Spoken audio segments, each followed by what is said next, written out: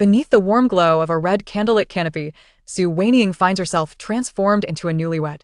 Before she even has the chance to meet her groom, a rotund little boy inadvertently strikes her on the head, causing her to faint on the spot, blood seeping from the wound. Upon regaining consciousness, she discovers that she has been tethered to a system known as the poverty and happiness system, which allows her to indulge in delightful fruits as long as she maintains a cheerful disposition. The first morsel of fruit reveals that the little boy will eventually become a eunuch, and she is filled with glee, realizing that she need not seek revenge personally. The mischievous child will surely bring about his own downfall. Unbeknownst to her, her dialogues with the system are audible to her entire family. What? The stern mother-in-law had a romantic interest prior to marriage, and it happens to be the sworn enemy of her husband. Before the engagement, her husband was enamored with the mother-in-law's half-sister, who possessed a curvaceous figure, while the mother-in-law herself is rather flat. The following day, the mother-in-law and father-in-law engage in a fierce quarrel, demanding a divorce and already sorting out the division of their household. My dragon and phoenix twin uncle is not actually a blood relative of my father-in-law. Oh, he isn't related to my mother-in-law either. It turns out my uncle was switched at birth. The crowd exclaims, "Please, speak without gasping for breath. This family is on the brink of falling apart again." Wait, my convenient husband is keeping a mistress outside? Oh, that's a fallacy. My convenient husband is merely a facade, utterly incapable. Subsequently, her convenient husband is coerced into consuming a restorative soup for an entire month. What? This is actually a book, and my in-laws are the primary antagonists, all destined for a grim fate. None of them shall meet a good end. I, too, am merely a tragic figure, with little time left to live. The entire antagonistic family responds, "Ancestors, please continue. Who exactly seeks to harm us?" Wanying retorts, "I shall lie back and await my demise in peace. Do not disturb." Chapter 001. Transmigrating into the role of a newlywed. Wanying is a modern-day worker, laboring tirelessly from 9 to 9. Due to excessive overtime, she loses her focus and meets with an unfortunate accident on her way home, leading to her untimely demise. Expecting to report to the King of Hell, she is instead astonished to find herself transported to the ancient past, transformed into a bride awaiting her groom in a joyous chamber. The room is awash in vibrant red, and before she can fully grasp her situation, the bridal veil is roughly torn away, becoming entangled with her hairpin, dislodging a lock of her hair. "Are you Wanying?" a harsh, childlike voice inquires. She raises her gaze to meet the round, cherubic face of a boy, who is indeed a genuine child. The boy appears to be around 10 years old, with a round face and a robust stature, clad in a festive red robe that enhances his jubilant appearance. Yet at this moment, his face is devoid of innocence, instead exhibiting a palpable malice and an unmistakable disdain for her. Wanying is taken aback, her mind racing. Help! Could this be her husband? Is she to be a child bride? Will she have to remind the little boy to wake up in the middle of the night to relieve himself to avoid wetting the bed?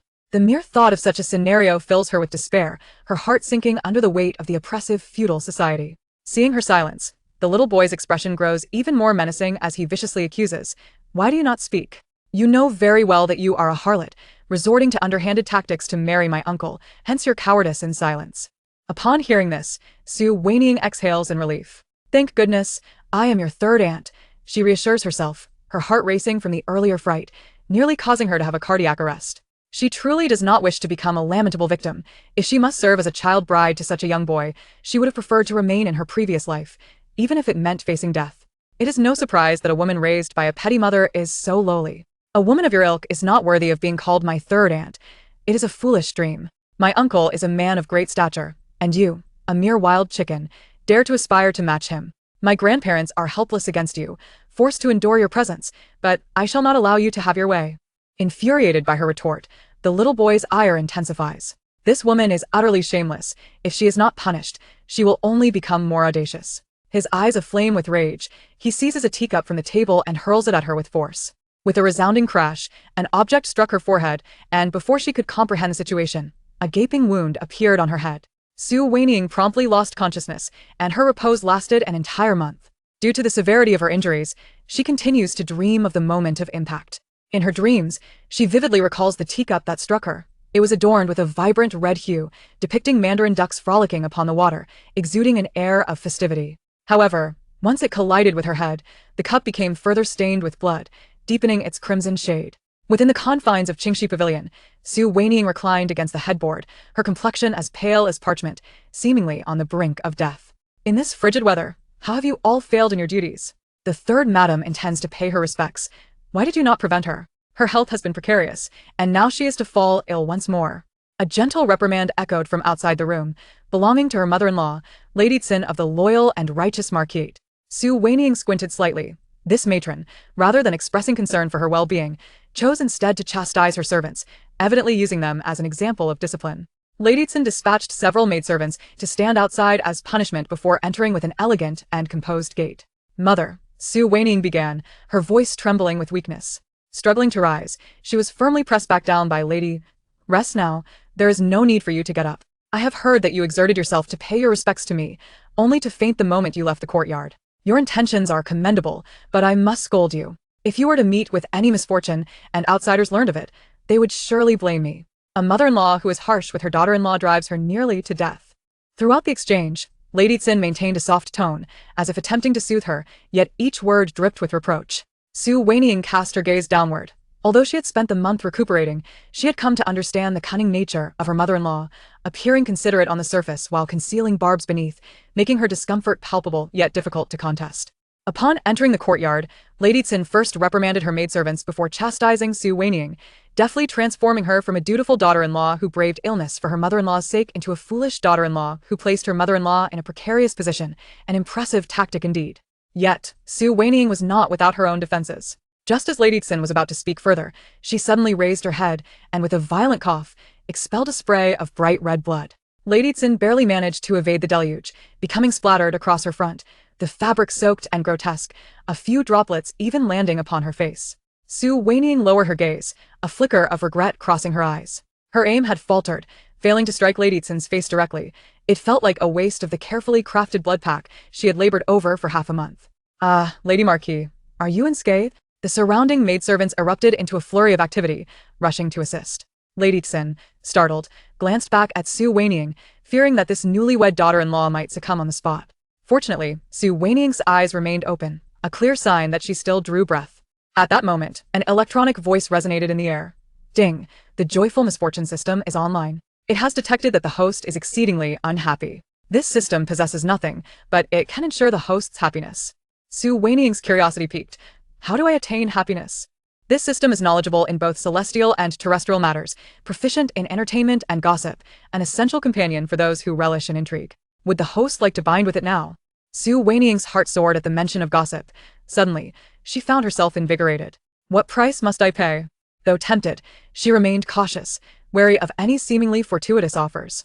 For instance, this ordeal of transmigration, initially perceived as a second chance at life, had merely thrust her into suffering. A hellish beginning, compounded by a mischievous nephew and a scheming mother-in-law, enough to make anyone despair. The system relies on the host's joy for energy.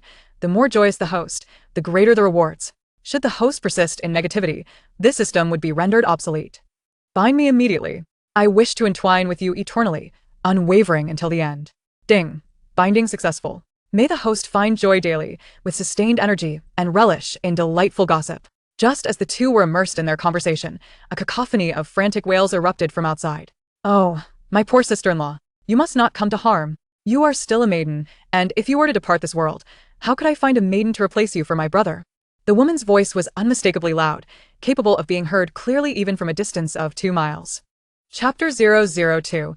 Inconsistency of words and actions. Su Wanying instantly felt the urge to roll her eyes. Her troublesome sister-in-law had arrived. She could hardly comprehend how a legitimate daughter-in-law of a marquis's household could possess such a temperament. This elder sister-in-law was undoubtedly a peculiar anomaly, entirely devoid of the grace typically expected of someone in her position, exhibiting instead a most vulgar demeanor. The crude and indecorous remarks that escaped her lips seemed to be uttered solely by her, as if she feared that others might not hear. When the matriarch, Li Chunlan, burst into the room, Su Wanying felt as though her eyes were momentarily blinded. Li Chunlan was adorned in an ostentatious manner, her head crowned with an array of dazzling gold hairpins that seemed excessively heavy. The colors of her attire, a vibrant red paired with a bold green, were equally garish, and her makeup, dominated by striking hues, only served to highlight her darker complexion, rendering her appearance even more somber. She wore 3 golden bangles on her arms, each piece intricately crafted and resplendent. However, when all these precious adornments were piled together, they made her resemble a walking jewelry box, lacking any sense of cohesion, and appearing shockingly gaudy. Even the nouveau riche of modern times would be prompted to exclaim, "Sister, You are truly wealthy. Which underworld are you mingling with? Sinshir furrowed her brow and spoke in a cool tone. What are you shouting about? How many times must I tell you to conduct yourself with decorum and composure? You are the Marquis's eldest daughter-in-law. This household will soon be entrusted to you and the eldest son. If you cannot uphold your dignity, what will become of us? Mother. The daughter-in-law understands, Su Wanying replied. I have already made amends, but upon hearing that my sister-in-law fainted and is now bleeding profusely, I was so alarmed that my heart nearly leapt from my chest. Just think, my third brother has brought home a new wife. And yet the daughter-in-law feels as if she must pay with her life for it. After Li Chunlan made her lament, she promptly withdrew a handkerchief and pressed it forcefully against her eyes, causing them to redden instantly, tears streaming down her cheeks. Oh, my dear sister-in-law, my poor sister-in-law, my son, Pang, did not intend any harm. He is but a child, easily misled. I heard you deliberately fell into the water to be rescued by him. And with your clothes soaked, he had no choice but to marry you. I told him that you are young and beautiful, though a concubine. You could still be considered a match for him. Yet he refused to believe me. He idolizes the third brother, viewing him as a paragon of bravery. Having achieved the title of martial champion at such a young age, fit even for a princess. You, a mere concubine from a humble background, are not worthy of him. Moreover, when you fell into the water, his intention was to adopt you as a younger sister, but you refused, putting on a show of self-destruction if he did not marry you, completely coercing him, like a toad aspiring to eat swan meat. As Li Chunlan continued to weep and wail, her voice resonated throughout the room. These were the same words she repeated every time she visited, to the point where Su Wanying felt her ears would develop calluses. It was less of a visit to inquire about her health, and more like a dagger to her heart. Fortunately, Su Wanying had traversed into this world. These grievances were actions of the original owner, and she felt no pangs of betrayal. Otherwise, with the constant berating and exposure of shortcomings, who could endure such treatment? Sister-in-law, please cease your lamentations. She forced a delicate smile upon her face, intending to say more but was suddenly interrupted by a series of sneezes. What is that smell? So pungent. Is the small kitchen making spicy dishes? Hongmei, quickly check the small kitchen. It cannot be that someone has pilfered food again. I cannot consume anything stimulating while I recuperate. Su Wanying commanded someone to investigate immediately. As Hongmei departed, the room fell into silence. Even Li Chunlan's cries ceased. Su Wanying hastily tucked the handkerchief into her bosom, using her sleeve to dab at her tears. The pretense of distress was palpable. Anyone could see that the matriarch's tears were not genuine sorrow for the third sister-in-law but rather a forced reaction induced by the spicy scent. Zenshu frowned, silently branding her foolish, yet she felt compelled to cover for her, diverting the conversation. Where is Pang? Did he not come with you? Oh, dear, I nearly forgot. I initially planned to bring him to offer apologies upon hearing that my sister-in-law had bled, but unfortunately, he had already left to attend a poetry gathering with a few classmates, Li Chunlan exclaimed, snapping her fingers as if she had just remembered. Su Wanying waved her hand dismissively, graciously saying, he has already come to apologize. I simply need to rest. He is just a child, so do not frighten him further. Her words were exceedingly pleasant to hear, causing Li Chunlan's heart to swell with delight, while simultaneously feeling unjust for her son. Pang was the only legitimate grandson of the Marquis, a unique presence in the household, while this third sister-in-law was merely a concubine, having entered through dubious means. Why should he be the one to apologize? He is merely a child. Do not let him escape unscathed. I cannot confront him directly. So, I must maintain a facade of indifference. Yet, there are certainly those among the privileged elite whom he cannot afford to offend. If he strikes me on the left side of my head, I will offer him my right, allowing him to act with abandon. The next time he encounters someone formidable, preferably a prince or princess, if he looks down upon them, he might just end up injuring someone gravely. At that point, our entire family will be imprisoned and consumed by the confines of a cell. Just as Li Chunlan reveled in her thoughts, a voice filled with malice suddenly echoed in her ear. Her smile froze instantly, bewildered by the curse that wished for the entire Marquis's household to be imprisoned. Sinshir was equally startled. The voice sounded eerily familiar, yet something felt amiss. It took her a moment to realize that it bore an uncanny resemblance to Su Wanying's voice. However, Su Wanying typically spoke with a gentle, almost pitiful demeanor, unworthy of disdain, and Sinshir had often looked down upon her, deeming her a mere concubine's offspring unfit for any pedestal. Because of this stark contrast, neither Sinshir nor Li Chunlan recognized the source of the voice. Li Chunlan's eyes widened in disbelief, and she shouted, "Su Wanying, what on earth are you saying?" Just as her fury reached its peak, an unfamiliar voice resonated from seemingly nowhere, sounding utterly bizarre. "Host, you truly have a knack for foreseeing events. Young Master Pang of the loyal and righteous Marquis's household has indeed kicked a hornet's nest. He, along with several second-generation elites, was caught indulging in wine, feeling quite invincible as they proclaimed to act on behalf of justice. By chance, they encountered a group of wealthy young masters embroiled in a dispute with an entertainer. And he boldly rushed in to rescue the entertainer, leaving several young masters battered and bruised. Among those encircled was a young master with a notoriously explosive temper. Even though he could not best your young Master Pang, he clung fiercely to his arm. In a fit of rage, young Master Pang kicked him, breaking his leg in the process. Can you guess who that young master was?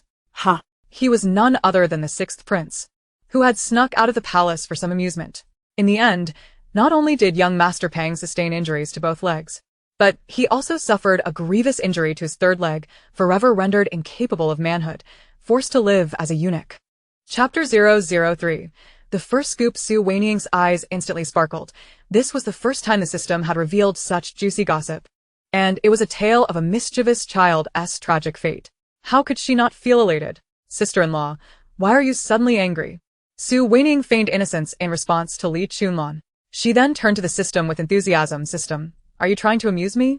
Those angry words I just spoke were merely expressions of impotent fury. Though Pang is indeed a mischievous child, he has the loyal and righteous Marquis's household as his backing. Even if he truly broke the sixth prince's leg, the Marquis's household would ensure he does not suffer such a dire fate, wouldn't they? At first glance, it seemed as if she was defending Pang, but the delight in her heart at the prospect of his misfortune was unmistakable. Li Chunlan, now rendered speechless, stared fixedly at Su Wanying. Throughout, Su Wanying maintained her frail demeanor, her doe-like eyes shimmering with innocence, which only fueled Li Chunlan's ire, making her want to pounce and tear her apart. Yet, even though Su Wanying had not uttered a word, the words flowed forth with alarming ease, accompanied by this entity she referred to as the system. The exchange between the two was enough to send shivers down one's spine. I would never deceive you. The arm cannot outmatch the thigh. The loyal and righteous Marquis is merely a plaything in the hands of others. The fate of Brother Pan is exceedingly tragic. Although you cannot perceive the events from such a distance, I previously mentioned that he would break the sixth prince's leg, and this will soon be validated. It is set to occur today. The system, with unwavering certainty, proclaimed, when he returns from the poetry gathering, that will mark the commencement of his destiny. Su Wanying immediately burst into cheers. Oh, how I eagerly anticipate that little brat becoming a eunuch. Those who commit wrongful deeds shall meet their demise. Each time he comes to apologize, he wears an expression as if he desires to devour me whole. Heaven has truly opened its eyes. Su Wanying, I knew that your facade of fragility would crumble with a mere breeze. In truth, you are malevolent and harbor dark intentions. Li Chunlan initially hesitated to act due to fear. After all, the ancients held a deep superstition against monstrous forces and spirits. Yet, hearing her repeatedly mock and curse Brother Pan, how could a mother remain composed? Anger swiftly overtook her, and disregarding her fear, she unleashed a torrent of curses. Just as she was about to speak too freely, Sinshir barked authoritatively. What nonsense are you spouting? Lu Momo, quickly silence her. Do not allow her to utter another word, and drag her away. Lu Momo, her personal maid, naturally complied, albeit perplexed by the Marquis's furious outburst. Nevertheless, she rushed forward and stuffed a handkerchief into the elder lady's mouth, preventing her from further rambling. However, Lu Momo ultimately dared not forcibly remove the elder lady, for the distinction between mistress and servant must be observed. What are you dawdling for? Drag her away, Sinshir commanded, leaving no room for negotiation. Soon, the struggling Li Chunlan was forcibly taken away, yanked, and pulled by the servants. Mother, my sister-in-law did not mean it. She was merely distressed for Brother Pan, which is why she spoke without thinking. If you have the servants take her away, it will reflect poorly on us. Please, spare her. Su Wanying was momentarily taken aback. Typically, Li Chunlan exhibited a boisterous demeanor, and the Marquisess would only reprimand her lightly, never subjecting her to such public humiliation. What had prompted such a drastic change today? Drag her well, drag her until Li Chunlan is screeching. She feigned understanding in her plea, yet internally, she was already mocking. What does this old lady mean? By acting so ruthlessly, Even though I find joy in Li Chunlan's punishment, that coward won't confront the old lady, but will direct her ire at me instead. She must be sowing discord. I knew it, this old hag is conniving. She never thinks of harmony, but rather wishes to incite conflict among her daughters-in-law. Xin Shi's eyelids twitched, her face darkening. Although she felt a knot of frustration in her heart, she revealed nothing. Instead, she maintained a calm demeanor, discreetly surveying her surroundings. The other servants kept their heads bowed, eyes fixed on their noses, clearly intimidated by her earlier outburst at Li Chunlan. Each person wore a cautious expression, and none exhibited shock or panic, nor did they spare Su Wanying a second glance. Evidently, the dialogue between Su Wanying and the system was only audible to her and Li Chunlan. Li Chunlan, with her empty-headedness, could only think of venting her anger upon hearing these words. However, Xin Shi, in contrast, was already contemplating myriad thoughts in an instant. This old lady must be harboring ill intentions again. Whenever she adopts this expression, it is certain that misfortune follows. Heavens have mercy. How have I fallen to such a wretched state? With a scheming mother-in-law, a harsh elder sister-in-law, and a nephew who seeks my life, what remains for me? As for my husband, since our marriage, I have not seen his face, leaving me no different from a widow. System, do provide me with some juicy gossip, such as what fate awaits my mother-in-law. Just as she began to appreciate the benefits of her binding system, it promptly rejected her. Apologies, host. Insufficient energy detected. Unable to provide new information. TSK, such an inconvenience. It matters not. Once that little brat returns after breaking the sixth prince's leg, I shall find joy in that. At that time, you must furnish me with some grand gossip. Xin Shi's heart raced upon hearing her inquire about her fate, for this system was evidently extraordinary. Regrettably, she received no useful information, leaving her with an unsettling sense of incompleteness, akin to a fishbone lodged in her throat. Ahem. Su Wanying feigned a cough again. What does she mean? Why does she linger? Is she planning to cause me trouble? Xin Shi immediately reined in her chaotic thoughts. Gently patting Su Wanying's hand and speaking in a soothing tone, Chunlan's temperament lacks understanding. I shall surely educate her properly. You should rest for now. And I will return to see you later. Mother, what are you saying? My sister-in-law has a sharp tongue, but a soft heart. There is no one better than her in this world. Please, do not punish her on my account, or else your daughter-in-law will be displeased. Su Wanying quickly spoke in a gentle tone, resembling a young girl playfully pleading. Here it comes again. This mother-in-law is truly a master of strategy. Each word digging a pit for me, aiming to incite a quarrel between me and Li Chunlan. With Li Chunlan's build, she rivals two of me. If I could outmatch her, I would have done so long ago. Xin Shi's expression softened slightly in response to her gentle demeanor. However, the ensuing thoughts revealed Su Wanying's starkly different attitude. Suddenly, Xin Shi's expression froze, yet before she could ascertain the matters the system had mentioned. She could not afford to explode in anger, so she struggled to maintain her composure and uttered a few dismissive words before departing. Chuizhu, are you well? Come here. Let me have a look. Su Wanying called Chuizhu over and instructed her to roll up her pant legs. Her knees were already bruised from kneeling. You need not serve today. Return to your quarters to rest for 2 days. Have the kitchen prepare some chicken soup to nourish you. And with the cold weather, have the young maidens craft some knee pads to keep you warm. It will be more comfortable when you kneel again in the future. Hong Mei. Bring the bruise ointment over. I shall apply some for her. Chuizhu, who had not cried when ordered to kneel, had endured half an hour before being permitted to rise, and even then, she stumbled back into serve, holding back tears. But now, witnessing her master's gentle concern, she could no longer hold back and burst into tears. Master, it is I who am useless. This precious bruise ointment is costly. You should apply it to yourself to prevent scarring. Using it on me would be a waste. Huitsu repeatedly recalled. Nevertheless, she ultimately could not escape Su Wanying's grasp, who commanded several young maidens to hold her down while Hong Mei meticulously applied a generous layer of ointment. Enough, enough. My knees will heal without medicine. It is too precious to use. Su Wanying, observing her dramatic display of distress, could not help but chuckle. Go ahead and use it. Do you truly believe this is genuine bruise ointment? It is merely a counterfeit brought over by the Jiang family. Whether I scar or not, none of them care. They merely speak sweet words. After lying in bed for over a month, she had seen through many matters concerning the Jiang Marquette, a land rife with malevolent spirits. Chapter 004. The little chubby one is taken away. Xin Shi sat in the flower hall, her mind in disarray, her hands fidgeting as she grew increasingly anxious. My lady, Captain Xiao has arrived. A maid announced from outside. Your subordinate pays respects to the marquisess. The loyal and righteous marquisate, with its martial lineage, naturally employed numerous guards, and the position of captain demanded exceptional martial prowess. Brother Pan has gone to the poetry gathering today. I want you to quietly observe. If he is simply participating in the gathering with his classmates under the teacher's supervision, you are to remain a passive observer and not intervene. However, if he is sneaking drinks or embroiled in disputes with a group of young masters, you are to intervene directly, stating that there is an urgent matter at the estate, and forcibly bring him back without any delay. Do you understand? Censure commanded coldly. Yes, your subordinate will comply. If Brother Pan is unwilling to return with you, you may even knock him unconscious to bring him back. And should he already be in a fight, ensure he does not injure anyone else. Hurry there and return promptly. Captain Xiao clasped his fists in salute and swiftly departed. Lu Mama, who had been closely accompanying her, was somewhat taken aback. How did Madame Ho know that Pan Go, was not attending a poetry gathering? After all, she was a trusted confidant of Madame Ho. And if Madame Ho had learned of such news in advance, she would certainly have dispatched someone to investigate. However, since this morning, Madame Ho had only visited Third Madame and had yet to attend to any other matters, not even reconciling the accounts.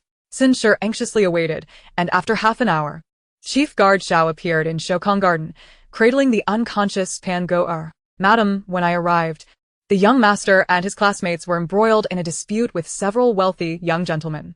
Neither side was willing to back down.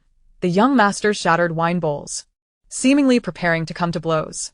I intervened immediately, but the young master was unwilling to return. So I forcibly took him away and had someone report to the authorities before we left. Listening to Chief Guard Zhao's account, Zinshi's eyelids twitched incessantly, her heart nearly leaping from her chest. What had they quarreled about? The guard had not had time to inquire in detail, but during the altercation, both sides mentioned a woman who sold her art but not her body. The young masters accused the others of forcibly seizing a common girl, while the others questioned the existence of such a girl, cursing the young masters for being blind. This chief guard was evidently a straightforward man, and he recounted both sides' insults verbatim, without any attempt at concealment. Zinshi's heart raced with trepidation.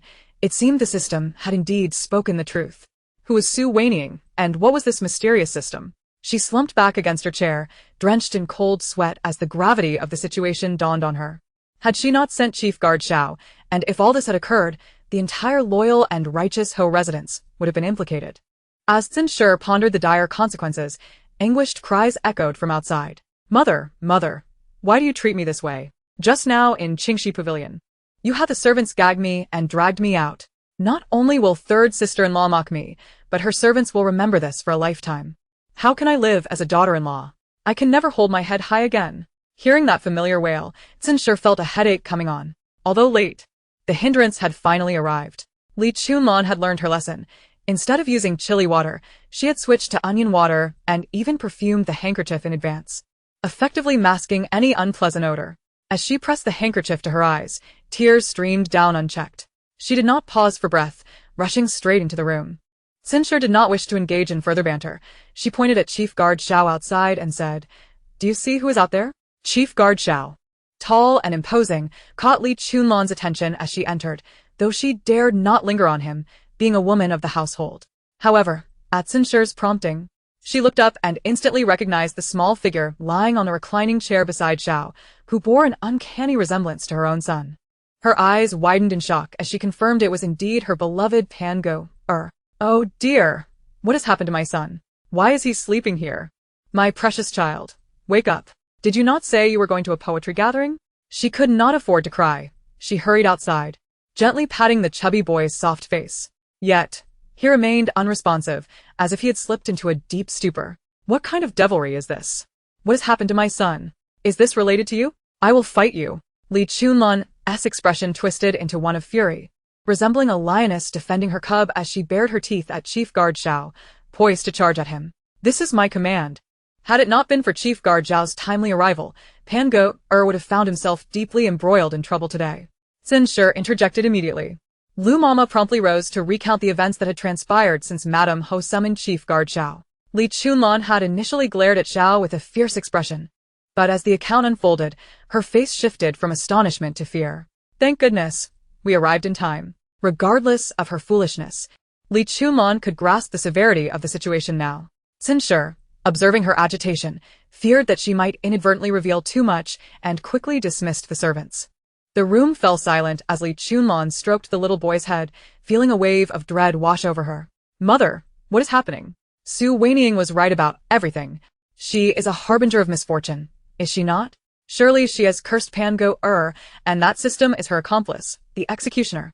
As she spoke, her eyes reddened, tears flowing uncontrollably.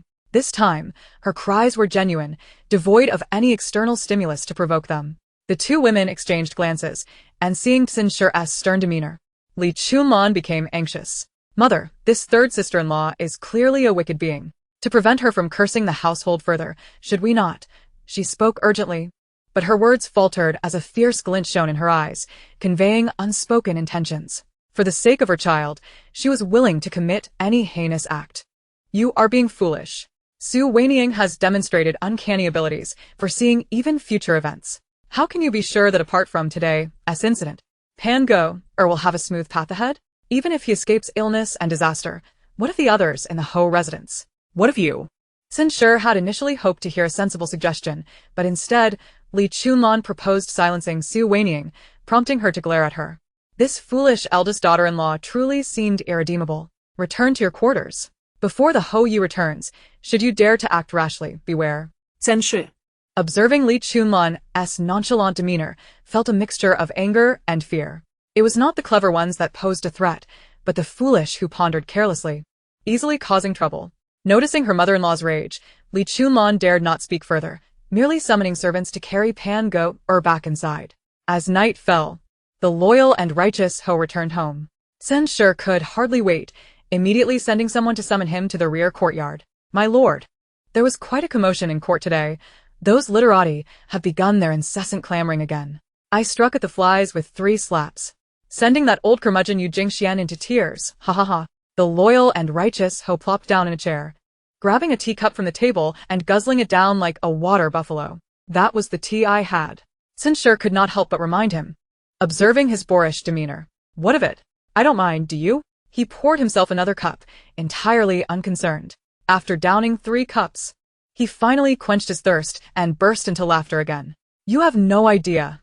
That pretty boy was crying uncontrollably and even complained to the emperor. I didn't lay a finger on him. He was blinded by the wind. Who can he blame? Ha ha ha. Just a good-for-nothing who knows only how to talk. The loyal and righteous Ho was remarkably unrestrained in his display before his old wife. Tsinshur, feeling helpless, spoke with a serious tone. My lord, there has been trouble at home.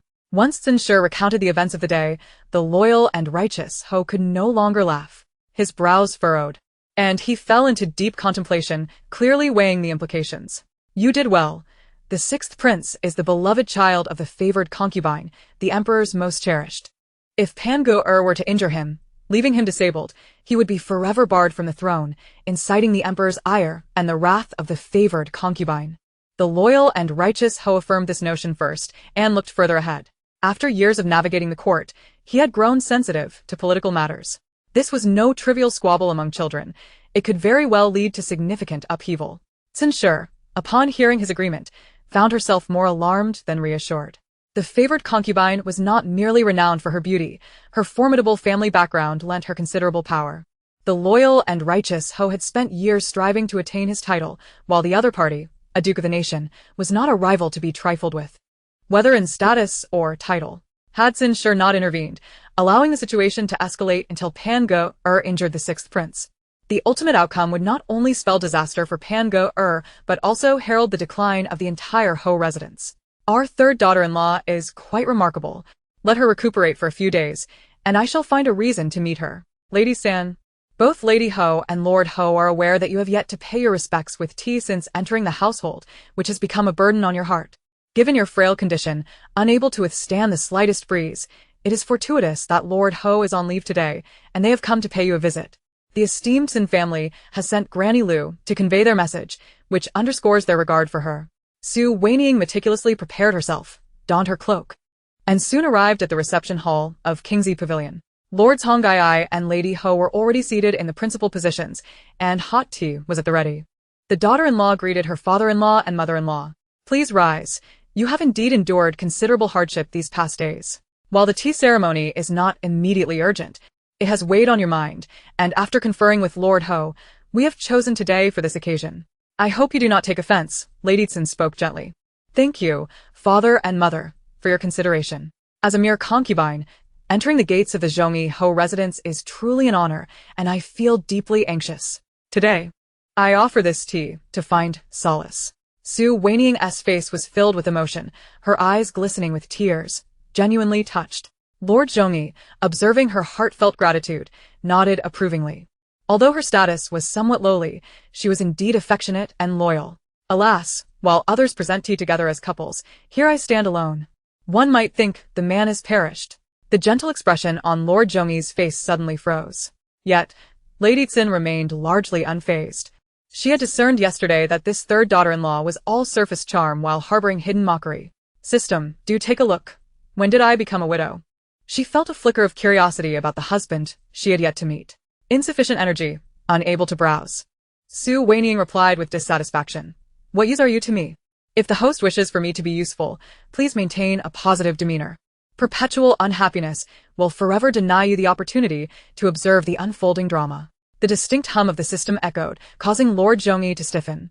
Though he had previously heard Lady Tsin's descriptions, hearing it with his own ears was still a shock, especially since the matter pertained to the third son's fate. Father, please enjoy this tea. Su Wanying presented the first cup with both hands. Mother, please partake of this tea. After she completed the tea ceremony, she promptly received 2 red envelopes, and Lady Tsin even removed her jade bracelet from her wrist to adorn her. How remarkable! My seemingly malevolent mother-in-law is unexpectedly benevolent today. Could it be she has ulterior motives? Lady Tsin pressed her lips together, feigning ignorance, and mustered a smile. Traditionally, the third son should join you in presenting tea. But he has been favored by the emperor and was assigned an urgent task on the second day of your marriage. He shall make it up to you upon his return. Lord Zhongyi added, when he returns, let him offer his apologies. Su Wanying immediately rose, fear apparent on her face, and softly spoke. That is quite unnecessary. My husband serves the court, benefiting the nation and its people. I am but a delicate woman, though I can offer no assistance. I shall not hinder him. Truly, as the son of heaven, the most esteemed personage in the realm, he acts as he pleases, neglecting his duties, disrupting the newlywed's blissful night. How infuriating.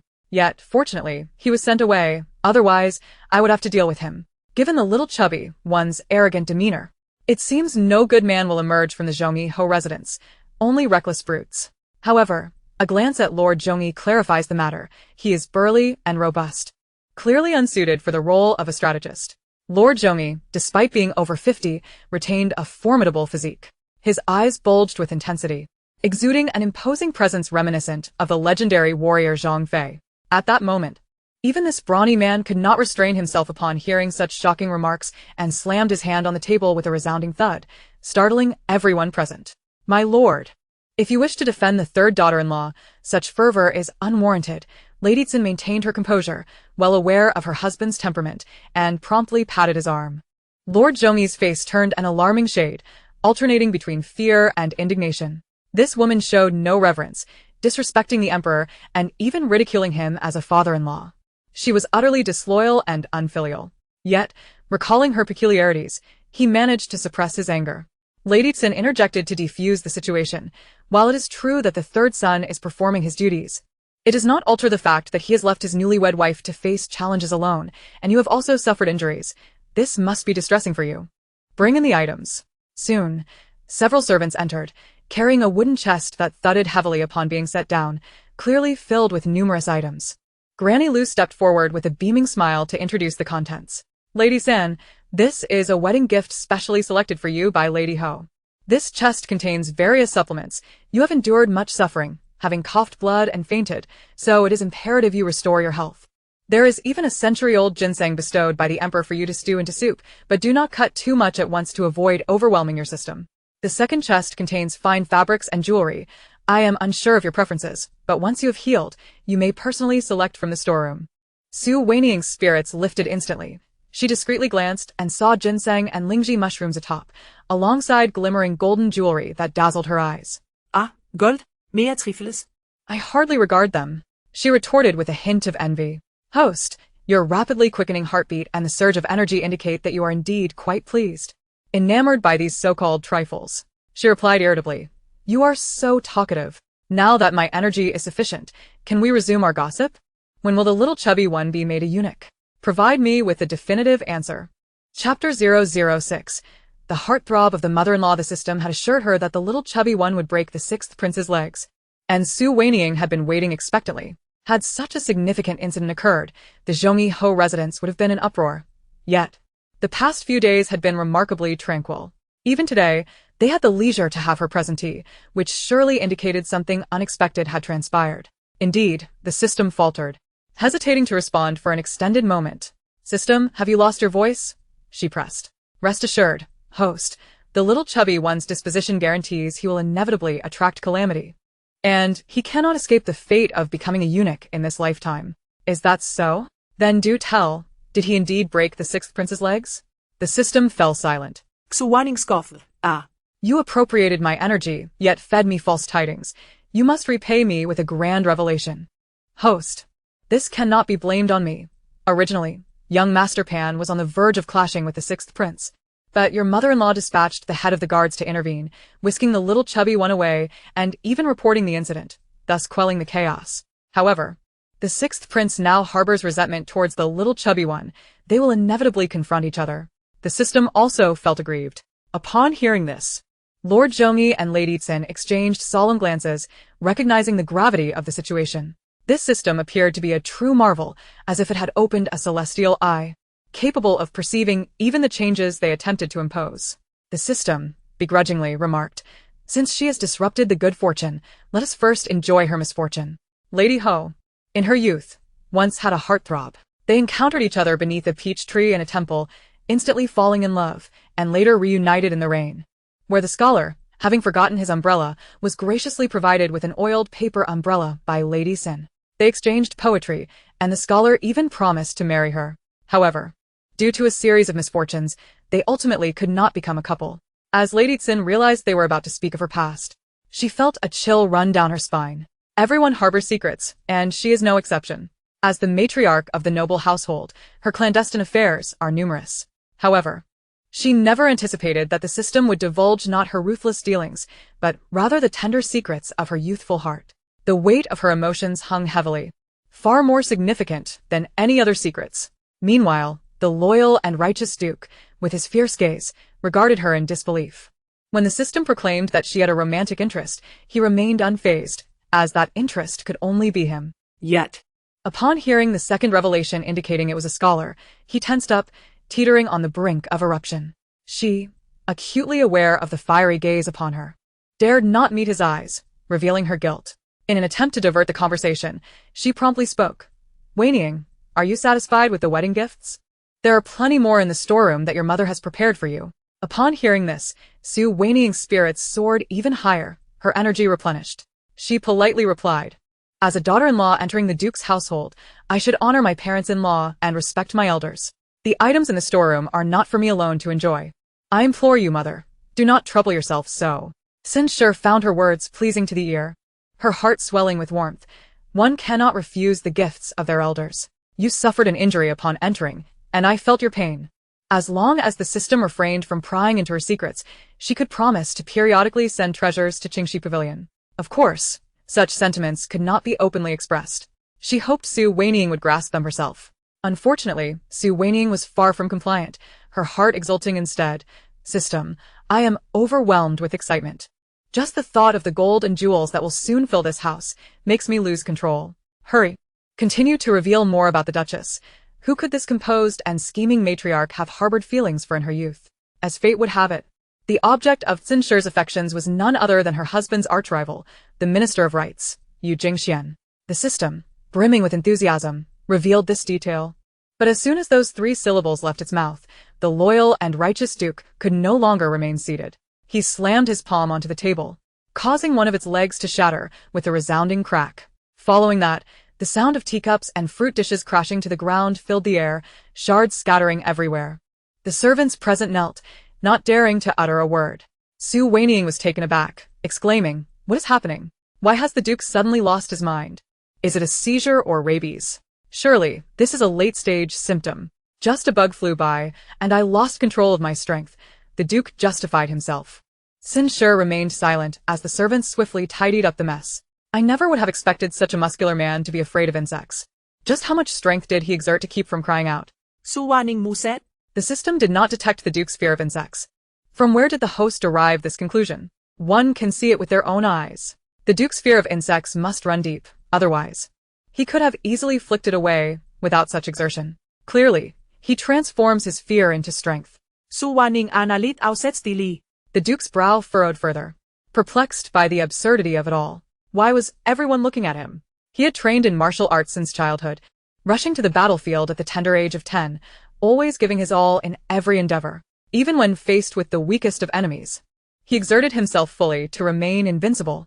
His grandiloquent words were directed at Wanying, a warning against besmirching his reputation. See system? I guessed correctly. This is a classic case of wanting to cover up, but inadvertently revealing more. The host is indeed astute. Quickly, let us delve deeper into my mother-in-law's youthful affections.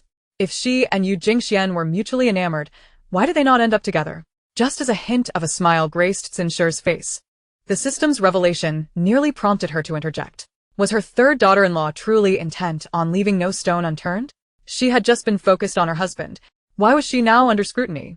Yu Jingxian, hailing from humble beginnings, lacked the familial connections to support him, relying solely on his diligence and study. He intended to propose to Sinshir upon passing the imperial examinations. However, during the palace examination, the presiding examiner was none other than the Minister of Rights, Chao Difan, who was at odds with Sinshir's father, Sinrahai, due to conflicting political views. They were not only estranged but also fierce adversaries. The unspoken rules of the imperial examination dictated that the presiding examiner would be the teacher of all the candidates, ensuring their political affiliations aligned. Yu Jingxian sought to distance himself from Chao Difan, aspiring to ally with Sinrahai, but ironically, Chao Difan recognized his talent and appointed him as the top candidate. During the final examination, Chao Difan once again championed Yu Jingxian before the emperor, ensuring he was named the top scholar. At this point, Chao Difan had invested heavily in Yu Jingxian, both emotionally and rationally, making betrayal impossible. Subsequently, Chao Difan arranged for his daughter to wed Yu Jingxian, supporting him in his rapid ascent in the court. Under immense temptation, Yu Jingxian gladly accepted Chao Difan's arrangement, with the father-in-law and son-in-law supporting each other in the political arena, creating a compelling narrative. The system swiftly recounted this convoluted history, and Wanying listened with rapt attention. This is akin to an ancient tale, achieving success while severing ties with the one you love. How hypocritical to speak of mutual affection. Yu Jingxian is now also the Minister of Rights, seemingly following in his father-in-law's footsteps. Yet, relying solely on patronage would not suffice for such a high position. He must also possess the ability to navigate the political landscape. He likely sought to arrange a meeting with Sinshir to express his unfulfilled affections. So Wanying scop. Her voice dripping with disdain. Host, you are indeed perceptive. Yu Jingxian attempted this, but Sinshir was no fool. She naturally ignored him, ultimately becoming engaged to the loyal and righteous Duke. Upon hearing this, Wanying's curiosity piqued. Could it be that my father-in-law and Yu Jingxian became bitter enemies because of my mother-in-law? Sinshir felt a twitch in her eyelid, suddenly standing up, unable to endure any longer. The loyal and righteous Duke, seated beside her, promptly pulled her back into her chair, evidently intent on not allowing any interruptions at such a critical moment. The catalyst was indeed Sinshir. Yu Jingxian, proud of his talent, achieved the highest honor at a young age, brimming with confidence and dismissive of everyone. When his beloved became engaged to another man, he inevitably felt aggrieved. Coincidentally, the Duke and Yu Jingxian were both top scholars of the same year, one in literature, the other in martial prowess, often mentioned together. From that point on, they became like sworn enemies, each excelling in their respective careers, their allegiances naturally dividing them. Wanying could not suppress a click of her tongue. Indeed. This is the inherent flaw of men. What one cannot possess is always deemed the most desirable. In the face of beauty and ambition, Yu Jingxian chose the latter, but still clung to another's wife. While my mother-in-law may be strict and indifferent towards me, it must be said, it is rather disgusting for him to harbor such thoughts. If this matter were to reach the Duke's household, how would Sinshir conduct herself? She would be seen as the catalyst of a conflict between two men. System. This is a matter known to heaven and earth, you and me. It is best kept concealed. One day, should Sinshir overstep her bounds, I shall use this information to leverage her. Hearing Wanying speak up for her, Sin sure felt a flicker of comfort within, grateful that at least her third daughter-in-law possessed some conscience. However, upon hearing the last sentence, she felt an urge to tear her apart. Was this something a person should say? Had it not been for the system's revelations, such trivial matters would have remained buried deep within, carried silently to the grave. Yet now, everything lay bare before the loyal and righteous Marquis, even more so than the one directly involved. Why are they still not leaving? They have already consumed 3 pots of tea. Must they wait until they can no longer hold it in before departing? After indulging in the gossip, Wanying began to feel drowsy. However, with 2 imposing figures seated before her, slumber was not an option, and she could not help but voice her grievances. Should I feign fainting to send them away? Just as this thought crossed her mind, the couple rose to take their leave, reminding her to rest well before exiting. Throughout their journey back to Shokong Courtyard, the Marquis and his wife remained silent, only erupting into a fierce argument once they had closed the door behind them. You claim to have fallen for me beneath the peach tree at the temple. Was that merely a deceit? He accused, his eyes ablaze with fury. The memories of that tree belong to you and your former lover.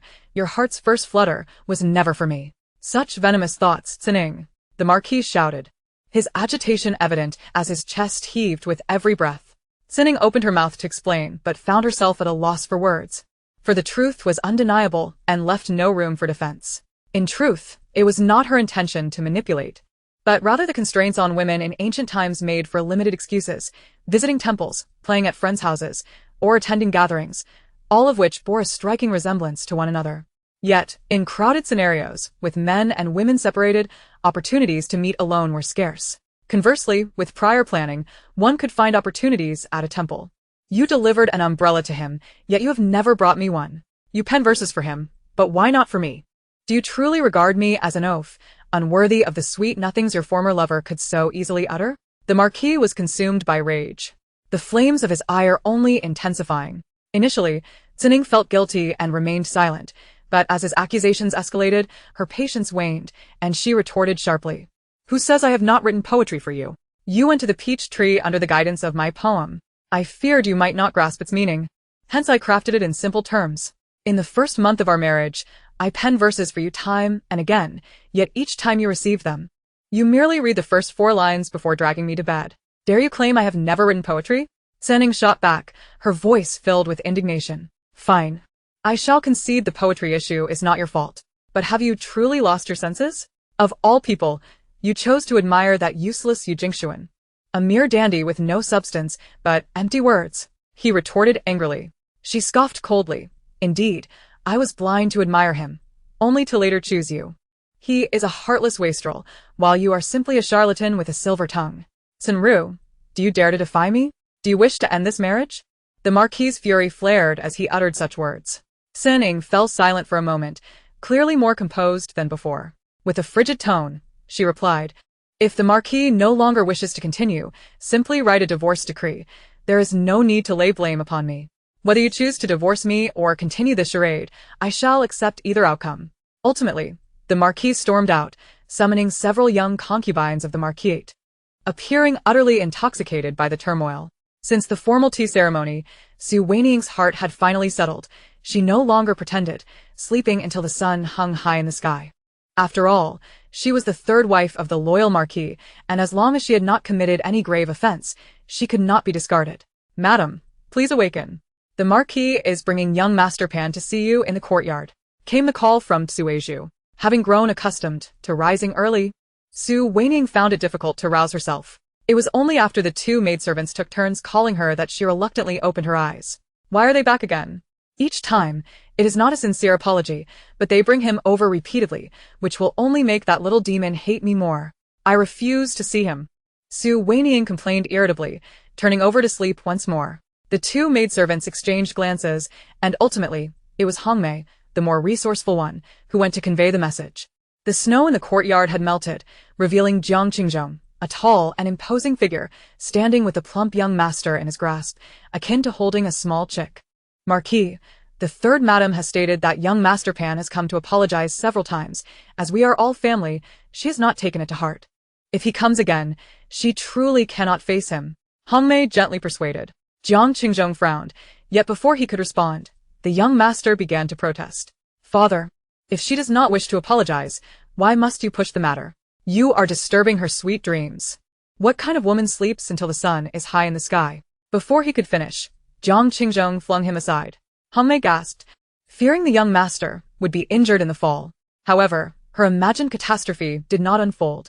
Though plump, the young master was remarkably agile, rolling smoothly upon landing to absorb the impact. He stood up, brushing off his clothes with nonchalance, and scathed save for a bit of dirt.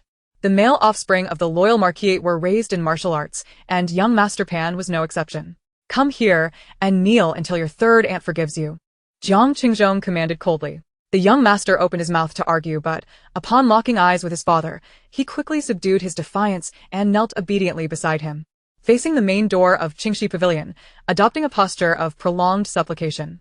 Hongmei, alarmed, quickly interjected, Marquis, the third madam has already forgiven young Master Pan. You both should return now. The ground is cold and filthy. How can you make him kneel here? No matter how she pleaded. The father and son remained resolute in their silence. With no other option, she lifted the curtain, preparing to relay the message. Jiang Qingzhong narrowed his eyes, fixated on the door, his thoughts in disarray. In recent days, the loyal Marquis had been embroiled in turmoil. His father frequently praised the concubines, while his mother began to tally accounts, and the couple's quarrels suggested a possible division of the household. Even the steward and servants sensed the discord. He inquired of Li Chunlan, only to receive vague replies, indicating her reluctance to elaborate. After persistent questioning, he finally extracted an answer, though it sounded utterly fantastical. The third sister-in-law possesses a divine artifact capable of foreseeing the future and unraveling the past. Previously, she had saved young Master Pan. Now, with his parents at odds, it was likely she had heard some secret from her, though he found it hard to believe. He could not dismiss the notion that Li Chunlan's intellect could not concoct such a tale. The quarrels between his parents had begun after the tea ceremony, and all evidence pointed toward Qingxi Pavilion. He knew he must pay a visit, as it was not easy for an elder brother to enter his sister-in-law's quarters. Especially when his younger brother was absent, he had no choice but to take young Master Pan along as an excuse. Finally, Hongmei re-emerged, inviting them both inside. Young Master Pan stood, brushed off his knees, and couldn't help but grumble. After kneeling for 2 tea sessions, it is clear that this is a heartless affair. Though he muttered under his breath, Hongmei did not hear him, yet Jiang Qingzhong caught every word. This young lady, please enter first. I need to have a word with this little scoundrel, he said with a smile to Hongmei. Once they were alone, Jiang Qingzhong delivered a sharp slap to the back of young Master Pan's neck. Speak another word. Just one more word, he warned, delivering 2 more slaps. I told you beforehand that you owe me 2 beatings. When we go inside, behave yourself and do not say anything foolish. When we return, I shall go easy on you. If you continue to speak so insolently, I will beat you to a pulp, do you understand? Instantly, young Master Pan wilted, the bravado draining from him as he shrunk his neck and slouched into the room. Nephew pays respects to the third aunt. Under the oppressive influence of his father, the chubby boy earnestly clasped his fists in a salute, his expression stern, resembling a proper figure. Get up, it's freezing outside. You wouldn't want to catch a chill. Wanying gently waved her hand. Brother, please take a seat. My dear sister-in-law, I could not return home during your wedding to third brother, as I was stationed in the military. This rascal has been utterly unruly at home, even injuring your head. I brought him here to sincerely apologize. She spoke urgently. Brother, Pan Ge has visited several times already. If he comes again, I will truly have no face left to see him. My wound will heal in time. You need not concern yourself with it. Perhaps in her haste she coughed, nearly choking. Time and again. How tiresome is it? Each visit, mere words of remorse. Just look at this chubby boy, his gluttony making him fatter by the day. Clearly devoid of any sense of repentance, living quite comfortably. A voice of disdain emerged, starkly contrasting her previous anxious tone, dripping with sarcasm and discontent. Both father and son were momentarily taken aback, with Jiang Qingzhong feeling a tumult within. It was indeed true. He had been quietly observing, and while the harsh words were spoken in Wanying's voice, she had not uttered them aloud. You speak nonsense. The perpetually indignant chubby boy was oblivious, assuming she had finally dropped her facade and revealed her true feelings, and he was immediately incensed, his eyes widening as he prepared to retort. Yet, before he could utter more than 2 words, a kick landed on his backside, sending him crashing to the ground, his unfinished words swallowed back. What a splendid kick. The chubby boy is crying out. System, is there any gossip about this chubby boy? You mentioned last time that he would be castrated and become a eunuch. What's the story there? Do tell. Let me take a look.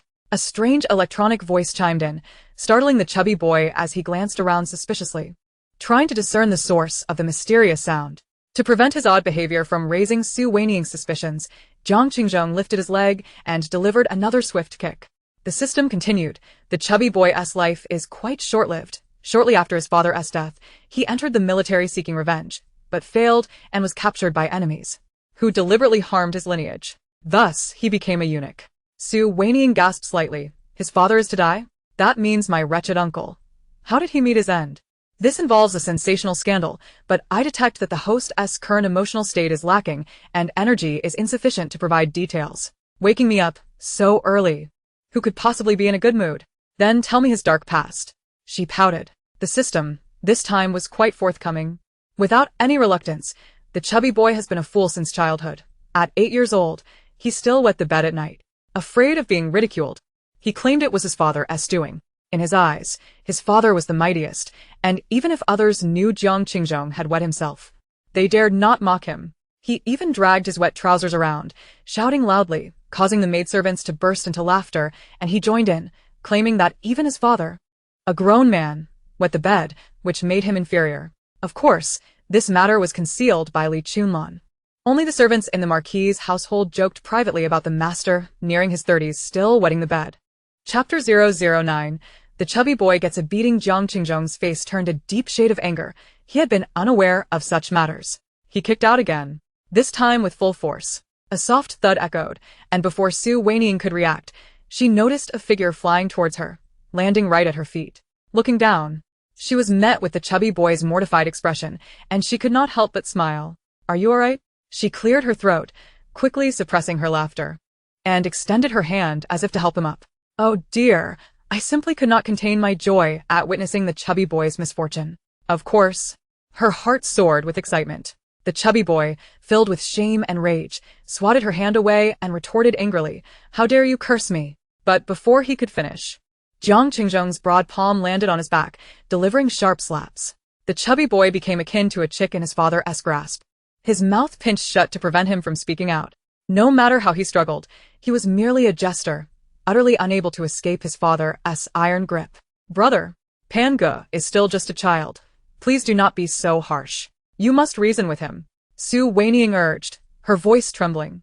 She was not shaking out of fear, but rather in a desperate attempt to contain her laughter. Ha ha ha. Indeed, ha ha ha. Her internal amusement was unstoppable. Even the system joined in with its odd electronic laughter, fully sarcastic. The chubby boy's face flushed crimson with indignation. He struggled even harder. But it was all in vain. System, I am quite pleased now. Can you continue with the gossip? How did Jiang Qingzhong meet his end? She pressed on eagerly. The system hesitated. The circumstances surrounding Jiang Qingzhong's demise are quite intricate. The host's current joy is fleeting and cannot be sustained, with limited energy. I can only reveal that Jiang Qingzhong was involved in a conspiracy and met his end by the blade. Is that all? Yes. The host's emotional state has returned to normal. Are you jesting with me? This revelation only deepens my curiosity. You cannot leave me hanging like this. Wanying felt immensely frustrated. To foresee what follows, please maintain a good mood, as the longer the joy lasts, the greater the gossip. The system encouraged. Wanying húp phét. In this desolate place, where can I find lasting happiness? If only the chubby boy could receive a well-deserved beating, I would be immensely delighted. The thought alone could make me laugh out loud. Alas, it remains but a wish. Her thoughts were crystal clear to the father and son across from her. The chubby boy shot her an angry glare. Even he, despite his foolishness, sensed that this third aunt was no ordinary woman. Accusations of his father wetting the bed had been strictly prohibited by his mother, and even his father was unaware, let alone the newly married third aunt. Yet, this system knew everything, making it a true menace. Jiang Qingzhong suddenly felt enlightened, grasping the situation immediately. He rolled up his sleeves and addressed the chubby boy. I'll give you a 10-step head start. Run. Father, I have realized my mistake, he replied, looking pitiful. You little rascal, I wouldn't let you off so easily. Jiang Qingzhong glared at him, picking up a nearby chair and hurling it at the chubby boy. The chubby boy took off running, crying out, Father, why are you hitting me? I did not say that. You should go after those old men. Shut your mouth. Jiang Qingzhong bellowed, fearing the boy would spill secrets. and he used his internal strength to seize him, delivering a thorough beating. Su Wanying was utterly bewildered. She had not anticipated that the apology was merely the beginning. And suddenly, a fight erupted. However, this did not hinder her soaring spirits. While the father and son were preoccupied with their scuffle, she quietly applauded. Fight, fight, hooray. Yet, on the surface, she feigned concern, her face filled with urgency. Brother, why are you suddenly hitting the child? Please stop before you injure him. Put some strength into it. Are you not well fed? Brother, having come from a military background, you are trained to face enemies in battle. You must wield your strength wisely. Quickly. All you Jiang men are formidable. Showcase your martial skills on your own son. Don't let your techniques grow rusty. Pan go, hurry and run. Do not argue with your father. He is still your father, and he surely cares for you. Chubby boy, today is your turn. When you smashed my head, you were quite capable, yet now you turn into a coward? Do not run away. Turn around and confront your father.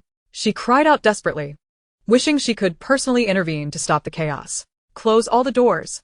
No one is allowed to alert anyone else. This grand spectacle is for our eyes alone.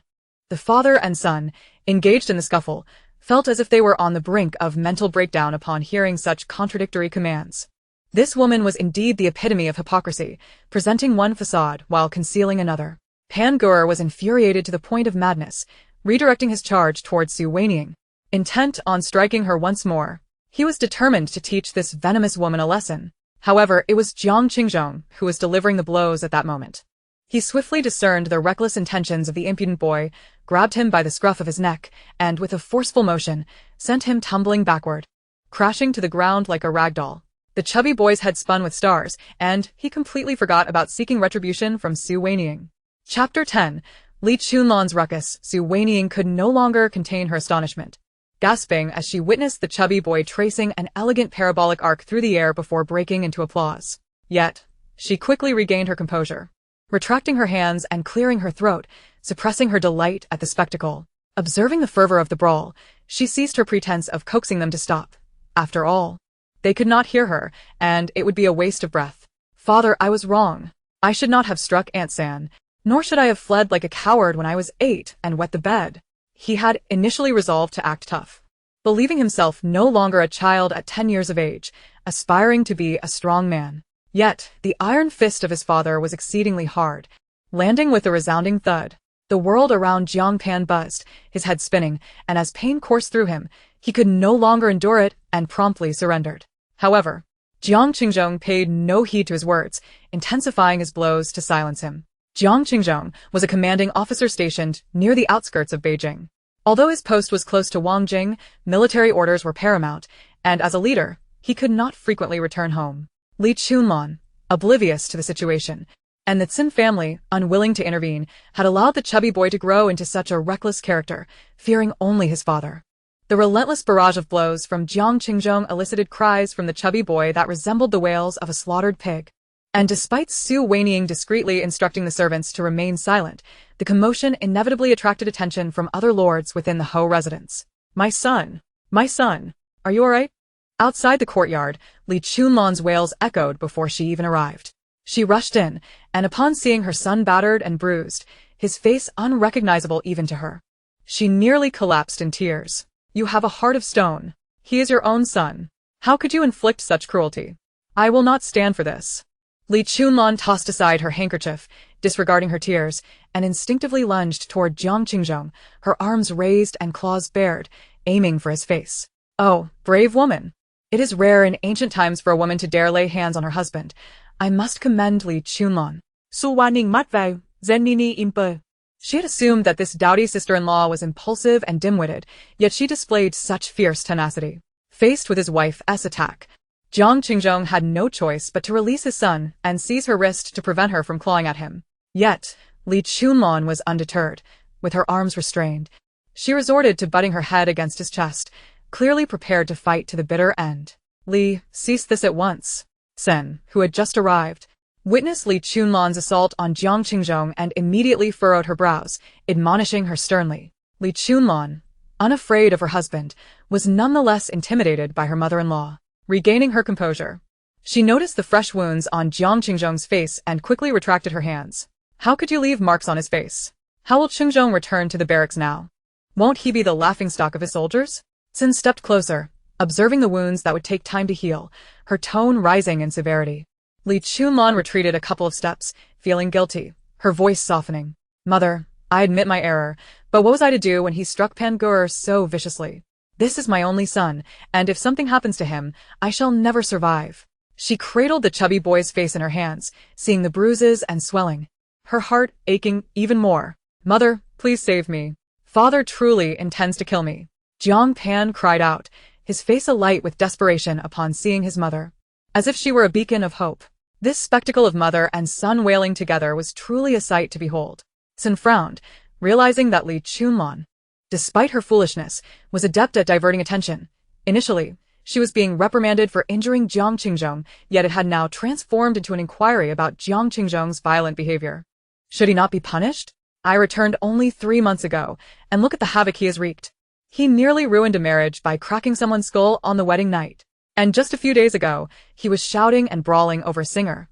Does he even know who he was dealing with? Thankfully, no major incident occurred. Otherwise, there would have been heads rolling. Jiang Qingzhong asserted resolutely. It was so close.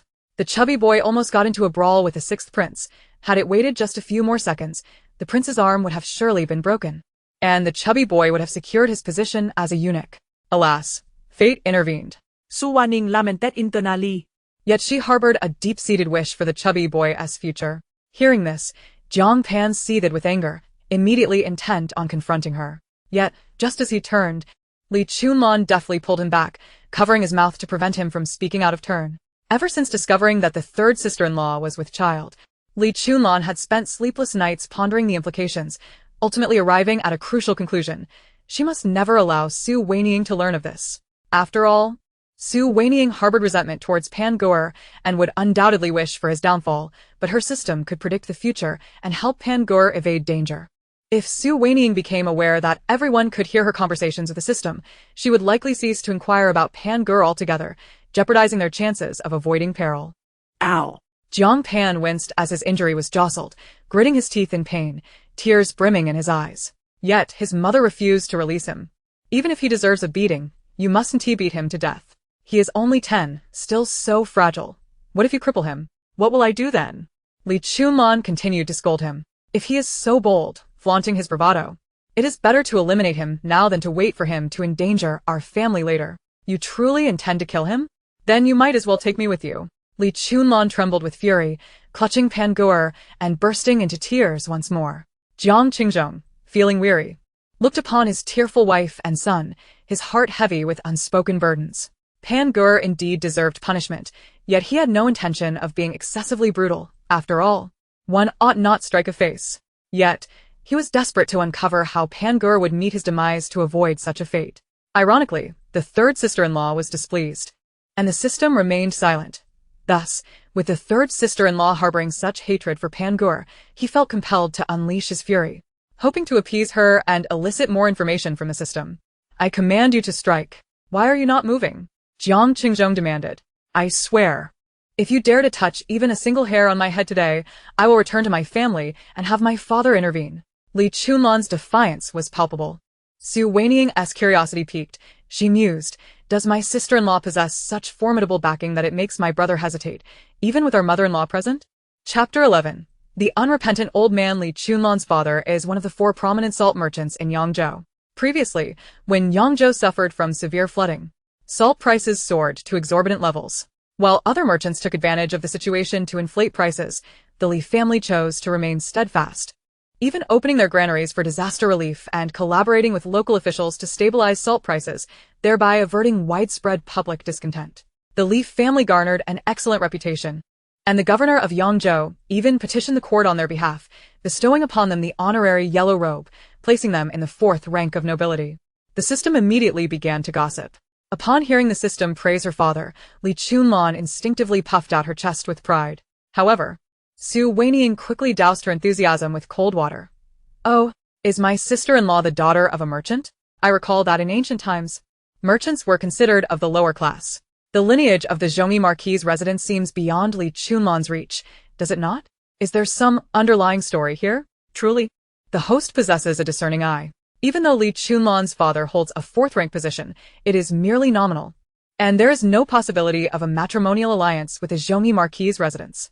At that time, the Marquis' household was undergoing significant turmoil and desperately needed funds, while the head of the Li family happened to be in the capital on official business. A cash-strapped marquis and a wealthy merchant family, seeking to elevate their status, found common ground, and thus forged a union. Li Chunman's dowry was so abundant that it filled the marquis' courtyard, and the 1,000,000 taels of silver she brought along was half distributed that very evening.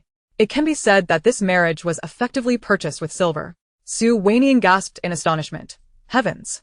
1,000,000 taels for marriage? How extravagant!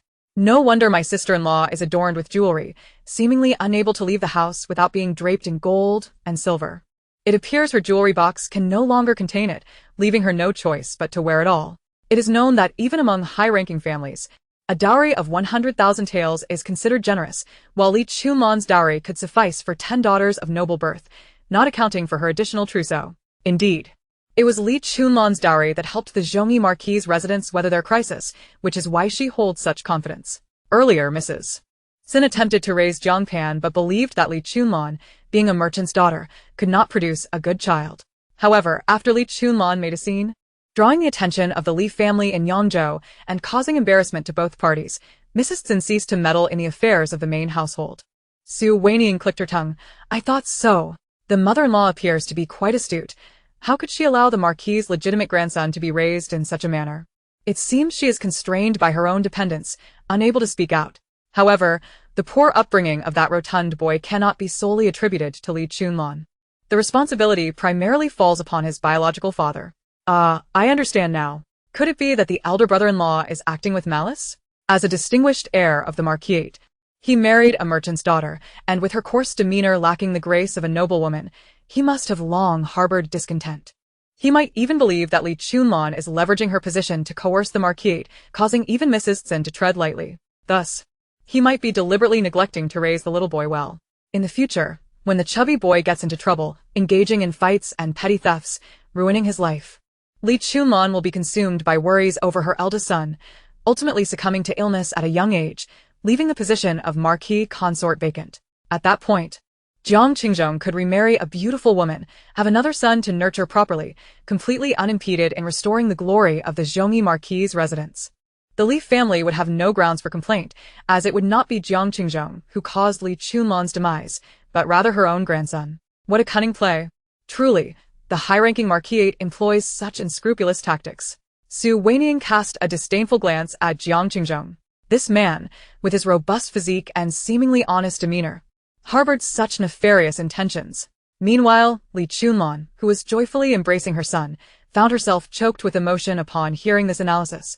As if someone had tightened a grip around her throat, the chubby boy, wide-eyed, stared at his father in disbelief, both mother and son wearing identical expressions, seemingly questioning Jiang Qingzhong. You treacherous man, Li Chunman exclaimed, her voice thick with emotion.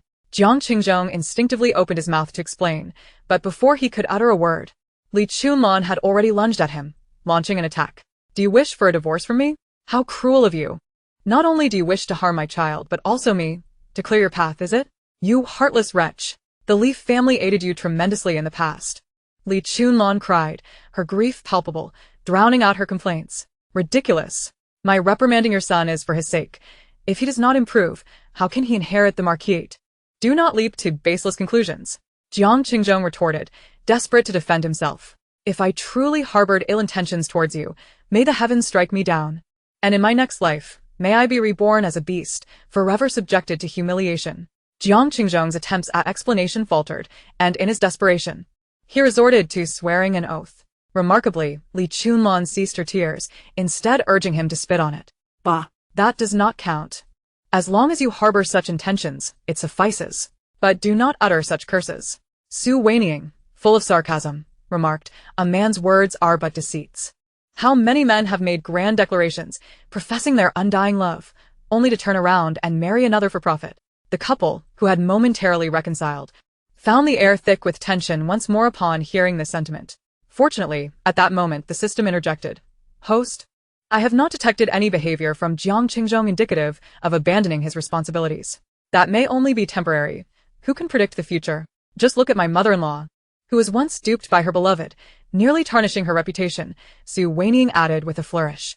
Jiang Qingzhong, drenched in sweat and wearing a bitter smile, contemplated whether possessing such a system was a blessing or a curse. The system's statements rang true, yet Su Wanying's sentiments were laced with her personal experiences, making them prone to misinterpretation.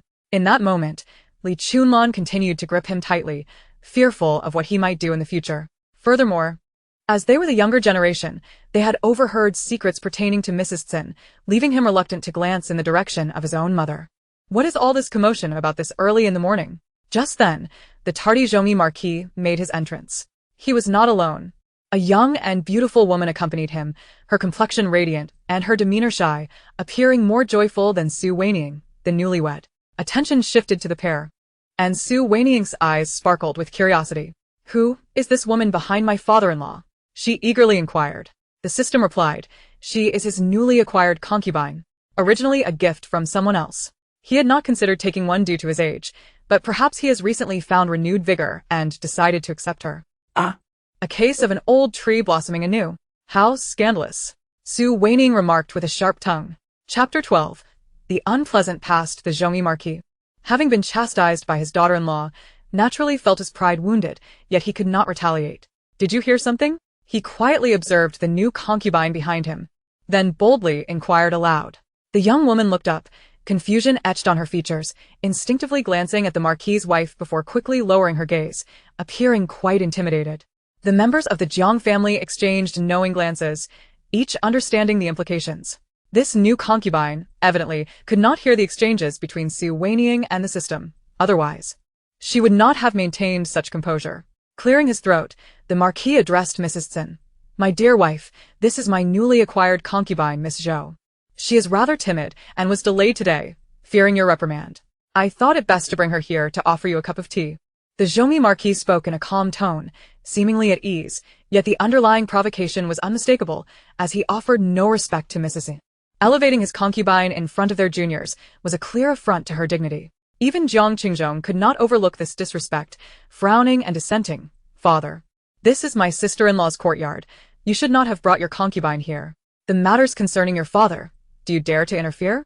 I could easily put you in your place." Deep within the heart of the loyal and righteous Marquis, a tempest of anger brewed. The Tsin lady had a lover, and when he expressed his ire towards her, she dared to retort, an audacious act indeed. Even after his arrival, she disregarded him entirely, offering not even a glance, leaving him to feel utterly ignored. At this moment, Jiang Qingzhong inadvertently found himself in the line of fire, and he unleashed a torrent of harsh words. Wow. This concubine possesses an exquisite figure. Even though the ancient garb does not accentuate her form, one can still discern her wasp-like waist and curvaceous hips. Su Wanying was oblivious to the quarrel between the father and son, her sole focus fixated on Aunt Zhou. Were it not for her social standing, she would have approached to scrutinize her from every angle. She is a meticulously trained courtesan from Yangzhou, skilled in the art of allure. This physique is precisely what the loyal and righteous Marquis favors. The system interjected. A Yangzhou courtesan? I have only heard tales, never seen one. What makes her so exceptionally alluring? The individuals present felt an awkward tension upon hearing these words. How could this third lady possess such a bold demeanor? Questioning such matters? Even the Marquis felt his face flush. He had prepared himself for the scrutiny of having a concubine, but now the conversation had veered into intimate territories, which he found unbearable. Li Chunlan hastily covered the ears of the little chubby boy, praying silently, for he was only 10 years old and could not be exposed to such conversations. Yet she, at 30, could endure the discourse. If only her third sister-in-law would inquire further, for she too was curious. Being from Yangzhou, she had heard of the prowess of courtesans but could never dare to ask. Nor would anyone volunteer such information. She longed to understand how these enchantresses could mesmerize men of all ages. Her lips are exquisite, capable of her neck as can— Wait a moment, system. What are you saying? I can't hear a single word, just a cacophony of beeps. Su Wanying exclaimed in frustration. The Jiang family, who were intently eavesdropping, shared her exasperation, having not caught a single coherent sentence amidst the din. It seems that anything below the neck is not to be displayed, and excessive descriptions above the neck are also omitted, hence your inability to hear. Su Wanying lamented. At a crucial moment you falter. Quickly provide some compensation. Well, the chubby boy just received a harsh beating. which has kept your emotions elevated for quite some time. Currently, your energy is sufficient to hear an entire tale. You are just curious about how Jiang Qingzhong met his demise. Shall I share that story? Upon the system's revelation, the three individuals who had just arrived turned their astonished gazes toward Jiang Qingzhong. Li Chunlon, in particular, clutched the man's arm, fearing he might succumb at any moment. Everyone held their breath, anxiously awaiting the system's prophecy. Yet Su Wanying spoiled the moment, unhesitatingly rejecting the offer. I refuse. To hear of a death first thing in the morning is ill-fated. Let us exchange it for a tale about my father-in-law instead. I wish to see just what sort of man he is, parading around with his concubines so brazenly. To her surprise, this tale landed squarely on her shoulders, and the loyal and righteous Marquis stiffened. Upon meeting Tsin's scrutinizing gaze, he puffed out his chest, adopting an air of fearless bravado. Unlike some women who, before marriage, clandestinely pledged their hearts to other men, he was a gentleman of integrity, unashamed of his actions. The loyal and righteous Marquis is quite the lecher. He favors women with ample bosoms and shapely behinds, just like this newly emerged Aunt Jo. When the old Marquis's wife arranged his marriage, she considered numerous noble ladies. Yet he secretly observed them all and found none appealing. The system narrated, dropping a bombshell. Those who could hear this revelation discreetly turned their attention to the Marquis, including Su Wanying, although she quickly shifted her gaze back to Tsin. This doesn't add up. My mother-in-law appears quite dignified and does not seem to possess a voluptuous figure. Could it be concealed? Su Wanying swiftly counter. Do not fret, host. Indeed, Tsin does not possess a commendable figure, for the loyal and righteous Marquis did not originally choose her. What? The Marquis truly favored a girl from the Tsin family, but it was the younger Tsin, who is your mother-in-law's half-sister. What? That younger Tsin's aunt hailed from the realm of courtesans. Though she sold her art, she did not sell her body, yet her figure was undeniably alluring. The younger Tsin inherited her aunt's voluptuousness and learned the arts of seduction, showcasing her appealing physique. Once, when the Tsin sisters visited a temple to pray, the loyal and righteous Marquis was instantly captivated by the younger Tsin, completely overlooking your mother-in-law. What? Su Wanying's voice quivered with excitement. She was utterly thrilled. This was an unexpected treasure trove of gossip. 3 exclamations of disbelief conveyed her profound astonishment. Who would have imagined that the romantic entanglements of the elder generation could be so scandalous, surpassing even the exploits of the youth? The loyal and righteous Marquis widened his eyes, the bravado he had mustered deflating as he dared not meet anyone's gaze. The surrounding eyes burned with judgment, whether from his legitimate wife, eldest son and daughter-in-law, or even his eldest grandson. All were casting reproachful glances in his direction. What was this third daughter-in-law doing? Digging into the unflattering past of others? So, how did they end up together? Su Wanying pressed on. The loyal and righteous Marquis, having taken a liking to her, inquired after her name and returned home to discuss it with the old Marquis's wife. Naturally, she vehemently opposed the union.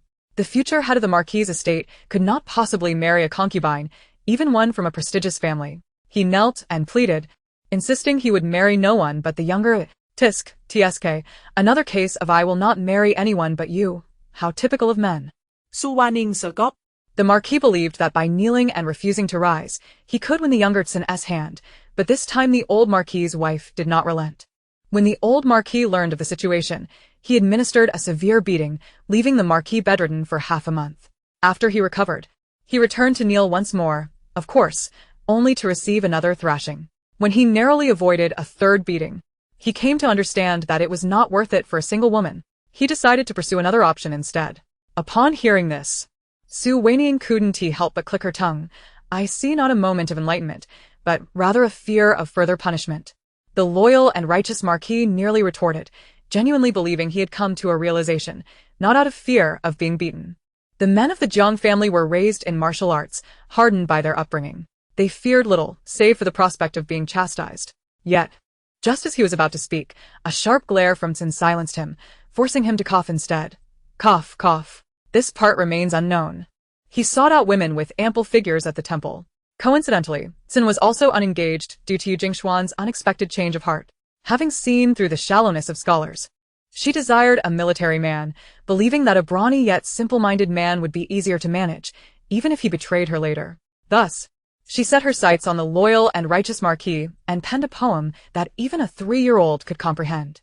Su Wanying perked up immediately, eagerly asking, "What poem? Please share it with me." 1, 2, 3, 4, let's walk in step. I await fate ahead. Fate comes and goes, do not look back. Beneath the peach blossom tree, you and I. The system recited the poem with great clarity. Su Wanying yearned to clap in amusement but restrained herself, considering the crowd present. Yet, she was utterly unprepared for someone to burst into laughter, doing what she had not dared. This melodious laughter rang through the courtyard like silver bells, strikingly out of place. Everyone turned to the source of the sound, only to find Li Chunlan laughing uproariously. Realizing the inappropriateness of her outburst, she quickly clamped her mouth shut, her face flushed crimson, akin to a perfectly ripened shrimp. Elder sister-in-law, what is so amusing? Su Wanying could not contain her curiosity. Her voice trembled. System, quickly check if there are any unclean entities nearby. Li Chunlan's laughter is unnerving, as if possessed by a spirit. Li Chunlan felt a strong urge to roll her eyes.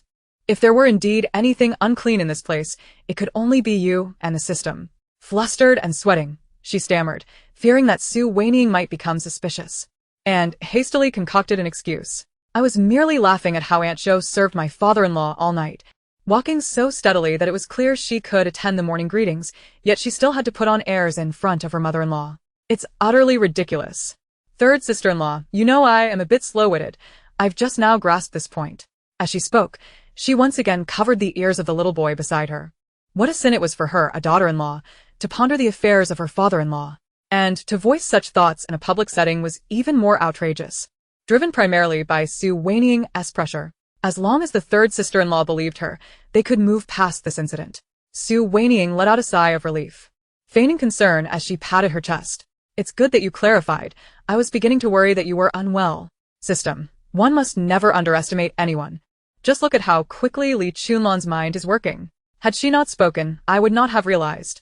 That enchanting Aunt Zhou served all night, and yet the following morning, she moved with the grace of a water snake, completely unaffected. What does this indicate? It suggests that Lord Zhongyi is no longer capable.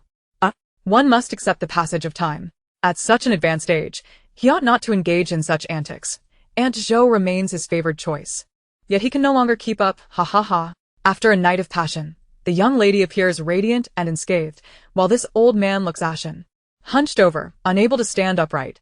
Su Wanying's voice dripped with sarcasm, her clever remarks flowing one after another, accompanied by fits of raucous laughter that left Lord Zhongyi's expression darkening. He gritted his teeth, straightened his back, and looked as though he might faint. Unaware of Lord Zhongyi's growing ire, Su Wanying continued her tirade. My sister-in-law must be thinking the same, which is why she couldn't help but laugh uncontrollably. She was too embarrassed to admit it, so she forced herself to concoct an excuse. Li Chunlan was on the verge of tears as she observed her father-in-law's increasingly grim visage, cold sweat pouring down her brow. Good heavens, she never intended this.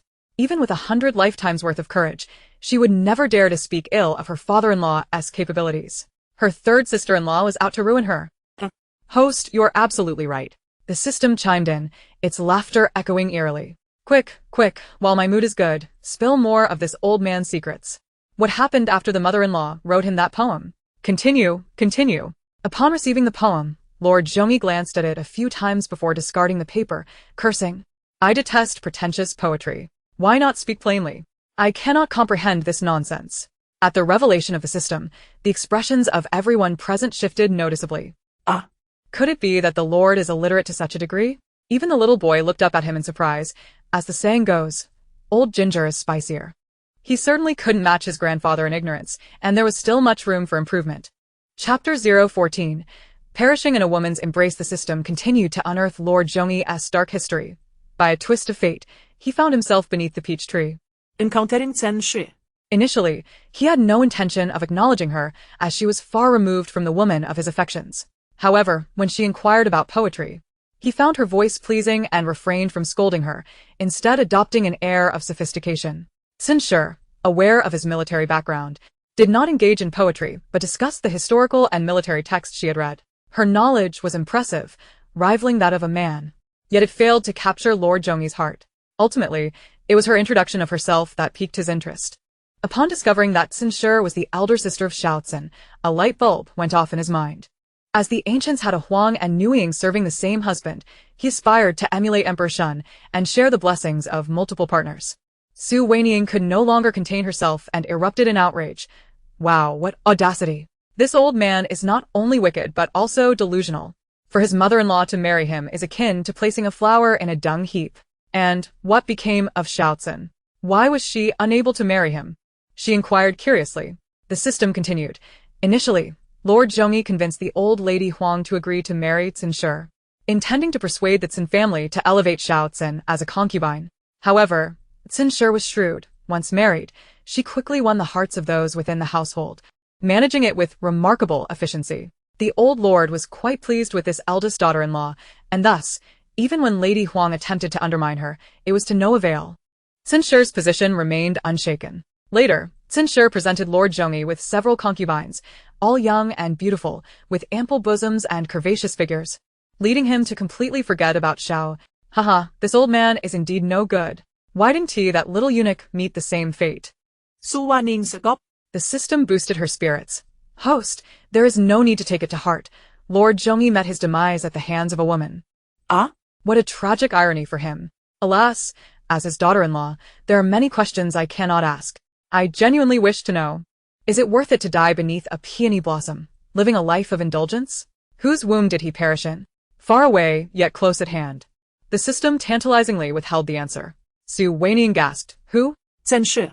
Did my father-in-law lust after her younger sister, daydreaming of two women serving one man, until finally, his mother-in-law could no longer bear it and ended him with a knife?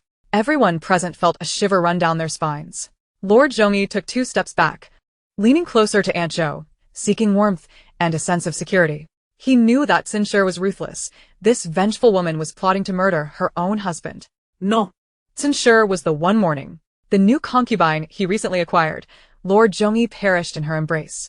Just before his death, as Aunt Zhou was with child, he lay atop her belly, listening to the fetal movements when a dagger was plunged into his neck, leading to his untimely demise. Seeing Lord Zhongyi suddenly draw near, Aunt Zhou looked on with delight, her earlier vigilance fading. She nestled closer, creating an illusion of intimacy between the two, while Cinshe appeared as an outsider. However, after the system articulated this narrative, Lord Zhongyi suddenly felt as though he had been pricked by a needle, forcefully pushing Aunt Zhou away and rushing toward Cinshe, evidently wanting to be closer to her. Cinshe stepped back, avoiding his advances, and delivered a sharp slap to his back.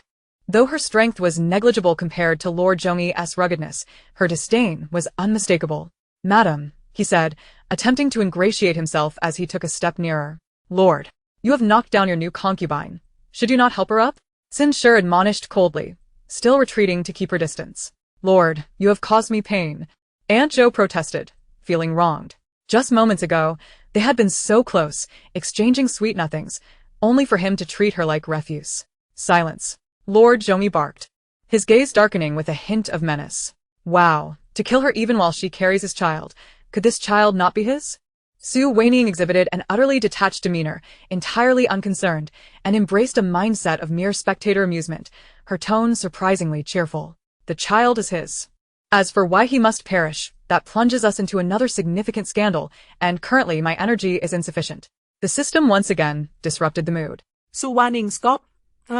Even with ample energy, I would not care to indulge. The old lecher's demise is inconsequential. Who asked him to be so lascivious? One must bear the consequences of their actions. If he dares to consort with numerous women, he should be ready to face the risks. If Aunt Zhou does not slay him, there are still Aunt Lu and Aunt Ma. If necessary, the Cin family can take action as well. The loyal and righteous Marquis felt a chill creeping up his neck, unable to suppress the urge to touch it, fearing a dagger might truly be embedded there. But why is this throng lingering in my courtyard? When will they depart? I am growing weary from standing. Only after finishing a melon did Su Wanying seem to realize the crowd in the courtyard, unable to suppress a disdainful grimace. The system, however, became more understanding. There is still some energy left. While the grand scandal is off the table, perhaps you might consider a smaller one. Are you interested in the chubby boy's dark past? I have no interest. He is merely a child, engaging in petty dogfights and such. What could possibly be of significance? She refused. What about the romantic escapades of the loyal and righteous Marquis? The system inquired further. This time, Su Wanying hesitated noticeably. To what extent can you elaborate? It cannot be merely a cacophony of nonsense. The system fell silent, offering no response for an extended period. The Marquis felt as though his heart had lodged in his throat. Such intimate matters, he truly wished to keep from the younger generation, as it would obliterate his reputation. Su Wanying was evidently incensed. "Oh, you wretched system. You merely wish to deceive me out of my energy, don't you? You spew a torrent of obscured details, consuming my energy while I remain in the dark, and you escape unscathed, don't you? Today, I refuse to listen to any scandal. I'm done." Upon hearing her declaration, both the loyal and righteous Marquis and Jiang Qingzhong felt an immense sense of regret, aware that their fates were grim, yet perplexed as to the reasons behind it. The Marquis at least knew who he would perish beside, but Jiang Qingzhong remained utterly bewildered. Well, Brother Pan has genuinely recognized his errors. Let the elder cease his actions. Wanying's health has yet to fully recover, so it is best not to disturb her rest. Sin was the first to speak, dismissing the crowd. "Mother, I am quite well. Being alone in the courtyard is rather stifling. Your presence has brought much liveliness." Su Wanying waved her hand, a gentle smile adorning her face, exuding warmth and charm. "Do hurry and leave. With you all here, I must wear a smile. And my face is nearly frozen in place. Moreover, you all have come empty-handed. How shameless." Yet soon, her true sentiment surfaced, laden with evident disdain. The Jiang family had grown accustomed to her dual personas, not even a flicker of surprise gracing their features. Even the chubby boy merely rolled his eyes, choosing silence. As they exited the Qingxi pavilion, the loyal and righteous Marquis trailed closely behind Xing. He matched her pace whether she walked swiftly or slowly, resembling a persistent adhesive plaster. Chapter 015, Li Chunlan's counsel to the Marquis. What is this all about? Aunt Zhou is to pay her respects with tea, and you must accompany her. Fearing I might give her a hard time? Rest assured, if you truly fancy Aunt Zhou, elevate her to the status of a cherished concubine. Sin impatiently turned, her voice laced with coldness. "Madam, do not be angry. What is there to Aunt Zhou? No need for formal recognition. I shall have her dispatched at once." The loyal and righteous Marquis, upon hearing this, hastily expressed his determination. In truth, the mere mention of Aunt Zhou caused his heart to race, and his neck throbbed painfully. Aunt Zhou was taken aback. She had initially presumed the Marquis was merely attempting to appease the madam with idle words.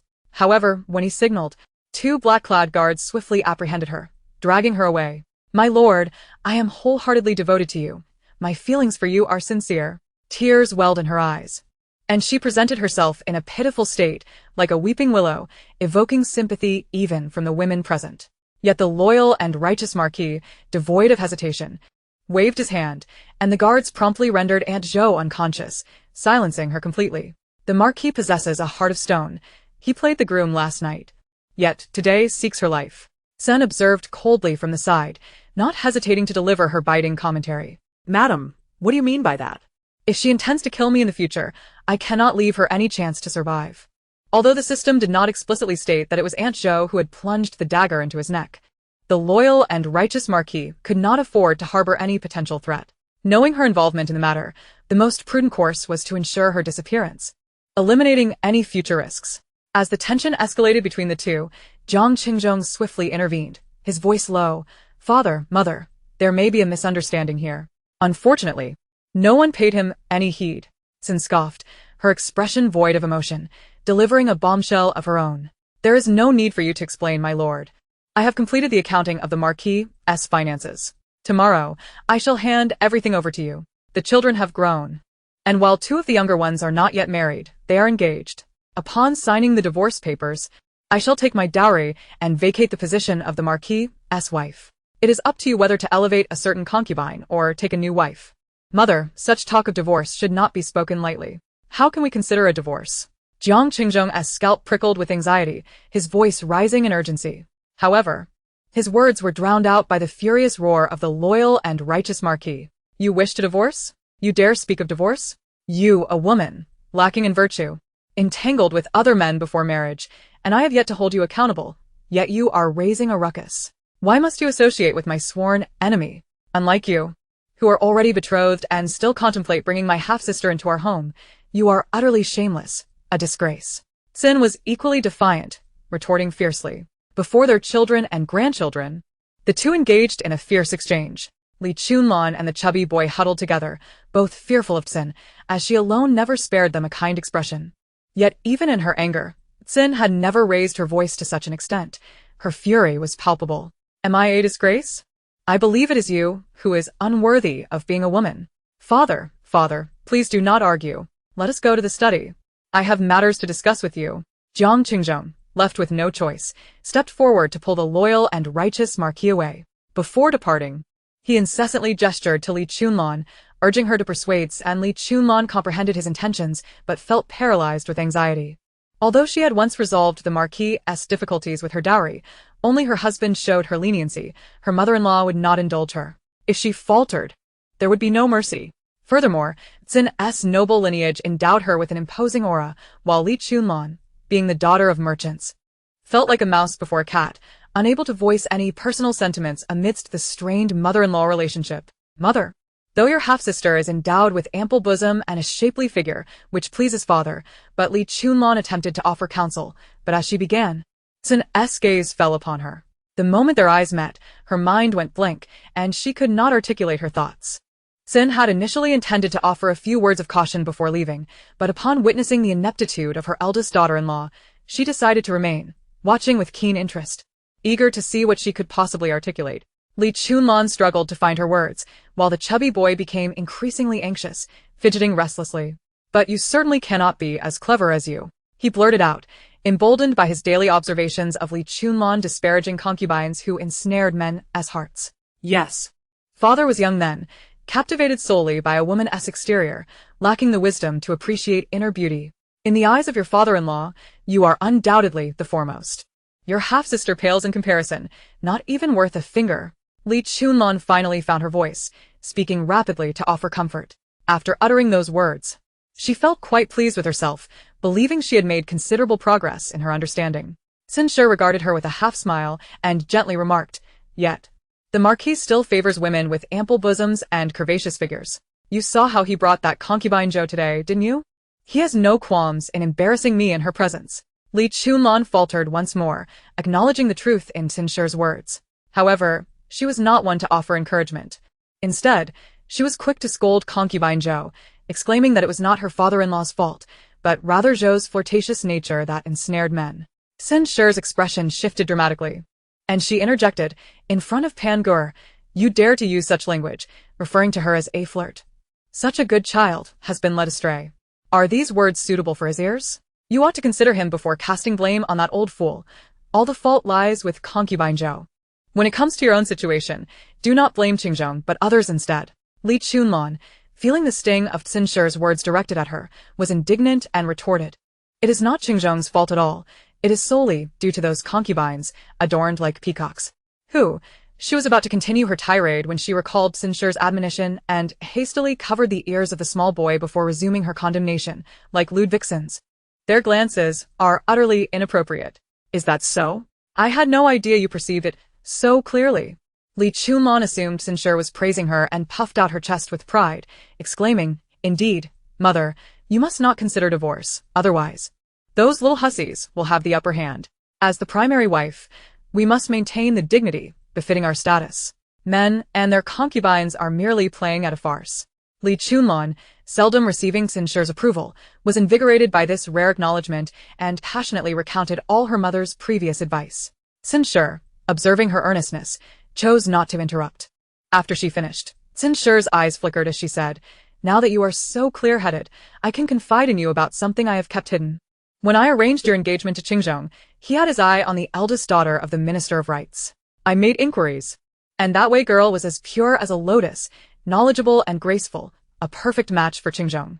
I intended to engage a matchmaker, but then your father met the Marquis and arranged your betrothal, after which he never mentioned the Wei girl again. However, I noticed that the several concubines you have arranged for him are also quite lovely and gentle, and he seems to take a liking to them." Tsin spoke slowly.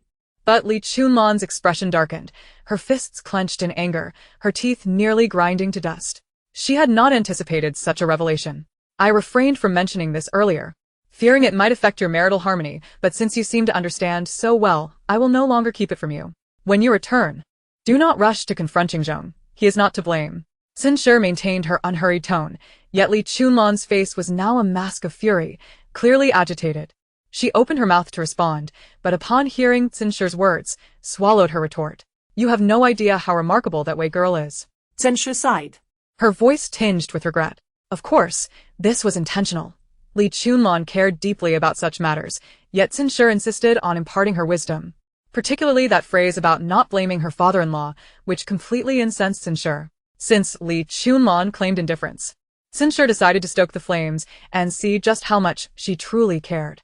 As soon as Sinshur departed, Li Chunlan's legs buckled, and she fell to the ground, her eyes reddening. "Mother, what is wrong? What did grandmother say?" The small boy, having had his ears covered, was perplexed. "I want to divorce your father. Jiang Qingzhong is nothing but a scoundrel." Li Chunlan sprang to her feet and stormed toward the study. Upon returning to Shokong courtyard, Sinshur promptly ordered the servants to pack her belongings. In the study, the Marquis of Loyalty and Righteousness was coaxed by his eldest son, feeling somewhat more at ease.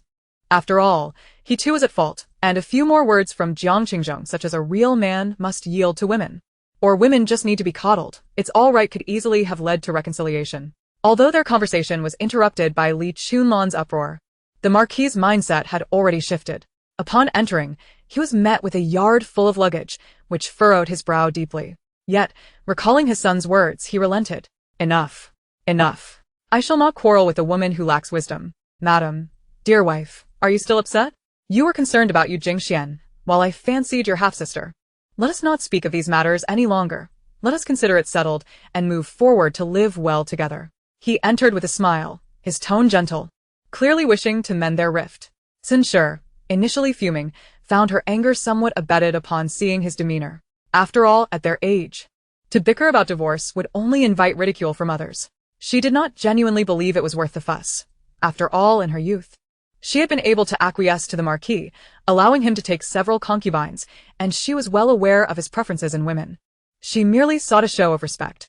Previously, the system had only suggested she had a past with Yu Jingxian, and the Marquis's haughty attitude had indeed irked her, especially when he had paraded his new concubine before her. Now, armed with this knowledge, she sought to force him to concede. Sinshur chose not to retort but instead remained silent, which served as a subtle hint. If he offered a few kind words, the matter could be swiftly forgotten.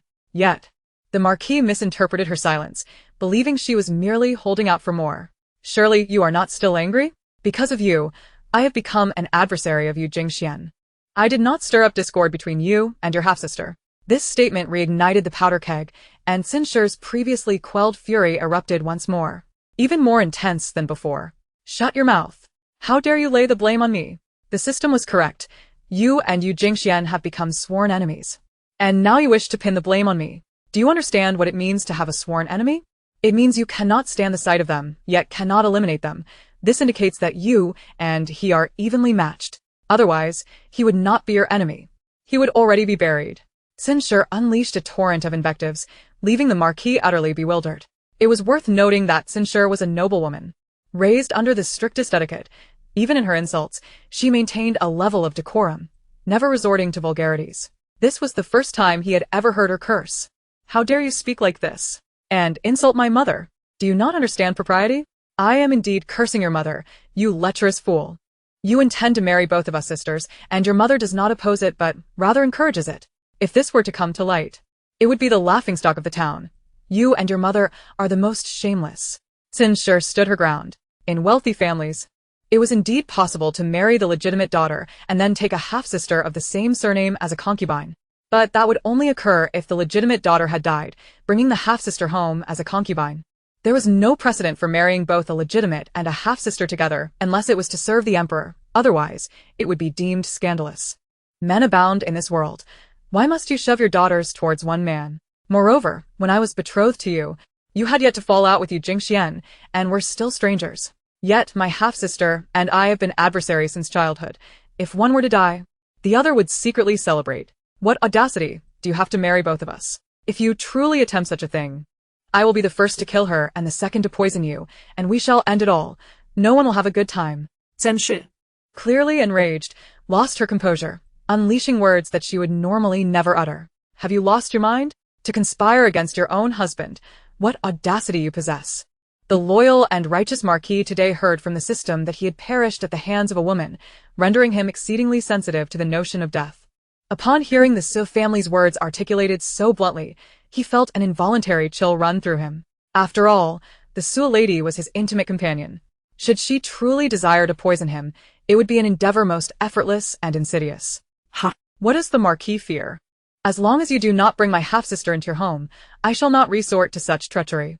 The system has also stated that I am the one who weeps in mourning. Rest assured, Marquis, when a century has passed, I shall grieve more profoundly than anyone, employing every means to express my sorrow.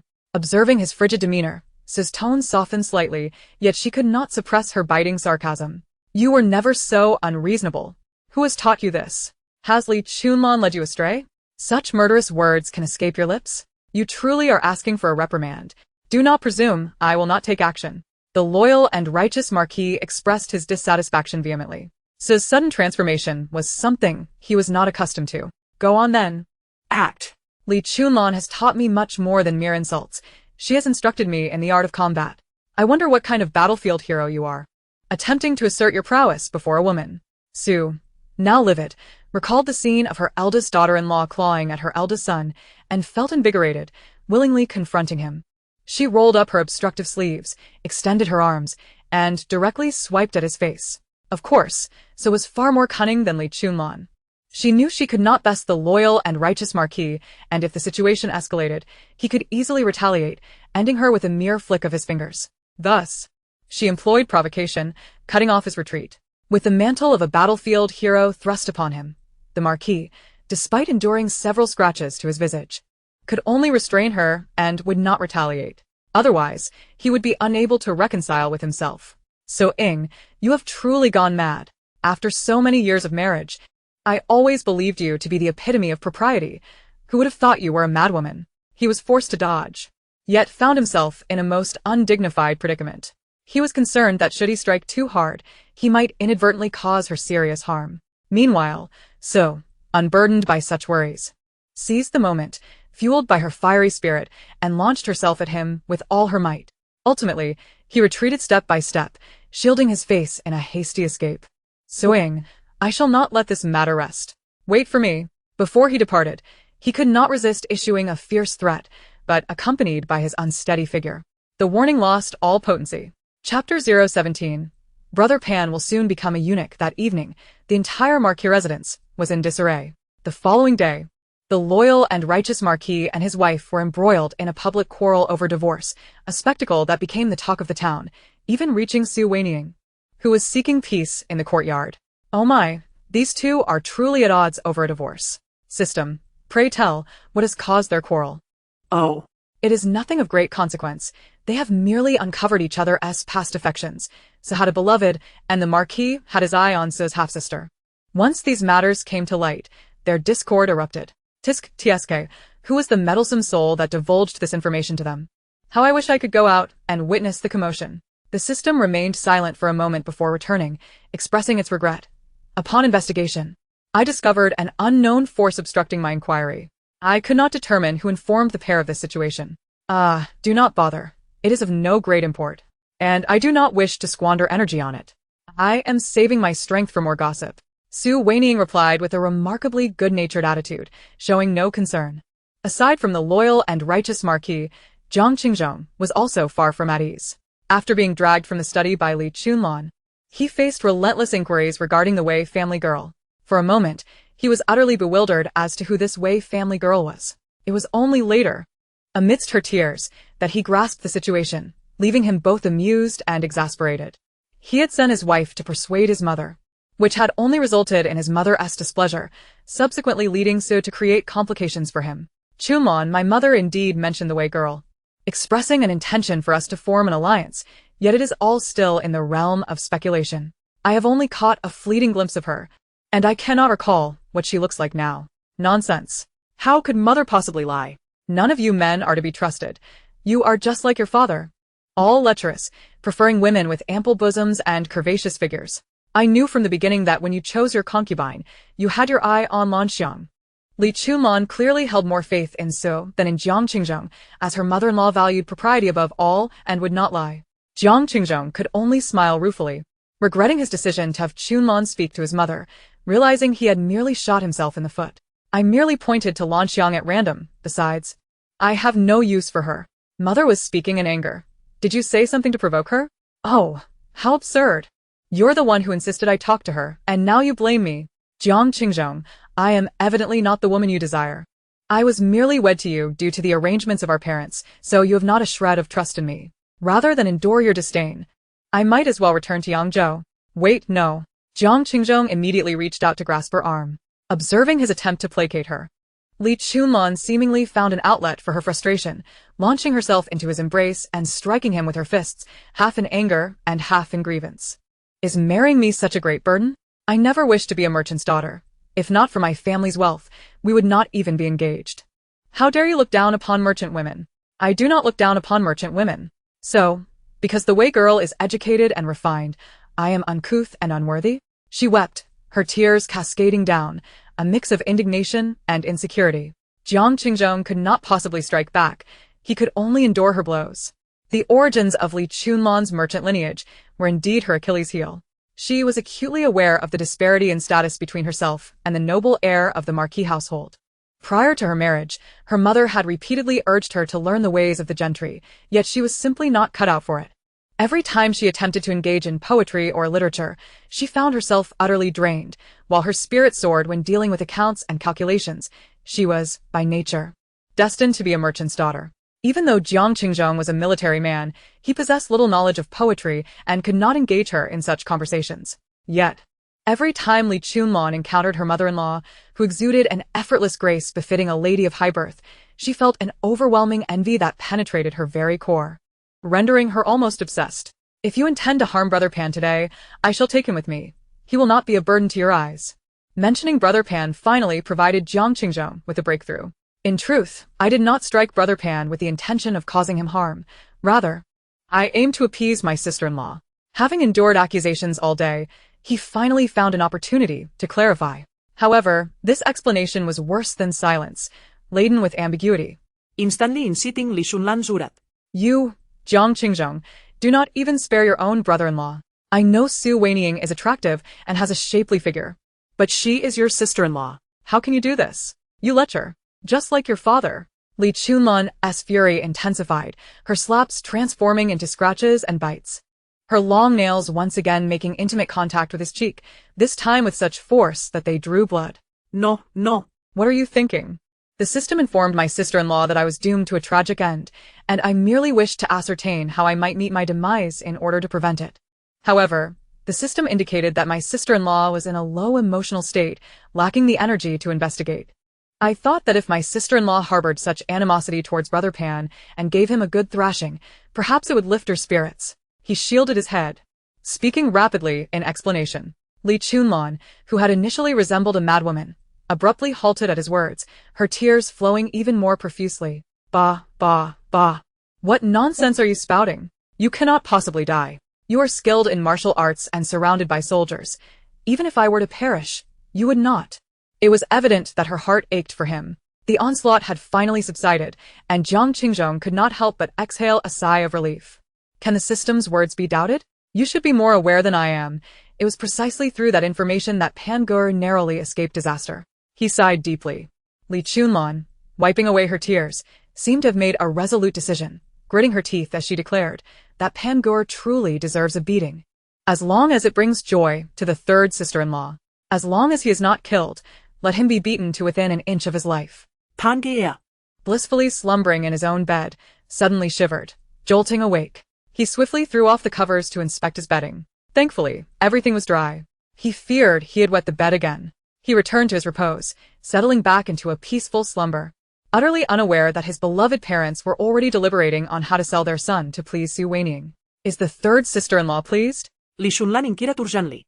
She had been informed by a servant that Pan Gur was on the verge of being beaten to death by the young master, prompting her frantic rush to the scene. Upon arrival, she had been preoccupied with weeping and tussling with Jiang Qingzhong, completely oblivious to the emotional state of the third sister-in-law at that moment. Naturally, she is pleased. Otherwise, how would we know of father's affection for mother's half-sister? Jiang Qingzhong managed to squeeze out these words through clenched teeth, evidently vexed. Ah, indeed. Only if the third sister-in-law is happy can the system utter anything about gossip. With this reminder, Li Chunlan finally grasped the situation, yet she quickly retorted. That is not right. You are beating Pan Gur to discern who wishes to harm you. Why are we discussing father-in-law's matters? Because the third sister-in-law has no interest in my affairs. Whether I live or die bears no consequence to her. She is merely eager for the spectacle. Li Chunlan could not help but scoff. Such salacious affairs. What is there to find amusing? Jiang Qingzhong disagreed. I saw you seemed quite entertained, he continued. Even when the system recounted the humorous poem Mother wrote for Father, you could not help but laugh heartily, the loudest in the room, nearly revealing the truth. His words prompted Li Chunlan to recall previous embarrassing incidents, causing her to cover her face in mortification, her ears burning with shame. What shall we do about this? Perhaps tomorrow we should drag Pan Gur before the third sister-in-law and give him a good thrashing? Li Chunlan fretted, only to change her mind. No. Pan Gur has already been beaten to a pulp. We must let him recuperate. Otherwise, if he is broken, who will I rely on for the rest of my life? If you are gone, I must depend on my son. Jiang Qingzhong was rendered speechless. Did that last remark count as her genuine feeling in a moment of desperation? Do not think too much of it. Pan Gur will soon become a eunuch. He is unreliable. You should depend on yourself. His voice was gentle, his tone soothing. Seemingly an attempt to comfort her, yet it was laced with sarcasm, inciting Li Chunlan to strike him once more. After a night of joy, the couple soon reconciled. Chapter 018. Bringing joy to the younger sister-in-law within the Qingxi Pavilion, Su Wanying felt as if she were on the verge of growing mold. Thankfully, the system had an entertainment function, allowing her to watch films in her mind. At that moment, she was engrossed in a highly rated comedy, thoroughly amused. Ha ha ha. She chuckled with her eyes closed, reclining on a lounge chair, swaying gently, occasionally emitting peculiar giggles that seemed somewhat eerie. The two maids by her side wore expressions of deep concern. What is wrong with the lady? Is she perhaps in a stupor? Or is she merely lost in a delightful dream? In any case, with us here, nothing grave can occur. It was only when she finished watching an episode that she settled down. Upon sitting up, she noticed a slight soreness in her abdomen. Clearly a result of laughing too much, having exerted her core. System, I just watched a comedy. Does that mean my mood is exceptionally good? Indeed. The host experienced 20 minor leaps in mood and 5 bouts of hearty laughter while viewing that comedy. Then, does that mean your energy is ample? I shall continue this way. You show me comedies, I provide you with energy, and then we can joyfully indulge in gossip. Su Wanying felt a surge of delight at her ingenious idea, likening it to a perpetual motion machine. The system remained silent for a considerable time, evidently rendered speechless by her ingenuity. Host, only external stimuli that evoke genuine happiness can be converted into energy. Internal stimuli provided by the system do not count. Please refrain from attempting to cheat. There are no shortcuts to gaining energy. The system admonished sternly. Su Wanying found this to be rather dull. Unable to suppress a pout, how boring. Her journey toward gossip was fraught with obstacles. My lady, the wife of the young master has arrived, announced a maid from outside. Please let her in. Su Wanying, having grown weary of the films, was eager to see what business this older sister-in-law had. Third sister-in-law, how is your health today? Even before entering the courtyard, Li Chunlan's boisterous voice could be heard. Before Su Wanying could respond, she saw Li Chunlan followed by a throng of robust matrons, each pair bearing a large chest, a total of 6 chests. Have you lost your mind? Staying cooped up in the house to recover?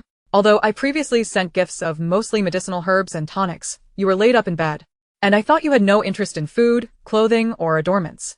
Now that I see you are improving, I brought a few more chests for you. Li Chunlan waved her hand, and immediately a couple of matrons began to open all 6 chests.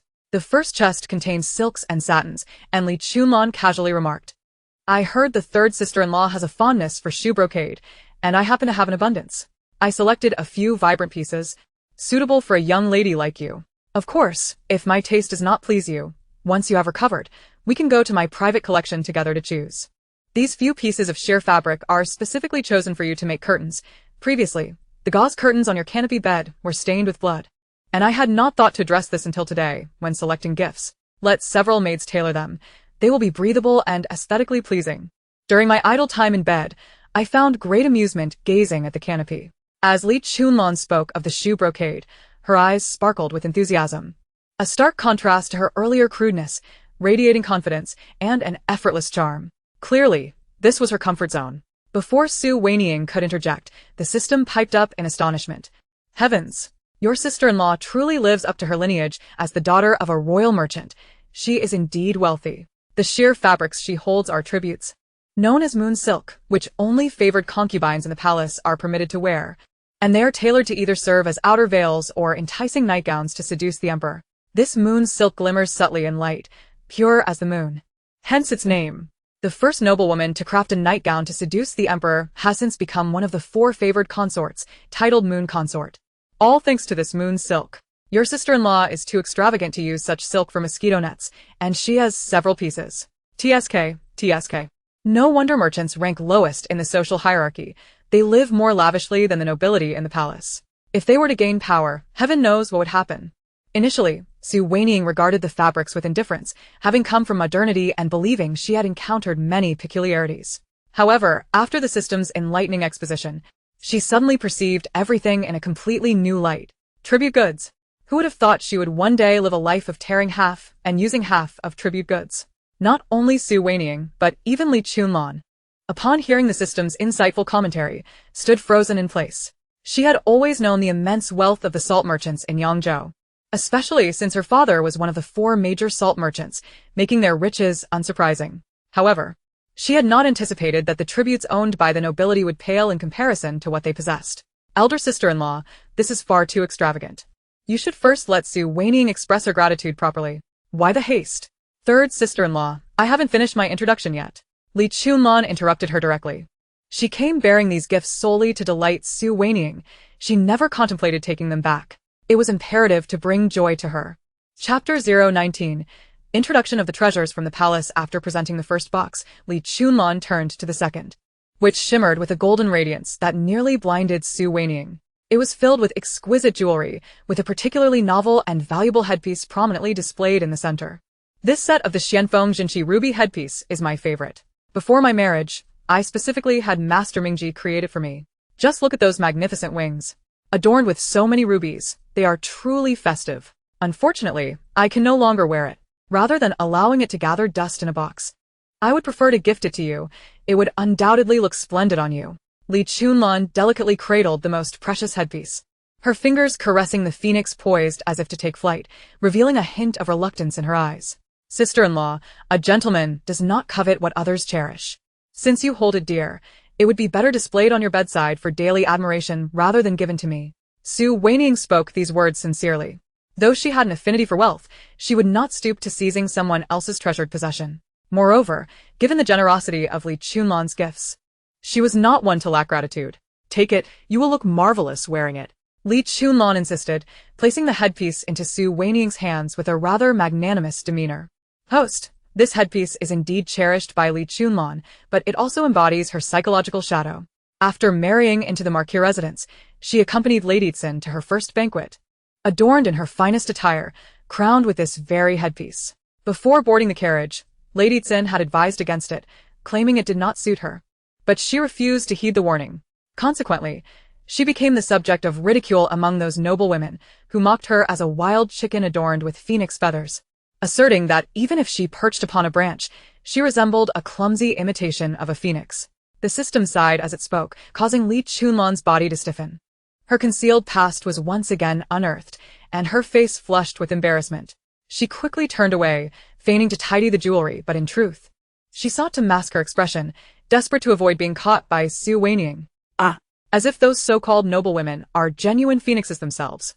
They are undoubtedly envious of Li Chunlan's splendid headpiece. A merchant's daughter bedecked in gold and silver, with each piece exquisite in its own right. Any single item she possessed would surpass the trinkets those titled ladies presented. Naturally, they would harbor jealousy. Those so-called high-born noblewomen, when the doors close, might well be impoverished, pawning their valuables just to scrape by. The loyal marquis residence is no exception, so destitute that they must sell off their heirs' marriage prospects. Undoubtedly, other noble houses face similar predicaments. The system clapped in agreement. Host, your insights are astute. Many of those so-called marquis and earls' households must meticulously budget just to make ends meet. Upon hearing this exchange, Li Chunlan felt a surge of emotion. This was a pain she had carried for a lifetime, a topic she forbade anyone from mentioning. She had even refrained from venturing outside, for Lady Tsin's reassurances had proven futile. The mere thought of those glamorous noble women, scrutinizing her with disdainful gazes, filled her with an overwhelming sense of shame. She longed to disappear. However, upon learning these hidden truths, she felt a sudden lightness in her heart. The oppressive darkness that had suffocated her spirit seemed to crack, allowing her to breathe freely. This second box contains cultural artifacts and paintings. I lack the knowledge to appreciate their value, but they are genuine masterpieces. It would be a waste to keep them in my collection. Better to bestow them upon a sister-in-law who understands their worth. Li Chunlan's tone became more natural and amiable as her spirits lifted. Thank you, sister-in-law. Su Wanying not that obedi ni. Alas, I may not grasp their beauty, but that does not prevent me from recognizing their worth. The system promptly interjected, eagerly suggesting, Host, I possess extensive knowledge regarding the value and significance of these cultural artifacts and paintings. I can provide insights with minimal energy expenditure. Trying to swindle me for energy again? Scurry away. Su Wanying retorted with irritation. Very well. This collection of rouge and powders was all personally selected by me, including this powder crafted from East Sea pearls, which boasts an exceptionally fine texture. Once you've used it, do let me know. Additionally, I brought along these larger pearls, which would be a shame to waste. Have them affixed to your embroidered shoes. They would look splendid. As Li Chunlan spoke of the cosmetics, her enthusiasm reignited. She opened a large wooden chest, revealing it brimming with East Sea pearls, the largest resembling a baby's fist, while the smallest were no less than the size of marbles, each one smooth and lustrous, exuding immense value. Here we go again. Those East Sea pearls are typically set into headpieces, requiring careful maintenance to prevent scratches from gold and silver. Yet, she has the audacity to affix them to shoes that tread upon stones daily. Not only will they collect dust, but they'll also surely bear marks of wear. Even the system could not hide its envy, revealing that even programs harbor resentment towards wealth. The final box contains supplements and ointments. These 2 boxes of purple gold bruising ointment were procured through considerable effort, and they surpassed the previous offering. Sister-in-law, you should use this. She specifically retrieved 2 jars of ointment, pushing them towards Su Wanying. Su Wanying glanced at them. The containers were exquisitely crafted, clearly imperial gifts. After all, such ointments are treasured by the imperial pharmacy, composed of rare and precious materials that are difficult to procure, with their production being exceedingly scarce. Those fortunate enough to possess them are undoubtedly favored individuals within the palace. Oh dear, this purple gold bruising ointment is genuine, unlike the counterfeit from before. Though the latter had some scar-removing properties, it pales in comparison to the authentic product. The genuine version can even eliminate age-old scars, and with prolonged use, it rejuvenates the skin, akin to that of a freshly hatched chick. Previously, the Moon Consort and the Empress Dowager engaged in fierce competition over a single jar, causing the Emperor no small amount of headache.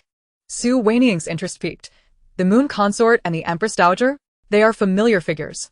The Moon Consort is that one who just donned the moon pattern silk to entice the Emperor, right?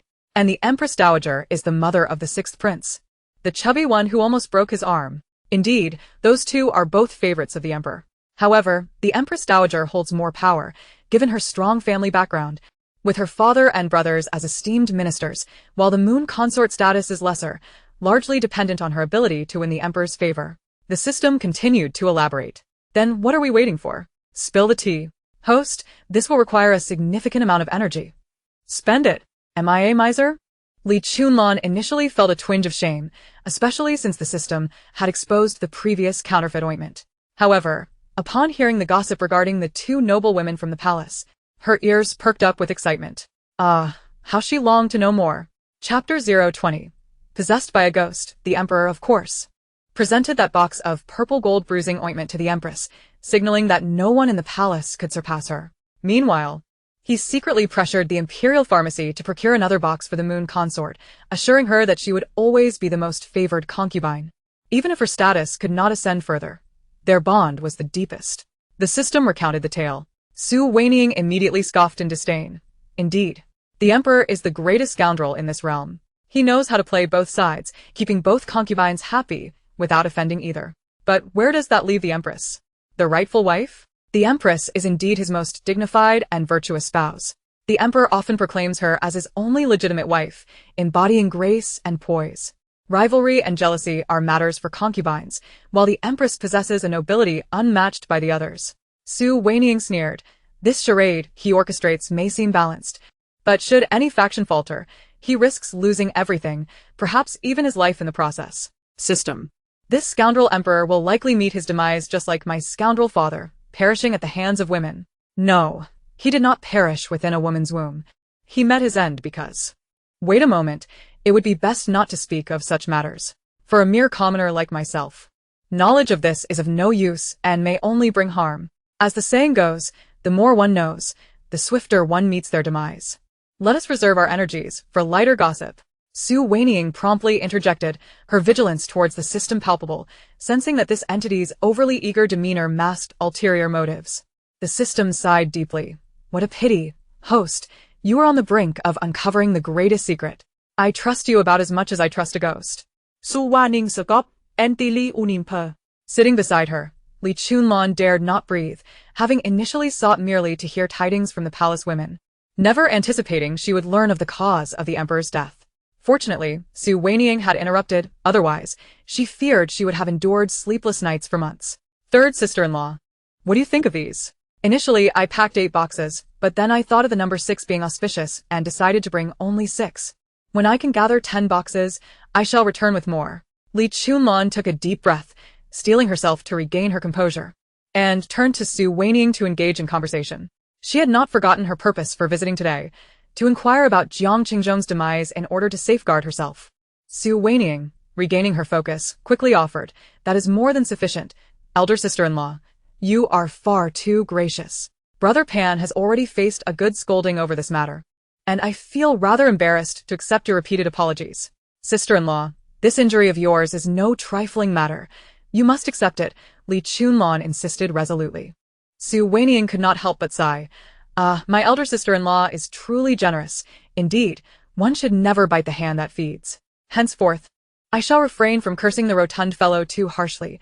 A few mild words will suffice. Upon hearing Wanying's inner thoughts, Li Chunlon's lips twitched slightly. Should she express her gratitude to the third sister-in-law on behalf of Brother Pan? After delivering her gifts, Li Chunlon ought to have departed. However, since her objective remained unfulfilled, she forced herself back into her seat, cradling her tea while engaging in aimless small talk. Unfortunately, the two sisters-in-law were not well acquainted. Their differing upbringings and preferences left them with little common ground, rendering their conversation rather dry. System. Why isn't she leaving? Investigate her intentions. A host. I am not a mind reader. I cannot discern her innermost thoughts. The system protested.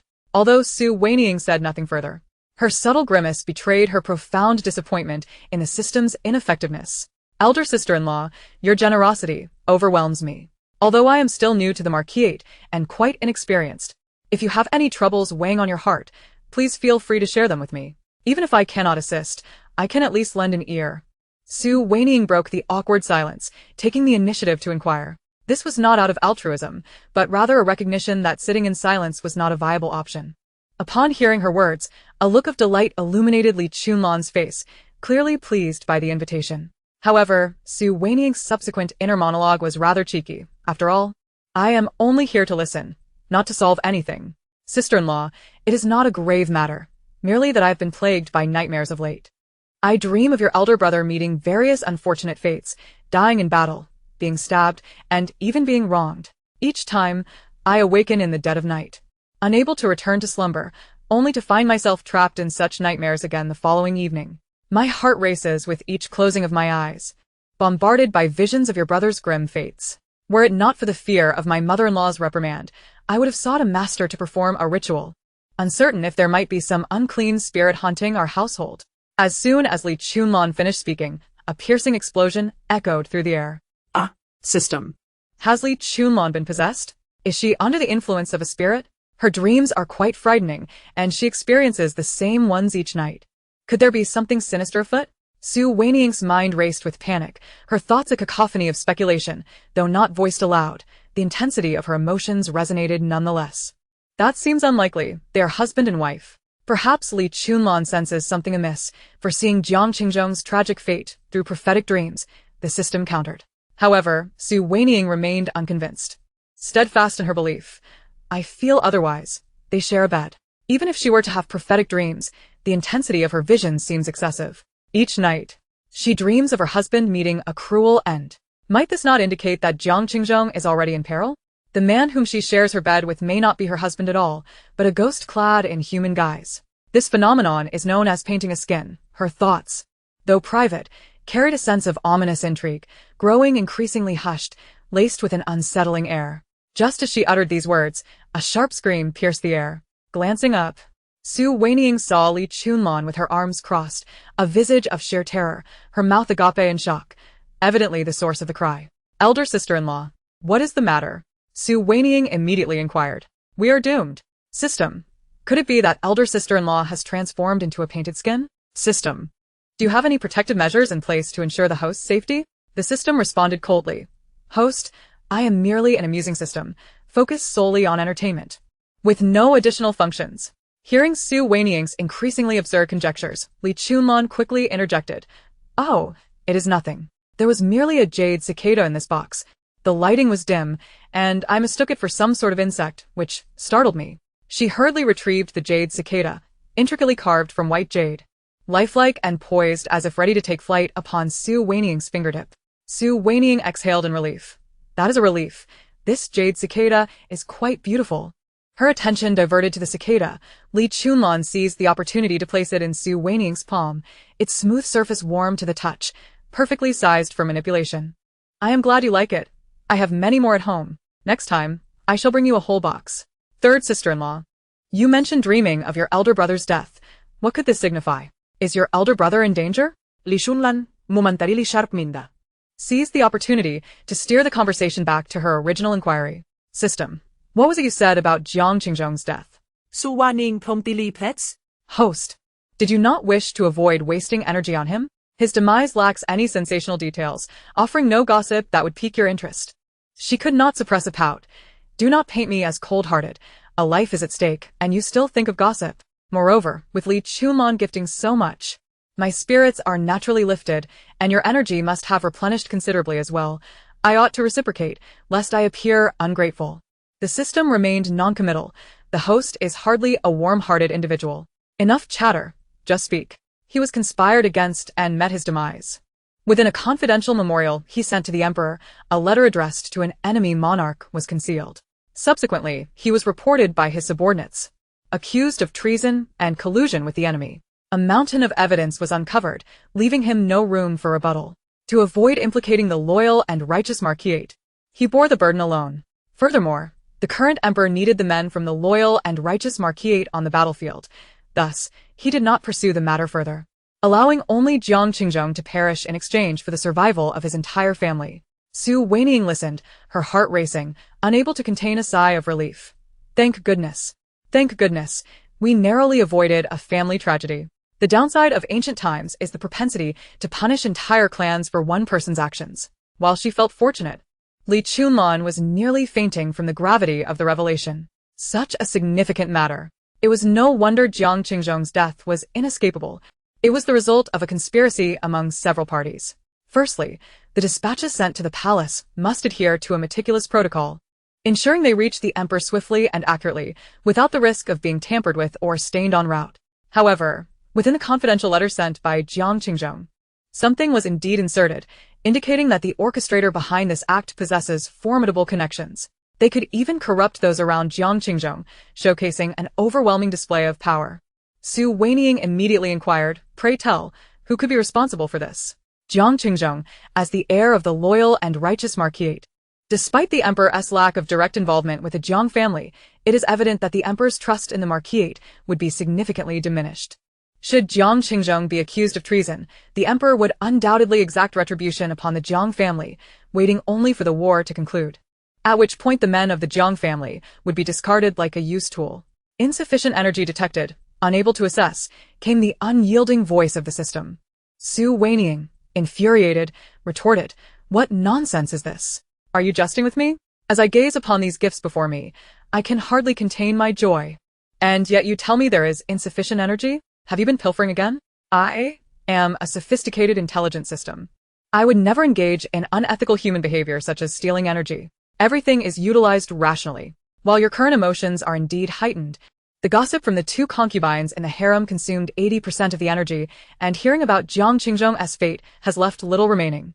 And the suspects involved in Jiang Qingzhong's demise are numerous and require even more energy than you can afford to expend, the system explained logically. Su Wanying remained skeptical.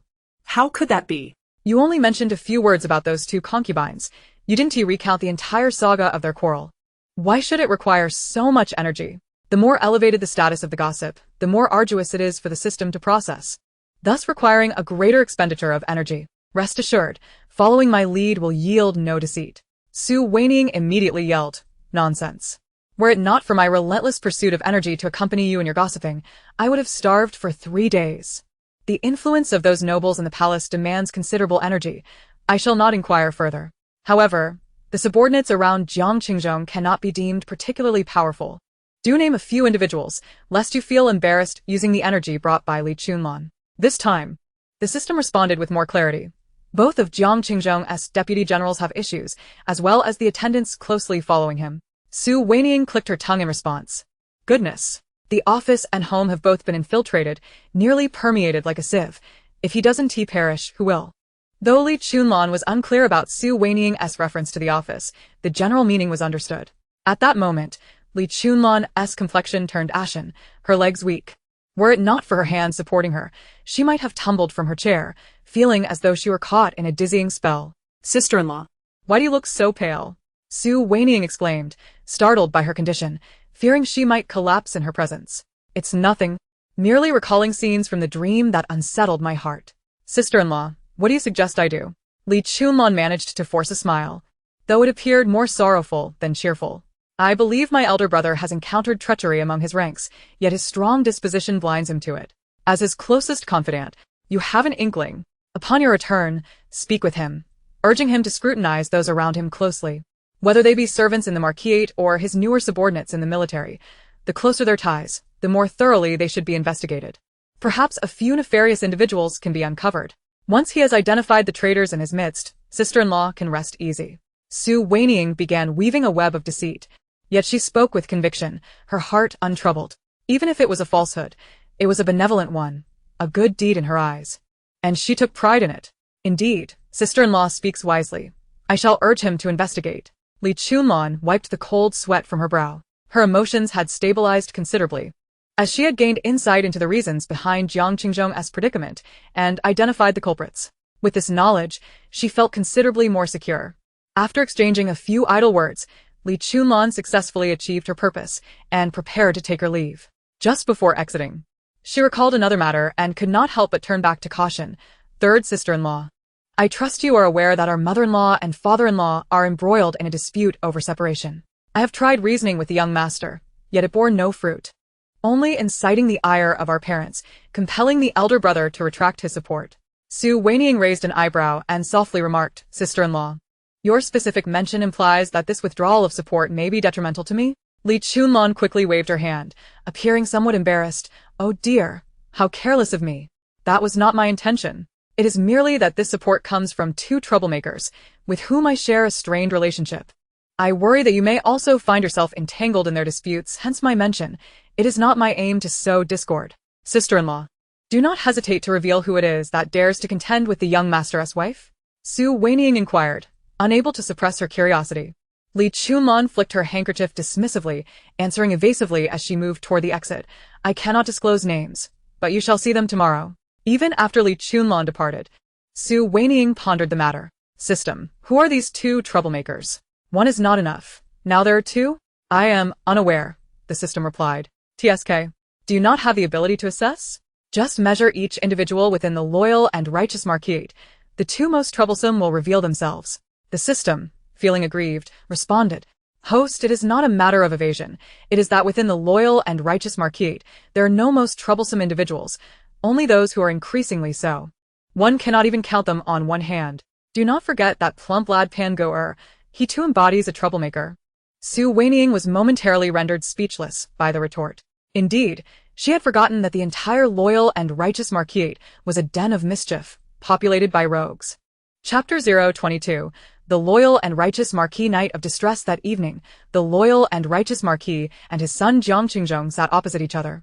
A table laden with wine, and a variety of dishes between them. The charcoal fire crackled softly, warming the room comfortably, lulling one into a drowsy state. Yet, both father and son wore furrowed brows, burdened by worry. The loyal and righteous Marquis, clearly inebriated, slurred his words as he lamented, Your mother, as she ages, grows increasingly unrestrained. At her age, she still contemplates separation from me. Who would she marry if she leaves me? Upon stepping outside, she would be the subject of ridicule. Moreover, you must keep your wife away from her. She has led her astray. Your mother, in her youth, was the epitome of gentleness and grace, never resorting to violence. A gentleman speaks, but does not strike. Now, influenced by Li Chunlan, she has taken to scratching and biting. I must wear a scarf even when I step outside. This scarf is worn by women and those weak literary officials. I have trained since childhood, my body robust as an ox, naturally warm. I have no need for such coverings. Yet, to conceal the scratches on my neck, I am left with no choice but to wear it, and when I attend court, I can scarcely lift my head. As he spoke, the loyal and righteous Marquis tore off the scarf with a flourish, casting it to the ground, revealing the multitude of scratches marring his neck, some even reaching his chin. It was no wonder he kept his head bowed. A slight tilt would expose the marks. Jiang Qingzhong had initially intended to offer a few words of comfort, but upon hearing his father lay the blame on his wife, he could not remain silent. Father, you cannot blame Chunlan for this. It is mother who has been pushed to her limit. If not her, then whom? No matter how much your mother is agitated, she has never resorted to such violence. She is a lady of noble birth, well-versed in literature, with propriety ingrained in her nature. She would not engage in such coarse behavior. It is all your wife's influence. The loyal and righteous Marquis was clearly intoxicated, his tongue heavy. Jiang Qingzhong opened his mouth to retort but, seeing his father's drunken visage, swallowed his words. Never mind. What is there to argue with a drunkard? Little did he know, the inebriated man was far from finished, continuing to enumerate the faults of his eldest daughter-in-law. Your wife has committed 4 grave offenses. First, she has subjected her husband to both verbal and physical abuse, displaying a complete lack of respect. Second, she has led your mother astray, transforming her from a dignified and virtuous lady into a raucous and unruly woman. Third, she has failed to manage your younger brother properly, causing you to be unable to find peace even within the military, necessitating your return home to address these matters. Fourth, and most importantly, as a daughter-in-law, she has dared to mock me, her father-in-law, which is utterly incomprehensible. Upon hearing these accusations, the Duke of Loyalty began to enumerate Li Chunlan's offenses on his fingers, causing Jiang Qingzhong's eyelids to twitch. Before he could utter anything more outrageous, Jiang Qingzhong swiftly interrupted him. Father, you are inebriated. I am not drunk. I am perfectly sober. Why do you take offense at the mention of your wife? You should discipline her for her outrageous words. This time, Jiang Qingzhong did not indulge him, merely responding coldly. Father, Chunlan does not possess the ability to corrupt mother. When she is angered, she may scratch and bite, but she has never left a scar. Just a few days ago at Qingxi Pavilion, I nearly struck your younger brother dead, and she erupted with fury on the spot. That day, my face bore marks of blood. The Duke of Loyalty nodded vigorously, asserting, Indeed, I recall that incident. She was even more excessive than your mother. No matter how furious your mother gets, she would never claw at my face. Is that so? Yet, merely a few days have passed, and my face bears no trace of injury. Meanwhile, yours, having been scratched for several days, still shows clear scars. Jiang Qingzhong spoke slowly, his tone measured, though laden with sarcasm. The Duke of Loyalty, who had been drinking, suddenly choked on his wine and slammed his cup down on the table. I refuse to believe it. How could Li Chunlan scratch so fiercely and leave no wounds?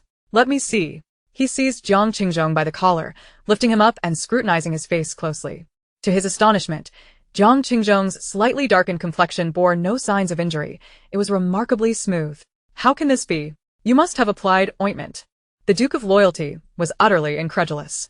Father, did you not also apply ointment?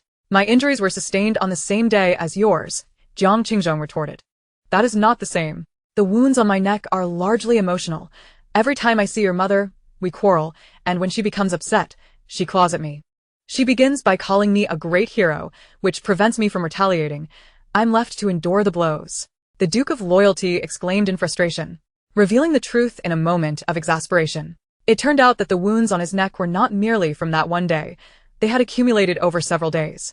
Old injuries compounded by new ones, rendering them incapable of healing. No amount of ointment would suffice. Jiang Qingzhong's expression shifted to one of realization, and he feigned a sigh of resignation. Father, I told you, mother cannot be led astray by Chunlan. Chunlan is quite amenable.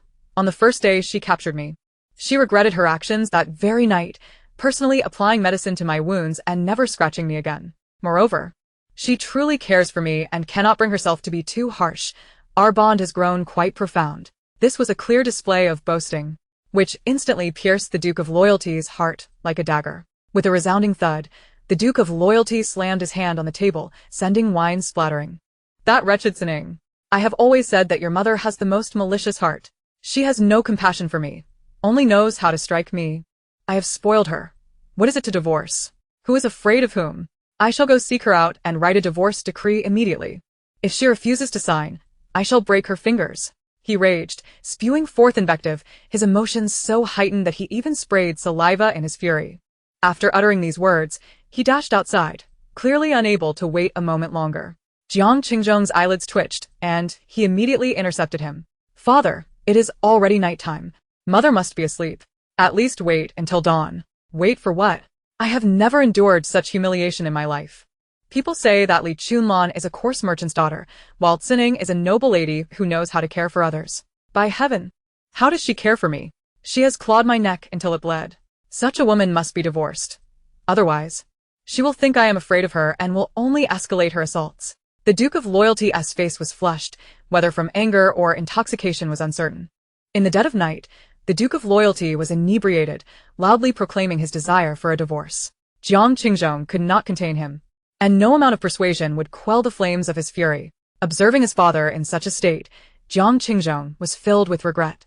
He wished he could slap himself. When the Duke had accused Li Chunlan, he had spoken in a drunken stupor, and had he simply chosen to remain silent, he could have avoided this entire debacle. This only served to exacerbate the Duke's anger, damaging his dignity as the head of the family, leaving him to behave like a rampaging bull. Your Grace, someone from Shokong Courtyard has come to inquire about the commotion. What is causing such a ruckus?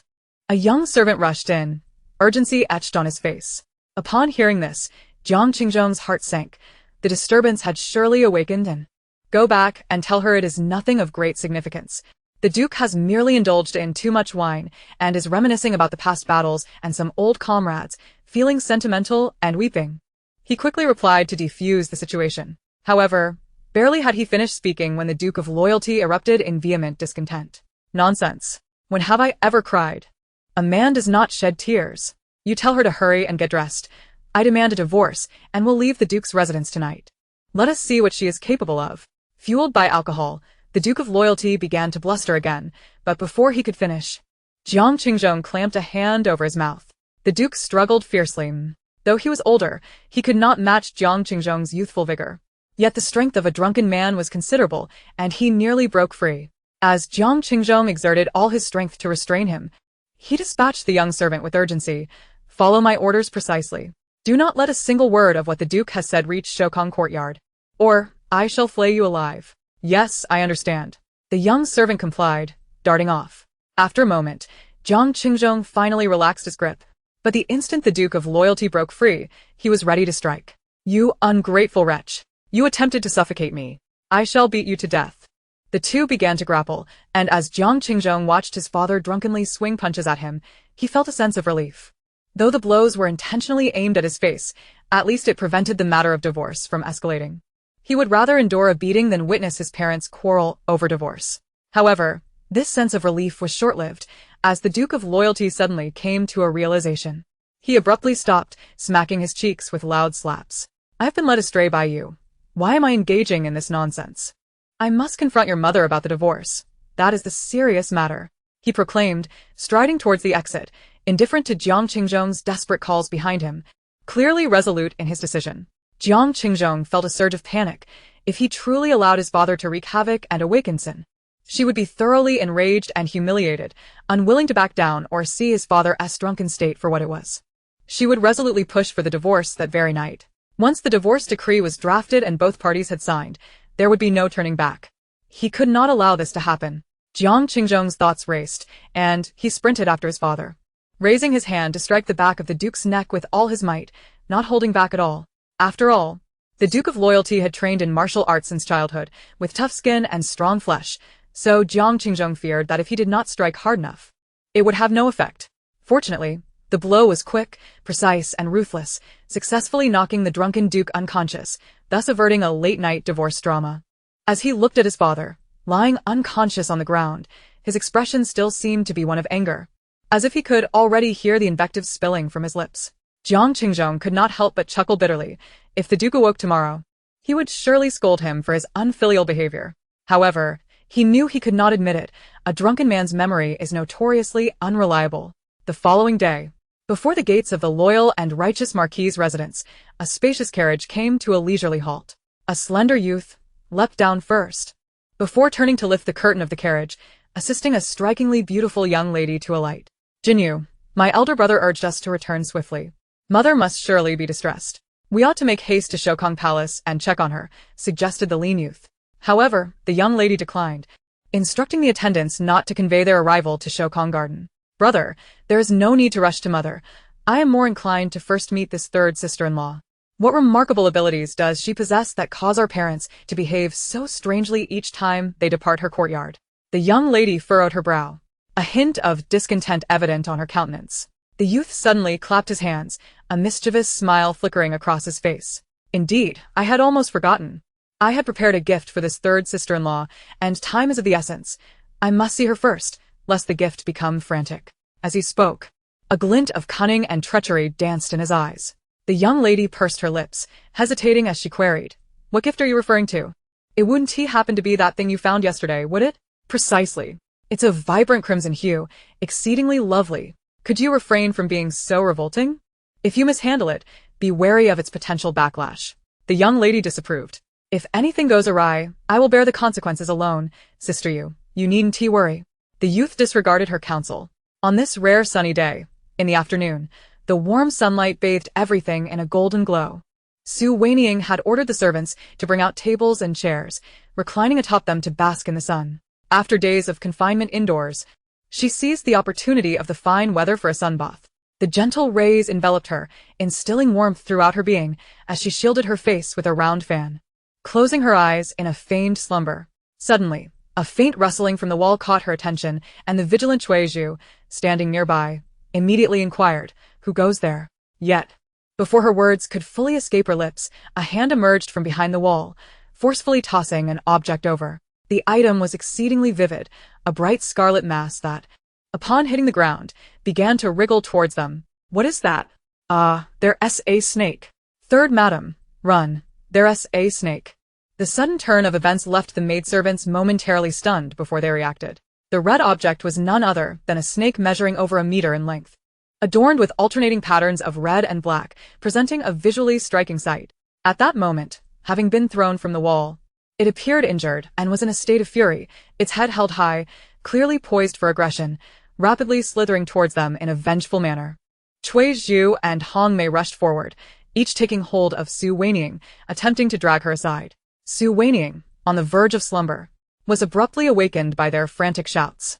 Upon hearing there was a snake, all remnants of drowsiness vanished, and her skin prickled with fear. In her panic, the fan slipped from her grasp, forgotten, as her eyes locked with the snake's. Good heavens, the serpent was merely 3 meters away, moving swiftly, its aggressive posture sending chills down her spine. The vibrant coloration of its scales suggested potent venom, and the proximity to such a cold-blooded creature, combined with its flickering tongue, inflicted profound psychological trauma upon her. Chapter 024. Today's delicacy will be snake soup. Wanying was drenched in cold sweat, truly terrified of such cold-blooded creatures, especially snakes. The serpent was evidently in a state of agitation, amplifying its danger. Though the scream was lodged in her throat, she swallowed it back.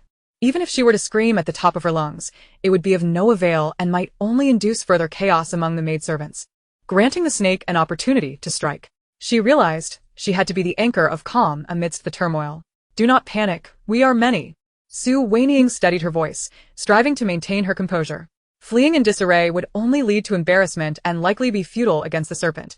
After her initial fright, her first instinct was to counterattack, to instill fear in the snake. Aside from the table, there was a warming stove beside her, with hot tea and several oranges atop it. Originally intended for a cozy tea session, the tea had yet to be savored, but it had now transformed into a defensive weapon. She seized a teacup, hurling it towards the snake. But the cup was too hot and her nerves too frayed for her aim to be precise, and it missed its target. The teacup shattered upon impact, producing a sharp, echoing sound that stung the ears. Scalding tea splattered, some even landing on the snake, causing it to flick its tongue even more rapidly, its body twisting in evident rage, evoking a sense of dread in onlookers. Cui Zhu, tip over the stove. At this moment, Su Wanying was no longer frightened. Rather, her anger had been ignited. How dare this creature bare its fangs at her? She had not summoned the snake. It had no right to lash out at her. Cui Zhu's mind went blank. Terrified of the snake herself, she wished only to drag her mistress as far away as possible. Yet, Su Wanying not only refused to flee but was also confronting the snake, even commanding her to join the fray. Cui Zhu, unable to think clearly, instinctively obeyed, lifting her foot and delivering a forceful kick to the stove. Instantly, the stove toppled over, the embers spilling forth, igniting sparks that engulfed the serpent. This time, even if the snake attempted to evade, it could not escape its fate. Wait. A voice called out from the wall, but it was evidently too late. The snake writhed in the flames, ultimately unable to emit even a hiss. Su Wanying turned to glance, finding a slender youth perched atop the wall, his fair complexion reminiscent of the Tsin family. Once a pristine youth, his expression now bore an ominous darkness, his icy gaze fixated on Su Wanying. Invoking memories of the red and black serpent, he leaped down from the wall, striding towards her. How audacious! Who are you? This is the third madam's courtyard. How dare you trespass over the wall? Cui Zhu demanded, her voice firm, yet lacking the authority to deter the youth. Have your eyes failed you? I am the master of the loyal and righteous Marquis's residence. This is my home, and I shall enter as I please. What are you to question my identity? Seize her and execute her, he retorted with a chilling growl, silencing Cui Zhu instantly. Though still young, he exuded a commanding presence, his aura filled with an air of menace that suggested he was not to be trifled with. Su family, the rumors hold true. You are indeed a woman with a heart of malice, capable of inflicting harm upon my beloved pet, taking its life so readily. The youth approached Su Wanying, his gaze icy as he spoke. This is your beloved pet? Su Wanying queried, pointing at the snake. She had recognized him as none other than Jiang Qingyi, the fourth young master of the Jiang Marquis's house, one of the dragon and phoenix twins born to the Tsin family. Indeed. I nurtured it for 2 years until it reached the thickness of my thumb. Its name is Qilian, and it possesses remarkable intelligence. It is my treasured companion, even accompanying me in sleep. I had hoped to introduce it to my third sister-in-law upon her arrival to the household, as such adorable creatures often bring joy. However, I never anticipated that third sister-in-law would be so ruthless as to eliminate such a charming being upon our first meeting. Thankfully, my elder brother is away on business. Otherwise, I would genuinely worry for him. To have a cold-blooded executioner by one's side, capable of slaying a snake today, could just as easily lead to murder tomorrow. Jiang Qingyi's face broke into a sardonic smile, clearly possessing the gift of oratory, elevating the discourse to a new height. Upon hearing his exaggerated claims, which laid the blame of murder squarely upon the shoulders of the third lady, several maidservants turned pale with horror. Kuitsu, in particular, Felt her legs weaken and collapse to the floor, voluntarily accepting responsibility. My lord has misunderstood. It was I who ended your beloved's life. And the third lady is in no way implicated. Our lady possesses a heart of utmost kindness, unable to endure the sight of bloodshed. She is devoted to fasting and prayer, exhibiting profound sincerity. In her efforts to absolve her mistress, Cui Zhu attributed actions to her that she had never committed. Is that so? I see I have misjudged my sister-in-law. However, one must take responsibility for their actions throughout their life. A life for a life. Requiring this lowly maid to compensate for my beloved's demise is hardly excessive, is it? Jiang Qingyi, observing Cui Zhu stepping forward and clearing Su Wanying of blame, felt no anger. Instead, a smirk of delight spread across his face. He spoke in a mocking tone that sent chills down the spine, uttering words that were both chilling and audacious. Cui Zhu stood frozen, too terrified to move. Even without raising her gaze, she could sense the piercing scrutiny of the young man upon her, as if she were a target, poised to be struck down at any moment. Confronted by Jiang Qingyi's aggressive demeanor, Su Wanying remained unperturbed, merely sniffing the air and inquiring, "Do you smell something peculiar?" Her jest instantly dissipated the tension in the room. The maidservants exchanged glances, apprehensive yet silent. What odor could there be? The scent of murder? How intriguing! I've heard that snake meat is quite delectable. One should never pass up such an opportunity. Cui Zhu, summon the cook and have her prepare the snake. I desire snake soup today, Su Wanying declared, waving her hand and feigning rapture as she inhaled deeply. The gathered company was momentarily taken aback, failing to comprehend the gravity of the situation as Jiang Qingyi bellowed threats while she fixated on consuming snake flesh. What a ruthless individual she must be. The young man's expression darkened, turning a sickly shade of greenish-white as he seethed. Sue, have you lost your mind? You not only wish to slay my beloved but also consume its flesh? Even the demons of the underworld lack your malice. Hurry, what are you waiting for? If it cools, it will no longer be appetizing. We must eat it fresh, while it is still warm. Su Wanying disregarded him entirely, directing a look at Cui Zhu. Startled, Cui Zhu hesitated until Hong Mei nudged her, prompting her to bow and hastily withdraw. Chapter 25. A slap followed by a sweet date. Halt. This maidservant has killed my beloved pet. She's a criminal, and even if she escapes the death penalty, she cannot evade punishment. Is departing now tantamount to rebellion? Jiang Qingyi remained obstinate, stepping forward to block her path. Cui Zhu immediately halted, her face betraying her indecision, unsure of how to proceed. Why are you stopping her? My maid has yet to be betrothed. You wouldn't harbor any inappropriate thoughts towards her, would you? Su Wanying Zito Shapi. The statement shocked those present. Jiang Qingyi quickly recoiled, his brow furrowed in disgust, even spitting on the ground in disdain. Pa. Does the lowly maid by your side merit my interest? Spare me. Not even you are worthy. He scoffed, brazenly. Cui Zhu's face flushed crimson, whether from shame or anger, and she scurried away. Su Wanying's expression darkened, concluding that he was even more detestable than the rotund boy. Little rascal, seeking death. Brother, do not speak so disrespectfully to my sister-in-law. Just as Su Wanying was about to reprimand him, a woman clad in a lake blue cloak strolled over with measured grace. This young lady was tall and striking, her features imbued with a hint of valor. Standing beside Jiang Qingyi, she appeared almost of equal stature, and in contrast, he seemed somewhat diminished, while she radiated the aura of a martial family. Even without an introduction, Su Wanying surmised that this young woman was none other than her lone sister-in-law, Jiang Jinyu, one of the famed twins. Sister-in-law, I have met you before, a month ago, when our grandmother was gravely ill. My brother and I stayed at our maternal home for a time. You were resting in the courtyard then, so I did not disturb you. I have returned today without even visiting the Shokong Hall, wishing only to check on your well-being, Jiang Jinyu stated, bowing with impeccable poise, embodying the demeanor of a refined lady. Her words were reasoned and measured, reminiscent of the grace once exhibited by the young lady Su Wanying observed her comportment in silence, already formulating her strategy. Clearly, one was playing the role of the provocateur while the other acted as the peacemaker.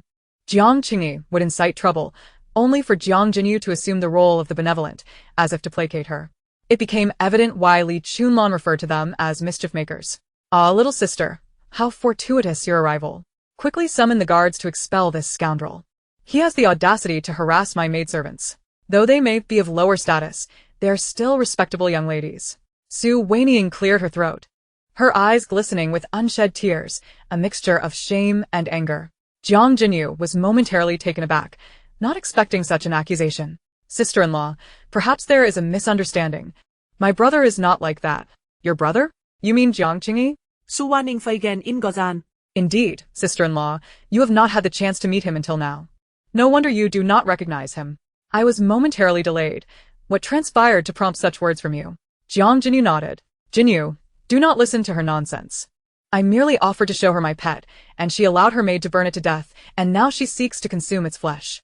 She is the most malevolent woman I have ever encountered. Jiang Qingyi interjected, twisting the narrative to his advantage. Su Wanying Sakop. I would not dare to claim such a visit from the fourth brother. Your pet is a snake, and snakes hibernate. You startled it awake at its most aggressive moment, and unable to pinpoint the true culprit, it could only lash out at me. This was no visit, but a clear intent to harm. Sister-in-law. How can you lie with such conviction? The red serpent would not bite. It is quite affectionate. I even slept alongside it. Upon hearing this, Su Wanying rolled her eyes dramatically. To keep a snake without supervision is akin to raising beasts. Nevertheless, I am certain the fourth brother is not irresponsible and must have cared for his snake well. Thus, this cannot be your red serpent. She chose not to engage further, opting to deny any connection. How can it not be mine? I witnessed it approach and saw your maid kill it. Jiang Qingyi replied, his tone growing harsh. What does your red serpent look like? It has alternating black and red stripes. It is this very snake. Jiang Qingyi gestured toward the lifeless creature. Oh, fourth brother. Look closely. This snake bears no black and red stripes. It is certainly not your red serpent. Su Wanying maintained her composure. The onlookers turned to see the snake reduced to ashes, its original scales unrecognizable, now merely a charred remnant. Jiang Qingyi stared in disbelief, his expression incredulous, unable to fathom her brazen audacity. At that moment, Cui Zhu returned with several cooks, who deftly approached to collect the deceased serpent. Is this little snake sufficient for a pot? Su Wanying disregarded him, focusing instead on her meal. If it is just for the third lady, it will be more than enough, the cook replied. Su, you truly are cold-hearted. When my brother returns, I shall have a serious talk with him to ensure you do not boil him next. Jiang Qingyi, already seething with rage, realized that he had come to torment Su Wanying, only to find himself the one aggrieved. With Su Wanying's nonchalant demeanor, it further pierced his heart, leaving him exceedingly displeased and causing him to utter even harsher words. Fourth brother, please do not inform third brother. There has always been a misunderstanding between my husband and me. If you further tarnish his impression of me, what shall we do? Su Wanying's face was etched with panic, and her tone grew increasingly anxious, presenting herself as a picture of helplessness. Go ahead and report it. Whoever doesn't report is a fool. Look at your audacity. Jiang Jinyu presumed she had capitulated, yet her stubborn retorts swiftly followed, starkly contrasting her previous demeanor. She widened her eyes, fixating on Su Wanying, and demanded, Third sister-in-law. What do you mean? Before Su Wanying could respond, Jiang Qingyi smugly interjected. What else could it mean? Our third sister-in-law has backed down. Indeed. We must summon third brother for this to be effective. Third sister-in-law, had you merely softened your stance earlier, we could have moved past this. Yet you chose this spectacle. And now my ire is not easily quelled. First, you must give the red serpent a proper burial, digging its grave yourself, erecting a headstone, and mourning while offering an apology. Second, you must impose strict punishment on the maidservant by rendering useless the hand that pushed the furnace. I am not as cruel as you, third sister-in-law. The young man stood erect, brimming with vigor, as if crafting poetry, though his words were utterly repugnant. I feel nauseated. Can you not silence yourself? Your speech is more foul than flatulence. The air is thick with its stench. Initially, Su Wanying managed to maintain her pretense. But after hearing Jiang Qingyi's remarks, her expression turned blank, and she began to curse internally. This inner monologue was, of course, crystal clear to Jiang Jinyu. Jiang Jinyu scrutinized her, confirming that the words did not originate from her lips, and the tone was far more genuine than her previous affected manner. Beside her, Jiang Qingyi continued to spew forth his vitriol, articulating remarks of considerable malice. It was apparent he was oblivious to the sudden emergence of such words, and the surrounding maidservants displayed no signs of awareness. Even Su Wanying herself remained unchanged. Jiang Jinyu quietly observed everyone present, and after thorough confirmation, she reached a final conclusion. Only she could hear Su Wanying's true thoughts. Chapter 26. The brutally malicious fourth brother. Stop. I retract my statement. Go ahead and report it. As long as fourth brother is pleased. By the way, fourth brother, since the serpent is not your beloved pet, why not retrieve the red serpent and hand it over to the cook to be stewed? I do not relish eating alone. Serpent soup could be a novel delicacy, and it must be shared with our parents. Su Wanying waved her fan, as though dispersing the surrounding foul air, reverting to her previous irritating demeanor. Goodness. I initially aimed to feign a delicate green tea maiden in this ancient setting for easier survival, yet I never anticipated someone would cause me to break character. What? Su Wanying, do not presume I am afraid. You have shed all pretense, directly demanding my red serpent. It is not just an ordinary snake. It is my cherished pet, akin to family. You vile woman. Witnessing her provocative attitude return, Jiang Qingyi was infuriated, his voice rising in anger. Jinyu, you must adjudicate. Can such a malicious woman as Su Wanying truly be worthy of being our third sister-in-law? Noting Su Wanying's obstinacy, he promptly enlisted others to join in the fray. Jiang Jinyu's mind was elsewhere, appearing dazed until her name was mentioned, jolting her back to reality. Huh? Jinyu, are you alright? You seem distracted, Jiang Qingyi inquired, unable to suppress his concern. I am fine, just momentarily lost in thought. Su Wanying pouted, increasingly irked by Jiang Qingyi, and immediately began probing the system. System. Look how infuriating this little brat is. He is even more detestable than the chubby boy. Quickly, delve into his dark history. A scoundrel like him must have committed numerous vile acts. Upon hearing her call for the system, Jiang Jinyu's heart raced. Were there others present? Then came a peculiar electric sound, a rather eerie noise that exuded novelty. Indeed, this boy is quite a little scoundrel. He is inherently brutal and lecherous, having tormented animals since childhood, and has now escalated to killing. That serpent would not have survived to this day had it not been to intimidate you. He initially intended to extract its fangs one by one, and then skin it. It was only due to the missive from the Marquis of Loyalty and Righteousness that he changed his mind and brought the serpent back to frighten you. Wanying could not help but let out a cold laugh. I knew this little scoundrel was not a true pet owner. All that talk of beloved pets was mere fabrication. Moreover, because of me, that serpent lived an extra day. His nature is truly sinister, transitioning from animal cruelty to killing. If this continues for a few more years, he will surely turn his sights on humans. Purely a psychological deviant. How could the Marquis of Loyalty and Righteousness raise such a wretched creature? By comparison, the chubby boy is far more innocent and kind-hearted. After hearing the system's revelations, Jiang Jinyu felt a chill run down her spine. She couldn't help but glance at Jiang Qingyi, her mind reeling with astonishment, though her exterior remained composed. She had mastered the art of maintaining her demeanor. Wait, since he and Jiang Jinyu are fraternal twins, nearly inseparable, how can Jiang Jinyu be unaware of his actions? Wanying pondered curiously. The system began to explain methodically. Though they are twins, there are inherent differences between genders, and as they grew older, their closeness diminished. Furthermore, Jiang Qingyi enjoyed crushing insects with his bare hands in his youth and would boast to Jiang Jinyu, who found it repulsive and scolded him each time. Eventually, he ceased sharing such activities. The sons of the Marquis of Loyalty and Righteousness have trained in martial arts since childhood. While they do not study the 4 books and 5 classics, lessons in loyalty, filial piety, and propriety are essential. Jiang Qingyi is aware that his peculiar habits are unsightly. Thus he conducts them in secrecy, burying countless small animal corpses in his garden, predominantly rats and sparrows. Recently, he has become infatuated with snakes, particularly venomous ones. But since they hibernate in winter, come spring, countless creatures will likely perish at his hands. Wanying couldn't help but shiver. He buries the corpses of the animals he tortures in his own yard? Is he not afraid of drawing in unclean spirits due to such heavy negative energy? The system was non-committal. A psychological deviant like him likely seeks to summon such unclean entities. Perhaps he would even torture them. TSK. Truly unfathomable is the mindset of a deviant. You mentioned he is brutal and lecherous. Where does the lecherousness manifest? Surely, he does not commit unspeakable acts against animals? Wanying pressed further. His lecherousness is directed towards women. At the tender age of 8, while the chubby boy wet his bed, Jiang Qingyi would toss the corpses of the mice he had tortured into the maidservant's quarters. The maidservant was bathing at the time and rushed out unclothed.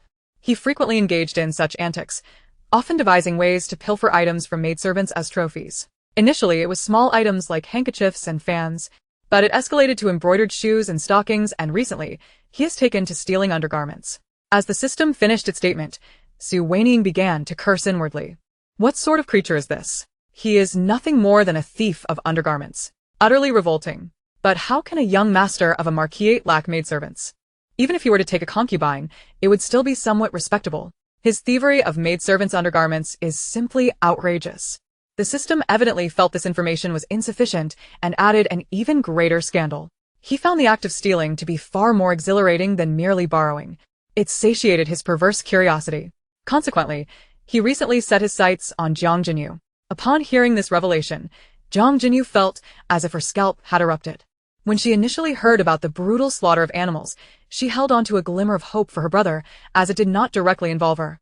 And she did not keep pets. Although his methods were gruesome, they had not escalated to murder, and she believed there might still be a way to redirect him. However, when the system mentioned the theft of the maid's undergarment, she could tolerate it since it concerned the maid who served him. Yet, when the system concluded with the last statement, she felt as if the sky were collapsing around her. Jiang Qingyi. Unable to contain herself any longer, Jiang Jinyu exclaimed. Unaware that his actions had been thoroughly exposed, Jiang Qingyi, who was still spouting nonsensical reasoning, assumed that Wanying was simply unable to counter his claims and felt a surge of self-satisfaction. Suddenly hearing his sister call him by both name and surname silenced him instantly. Jinyu, what is the matter? He swiftly turned to his sister, concern etched on his face. Clearly, his sister held a more significant place in his heart than his quarrels with Wanying. Had this been before, seeing him abandon his current pursuits to focus on her would have delighted Jiang Jinyu. They were twins, raised side by side. and she believed they were each other's most important person. However, now, witnessing the concern on his face, her thoughts shifted from how kind he is to me to is he's so concerned about me because he intends to take my handkerchief, fan, or even my undergarment. This thought gnawed at her like a parasite, filling her with revulsion. After all, she was not a stranger but his sister. Such concern for his sister.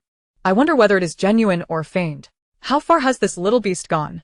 Has he stolen Jiang Jinyu's undergarment? Su Wanying's curious inner voice emerged, laced with disdain. Stealing undergarments is not that simple. While they are siblings and Jiang Jinyu might not be particularly guarded against him, there is still a distinction between the sexes, and they are of an age where they reside in separate quarters. Personal items would certainly be out of reach. However, he has pilfered fans, handkerchiefs, and various other items, filling 2 large boxes. What is there to steal? They are siblings. When Jiang Jinyu learned embroidery, she would undoubtedly make sachets and purses for her family, and as her twin brother, he should have received the most. Especially since they were all made by Jiang Jinyu herself. Is stealing even necessary? Su Wanying genuinely struggled to comprehend the twisted logic of a pervert. Surely, he should possess an abundance of such items without resorting to theft. Indeed, Jiang Jinyu has made him a considerable number of items, all in abundance. However, those he has stolen were specifically for her use: handkerchiefs that had absorbed her sweat, sachets with scent she personally blended, and fans that she had held, all imbued with her feminine fragrance, thus carrying a different significance. Before the system could continue, it was interrupted by Su Wanying's retching sounds. Ugh. I'm going to be sick. System. Can you refrain from using the term feminine fragrance? It has besmirched a perfectly good expression. That scoundrel Jiang Qingyi, having no regard for gifts from others, insists on stealing. Truly deranged. The system replied with a hint of exasperation. Host, you have already deemed him a pervert. So, do not attempt to understand his reasoning. He is not like ordinary individuals. He finds the thrill of stealing far more exciting. Of course, he is fully aware that his actions are wrong, which is why he hides the 2 wooden boxes so deeply, even from his personal servant. Su Wanying's curiosity piqued. Where? I must see how well hidden they are. The system explained. He pried up the bricks beneath his bed, creating a space to conceal the boxes, then replaced the bricks to keep it hidden, to ensure no one would discover it. He took the time to learn bricklaying from a mason, rendering his secret stash nearly undetectable from the surface. Su Wanying could not help but exclaim, TSK.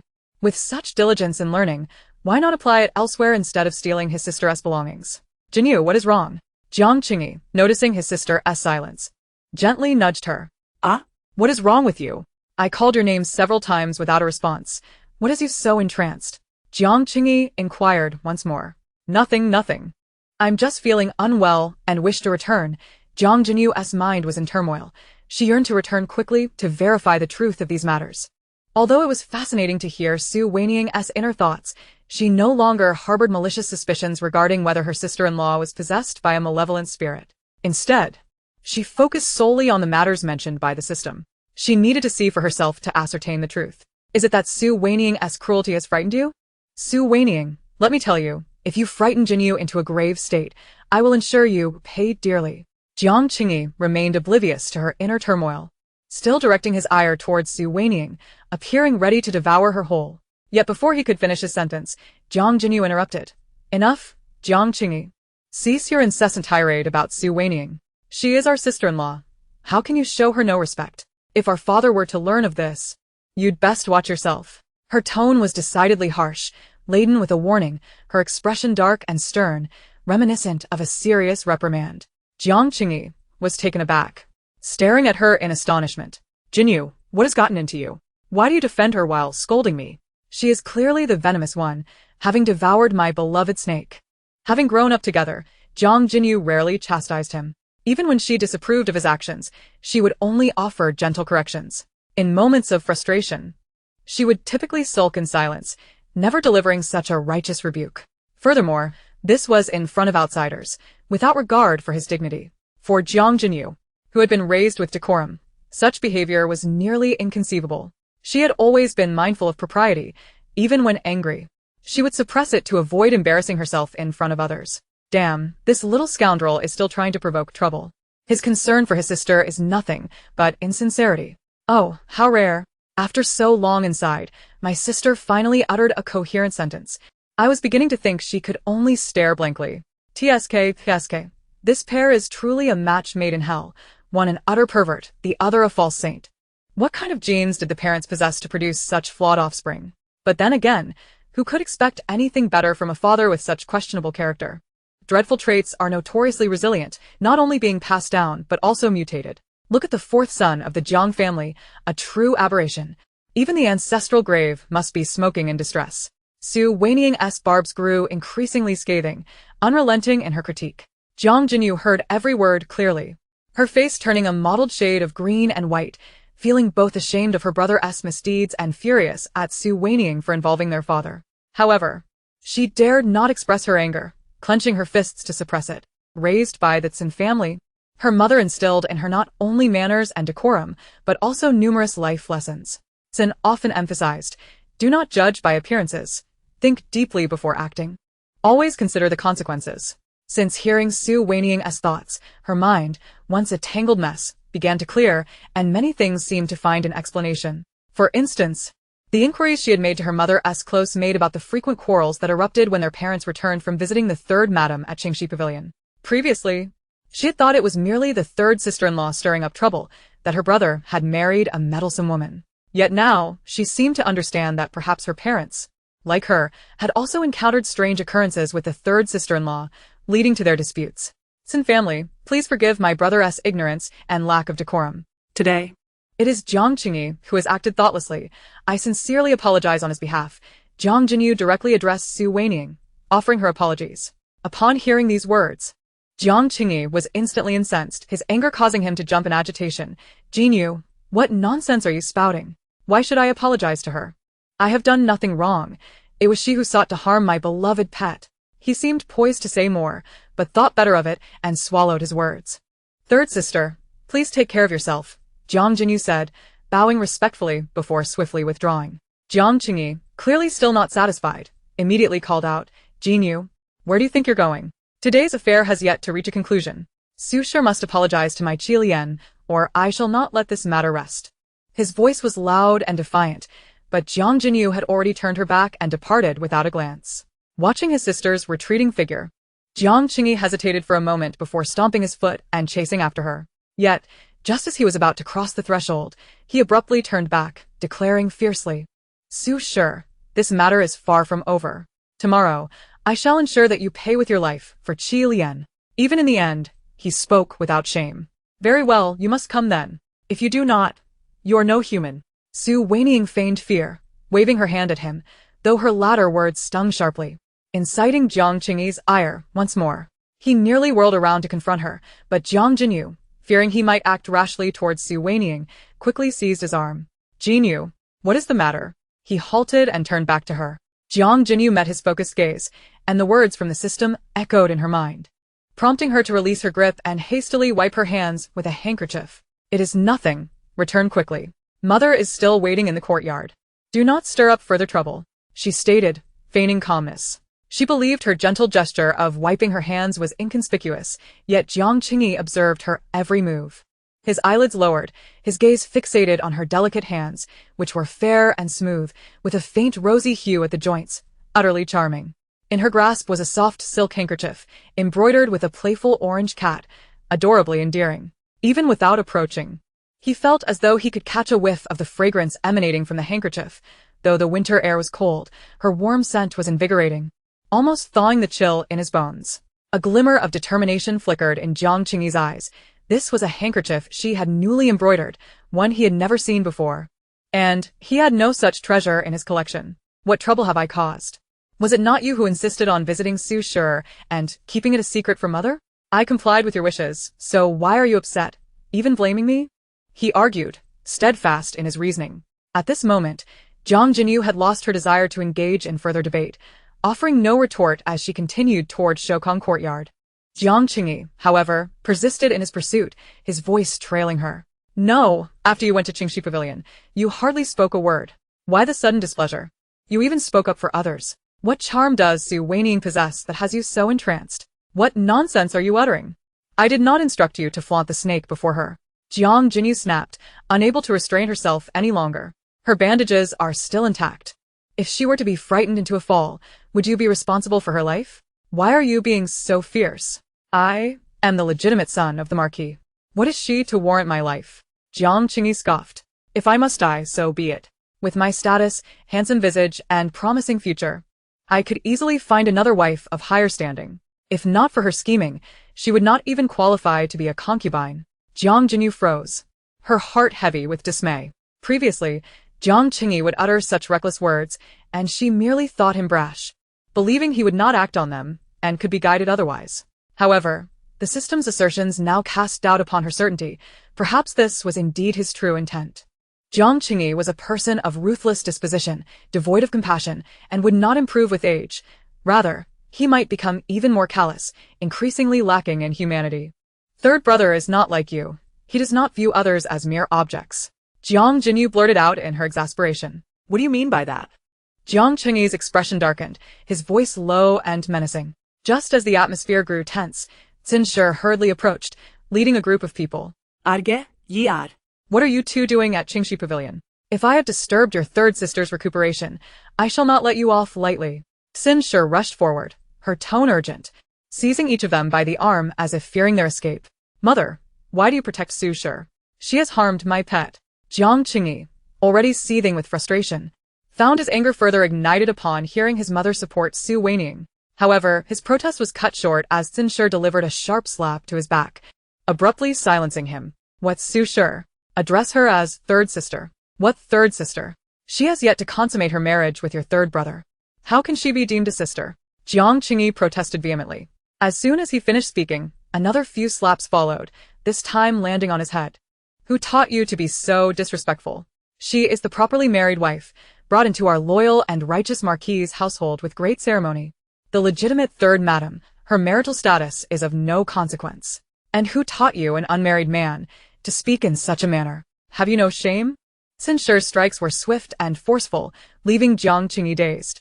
It was well known that Xin Shi valued propriety above all and rarely resorted to physical discipline, especially with her beloved dragon and phoenix twins, whom she cherished dearly, being her children born later in life.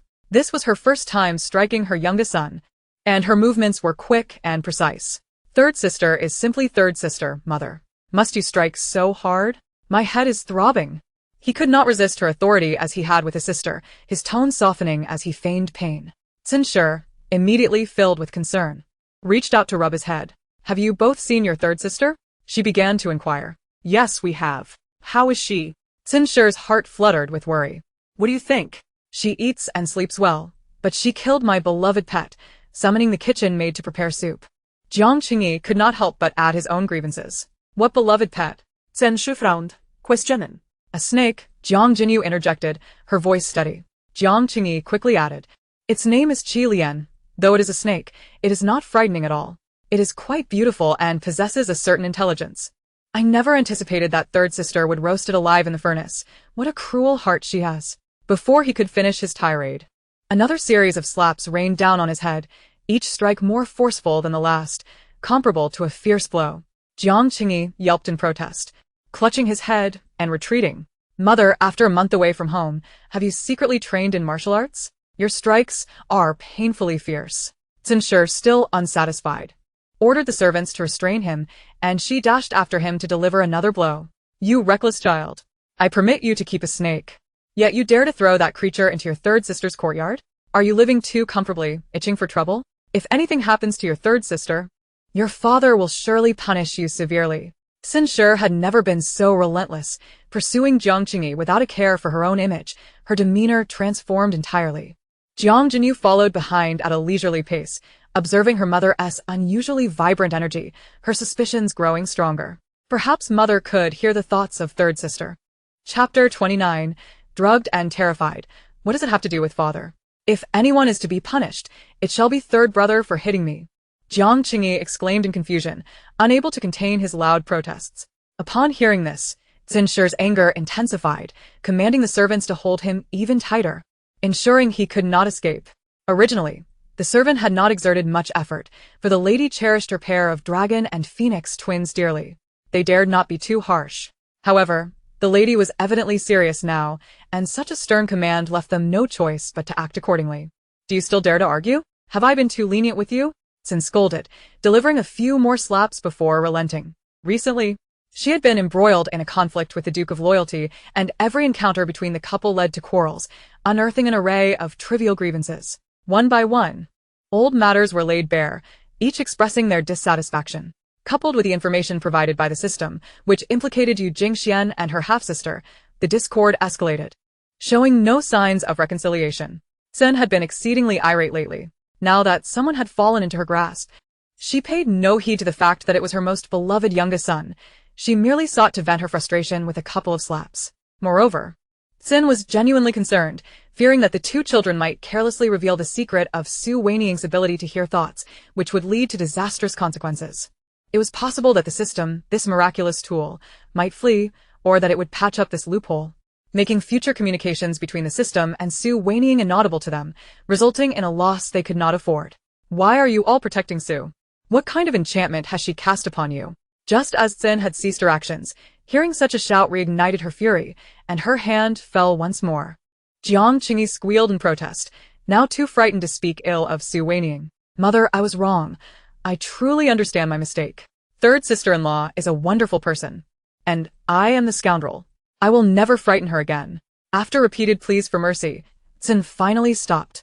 She rubbed her sore wrist, clearly fatigued from the exertion, thinking that next time, she should let the guards deal with him. Come, let us return and speak. The three of them returned to Shokong Courtyard. Once they had dismissed the surrounding maidservants, leaving just the three of them, Sin spoke with a hint of urgency. Did you encounter anything unusual at Qingxi Pavilion? Jiang Qingyi, who had just finished begging for mercy and was hoarse from shouting, was pouring tea. Upon hearing her question, he became anxious. He set down the teacup and replied urgently, Mother, why do you ask again? What could be unusual? I merely took a snake over and got into an argument with third sister-in-law, and then you hit me twice. As soon as he uttered these words, he was met with a glare from Sin. Look, why do you glare at me again? Are you seeking an excuse to hit me? If you want to beat me, just say so.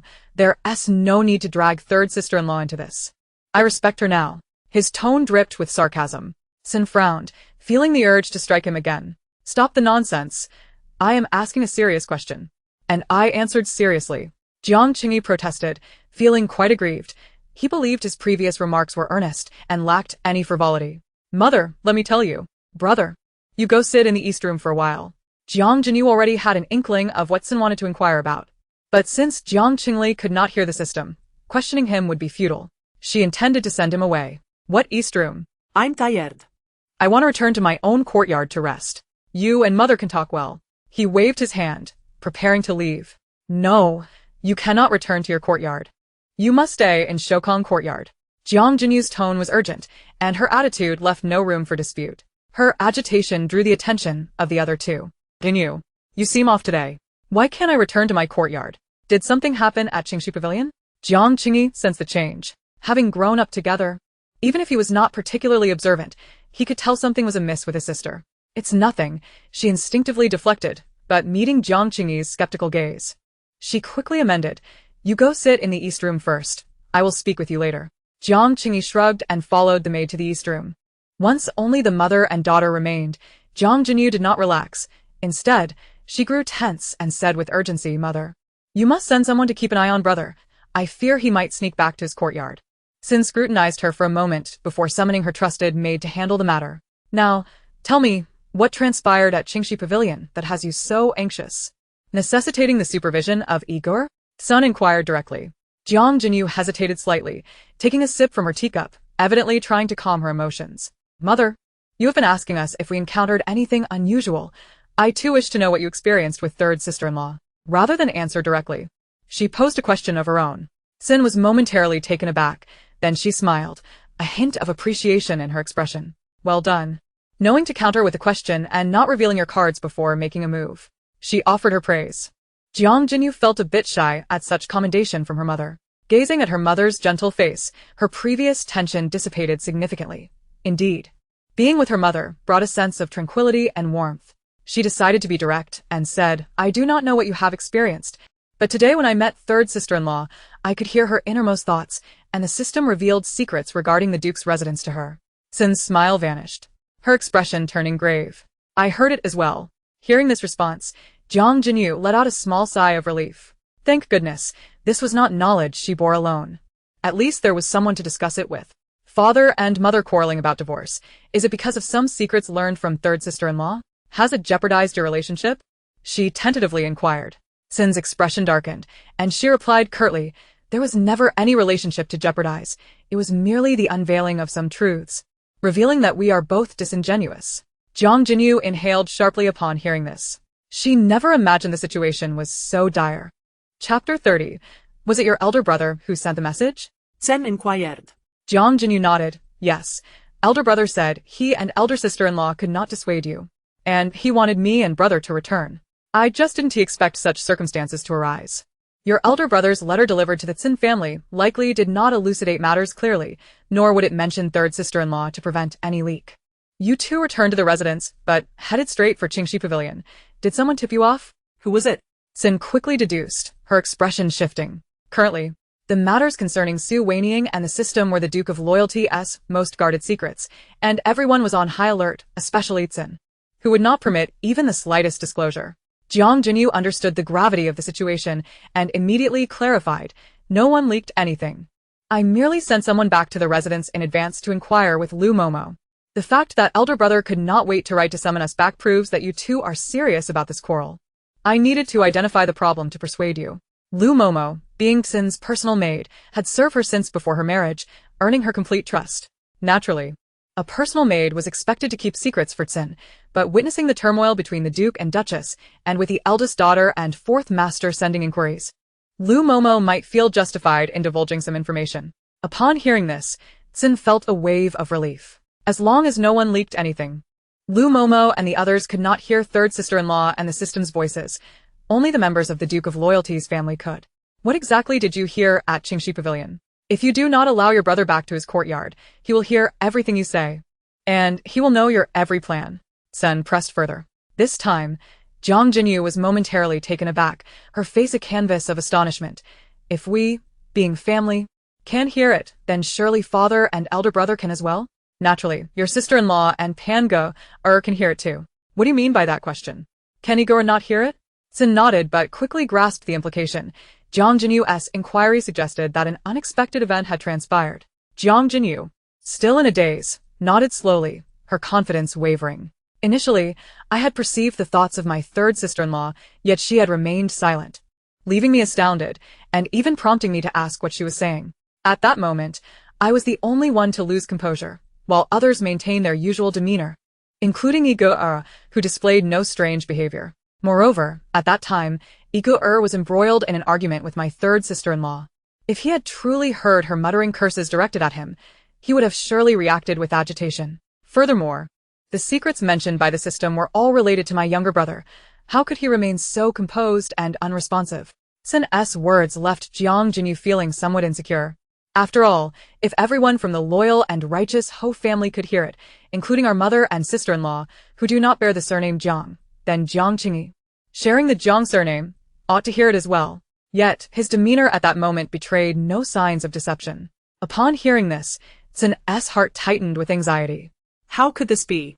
Why was he unable to hear? What secrets had the system revealed to him? Her tone was urgent, and Jiang Jinyu recognized the pressing nature of the situation, hastily relaying the details of Jiang Qingyi's cruel treatment of animals. Sin gritted her teeth in anger. How outrageous! The Jiang family has always upheld loyalty and righteousness, instilling in their children the principle of never bullying the weak. How could he behave in such a disgraceful manner? Jiang Jinyu tentatively inquired, is it possible that Igor cannot hear the thoughts because of his misdeeds? If he were to amend his ways, would he then be able to hear? Sin initially nodded, then immediately shook her head. It is not certain.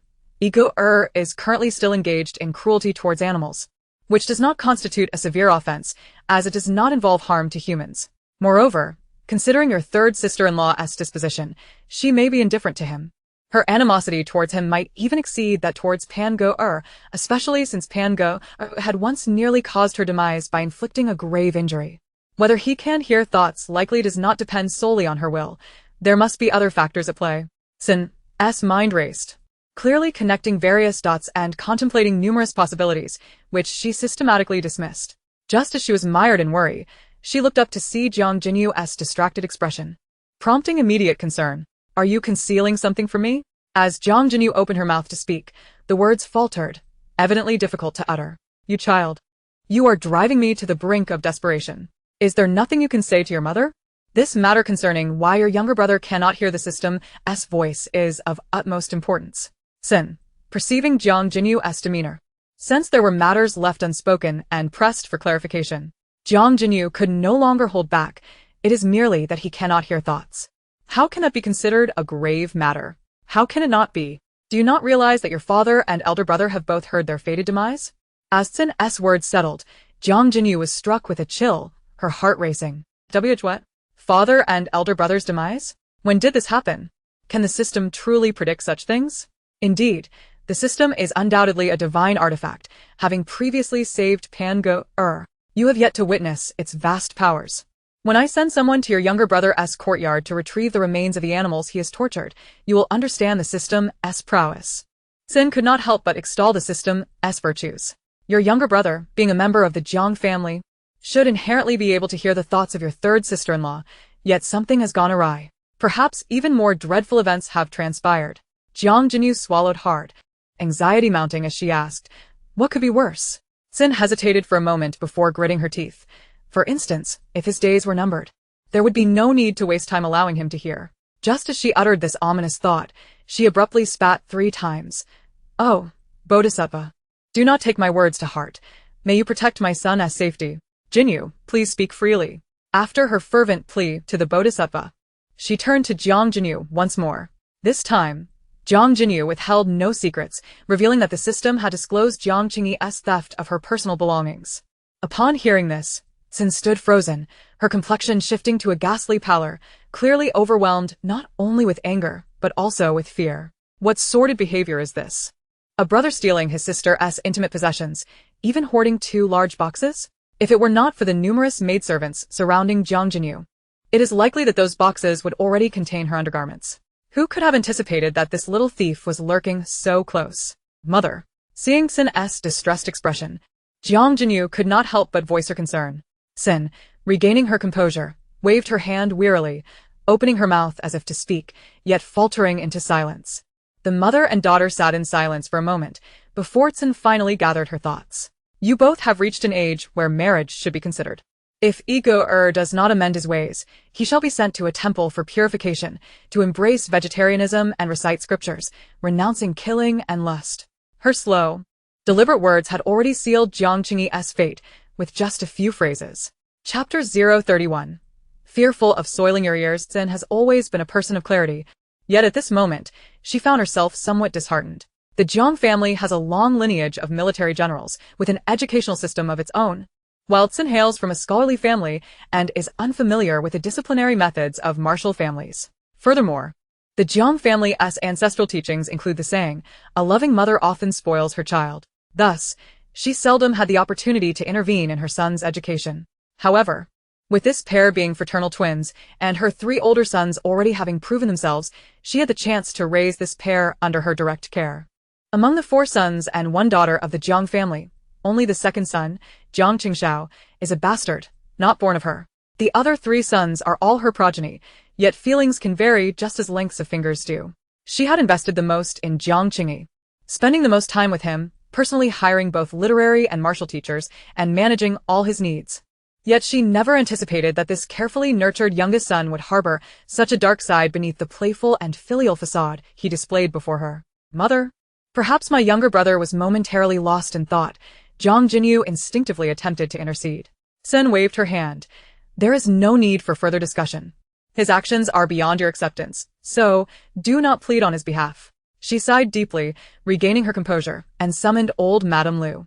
Send the servants in the young lady's and 4th master's courtyards away, telling them I am pleased and distributing silver rewards for them to rest. Instructing them to return in 3 days to serve. Be swift. Once they have left, seal off 4th master's courtyard and retrieve an item from beneath his bed for me. Old Madame Liu, perplexed by the lady's sudden, decisive actions, noted her grim countenance and recognized that this was not the time for explanations. She simply needed to follow orders. Once old Madame Liu departed, the room was once again filled only with the mother and daughter. Sin sighed lightly. Jinyu, look at the state of the world. Clearly, it was your younger brother who erred, yet I must maneuver discreetly to avoid arousing suspicion. I must shield both you and him. providing cover while refraining from directly sealing the courtyard, lest it provoke abundant speculation. Should any meddlesome individuals inquire further, they might uncover some truths, damaging the reputation of the Ho family. She was evidently seizing this opportunity to impart wisdom to her daughter, and Jiang Jinyu nodded in earnest, listening intently. Meanwhile, Jiang Qingyi, sipping tea in the eastern chamber, was unable to remain seated, increasingly unsettled by the situation. He had initially intended to investigate Su Wanying under the pretext of Jiang Jinyu's suggestion, yet when the moment arrived, her involvement proved fruitless. For it was well known that Jiang Jinyu possessed a sharp tongue, having been cultivated by Tsin to always persuade with reason.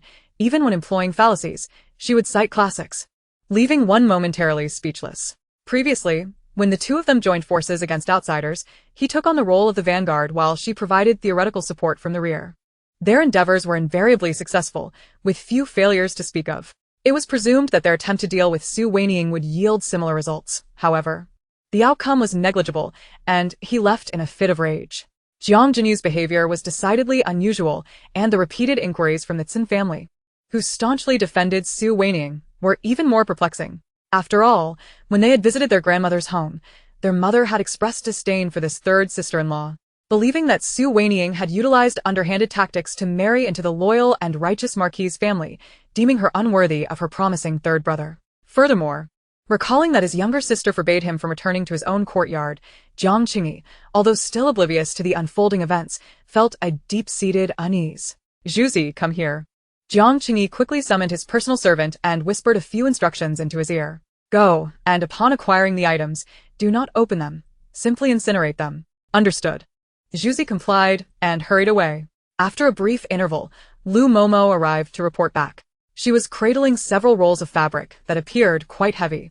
While en route, some servants offered to assist her in delivering them, but she graciously declined, citing the precious nature of the materials which could not withstand any mishaps. And no one questioned her. Upon entering the main courtyard, Lu Momo carefully placed the fabrics on the table, arranging them to reveal 2 wooden boxes within. "Were you successful?" Tsin inquired. The old servant has already instructed someone to seal off the courtyard. Bai Ji approached, stating that the 4th master's personal servant Zhuzi had slipped out of Shokong Garden. Fearing that the task you entrusted to me might not be completed, she hastily came to inform me, worried that the servant might exploit the situation. I immediately had someone guard the entrance, and ultimately apprehended him at the dog hole in the corner. Upon hearing Lu Momo's account, Tsin closed her eyes momentarily, clearly realizing that Jiang Qingyi felt guilty and sensed something amiss, prompting him to attempt to destroy the evidence in advance. "Go on." She waved her hand, dismissing Lu Momo. Once the room returned to silence, Tsin proceeded to open the 2 wooden boxes, revealing an assortment of round fans, handkerchiefs, and fragrant sachets. "Look, are these your possessions?" She pushed the box towards Jiang Jinyu. Jiang Jinyu promptly examined the contents, and a chill gripped her heart. It was evident that these items belonged to her. Several sachets were ones she had previously crafted, showcasing her less-than-perfect embroidery skills, with designs that appeared somewhat rigid. Nevertheless, they held significant sentimental value, and she had intended to keep them until her skills improved, allowing her to compare her progress. Yet now, when she sought them, they were nowhere to be found, and she had initially assumed her maid had carelessly misplaced them. It turned out they had been stolen, and these 2 boxes were filled with cherished memories. "They are mine." She nodded. The mother and daughter exchanged glances, each reflecting a tinge of despondency and disappointment on their faces.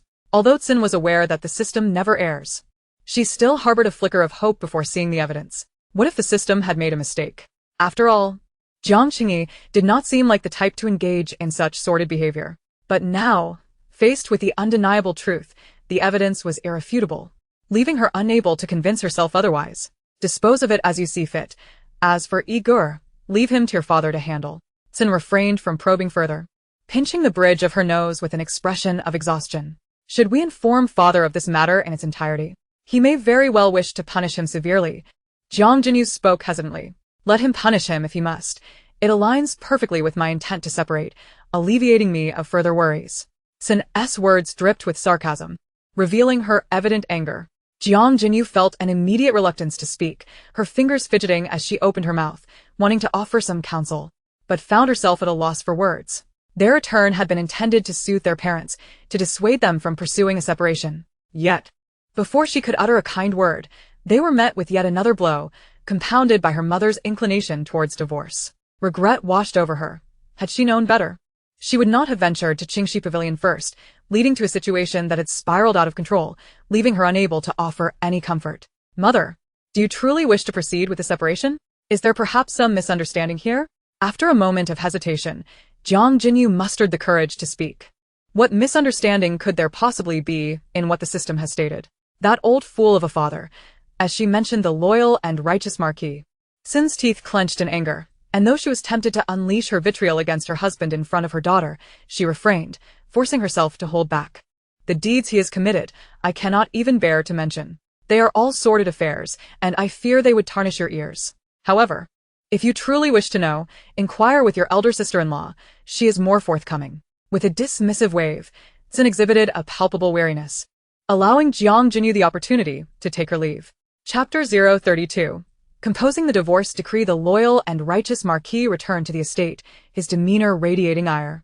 He strode purposefully towards Shoukong Garden, his brow furrowed in frustration. My lord, allow me to inform the lady of the house, the gatekeeper promptly offered upon seeing him, eager to relay the message. What need is there for an announcement? I am entering my own home, the Marquis retorted impatiently, striding past without a hint of hesitation. All of you leave. Upon entering the main courtyard, he found Sin reclining on a chaise, her eyes closed in repose, while a young maid squatted nearby, diligently massaging her legs. He impatiently shooed them away. Has the Marquis returned from the court only to unleash his frustrations at home? Sin lifted her eyelids briefly to glance at him before quickly closing them again, her brow furrowed as if confronted with some ominous presence.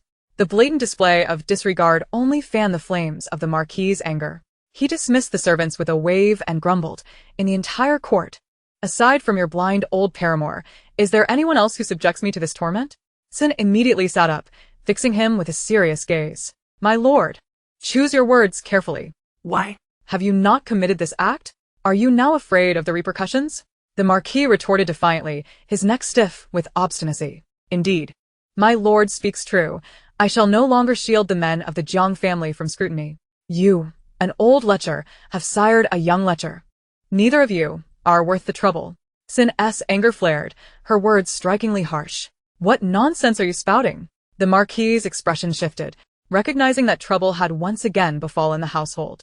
Consider my words mere folly, but do hasten to seek out a few concubines. I am weary today, and shall discuss matters tomorrow. Sin, seeing his simmering rage, did not wish to engage further and sought to dismiss him. Having said this, she reclined back, her eyes closing once more, feigning a readiness to sleep, entirely uninterested in his presence. The loyal and righteous Marquis, piqued by curiosity, was determined not to let her off easily. He approached her directly and nudged her. Speak. What on earth has transpired in the household? My lord's temper is quite volatile today. I dare not speak casually. Should I provoke your ire, the consequences would be dire. You must seek answers from others. Sin, Recalling his earlier outburst, intentionally left him hanging. The Marquis, increasingly anxious, exclaimed, something significant must have occurred in the household. And you are clearly trying to conceal it from everyone. Who else am I to inquire of? Your concubines are all quite adept. You might inquire of them. Sin replied. Turning her back to him, the Marquis, infuriated, felt his temper flare. Her certainty in her statement only confirmed his suspicion that the concubines had gleaned nothing useful, leaving him with no choice but to extract answers from her. Otherwise, any attempt to ask others would be futile. Sinning, what is the meaning of this? Are you trying to assert your authority over me? If you can manage this household, then do so. If not, allow someone else to take charge. The loyal and righteous Marquis was already in a foul mood after a quarrel with Yu Jingxian at court earlier that day. And perhaps due to the resurfacing of past grievances with Sin, he found her more irksome than usual. Even the mere act of locking eyes with her ignited an impulse to lash out, his hands itching with pent-up frustration. Ha! My lord should have expressed this sentiment sooner. Come, allow me to personally attend to the ink and paper. Please take your seat, and let us promptly draft this divorce decree. Once we have both affixed our signatures, we shall part ways. I need not gaze upon your weary visage, nor must you concern yourself with my countenance. Elevate whichever concubine you desire. Sin spoke without reservation, rising from her reclined position to prepare the writing materials herself. The loyal and righteous Marquis scoffed, following her to the table, where he seized the brush and began to compose the divorce document with fluid strokes, as if inscribing not a decree of separation, but rather a manifesto of freedom and enlightenment. Their quarrel echoed loudly, reaching the ears of the gatekeeper maid outside. Such matters, which pertain to their master's reputation, should ideally go unnoticed, but as it had escalated to the point of drafting a divorce decree, the maid hastened to seek counsel from Lu Mama. In matters of marriage, we are bound by threads of fate across lifetimes. You and I are but ill-fated partners, having mistakenly become a couple, yet transformed into adversaries. Since we have grown weary of one another, it is best we return to our respective families and seek solace elsewhere. Let us part on amicable terms, and ensure we do not meet again. The document was written with remarkable speed, barely pausing, and the opening statement, meticulously crafted, was clearly not in the style of the rough-hewn Marquis. Sin narrowed her eyes, unable to suppress a mocking smile. It appears the Marquis was rather eager. This divorce decree seems to have been prepared in advance, perhaps polished by some eloquent gentleman? What eloquent gentleman? Who would I seek for refinement? That phrase, "Let us return to our homes and seek our mothers," is not something those literary types could ever articulate. Such a direct hit is beyond their capabilities. The loyal and righteous Marquis dismissed her, adopting an air of superiority. Sin raised an eyebrow, casually retorting, "Ah, I see now. It seems only this line was penned by you, while the rest is the work of others. You speak nonsense. These words are all mine. I wrote them right before your eyes. How could you claim otherwise?" The Marquis, vexed, nearly pointed accusingly at her. In the face of his palpable frustration, Sin remained composed, further inciting his ire. During their earlier days of affection, he had admired her calm demeanor, believing her to possess remarkable restraint. Yet now, confronted with their emotional disintegration, her poised exterior struck him as a facade. Perhaps she was seething inside while maintaining a facade of tranquility, a clear display of hypocrisy akin to Yu Jingshuan's duplicity. Why prolong this idle chatter? Sign the document. Or, do you secretly wish to delay, my dear? The Marquis retorted with a sardonic tone. Sin promptly picked up the brush and, without a word, inscribed her name. Before we could rest, the Marquis has already begun to speak in his sleep, she remarked after signing. Their gazes met, and the Marquis took the brush, preparing to inscribe his name. Just as he was about to do so, a sudden knock echoed from outside. "Marquis, madam, the third young mistress has sent some food. She insists you both partake while it is warm," Lu Mama's voice called out. The couple exchanged glances, and the Marquis set the brush back on its stand. The matter concerning the third daughter-in-law seemed pressing. It might even be some divine revelation. "We can sign after we investigate," he declared with conviction. Sin opened her mouth, seemingly ready to offer a sarcastic comment, but ultimately refrained. "Very well. There is no rush for the divorce tonight." As the door swung open, the two emerged with calm expressions. Lu Mama, carrying a food box, discreetly assessed their demeanor. Noticing their attire was neat and their bearing composed, she couldn't help but let out a sigh of relief. Thankfully, it seemed there had been no altercation.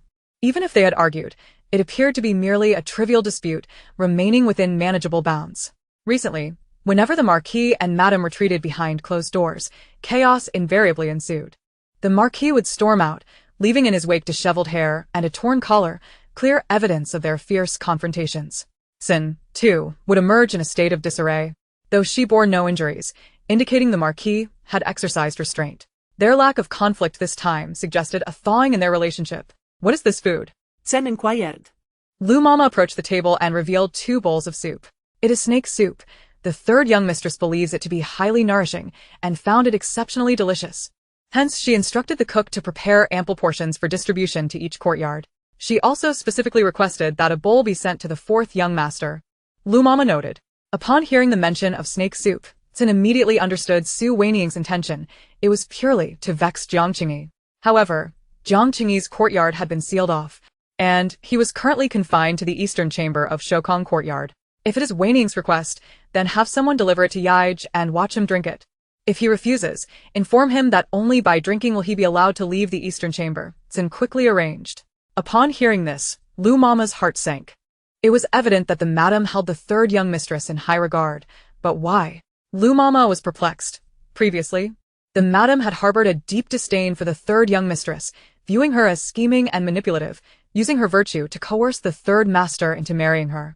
Why was she now placing such importance on her? Even amidst a quarrel with the Marquis, upon hearing that the third young mistress had sent something, they both immediately ceased their altercation. During arguments, emotions run high. Unless the world were to collapse, All other matters are pushed aside until the dispute concludes. Yet both the Marquis and Madame managed to rein in their emotions. And the offering from the third young mistress was merely a bowl of soup, far from a matter of great significance. It had been ages since the delicious snake soup was last savored, and indeed, its flavor was exquisite. The loyal and righteous Marquis eagerly lifted his bowl, drinking heartily, neglecting even the snake meat within. He relished the dish, while Tsin hesitated to touch her bowl. Clearly, she struggled with her emotions. She harbored a deep-seated fear of snakes, and thus dared not consume its flesh. "Why do you not eat?" The Marquis, having noticed her inner turmoil, inquired mischievously. "I cannot bear it. A year before my marriage, around the time of the Dragon Boat Festival, I went for a walk with two maids along a path and encountered a snake. Both sides froze in shock. The maid screamed, which only heightened the panic, and we all fled in unison. Tsin picked up a piece of snake meat, observing its perfectly cubed form and the discernible patterns of its skin, sending shivers down her spine. Though it had been many years, the memory remained vivid, evidently leaving her with a psychological scar. The loyal and righteous Marquis, unable to contain his laughter, exclaimed, "Oh dear, how unfortunate, I was not present to witness. A mere slender creature, and you were so frightened that it lingers to this day. Besides, that beast was probably more terrified of you. What was there to fear?" Tsin shot him a glare, clearly feeling there was little to be gained from conversing with a man of such coarse disposition. After much hesitation, she finally lifted the bowl and took a sip of the soup. The cook's skills were indeed commendable. The broth was delightful, its warmth soothing as it slid down her throat. Yet, due to her psychological aversion, Tsin still felt uneasy, nearly retching. If you cannot eat, then do not force yourself," the Marquis said, widening his eyes in alarm. "How could you refuse the third daughter-in-law's heartfelt offering?" Tsin was resolute. It was not genuinely about honoring her intentions. Rather, the situation concerning Su Wanying had taken precedence, and whatever she requested must be fulfilled. As long as Su Wanying is in good spirits, the system's revelations will be plentiful in the future, allowing one to discern the fate of the loyal and righteous Marquis. Escaping calamities and soaring to great heights is but a matter of time. Observing that she was forcing herself to eat, the Marquis of Loyal and Righteous could not help but let out a low sigh and began to recount tales from the military camp. "Previously, during my campaigns in the wilderness, that pack of despicable vermin in the capital greedily consumed the soldiers' rations. With supplies running low and no oil to speak of, we soldiers resorted to foraging in the wild. Anything that flew in the sky or swam in the water, any creature possessing even a modicum of flesh, was caught and devoured, bugs included. There were two types of insects, the plump, soft ones and the hard-shelled variety. Yet, regardless of the type, a little oil brushed on and roasted over a fire rendered them particularly delectable." As he spoke of military exploits, the Marquis grew more animated. However, Tsin felt a chill run down her spine and quickly interjected, "All right, enough of that. I might just vomit." Perhaps in comparison to the mention of insects, the snake soup before them became somewhat easier to swallow, and Tsin even dared to take a couple of bites of the snake meat, her nausea dissipating. After they finished the soup, a young maid approached to clear the bowls when Tsin abruptly called her back. "Is there something at the bottom of the bowl?" The maid halted immediately and turned the bowl over, revealing a sticky piece of paper affixed to the bottom. Tsin reached out to take it, unfolding it to discover a crooked line of writing. "There is treasure in Jiang Qingji's garden. Go dig it up, and not a sound shall be uttered." She handed the note to the Marquis, who squinted in an effort to decipher it before exclaiming, "Whose handwriting is this? It's worse than my own. What treasures could possibly lie in S garden? Surely not mountains of gold and silver?"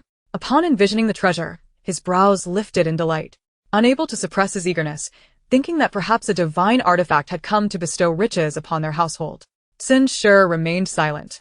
She had initially intended to inform the Marquis of this matter upon his return, but in the heat of their quarrel, they had momentarily forgotten about Jiang Qingyi's mischief. Now, with the third daughter-in-law bringing forth the note as a grievance, it was clear that Jiang Qingyi's act of casting a snake at Qingxi Pavilion had directly provoked Su Wanying, compelling her to resort to such measures of retribution. Igor's courtyard had already been sealed off. The Marquis should take him to dig it up, ensuring that this matter does not leak out. Moreover, the third daughter-in-law's possession of the divine artifact was unknown to him, so do not mention it yet.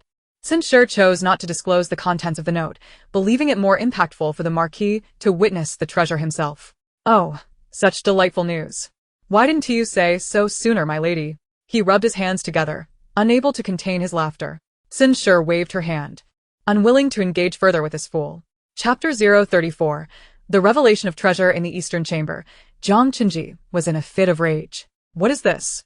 Su Wanying sends you to deliver snake soup to me, and you comply? Who does she think she is, for you to heed her commands? I command you to take this bowl of snake soup to Qingxi Pavilion and throw it directly in her face. Ha! What does she mean by this? Is she mocking me with a bowl of snake soup while she enjoys lavish feasts in her courtyard, leaving me wrongfully confined here? Have you communicated my wishes? I demand to see my mother. He had been imprisoned for most of the day, with nothing to do but eat and relieve himself, unable even to exit the room. Furthermore, his personal servant, Zhuzi, had been sent out and had yet to return, leaving his whereabouts a mystery. Inquiring among the servants of Shokong Courtyard yielded no information. He felt utterly isolated, akin to being locked in a dungeon. You insolent brat, are you chewing on maggots to speak so harshly?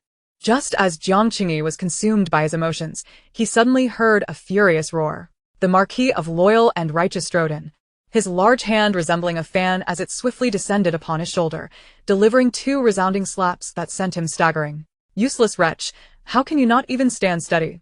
The Marquis chastised.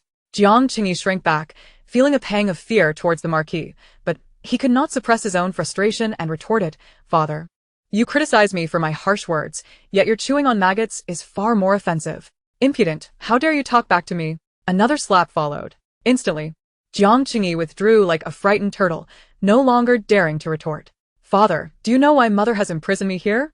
She won't let me out. After coming from Qingxi Pavilion today, both she and Jinyu were acting strangely. Has the third sister-in-law bewitched them? He could not help but seek information. Upon hearing this, the Marquis burst into laughter. Do not fret, I shall take you out. Your mother confines you not as punishment, but out of fear that you might leak information. What information? Jiang Qingyi inquired immediately. Good news, monumental good news. My son, a pie has fallen from the sky right into your lap. The Marquis lowered his voice for the latter part of his statement. Ah, what pie? Jiang Qingyi exclaimed, his surprise giving way to uncontainable joy. The Marquis, being a man of high rank, generally remained unmoved by ordinary good fortune, thus it must be something truly extraordinary to merit such a description. Jiang Qingyi's heart brimmed with anticipation. No need to rush. First, finish the snake soup. The Marquis gestured toward the bowl nearby. Jiang Qingyi rolled his eyes. His excitement had been ignited, yet his father seemed in no hurry, insisting he drink the soup. Father, let us hasten to claim the pie. We must not allow others to beat us to it. There is no time to waste on this wretched snake soup. Drink, you must drink. This was sent by your third sister-in-law. Your mother and I have both partaken. How can you refuse? Upon hearing this, Jiang Qingyi's defiance grew. Did the third sister-in-law send you both snake soup? What does she mean by this? To humiliate me before the entire family? Before he could finish his thought, a sharp slap landed on the back of his head, clearly delivered by his father's iron-like hand. Cease your nonsense and drink. If you dilly-dally, I'll make you regret it. With a few terse threats of severe punishment, who would dare to defy him? Even if Jiang Qingyi felt immense dissatisfaction, he could only resign himself to lift the bowl. He truly wished to ask if this third sister-in-law was Su Daji. For not only had his mother and younger sister been bewitched, but now even his father had turned against him. You're dawdling like an old donkey grinding corn. Do you still wish for that pie from the sky? The Marquis, observing his sluggishness, began to grow impatient. I cannot drink it all. Just a token sip suffices. For the third sister-in-law did not require me to finish it. Jiang Qingyi took a few sips before setting the bowl down. Unsurprisingly, the back of his neck received another sharp blow, this time from the Marquis with much greater force, making him stagger forward a few steps. Finish it. If you can't, you won't be allowed to go anywhere tonight. As he spoke, he cracked his knuckles ominously, the sound echoing menacingly. Jiang Qingyi, fearing his father's iron-fisted discipline, dared not speak back or delay any further, and obediently drank the soup, finishing every last piece of snake meat, even sucking the bones clean. Is that sufficient? He asked. Come, I shall take you to dig. The Marquis was finally satisfied, delivering another slap to his back as he pushed him forward. This time, Jiang Qingyi felt no pain. Rather, the slight discomfort only heightened his excitement. On their way, they encountered Jiang Qingzhong, who appeared anxious and called out, Father, you absolutely must not sign the divorce papers with Mother. The Marquis furrowed his brow. Who has been whispering in your ear? I have already prepared the divorce papers. Your mother has signed them. I merely await my signature, and then we will part ways. Don't worry, I shall find you a young and beautiful bride. Jiang Qingzhong received the news and hurried over, running 3 steps at a time. Upon hearing the words, he immediately gasped in disbelief. Father, please refrain from making such absurd statements. Mother does not truly wish to part ways with you. A few gentle words from you would easily soothe her. How dare you imply that your father lacks sense? It seems you're itching for trouble. I have yet to settle the score for the last time you got me drunk under the stars, and now you dare to escalate matters. The loyal and righteous Marquis's expression darkened instantly, his fists clenched, ready to confront his eldest son. Jiang Qingyi quickly intervened, reminding him, Father, now is not the time for such discussions. Let us not forget the momentous occasion at hand.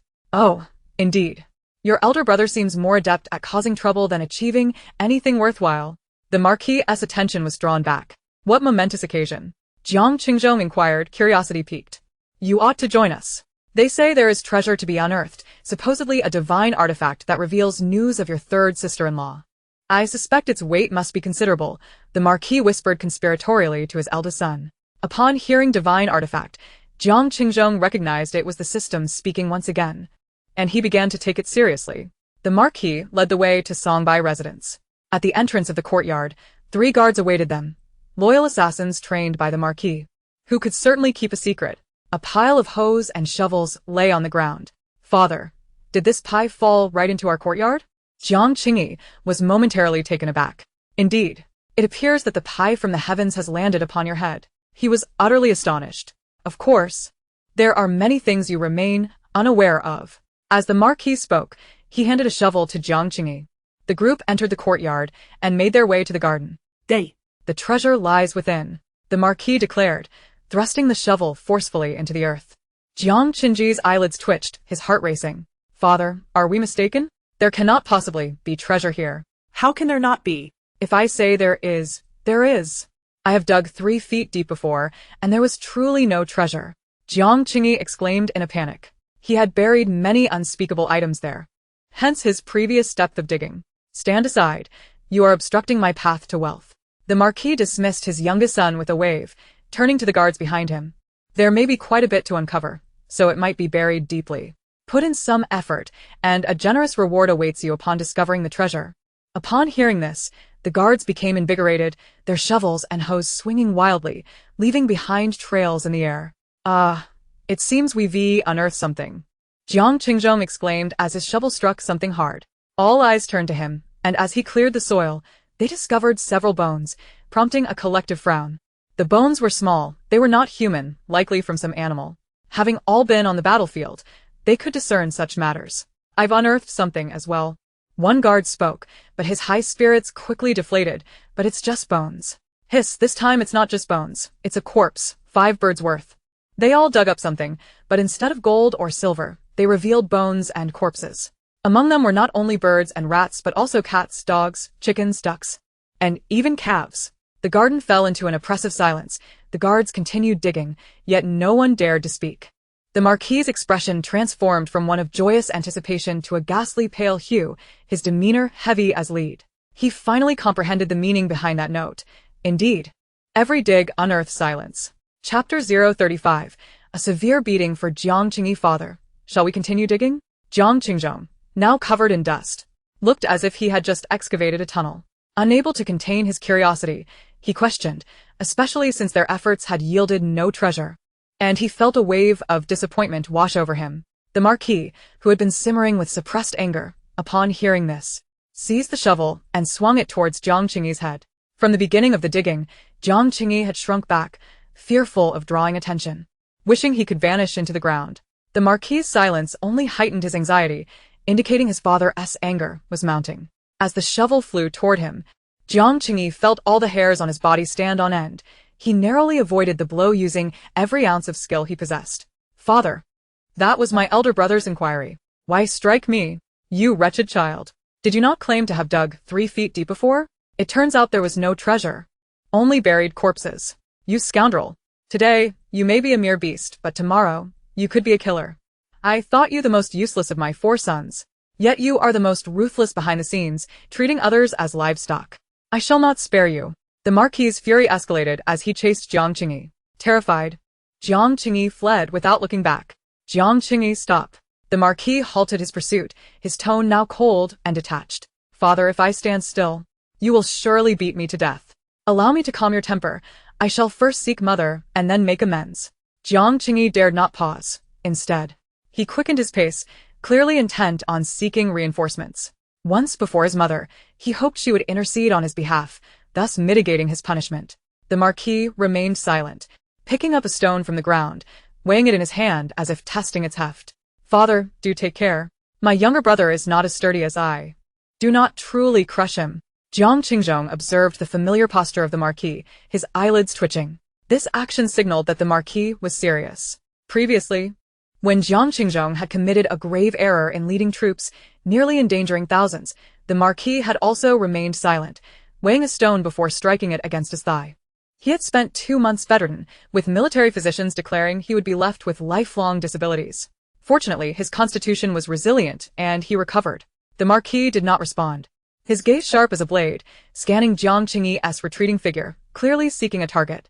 Younger brother, return at once, or you shall truly be struck down. Jiang Qingzhong shouted urgently. He feared his father's silence.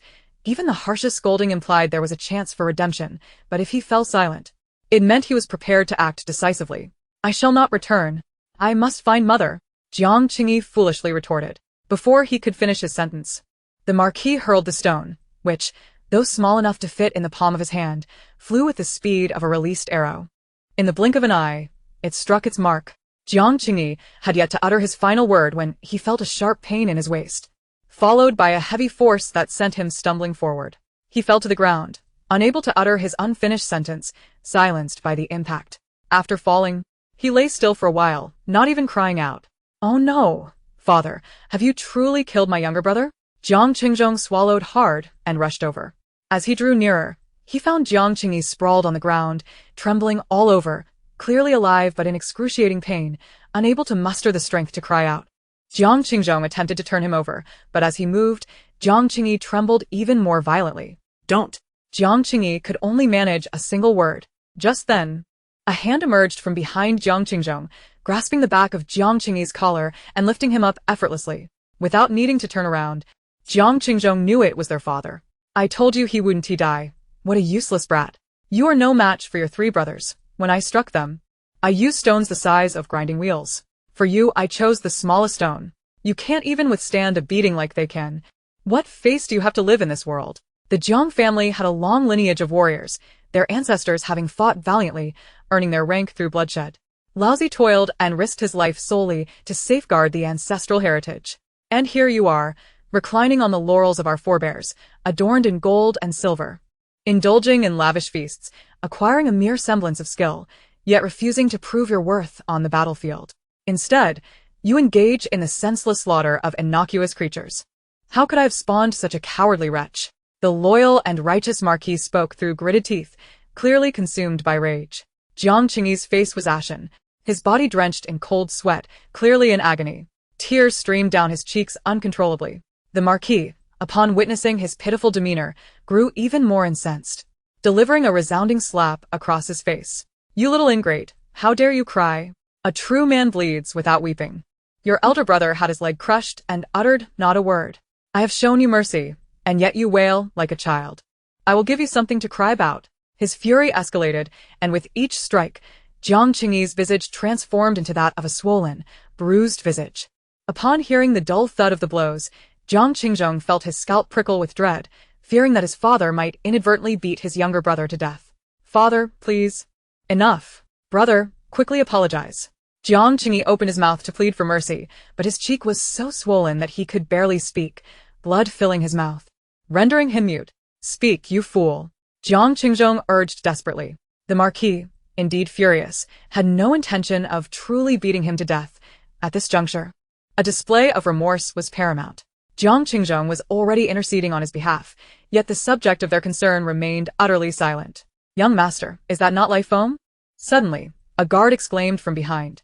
The Marquis's hand halted midair, and all turned to gaze in that direction, where one of the guards cradled the lifeless body of a wolf. Although the carcass was decayed, clearly having perished 3 or 4 months prior, their long-standing encounters with wolves allowed them to identify it. The unweathered, grayish fur and the exposed sharp canines confirmed its identity. Jiang Qingyi, apart from his usual training, had a penchant for raising wolves, showing a particular fondness for the most feral among them, gradually taming them into obedient companions. Lai Feng was the alpha wolf he had triumphed over, nurturing its cub from infancy. Indeed, Lai Feng was his most prized wolf. Possessing both the ferocity of its kind and an unwavering loyalty to his commands, exhibiting intelligence akin to that of an 8 or 9-year-old child. However, the lifespan of a wolf is tragically brief, and Lai Feng swiftly aged from its prime to its twilight years. One fateful day, Lai Feng vanished, prompting the Marquis to dispatch all the guards in search of it, yet its whereabouts remained elusive. At the time, some consoled him, suggesting that wolves, sensing their impending demise, often seek out serene places to pass away alone, wishing to spare their loved ones the sorrow. Jiang Qingzhong found solace in this notion, believing that Lai Feng, being so astute, might indeed have sought to spare him heartache. Yet now, with the body of Lai Feng laid bare before him, the harsh reality crushed his once hopeful aspirations. Chapter 036. The Ultimate Humiliation. Jiang Qingyi, you beast. Jiang Qingzhong trembled, gently caressing Lai Feng's remains, his eyes blazing with fury. He lunged forward, seizing Jiang Qingyi from the Marquis's grasp, and delivered a punch to his abdomen. A muffled groan escaped Jiang Qingyi's lips as he coughed violently, blood spattering forth.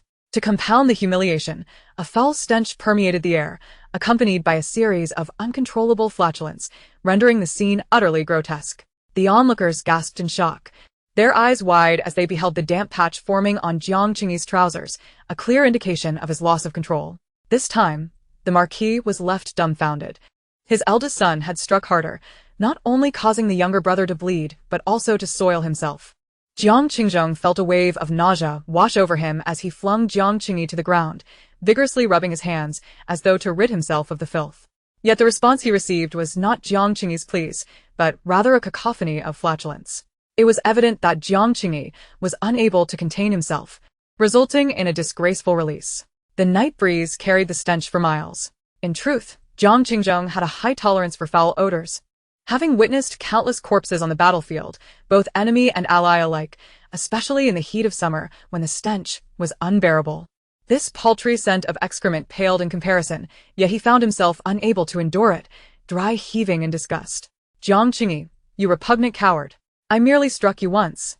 And you've soiled yourself. What a disgrace. He continued to berate him while he retched, his contempt reaching new heights. Utterly unable to control his bodily functions, Jiang Qingyi was mortified and enraged, desperately trying to hold it in, but it was no use. His stomach gurgled ominously, and the sounds of flatulence echoed incessantly, more raucous than the celebration of firecrackers. He could not discern whether he was beaten or terrified. The Marquis, standing aside, was incensed to the point of hopping in frustration, his voice rising in volume. Jiang Qingyi, I curse your ancestors. Your martial prowess is lacking, and now you cannot even endure a beating without shaming yourself. Even a 3-year-old knows not to soil themselves in public, yet you, a grown man, cannot even be bothered to remove your trousers. His fury was palpable, cursing even his own lineage in his wrath. Are you blind? There are not only your father and brother present, but 5 others as well. And you dare to disgrace yourself here? Look at this garden littered with the corpses of the creatures you have tormented. They must have endured a lifetime of misfortune to meet you. You torment them in life and now defile their remains with your actions. Show some respect for the deceased. The Marquis's words had scarcely left his lips when a thunderous cacophony of flatulence erupted, further tainting the already polluted air with an unbearable stench. Jiang Qingyi's body betrayed him, his face contorting in agony as he struggled, a suspicious flush creeping over his features. What, are you enjoying this? Jiang Qingzhong recoiled in horror at the sight of his brother's degradation, stepping back several paces, overwhelmed by the grotesque display. The Marquis, too, observed the scene, his eyes rolling in exasperation as he pinched his nose, attempting to stave off the impending nausea. You little wretch, you will change your surname tonight. Jiang family has no place for such filth. 5 strong men stand witness to your disgrace amidst a garden full of corpses, and instead of feeling shame, you revel in it. The Marquis's tirade continued, his voice drowned out by the symphony of flatulence accompanying his every word, until he, too, succumbed to dry heaving. The stench in the air thickened, and the onlookers kept their distance, leaving Jiang Qingyi sprawled on the ground in utter humiliation. Father and son exchanged glances, their shared frustration simmering just beneath the surface, rendering them unable to act further. After what felt like an eternity, the cacophony finally subsided, and Jiang Qingyi ceased his uncontrollable expulsion, seemingly concluding this humiliating episode. Having vented some of his pent-up anger through those strikes, Jiang Qingzhong felt a modicum of relief as his emotions cooled. He turned to the guards and instructed, "You three, continue searching. Wolves have been disappearing from the den, and it's likely not just Lifeng." Although these three were the Marquis's trusted assassins, he was aging and had begun to delegate authority, allowing them to become more familiar with the young master. Jiang Qingzhong would inevitably return to the Marquis's estate to train and frolic with the wolves. Thus the guards were well acquainted with the members of the pack. The trio was diligently excavating, and within the span of a single tease brew, they unearthed 3 wolf carcasses. However, these 3 bodies were unlike the formidable Fierce Wind. They were relatively diminutive, clearly the remains of juvenile wolves. Scattered nearby were several wolf fangs, evidently not shed post-mortem, but rather plucked during their lifetimes. "Your Grace, these 3 must be the offspring of Fierce Wind," one remarked. Not long ago, Fourth Master frequently visited the wolf den and held a particular fondness for Fierce Wind, though the creature remained aloof towards him. On one occasion, while Fourth Master was teasing Fierce Wind behind the back of the wolf trainer, he suffered a claw wound to his arm, blood streaming forth. Upon his return, he chastised Fierce Wind for the incident. Indeed, Fourth Master consistently maintained that the fault lay not with Fierce Wind, but with himself for overstepping boundaries. Yet, it is shocking to discover he harbored such malevolence in private.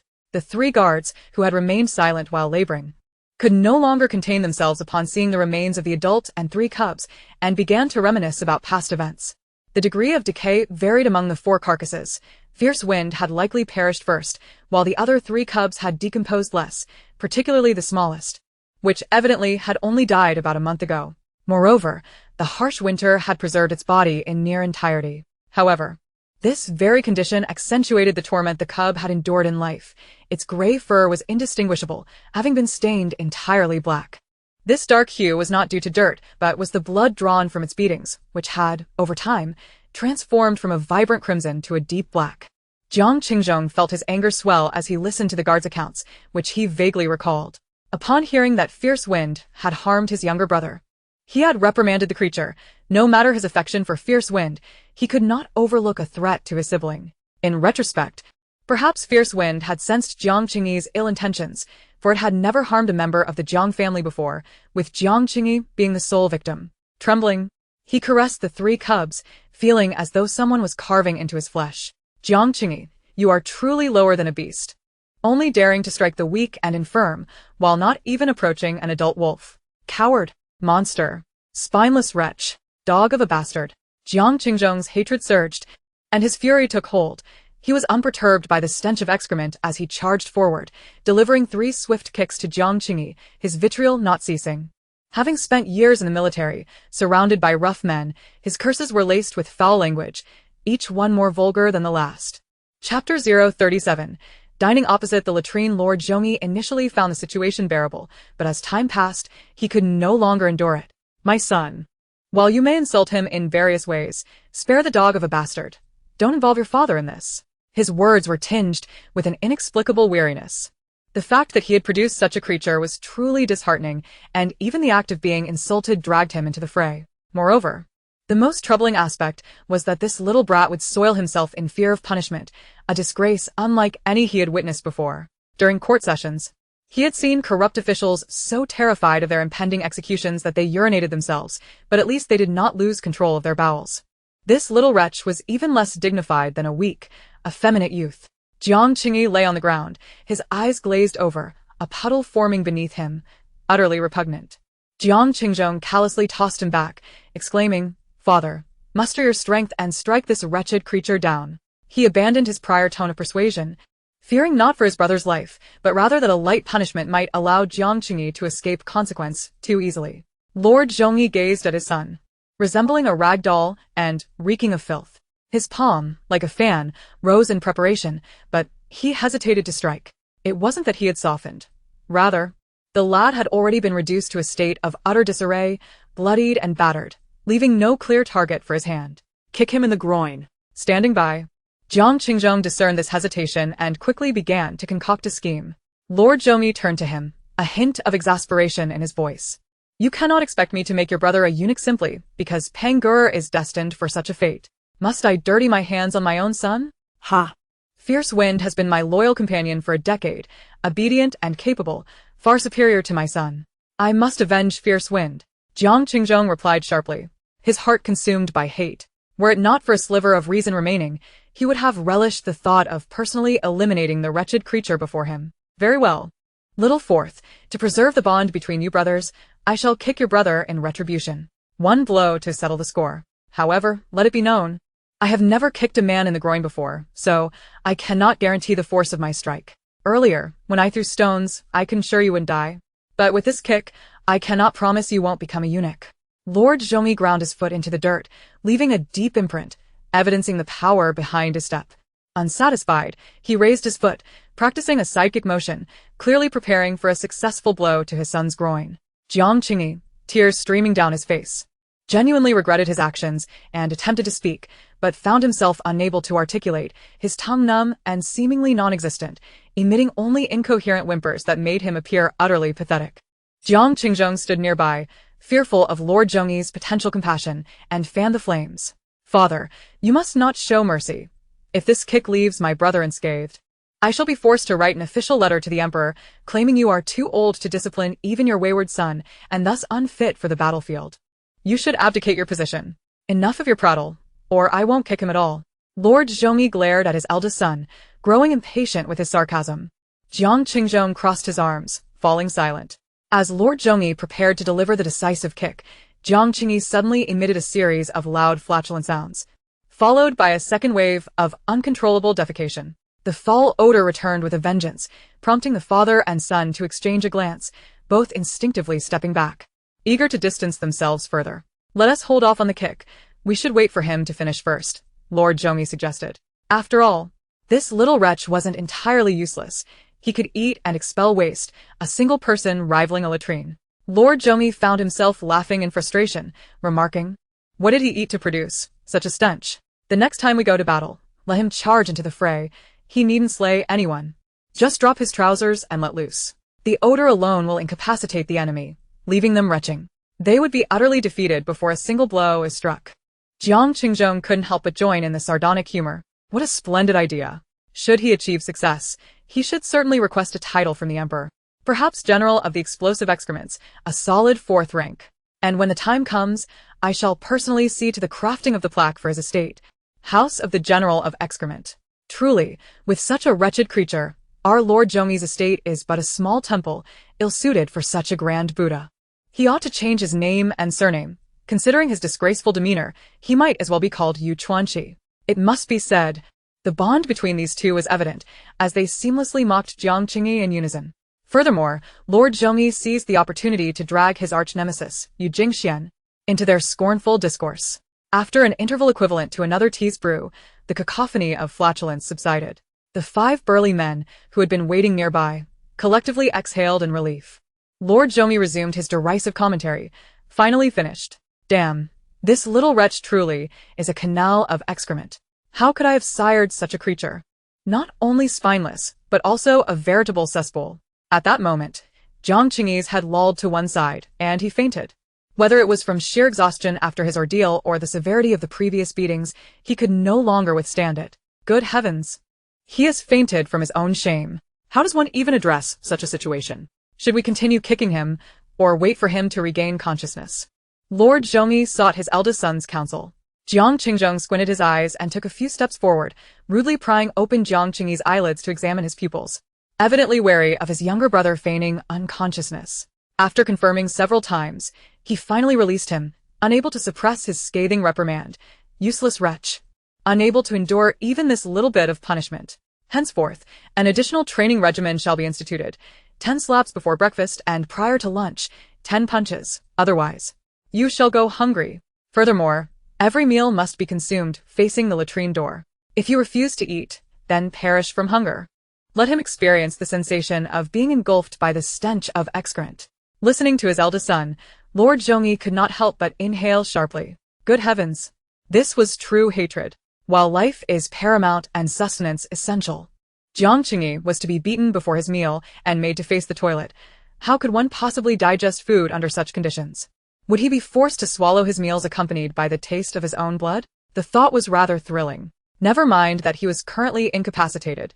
The pain in his groin was imperceptible, which served no purpose.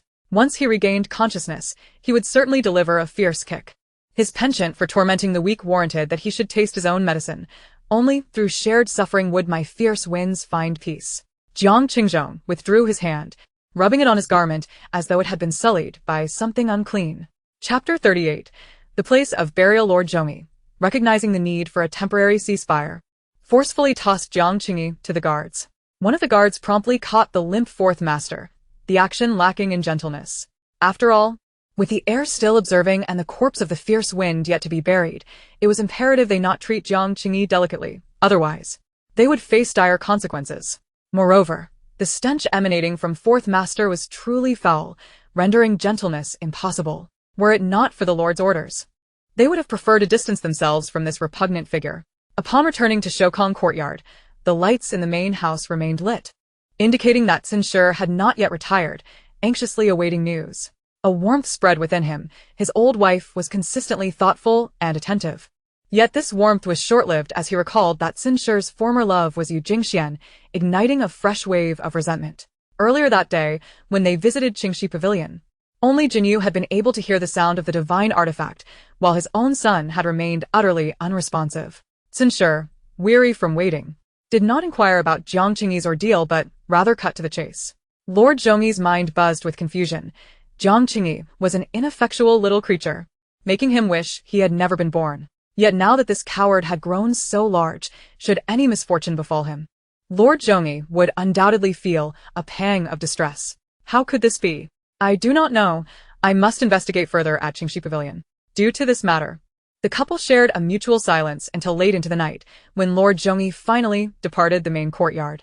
Having quarreled over their impending separation, the couple naturally did not share a bed. However, on this day, he lacked the inclination to seek out a concubine, his mind preoccupied with this troubling issue. Jiang Qingzhong did not return to the courtyard. Instead, he sought out a different location to bury the remains of the fierce wind, bringing along 2 flasks of wine to sit before the grave and drink in solitude. My old friend, look at this beautiful spot, with its clear mountains and flowing waters. He added soil to the grave and poured a cup of wine as an offering. I must be muddled. It is night now, and there is no scenery to behold. No matter, I shall be your eyes from now on and describe it all to you. He patted his forehead and began to recount in detail.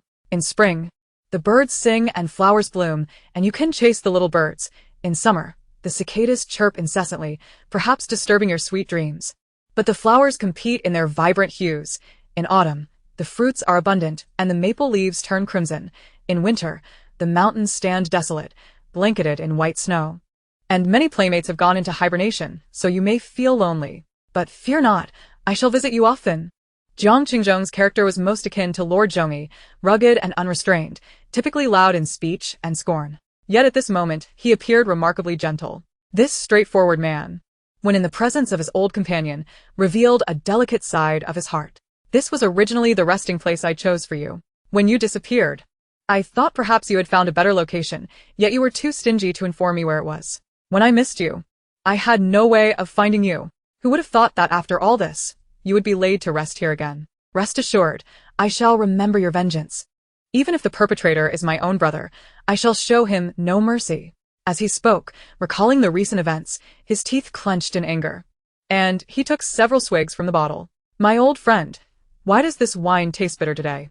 Old Lee from the kitchen told me it was fine wine he had brewed for 5 years. Surely, he is deceiving me. He sat before the grave throughout the night, and only when the first light began to break did his servants find him.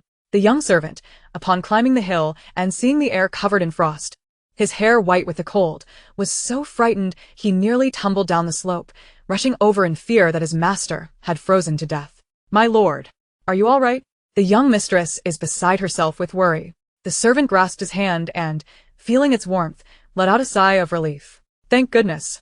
Thank goodness, as long as you are alive. On a winter night, any ordinary person who spent the entire night on the mountain would likely turn into a corpse by morning. Fortunately, the heir had trained in martial arts from a young age, enabling him to dispel the chill. Otherwise, the servant would have come merely to collect his body.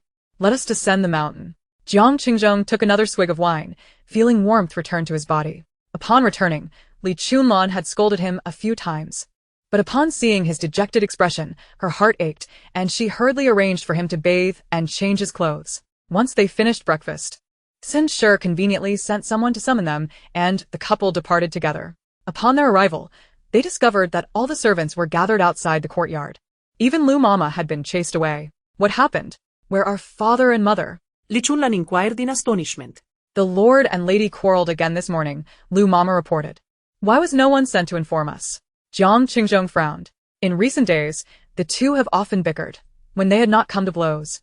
The old servant did not seek help. Lu Mama felt wronged, recalling how the two had not quarreled in their youth, only to suddenly start bickering now that they were half buried in the ground.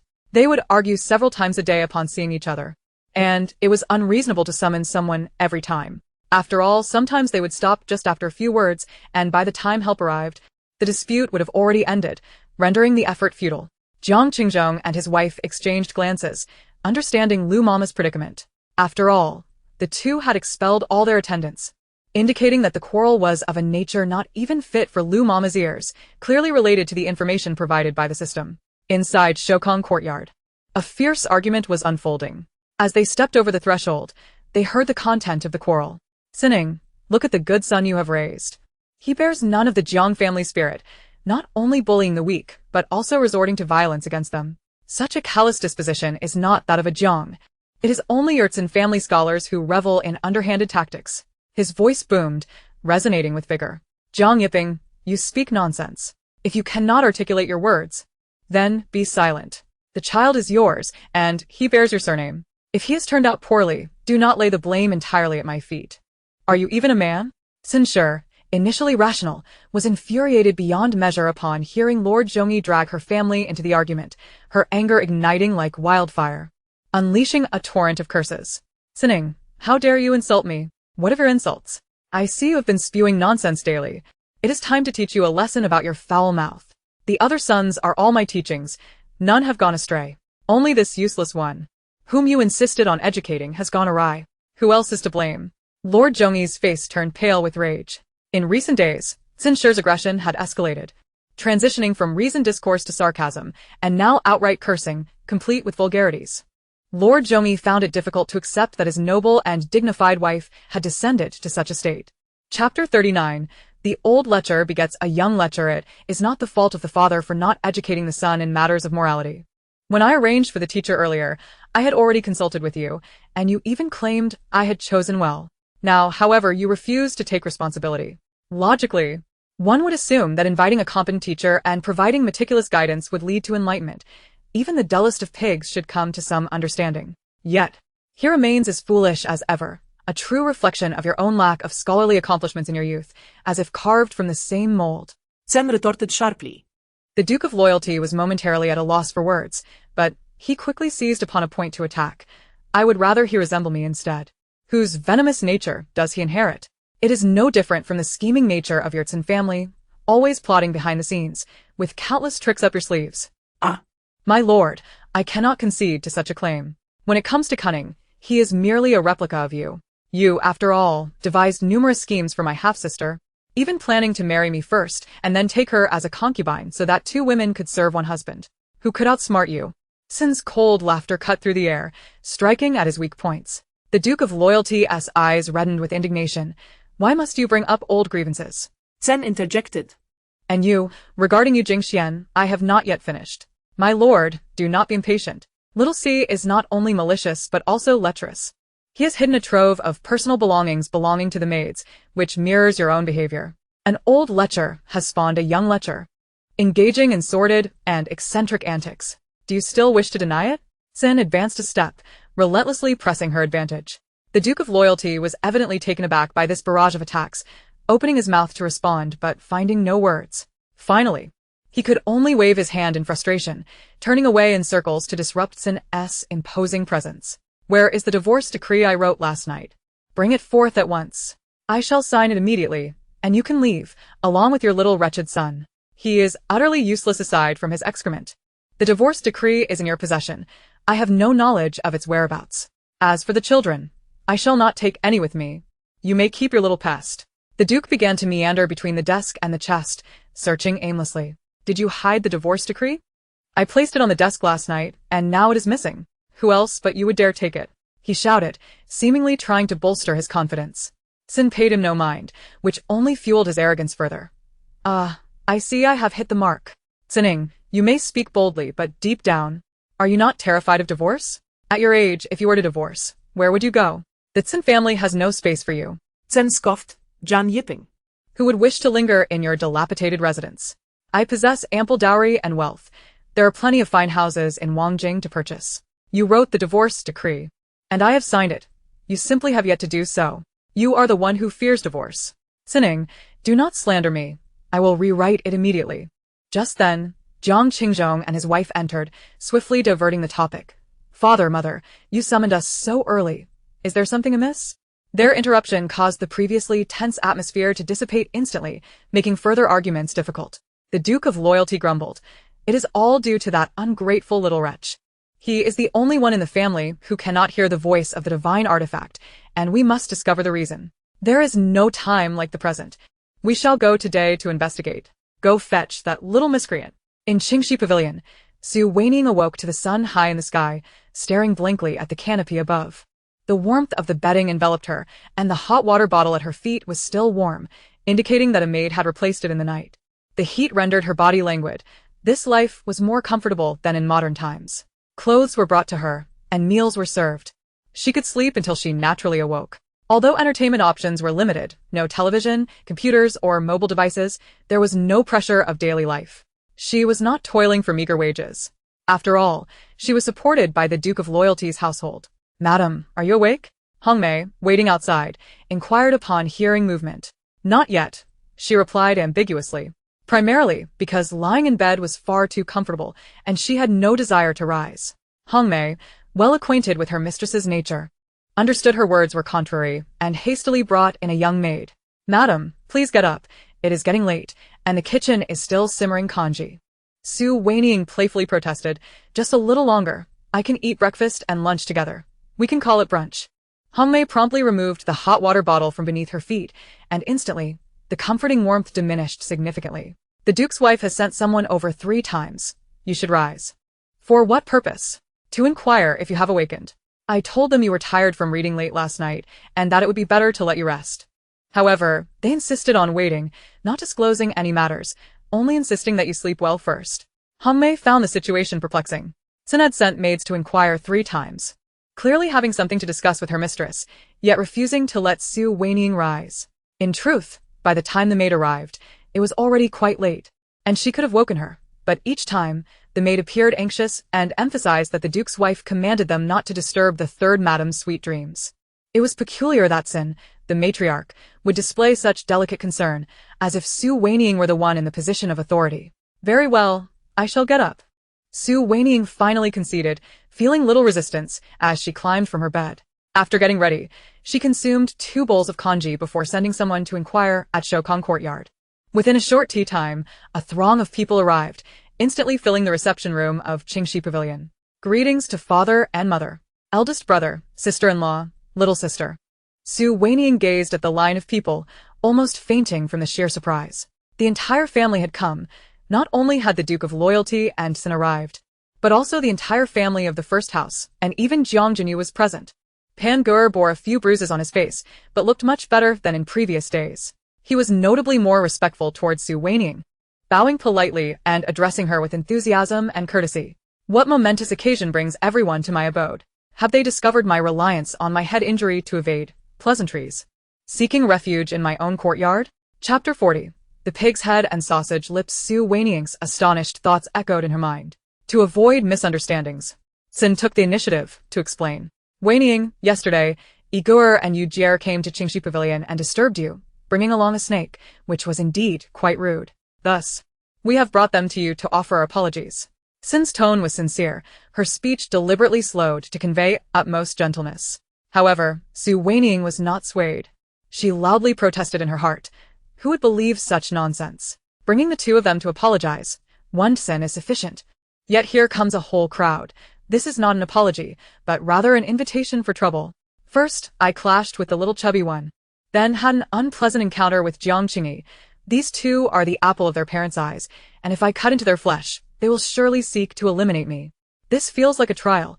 They cannot possibly be conspiring to slander me in Jiang Laosan's absence, claiming I have been involved with a lover, and plotting to drown me in the pond. When Jiang Laosan returns, not only will he gain sympathy, but he could also openly marry a beautiful maiden. This is how dramas unfold. The quickest way to destroy a woman is to tarnish her reputation, swift and ruthless. System.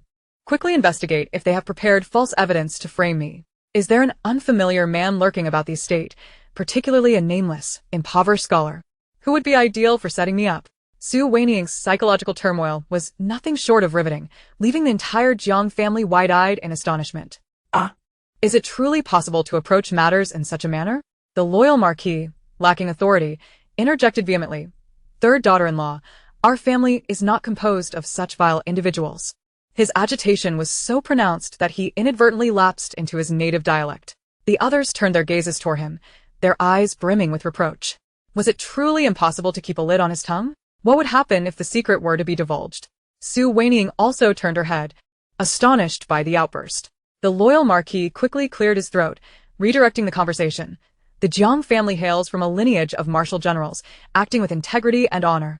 Unlike those scholarly families who may appear refined and cultured but are, in reality, steeped in deceit and treachery. Their ostentatious facades mask a stench that is utterly repugnant. As he spoke, his words became increasingly infused with personal emotion, his gaze pointedly directed at the Tsin family. His remarks were an affront to both Tsin and her former suitor, Yu Jingxian, both of whom were learned individuals. He condemned both families, suggesting that such households reveled in sordid affairs, seeking advancement through unscrupulous means. Many impoverished scholars, prior to their rise to fortune, had already formed engagements or even wed. Once they succeeded in the imperial examinations and attracted the attention of powerful families seeking to marry off their daughters to them, most would acquiesce. They would write home, urging their families to eliminate their lowly spouses, either through slow poisoning or by fabricating scandals that would lead to their demise, thus freeing themselves from any burdens. The loyal Marquis, in a fervor, had taken a keen interest in the sordid pasts of the literati ever since learning of Tsin's near involvement with Yu Jingxian, even dispatching spies to uncover the truth. He discovered that many once impoverished scholars who later attained great success had suffered losses in their matrimonial affairs. Whether it was abandoning their lowly wives or exploiting their wealthy in-laws while neglecting their highborn spouses for illicit liaisons, their actions were undeniably sordid. Indeed. Such tales have persisted throughout the ages. From Xue Pinggui's disdain for his humble spouse in pursuit of a princess to the countless modern-day phoenix men who betray their lowly origins. Alas. Wait a moment. Were they not here to offer apologies? How did my father stray into this topic? Is this merely a prelude to proclaim that our martial lineage is even more ruthless than those literati? If he disapproves of a daughter-in-law, will he not sully her reputation with baseless accusations, but rather resort to murder? System, dear system, do you possess any defensive capabilities? If the loyal Marquis were to strike, I would scarcely have time to blink before meeting my end. Initially, Su Wanying found herself engrossed, relishing the spectacle, as if savoring the drama of others' lives. However, the more she pondered, the more uneasy she became. They were ostensibly there to apologize, so why divert the discourse towards the topic of eliminating lowly wives? The remaining Jiang family members averted their eyes, unable to bear the sight. Even the reticent brother Pan cast a sympathetic glance in his direction. Oh, dear. My grandfather is truly foolish, even more so than I. Tsin displayed an expression of despair, pinching the loyal Marquis with a gentle laugh. Wanying, your father simply lacks the gift of speech. He means to reassure you. The loyal Marquis's household would never engage in such actions. Indeed. Our Jiang family would never stoop so low. We may have had some misunderstandings previously, but now that you have married into the Marquis's family, you are one of us. Jiang Qingyi, that foolish boy, dared to frighten you with a snake.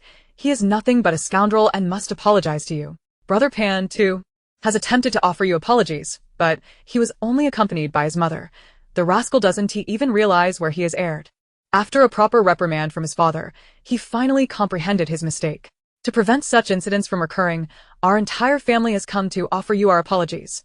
If he dares to object, I shall deal with him myself. The loyal Marquis hurriedly added, successfully steering the conversation back on course. Su Wanying stared blankly at the circle of Jiang family members before her, momentarily at a loss for words. System, do you think they are testing me? This situation seems akin to a weasel paying a New Year's visit to a chicken. If I merely gloss over this matter, all will be well. Conversely, if I respond unfavorably, I shall surely suffer the consequences. Upon hearing her inner thoughts, the Jiang family members grew increasingly anxious, scratching their heads in desperation. The chubby boy was so flustered that sweat beaded on his brow. He felt compelled to leap forth and bow to this third aunt. Why would she not trust them? Fortunately, the system promptly reassured her. Host, do not worry. I have detected no suspicious men in the Marquis's household. Upon hearing this, Su Wanying felt a wave of relief wash over her. Wanying, Qingyi is genuinely here to apologize. You may request anything you desire from him. Sun proposed eagerly. Su Wanying paused, instinctively inquiring, has Jiang Qingyi arrived? Third sister-in-law. He has been right here. Jiang Jinyu interjected. Where? Su Wanying turned to her, her expression one of confusion. Right here. Jiang Jinyu pointed to the individual in the wheelchair beside her. The person in the wheelchair, if one could still call him such, was nearly unrecognizable. His face was so swollen and bruised that he resembled an overinflated balloon on the verge of bursting, coupled with his puffy lips, which looked like two sausages placed atop his face. The sight was utterly comical. No wonder she had failed to recognize him. Ah, so it is this pig-headed fellow. Su Wanying was genuinely taken aback. She almost let slip her true thoughts. However, even if she had managed to catch herself, the Jiang family members had already gleaned the answer from her heart. So it is this pig-headed, sausage-lipped individual. He was wheeled in, and I thought he was someone else. What a sight to behold. How did they manage to bring along this pig-headed three? Just yesterday, he sent a snake to bite me. And now he appears in this ridiculous state. Could it be that the ghost of the snake sought vengeance upon him last night? Alas, the bowl of snake soup I delivered to him last night had merely a dash of croton, even if he had consumed it. The worst outcome would have been a case of diarrhea, hardly enough to inflict such severe damage. Who could have orchestrated such a splendid affair? Su Wanying's laughter was unrestrained, perhaps feeling that no one else was aware of the truth, allowing her to laugh boisterously, her mirth ringing out loud and wild. Chapter 041. The little scoundrel transformed into a pig-headed fool. The loyal Marquis and Jiang Qingzhong exchanged glances, the pieces of the puzzle falling into place. Last night, Jiang Qingyi's incessant diarrhea was not due to a beating, but rather the work of Su Wanying. The imagery of that chaotic scene was too grotesque to revisit. The mere thought of it filled the air with a palpable stench. As the Jiang family members listened to her laughter, they scrutinized Jiang Qingyi closely. He huddled in the wheelchair, his face swollen like a pig, unable to utter a word or even convey an expression. Since entering the Qingxi pavilion, he had maintained a feeble demeanor. After being beaten nearly to death and suffering from relentless diarrhea, his body had endured torment, while his spirit faced a crushing blow. No one could endure the humiliation of such a plight in front of 5 burly men. Truth be told, he felt no shame in being beaten into a pig-headed state, for few could withstand the iron fists of the loyal Marquis. However, being unable to control his bodily functions in the presence of his father and elder brother was a true embarrassment. Moreover, the taunts he endured, being dubbed the Diarrhea General, would forever haunt him, leaving a profound psychological scar. Upon returning to the courtyard, even the servant assisting him with washing up had dry heaved several times. He knew well that hiding would not spare him from the reality of his situation. Worse still, he himself was nauseated, his stomach churning violently, desiring to vomit but unable to do so, as he had expelled all that he had consumed. At this moment, he should have been resting in bed, yet he was awakened early this morning and, after having his garments put on by the servants, was promptly lifted into a wheelchair. Jiang Qingyi wished to protest, but he found himself unable to voice his objections. With both his father and elder brother watching him closely, he could only endure in silence. He initially presumed that his forced rise from bed, despite his frail condition, was due to some momentous matter. However, after waiting for some time in the wheelchair, he discovered that he had merely been brought to Qingxi Pavilion to offer apologies to the venomous Su family matriarch. No matter how he scrutinized her, he failed to discern any attribute worthy of such an apology. Did they not fear that this wicked woman might bring misfortune upon herself? Upon careful observation, those around him noted Jiang Qingyi's complete lack of reaction, and disappointment washed over them. Clearly, he was still oblivious to Su Wanying's true sentiments. Otherwise, he would not remain so unperturbed, particularly given that she had secretly laced his snake soup with croton seeds, which had inflicted much of his suffering the previous night. Li Chunlan could not help but murmur, could it be that this little brother is truly on the brink of death? After all, everyone else seems to know, even I, an outsider, am in the loop, yet he, a Jiang, remains unaware. Surely, He must be nearing his end, and the divine artifact no longer wishes to expend energy on him. Su Wanying scrutinized the Jiang family members and immediately detected something amiss. What expressions are these people wearing? Why do they all appear so dejected, with their faces bearing such pallor that even their dark circles cannot be concealed? System, quickly investigate what they did last night. Were they collectively cultivating immortality? Soon, the system provided an answer. Host, last night, Jiang Qingyi was discovered to have abused animals and buried their remains in the garden, including a wolf that Jiang Qingzhong had personally raised. Consequently, Jiang Qingyi suffered a mixed disciplinary action from his father and elder brother. Furthermore, due to consuming the croton lace snake soup you provided, he is now suffering while dealing with the aftermath of the beatings. Upon hearing this news, Su Wanying lost her composure, exclaiming in a fit of rage, "How could such a grand spectacle occur last night without inviting me to witness it?" So, they weren't cultivating immortality. They were isolating me while indulging in the chaos. Serves them right, with those dark circles as if they have been drained of their essence by malevolent spirits. Unlike me, who enjoyed a delightful slumber from dusk till the next day, sleeping blissfully under the sun's rays, revitalized and full of energy for the entire day. Ever since she began conversing with the system in her mind, Su Wanying had completely liberated herself. Under normal circumstances, she would never dare to shout so loudly. Fearing social embarrassment, now that only the system could hear her, she reveled in her newfound freedom, eager to release all her pent-up frustration. Just wait. They will exhaust themselves nightly, ruining their health, while I alone relish in delightful meals and splendid vigor. Soon, the Marquis's residence shall be left with none but me to enjoy life. Her bitterness over missing the spectacle was palpable. Ultimately, she could no longer restrain herself, crying out internally, "Whoa, the very thought of him being beaten while suffering from diarrhea is explosive. This is a once-in-a-century scene, and yet I lack the fortune to behold it." Apart from the father and son, who had participated in the mixed discipline, the rest of the Jiang family was left astonished. Especially the chubby boy, who could not contain his expression, his jaw dropped wide enough to fit an entire egg. What? Jiang Qingyi was beaten while suffering from diarrhea? They had not witnessed that. The others turned their gazes toward the three Jiang family members, their eyes filled with reproach. Although the thought of such a scene was indeed nauseating, they could not deny their presence at the time. Now they found themselves the targets of Su Wanying's ire. While they were innocent, Jiang Jinyu quietly shifted to the side. Being a twin with Jiang Qingyi, the family had always expected them to stand together, a position long established. However, recalling the system's words, she felt herself on the verge of madness. It was as if she were catching a whiff of a foul odor, driving her to the brink of insanity.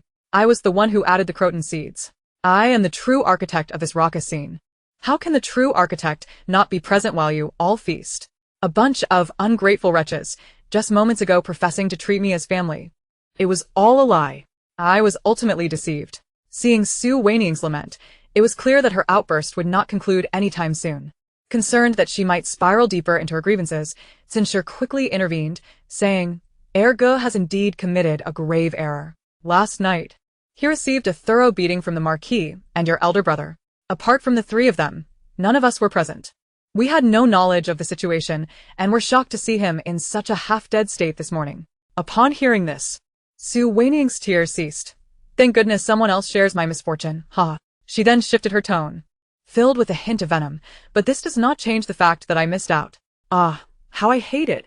They didn't take me to witness the excitement. I'll make my own. System, Jiang Qingyi, this little wretch, has been beaten into a pig's head. My emotions are soaring. You must have plenty of energy, right?" The system cheerfully responded. "Indeed, energy levels are abundant, sufficient for the host to savor an enormous revelation." Whose revelation does the host wish to indulge in? The Jiang family, initially contemplating how to appease her, suddenly perked up upon hearing this exchange. What enormous revelation! They were all ears. However, upon hearing the system's final question, the family grew anxious. Must this revelation involve them? Would they not be skinned alive again? Except for Jiang Qingyi, who remained oblivious. The rest of the Jiang family held their breath in anticipation of Su Wanying's choice. Chapter 042. Jiang Qingyi is not the spawn of the loyal and righteous Marquis. Everyone harbors secrets. I no longer wish to choose anyone specifically. Among these individuals, simply indicate whose revelation is the most significant. Ideally, one that involves extensive entanglements and sensational drama. As for matters of death by conspiracy, let's skip those. They don't interest me. After a brief pause, Wanying finally spoke, clearly having pondered her decision carefully. Once she finished speaking, the Jiang family members were all intrigued, wondering who among them concealed the most significant secret. They exchanged glances, their eyes darting as they speculated. Suddenly, a series of rapid drumbeats echoed, clearly orchestrated by the system to heighten the tension in the atmosphere. Oh my. I didn't realize you had this talent, system. It seems like quite the revelation is in store, and I am immensely eager. If the revelation that ultimately surfaces pales in comparison to the intensity of this music, you might as well call it quits. Wanying was surprised, unable to resist clapping in excitement. As the music ceased, the system declared, Jiang Qingyi is not the child of your father-in-law. The room fell into an abyss of silence. Even Wanying was momentarily stunned, with no one able to react. Impossible. Xin was the first to leap up, and despite her self-proclaimed composure, she could no longer contain herself upon hearing this news. Wanying, who had been immersed in this astonishing revelation, was startled by her mother-in-law's sudden outburst. Her eyes widening in alarm. Mother, what is wrong? She whispered, seemingly concerned for Xin well-being. System, why did Xin suddenly jump up? Can she hear our conversation? The Jiang family members directed accusing glares at Xin, who met their stares defiantly. The others quickly averted their eyes, except for Li Chunlan, who stood firm, maintaining her glare. The usually perfectionist matriarch had committed such a blunder. She had to seize this opportunity, lest she wait indefinitely for another chance to catch them off guard. The loyal and righteous Marquis raised his hand and delivered a slap to the back of the pig-headed Jiang Qingyi's neck, his tone agitated as he reprimanded. Your mother has treated you with such kindness, going to great lengths to hire a great scholar as your teacher, making 3 visits to the cottage, and offering gifts that filled entire carts. She fears that you may not grasp the essence of propriety, thus she diligently imparts to you the rules of etiquette, aspiring for you to become a refined gentleman. Is this how you repay her kindness? Observe her. She harbors no belief that you could be led astray, lacking even a trace of the Jiang family's noble spirit, which has left her utterly heartbroken. His words served to extricate the Xin family from their predicament. Xin turned to him, utterly astonished that the loyal and righteous Marquis would speak in her defense at such a moment. It is known that all the system's assertions have been substantiated. There has never been a falsehood, and this instance is evidently no exception.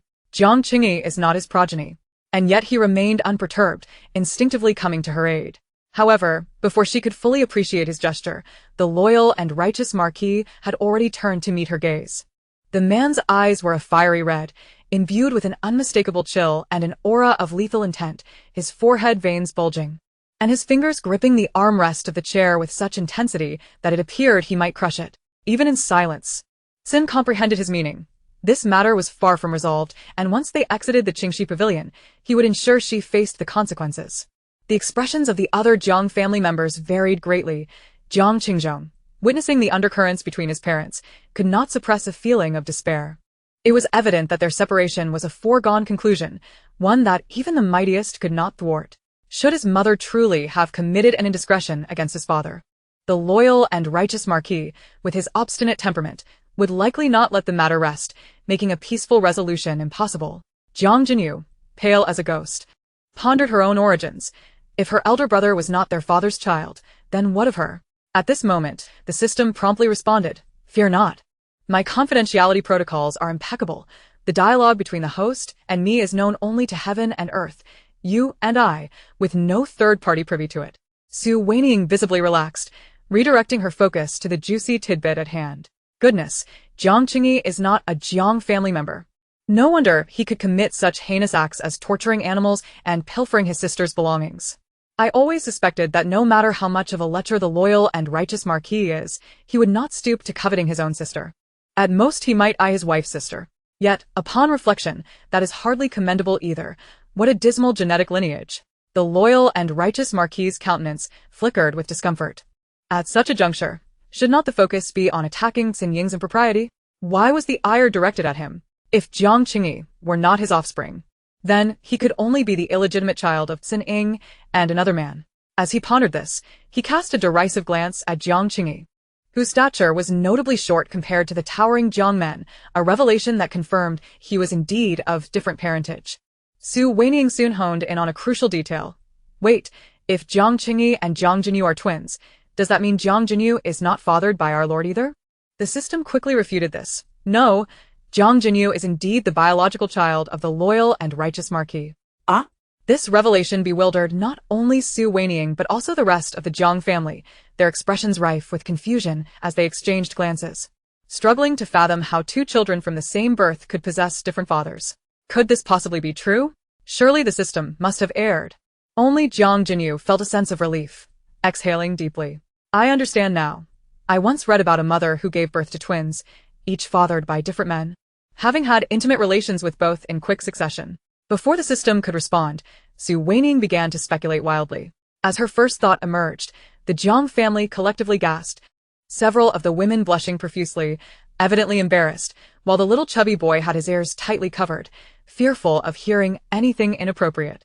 Sin's face, however, turned a deep shade of anger. Without needing to glance back, she sensed the loyal and righteous marquis beside her casting deadly glares in her direction. Should this matter be confirmed, it was likely that the moment she stepped out of the Qingxi pavilion, the marquis would be unable to restrain himself from taking action. However, this possibility can be swiftly dismissed. Sin has always been rather stern, and she does not possess the character to be lenient upon herself while being strict with others. She would impose even higher standards upon herself, bordering on perfectionism. The most outrageous act she has committed in her life was perhaps exchanging poetic verses with Yu Jingxian prior to their engagement. In her view, that already crossed a line. The notion of cuckolding the loyal and righteous marquis is utterly inconceivable, and should anyone attempt to force her, her personality would undoubtedly lead to mutual destruction. Su Wanying quickly dismissed this thought, her tone resolute. The system was somewhat surprised. Host, do you know Sin so well? Your trust in her is quite remarkable. Indeed, I trust her even more than I trust myself. Sin appears to be a highly educated individual, striving for perfection. Perhaps some people raised in dogmatic environments feel constrained and pursue unconventional paths in search of what they deem freedom, aiming to break free from their cages. But Sun would not.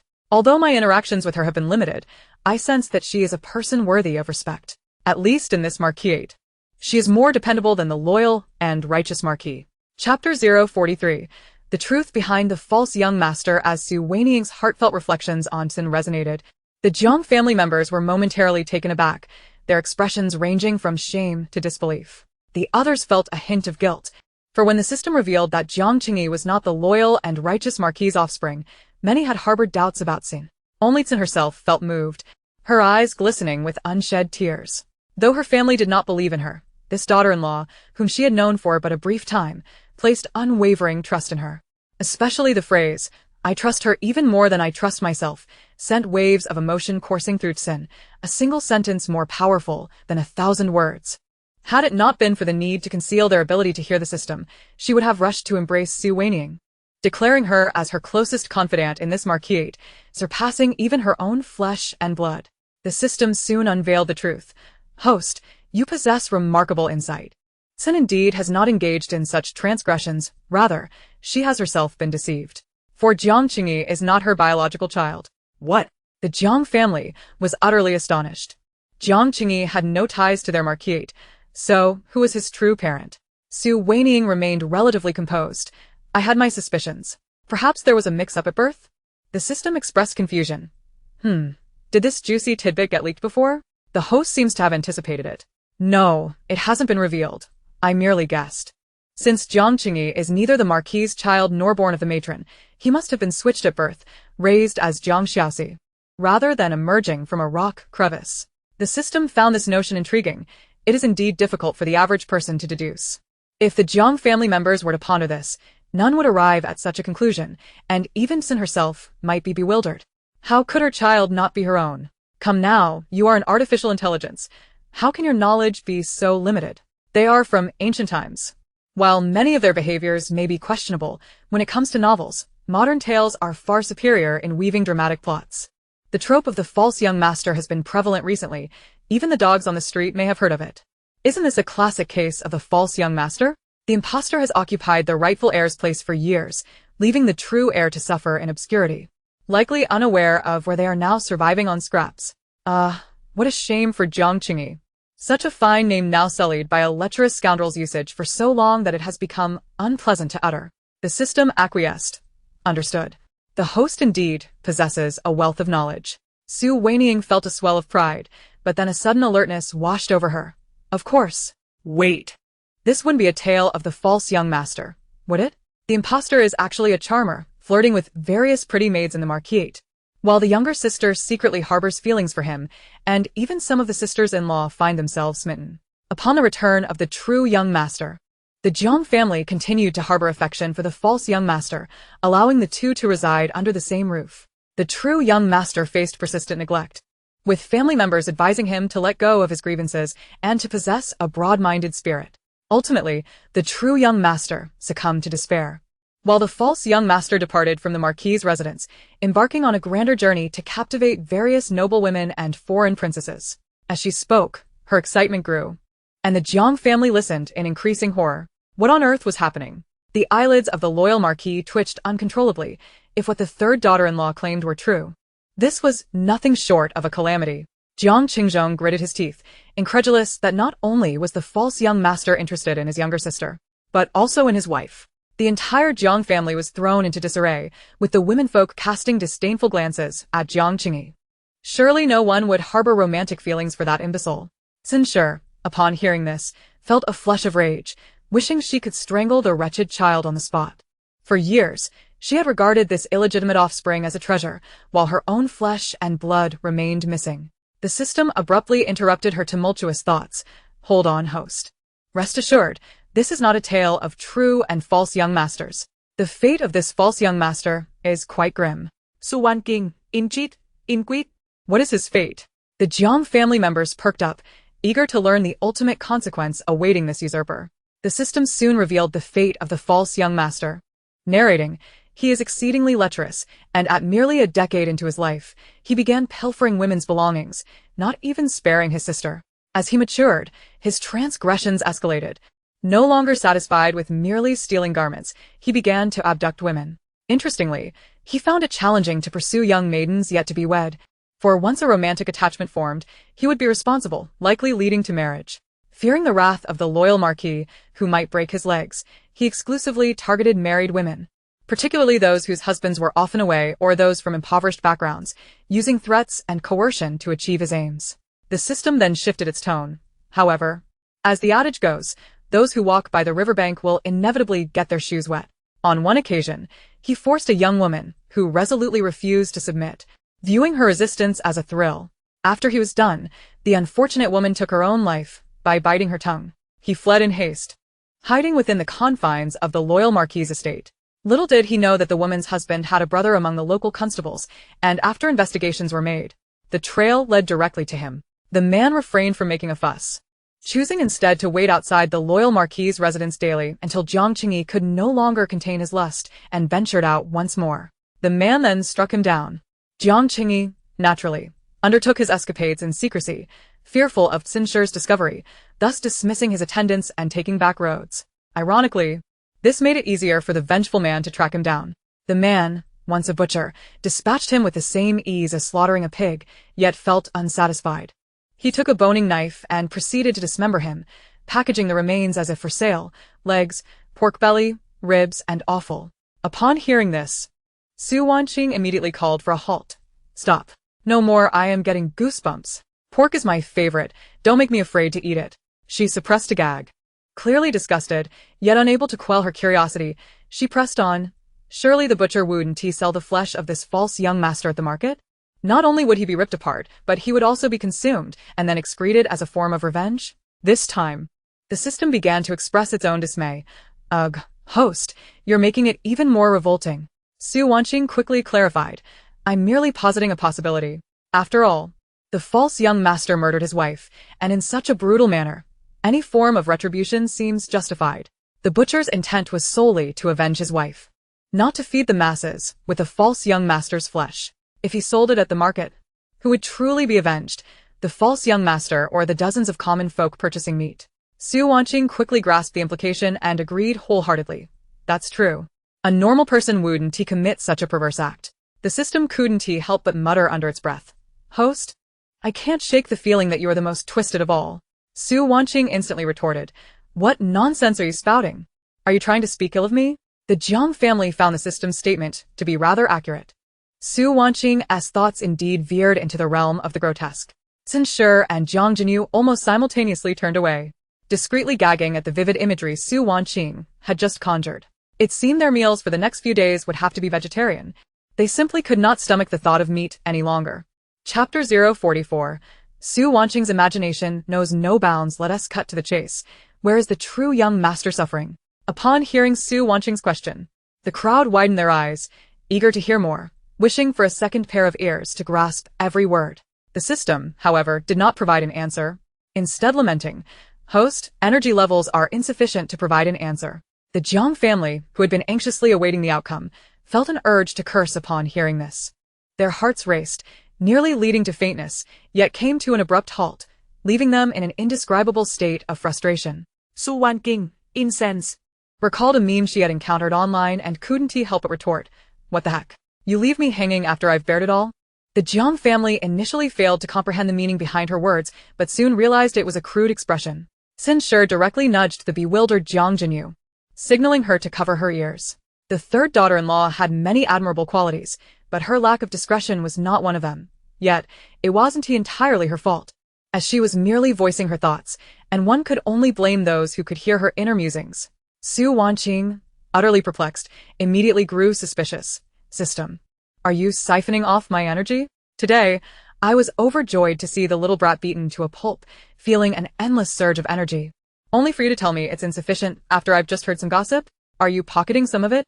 The system quickly refuted, "That's unjust." You were indeed pleased to see Jiang Qingyi in such a state. But once you learned that he had also been beaten while suffering from diarrhea the previous night, and you hadn't witnessed it firsthand, your mood soured. "You were sobbing just a moment ago. Surely you haven't forgotten?" Su Wanying fell silent, unable to deny that she still harbored feelings of bitterness and regret from that moment. The system assured her, "You were first immensely happy, then unable to restrain your sense of loss. The time gap between these emotions was brief, hence the energy recharge was limited. Nonetheless, I still provided you with the juicy gossip about the false young master. I am indeed a conscientious system, honest and fair, and would never engage in any underhanded dealings." Su Wanying scoffed. I trust you as much as I would a capitalist claiming to be benevolent. It's us working-class folk who bear the brunt of the burden. Day in and day out, we toil away to generate energy, yet a single piece of gossip leaves us in the lurch. Anyone who speaks half-truths deserves a thrashing." After her lament, the system remained silent for a moment before responding. "Fine. To prove that I am indeed a conscientious system, I shall ease up a bit. Although I cannot fully disclose the identity of the true young master, the fates of the true and false young masters are intertwined, and everything follows a predetermined course. They shall cross paths again. By following him, you'll be able to trace the true young master's whereabouts." Su Wanying regarded the system's concession with skepticism. "What kind of benevolence is this? I merely wished for a piece of gossip. Your words are of little use. Am I to become a detective, trailing Jiang Qingyi daily? That lecherous man is only good for stealing undergarments or abducting women, or perhaps torturing animals. No. I have already expended so much energy on him. I must ensure this calamity meets with misfortune. Last night's castor beans barely inflicted any harm, and most importantly, I haven't witnessed the scene myself." The system became increasingly proactive. "Host, this system can provide exposure services. Should you wish for others to hear the gossip I disclose, simply expend a modicum of energy and I can disseminate the news without any risk to you. Get lost. Writing notes myself is far more satisfying. Do not attempt to deceive me into wasting my energy." The system, perplexed, retorted. "However, written notes are prone to being discovered. The loyal and righteous Marquis's residence is filled with astute individuals. What will you do when they press you on how you came to know such matters? It is precisely because of their intelligence that I resort to notes. Once this explosive news is verified, it will undoubtedly cause a significant uproar. Clearly, it is not information a mere woman like myself, confined to the inner courtyard, could possibly know. The note explicitly points to me as the source, which inherently raises suspicion. At such times, clever individuals often delve deeply into their thoughts, concluding that the true mastermind behind the scenes must be reluctant to reveal themselves, thus utilizing my name." How splendid! Su Wanying was exceedingly confident, clearly having contemplated this issue thoroughly. Hence, when she delivered the snake's soup last night, she deliberately placed the note at the bottom of the bowl, unashamedly visible. The system, however, was not pleased. Unable to suppress its rebuttal, "There is no such thing as a perfect crime in this world. "Pa. I am merely engaging in good deeds. How can that be termed a crime?" Moreover, after last night's incident, with Jiang Qingyi being beaten to such a state, it is evident that the Jiang family must have seen the note and, following its directives, uncovered those corpses. The snake soup was sent over by Qingxi Pavilion. And yet the Jiang family has made no mention of it today. What does this signify? The system inquired. What does it signify? Fool. It signifies that they dispatched someone to investigate but found nothing, proving my innocence. They are also aware of the power and goodwill of the true mastermind, hence their silence on the matter. The system fell silent for a moment before reluctantly stating, logically, that is coherent, but I maintain reservations.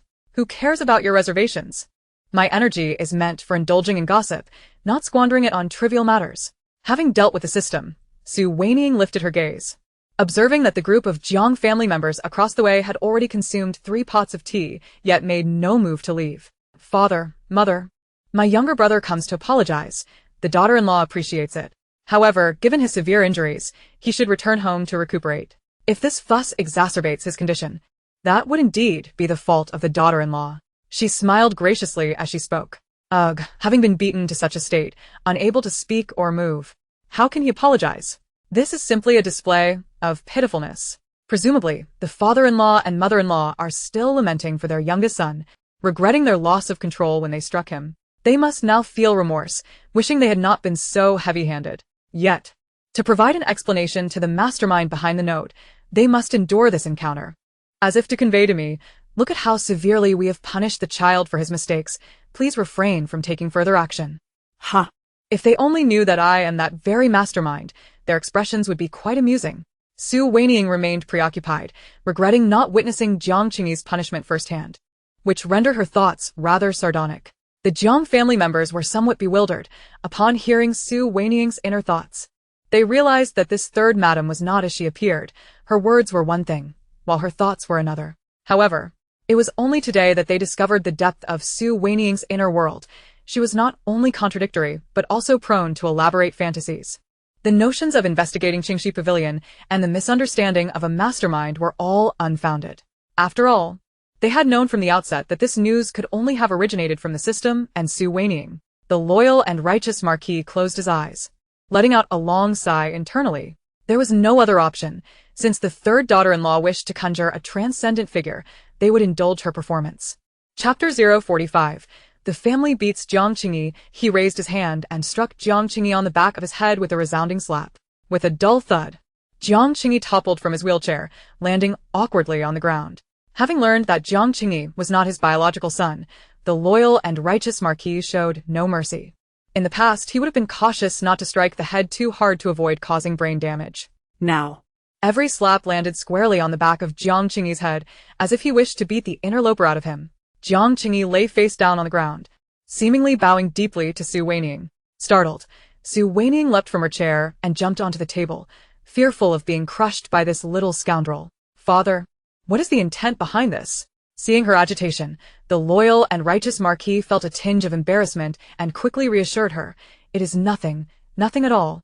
I merely wish for him to apologize to you. This little beast frightened you yesterday, and he must make amends. He cannot simply brush it aside because he has been beaten. Rest assured, as long as your mother and I are present, we shall ensure you are not wronged. Should such a situation arise again, even if he were to be beaten to death, I would still carry his tablet to you. Oh, dear, no need for that. Su Wanying gapet? Her eyes nearly popping out. By heaven's system, do you think my father-in-law is frightening? He speaks of carrying a tablet as if to appease a ghost. Is this an apology or a summons for vengeance? Upon hearing this, the loyal and righteous Marquis's mouth moved, eager to explain but finding no words. His heart was laden with bitterness. This third daughter-in-law is indeed difficult to placate. Nothing seems to suffice. Your father has exaggerated. Do not be frightened. He means no harm and genuinely wishes for this scoundrel to repent. Censure interjected to smooth things over. Yes, indeed. Third daughter-in-law, I am a rough man. Accustomed to boasting in the military, I often exaggerate my words. Please do not be alarmed. The loyal and righteous Marquis scratched his head, adopting an earnest demeanor. Very well. Let us help him up then. I find his glare unsettling. Su Wanying nodded. The Jiang family members quickly turned their attention to Jiang Qingyi, who, despite lying on the ground, remained unable to move, yet made an effort to raise his head, glaring with wide eyes. His gaze was filled with resentment. clearly blaming Su Wanying for the suffering he endured today. You wretched thing. What are you glaring at? I will pluck your eyes out. You scoundrel. Do not intimidate your third sister-in-law. Brute, do not bully your third sister-in-law. In an instant, 4 voices erupted in unison, while 2 feet landed heavily on Jiang Qingyi's back, delivering sharp kicks. The kickers were the loyal and righteous Marquis and Jiang Qingzhong, both of whom were naturally inclined to berate him. The 2 female voices scolding him came from Sun Shi and her daughter. Li Chunlan and Pan Gur, who were merely spectators, were momentarily left behind. Indeed. You deserve this beating, but third sister-in-law is still weak. Do not frighten her. Li Chunlan promptly pulled Pan Gur forward. She shouted a reprimand and gestured for Pan Gur to join in. You rascal! You have gone too far. I have acknowledged my mistakes and can amend my ways. Why are you so stubborn? From now on, just call me little uncle. Seizing the opportunity, Pan Gur not only took advantage, but also emulated his grandfather and father, lifting his leg to deliver a kick. With all the Jiang men kicking, he could not be absent. Jiang Qingzhong promptly patted Pan Gur on the shoulder. If he calls you little uncle, what shall you call me? Pan Gur, with a twinkle in his eye, quickly responded. If he calls me little uncle, then I must call you grandfather, and address our ancestor as old master. Clearly, he was quite the little rascal, knowing this little uncle was a sham, while the true uncle's whereabouts remained unknown. His grandfather, grandmother, and father surely harbored resentment towards him, emboldening Pan Gur to mock this false uncle. Lying on the ground, Jiang Qingyi was initially taken aback, followed by a continuous stream of tears. He had intended to wail loudly, but due to his injuries, he could not muster the strength to scream, only managing to sob softly, resembling a ghostly wail, eerie in its echo. Jiang Qingyi found himself utterly perplexed. He had merely shot a glare, yet the entire family had surged forth, hurling both blows and accusations at him. While he could perhaps come to terms with the others, he truly could not fathom how Sun Shi and Jiang Jinyu had joined in. These 2 were the closest to him. One was his doting mother, and the other his sister, born on the very same day. Why would they treat him so? Su Wanying stood on the table, feeling somewhat at a loss. Moments ago, she had displayed remarkable agility, swiftly climbing up, and now she worried that her pretense of illness might be exposed. Deceiving the Jiang family would become increasingly difficult afterward, before regret could wash over her. She witnessed Jiang Qingyi being besieged, leaving her momentarily dumbfounded. Upon hearing the Jiang family rallying to defend her and condemn Jiang Qingyi, she couldn't help but feel a swell of emotion. System. Although the Jiang family likely intends to use me as a whetstone to sharpen Jiang Qingyi, their treatment of me feels rather delightful. The system interjected. I have indeed detected a positive shift in the host's emotions, but it stems not from being defended, but rather from schadenfreude at the misfortune of the pig-headed Jiang Qingyi. After being exposed, Su Wanying retorted, somewhat indignant. You electronic fool. You possess no emotional intelligence whatsoever. She was assisted down from the table by her maidservants, and the Jiang family did not linger, as Lord Zhongyi took Jiang Qingyi away while Jiang Zhong pushed an empty wheelchair, bidding farewell. Finally, they had departed. What an exhausting day this has been. Once the room was left with only her own maidservants, she instantly relaxed, her previously erect posture slumping as if devoid of bones against the chair's back. Hung Mei promptly took the hint, stepping forward to massage her back and shoulders. Madam, you have worked hard. I had the kitchen prepare some chicken soup for you. Please enjoy it and take a good rest afterward. Su Wanying nodded, then began to order dishes. Let us have a hot pot tonight, using the simmered chicken broth as the base. It's a pity we don't have coconut, otherwise, we could have had coconut chicken. Leaves? What leaves? Kuitsu. Carrying a food box from outside, instinctively inquired upon hearing this. Su Wanying waved her hand dismissively. It's nothing, just some idle chatter of mine. The arrival of the whole family had been a hassle, but now that she had managed to see them off, she could indulge in a brief respite. Alas, her contentment was premature. Since that day, the Jiang family had been visiting Qingxi Pavilion almost incessantly. However, they no longer came en masse.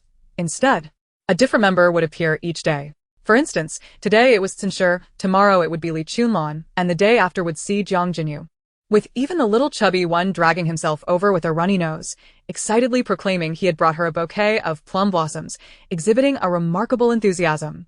Chapter 046. To amuse third sister-in-law at this moment, Jiang Jinyu had come alongside her cousin. The 2, aunt and niece, were united in purpose, one to engage her in conversation while the other provided comic relief.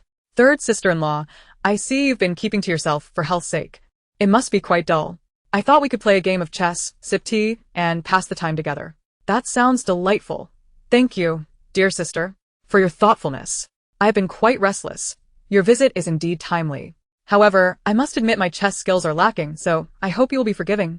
Su Wanying replied with a cheerful smile, rubbing her hands together, her face alight with anticipation. Seeing her eager demeanor, Jiang Jinyu felt reassured. It seemed she had made the right choice in bringing the chessboard. She had struck the right chord with third sister-in-law. As long as she could bring joy to her, the artifact might reveal more secrets. You flatter me, I merely play for fun. Once seated, they began to arrange the pieces. However, in the span of just a TS brewing time, Jiang Jinyu's complexion grew pale. No, I made a mistake with this move. Can we start over? Su Wanying had hardly placed a few pieces before Jiang Jinyu began to call for a do-over. Her first lesson in chess had taught her that one must never regret a move, even if it led to a complete downfall. It was a battlefield, after all. Of course, third sister-in-law, feel free. We are merely passing the time, not competing, Jiang Jinyu readily agreed. She had come with the sole purpose of cheering up her sister-in-law. The notion of chess as a battlefield was irrelevant. As the game progressed, Su Wanying continued to call for do-overs, even going so far as to retract moves she had already reconsidered, reverting to her previous strategies. Initially, Jiang Jinyu maintained a cheerful demeanor, treating Su Wanying with kindness, as she had prepared herself mentally for the occasion. However, as the match approached its conclusion, Su Wanying's position remained dire, showing no signs of recovery. She scrutinized the board with furrowed brows, as if she were a master strategist engaged in a high-stakes duel. Jiang Jinyu kept pouring herself cold tea, fearing that the mounting frustration might aggravate her, despite her belief in her ability to remain calm, having been cautioned repeatedly by Xinshe. Yet, with each of Su Wanying's do-overs, the small ember of irritation within her grew increasingly difficult to suppress. Aha, I realize where I went wrong. After a prolonged period of contemplation, Su Wanying finally reacted, clapping her hands in realization. Sister, may I retract this move? She inquired eagerly, her eyes sparkling with a thirst for victory. Jiang Jinyu instinctively looked up and offered her sweetest smile, her tone gentle. Of course. However, as Su Wanying reached for the piece, Jiang Jinyu suddenly halted her, exclaiming, Wait, third sister-in-law, if I recall correctly, that piece was your first move, wasn't it? Su Wanying nodded, confidently asserting, Indeed. As the saying goes, a good beginning is half the battle won. My game has been plagued with misfortune since that initial misstep. So, I wish to rectify it. Very well, Jiang Jinyu replied, forcing a smile that betrayed her discomfort. She took a deep breath, reminding herself that she had not come to play chess, but rather to amuse her sister-in-law. Only by bringing joy to her could she find happiness. Jiang Jinyu remained silent, pouring tea with a flourish, raising her neck to gulp it down, completing the motion in one fluid action, as if she were drinking firewater rather than merely tea. Su Wanying, delighted by her rapid agreement, radiated joy, her eyes sparkling like stars. The little chubby one sat nearby, observing the match, occasionally scratching his head, scarcely daring to breathe. His aunt truly bore with it. It was known that the twins, this pair of dragons and phoenixes, were quite formidable in the Zhongyi Marquis residence, favored by their grandmother and possessing a mischievous streak that led them to tease others mercilessly. Li Chunlon had only just arrived at the Marquis residence and had already offended them with a few careless remarks, earning herself a thorough scolding. In contrast to the brutish threats of the counterfeit brother-in-law, Li Chunlon feared Jiang Jinyu far more. This young lady of the Marquis not only inherited the courage and resilience of the Zhongyi Marquis, but also perfectly embodied Xinshe's cunning and restraint. As Li Chunlon would put it, a barking dog does not bite. When this little ant made a move, it would surely leave her bruised and unable to cry out in pain. Yet, this tempestuous spirit transformed into a model of compliance before third sister-in-law. Smiling sweetly during do-overs and obediently following instructions, truly, she was going all out to energize the artifact. A whole set of chess pieces was returned to the box. Su Wanying, buoyed by encouragement, picked up a black piece and placed it on the board. Excellent. Our first game officially begins. Jiang Jinyu regarded the piece with exasperation, struggling to contain herself as she softly reminded, Third sister-in-law, the first move you claimed to have made incorrectly was right here. Ah? Is that so? Su Wanying Berlinget, immediately denying it with a string of refusals. Afterward, she leaned in with anticipation, scrutinizing intently, tilting her head in contemplation for an extended period. Yet her face remained a picture of bewilderment. However, This position exuded an aura of triumph. How could I have possibly lost last time? She earnestly inquired. Jiang Jinyu bit her lip several times, wishing she could directly vent the pent-up frustration within her. Noticing the tension in the atmosphere, the chubby boy beside her discreetly tugged at his aunt's sleeve. "Aunt, please bear with it. Everything is for the sake of the divine artifact." He whispered softly in Jiang Jinyu's ear. Hey, no external assistance allowed, fatty. Is it not customary to remain silent while observing the game? Su Wanying immediately grew agitated. Chapter 047. The power of the incompetent chess player. Upon hearing Su Wanying's outburst, the aunt and niece quickly straightened their postures, ceasing their whispered conversations. "Third sister-in-law, are you certain this is the right move?" Jiang Jinyu asked again. Su Wanying not that emphatically, absolutely. This game is sure to be a victory. Her conviction was unwavering, and Jiang Jinyu refrained from further discouragement, following suit with her own move. Yet, after only a few plays, Su Wanying was once again filled with regret. What is this first move? It reeks of impending failure. I said I would make changes. Why have I reverted? Could I have been bewitched by some foul entity? Is there a ghost here?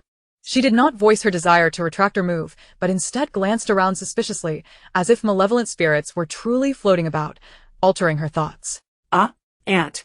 Is there really a ghost?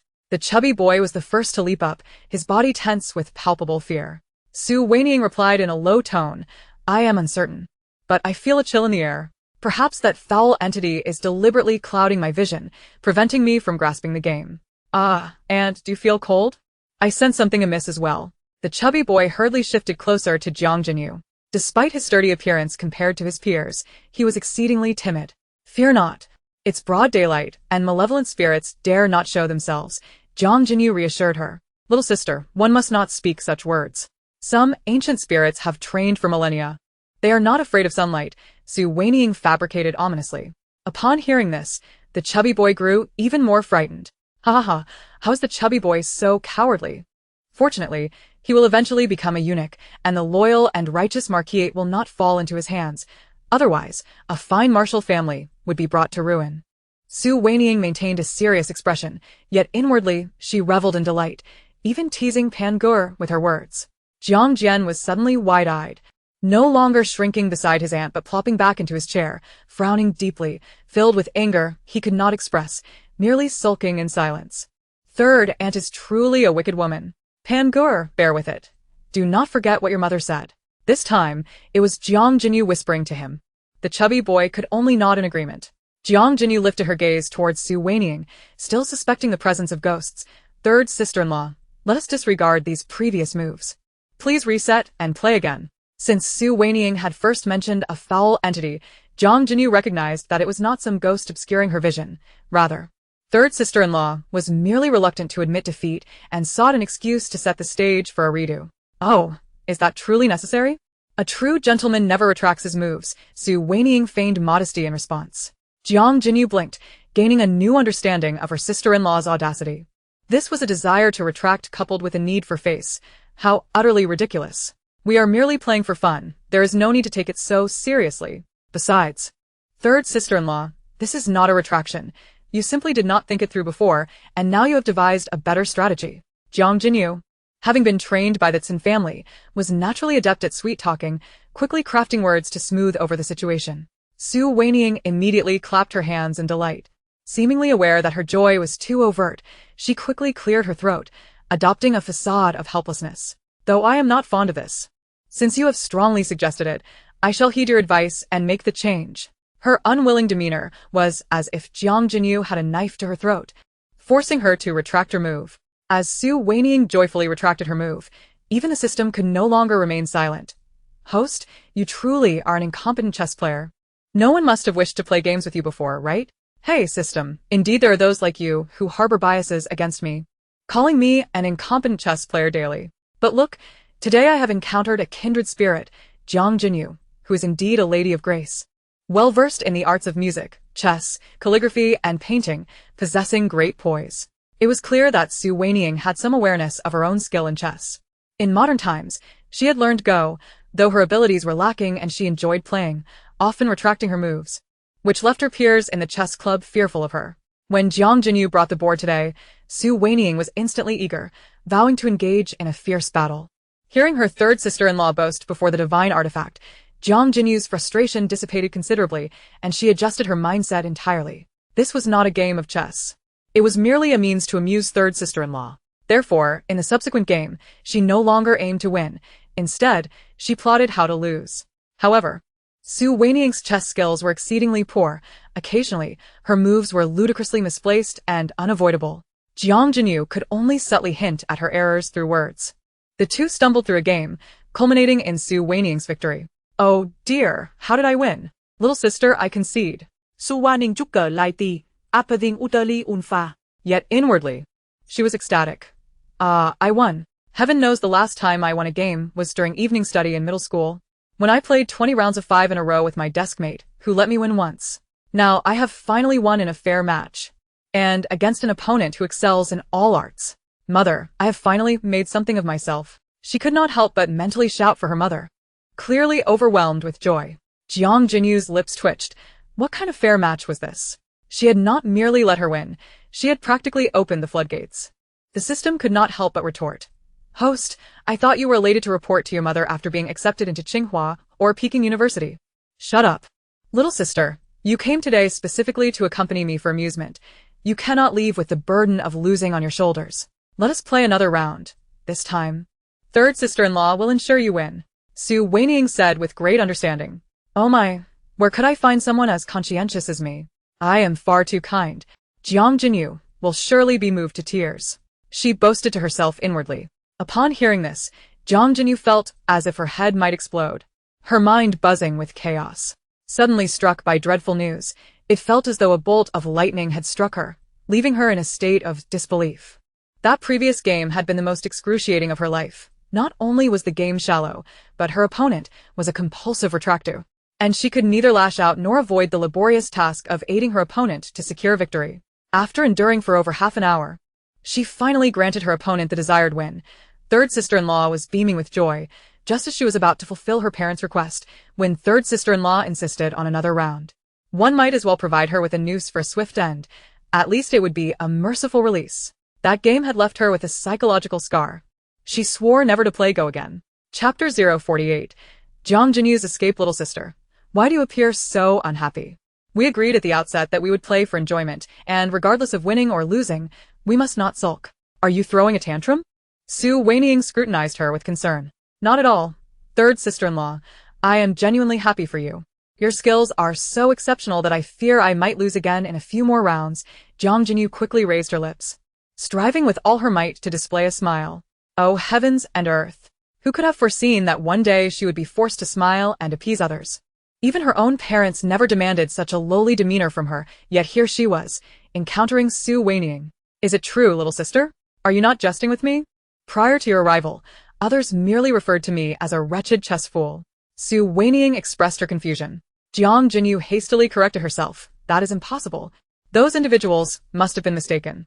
In my eyes, sister-in-law's chess skills are unparalleled. The moment she uttered the phrase unparalleled, she nearly bit her own tongue. Heaven knows that Jiang Jinyu had always been regarded as an icy beauty, exuding an air of noble aloofness, and deservedly so. Yet now, to elicit a smile from her sister-in-law, she found herself not only donning a facade of cheerfulness to flatter, but also fabricating lies in praise. Meanwhile, Pan Gur observed his aunt's unusual behavior and was utterly restless. Previously, his aunt had displayed remarkable pride in front of their mother. Even when Li Chunlan entered the Marquis's residence with a magnificent dowry, she had automatically softened in the presence of her esteemed sister-in-law. Despite being another lady of the Marquis's household, the third aunt commanded such respect. Is it truly so? Su Wanying's lips could not help but curl into a smile. Of course, there was no need to fabricate such tales. Jiang Jinyu fortified her resolve, and her smile grew increasingly sincere. Indeed, little sister, you possess an extraordinary eye for talent. We must engage in several more games of chess so we can hone our skills together. As the saying goes, 3 cobblers can outsmart Zhuge Liang. Even if we both are mere chess fools, combined, our prowess could be celestial. Come. Let us play a dozen or so matches today, and indulge ourselves. If it comes to that, you may stay at Qingxi Pavilion. Su Wanying declared exuberantly. her spirits so elevated that she completely forgot to maintain her demure facade, rolling up her sleeves in preparation for an all-night chess marathon. Jiang Jinyu fell silent, her heart filled with trepidation. She had miscalculated, believing that a few compliments would appease her sister-in-law and bring an end to this farcical chess match. Yet, unexpectedly, Su Wanying seemed insatiable, her pride swelling with each praise, her enthusiasm escalating. She lifted her teacup, intending to sip some cold tea to compose herself, only to find it empty, as was the teapot. The previous game, akin to an elderly woman's cumbersome foot-binding cloth, had ignited her ire, and in her quest to douse the flames, she had guzzled tea until it was all gone. The serving maid, witnessing this, promptly refilled her cup. However, Jiang Jinyu, quick-witted, decided to make a strategic retreat. "Sister-in-law, I am feeling a bit unwell. I shall return shortly." She hastily instructed Pan Gur, "While I am away, do not provoke sister-in-law." With that, she turned and departed, hurrying along, fearful that Su Wanying might attempt to keep her there. Observing her hurried exit, Su Wanying couldn't help but lament. "Everything about my little sister is admirable, except for her bladder." The system scoffed. "Jiang Jinyu is perfect in every way, except for the fact that she is young and blind to the truth. She elevates a mere chess fool without realizing the folly." "Humph, you, an electronic imbecile, understand nothing." Pan Gur piped up, "And I have recently learned a new set of martial arts. Would you like to see me demonstrate?" He eagerly volunteered, recalling how Li Chunlan had urged him incessantly to win over the third aunt. Recently, members of the Jiang family had gathered, but their individual efforts had yielded little success in charming her. Thus, they devised a plan for a duo. Jiang Jinyu and Su Wanying were of a similar age, likely to find common ground, while Pan Gur, despite his mischief, possessed a lively spirit that could lighten the mood. Furthermore, his martial skills could provide a delightful diversion for Su Wanying, allowing him to enter the aunt's courtyard without raising eyebrows. If it had been Zhong Yiho and Jiang Qingzhong attempting to amuse Su Wanying, they would not have had the privilege of entering the courtyard alone, lest they become the subject of gossip. "Very well, proceed," Su Wanying replied nonchalantly, raising her chin slightly. The chubby boy tucked his shirt into his waistband and saluted her with a single hand. In that moment, his cherubic face bore no trace of mischief, but was instead set in a serious expression, indicating his earnestness. Su Wanying straightened her posture slightly, a gesture of respect. As he began to perform, Jiang Pan exhibited commendable seriousness in his movements, his footwork agile, punctuating the air with powerful sounds as though he were channeling all his strength into each strike. "Ah, young man, your punches are quite impressive. You possess considerable strength. No wonder you once struck me with a teacup, nearly knocking the life out of me. It appears you truly have some skill," Su Wanying remarked. The chubby boy, invigorated by her praise, stumbled slightly, losing some momentum but quickly steadied himself, gritting his teeth to continue. "Goodness, your expression is quite fierce. System. Do you think he is performing his martial arts to intimidate me? To warn me to tread carefully lest I find myself on the receiving end of a punch, costing me my very life?" Although Jiang Pan's martial arts were commendable, his youth limited his agility, and the lack of a partner diminished the intensity of his display. Su Wanying found her attention drifting, her mind wandering. Upon realizing that the third aunt held such misconceptions, the chubby boy became anxious. He had come to amuse her, not to add to her distress, and feared that if this continued, it might backfire. To make matters worse, his aunt had chosen to flee, leaving him to confront the situation alone without any counsel. In his determination to delight the third aunt, he began to exert himself more. Sweat starting to bead on his forehead, his voice growing more robust as he summoned all his energy. This chubby boy's martial arts are indeed commendable, his strikes swift. Yet the dazzling display is rather soporific, almost hypnotic. Upon hearing this, Jiang Pan was taken aback. Shouldn't watching martial arts be invigorating? A surge of determination coursed through him. How could anyone feel drowsy? If his martial arts instructor were to learn that his performance had lulled someone to sleep, he would surely face reprimand. Such a notion was an affront to martial practitioners. In the past, had he known the third aunt felt this way, he would have rushed forward to deliver a solid strike to rouse her from her stupor. Yet now, he was merely anxious, fearing failure in his task. Seizing a moment to adjust his stance, Jiang Pan discreetly glanced at Su Wanying, only to find her resting her chin on her hand, eyelids drooping, occasionally stifling yawns, appearing as if she might succumb to slumber at any moment. The contrast between her current demeanor and her previous excitement during the chess match was stark. "Aunt, where are you? Come back." Your nephew can hardly endure. Chapter 049, Su Waning's outlandish idea. Su Wanying inwardly lamented even more than the chubby boy. Oh, this is unbearable. How can I express myself to make him stop? If not, I truly might fall asleep. In truth, treating the chubby boy's martial display as a lullaby is rather delightful. It could be a boon for insomniacs. However, I've had my fill of sleep and sun by noon. I do not wish to continue dozing. This chubby boy usually appears quite astute. Why is he so dull-witted now? Simply punching isn't enough. He needs to add some flair. Upon hearing her thoughts, Jiang Pan immediately halted, ceasing his movements, and earnestly sought her guidance. Aunt, I feel that merely punching lacks excitement. I am but a novice, but my grandmother and mother have often said that you possess vast knowledge. Do you have any suggestions for me? Since Su Wanying had expressed herself thus, it was evident she had ideas worth sharing. He might as well heed her counsel. By aligning with the third aunt's wishes, he might be able to lift her spirits. I am not a martial artist. Any notions I might have are mere ramblings. If I were to propose something recklessly, I might tarnish the integrity of martial arts, and that would be my folly. Continue with your practice. Do not mind me. Su Wanying promptly waved her hand, signaling her refusal. The system, unable to contain itself, promptly unveiled her intentions. Host, your words imply a strong desire to offer suggestions while simultaneously acknowledging that they might be ill-conceived, thus preemptively shielding yourself from criticism. Wouldn't you agree? Such tactics are only effective with children. Su Wanying swiftly countered, her tone laden with defiance. Ha! System, do you harbor some grievances against me today? Even my benign remarks are subject to your malicious interpretations. Moreover, who are you calling a child? I nearly lost half my life upon my arrival, courtesy of that chubby brat, who resembles the innocent and vulnerable child more. The mention of nearly losing half her life was indeed a lethal blow. After all, the actions of that chubby boy were utterly unscrupulous.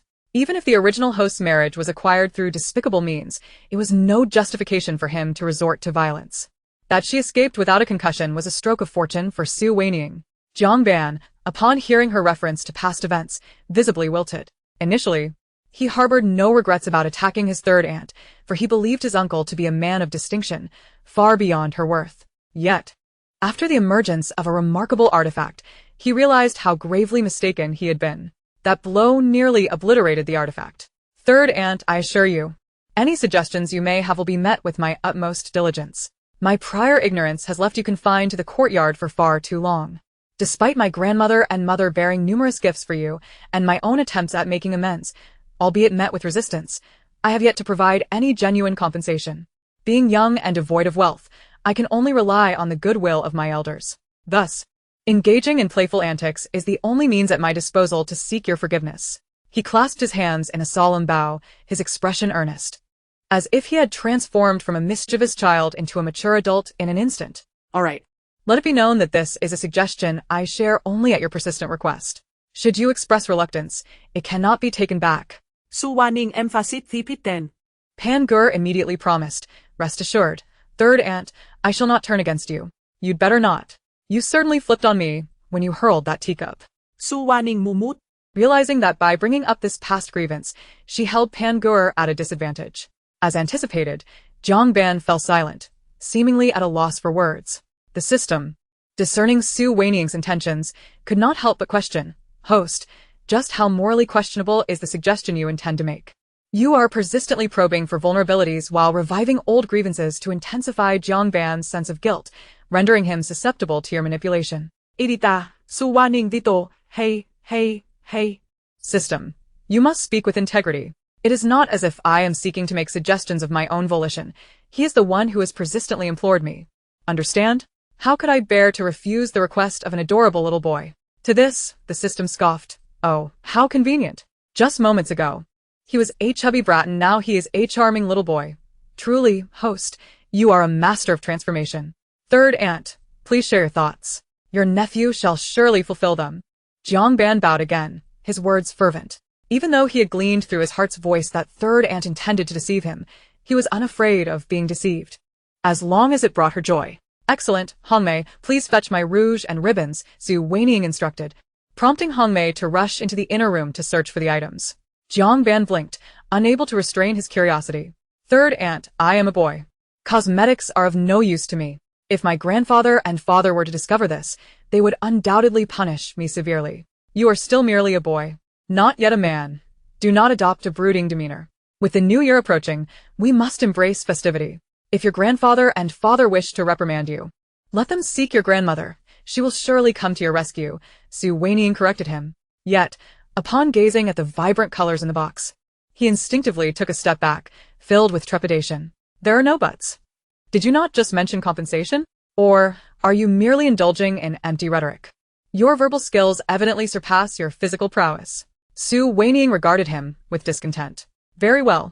Jiang Ban stepped forward, closed his eyes, and assumed a resolute expression akin to one prepared to face death. Jiang Jinyu had spent half an hour outside, finally emerging from her psychological turmoil. After much deliberation, she resolved to return. She could not allow her chubby nephew to confront Third Aunt alone. Third Aunt was indeed formidable, and the chubby boy was no match for her. As Jiang Jinyu and her maid arrived at the courtyard, before even entering the house, they were greeted by a cacophony of unfamiliar, lively music.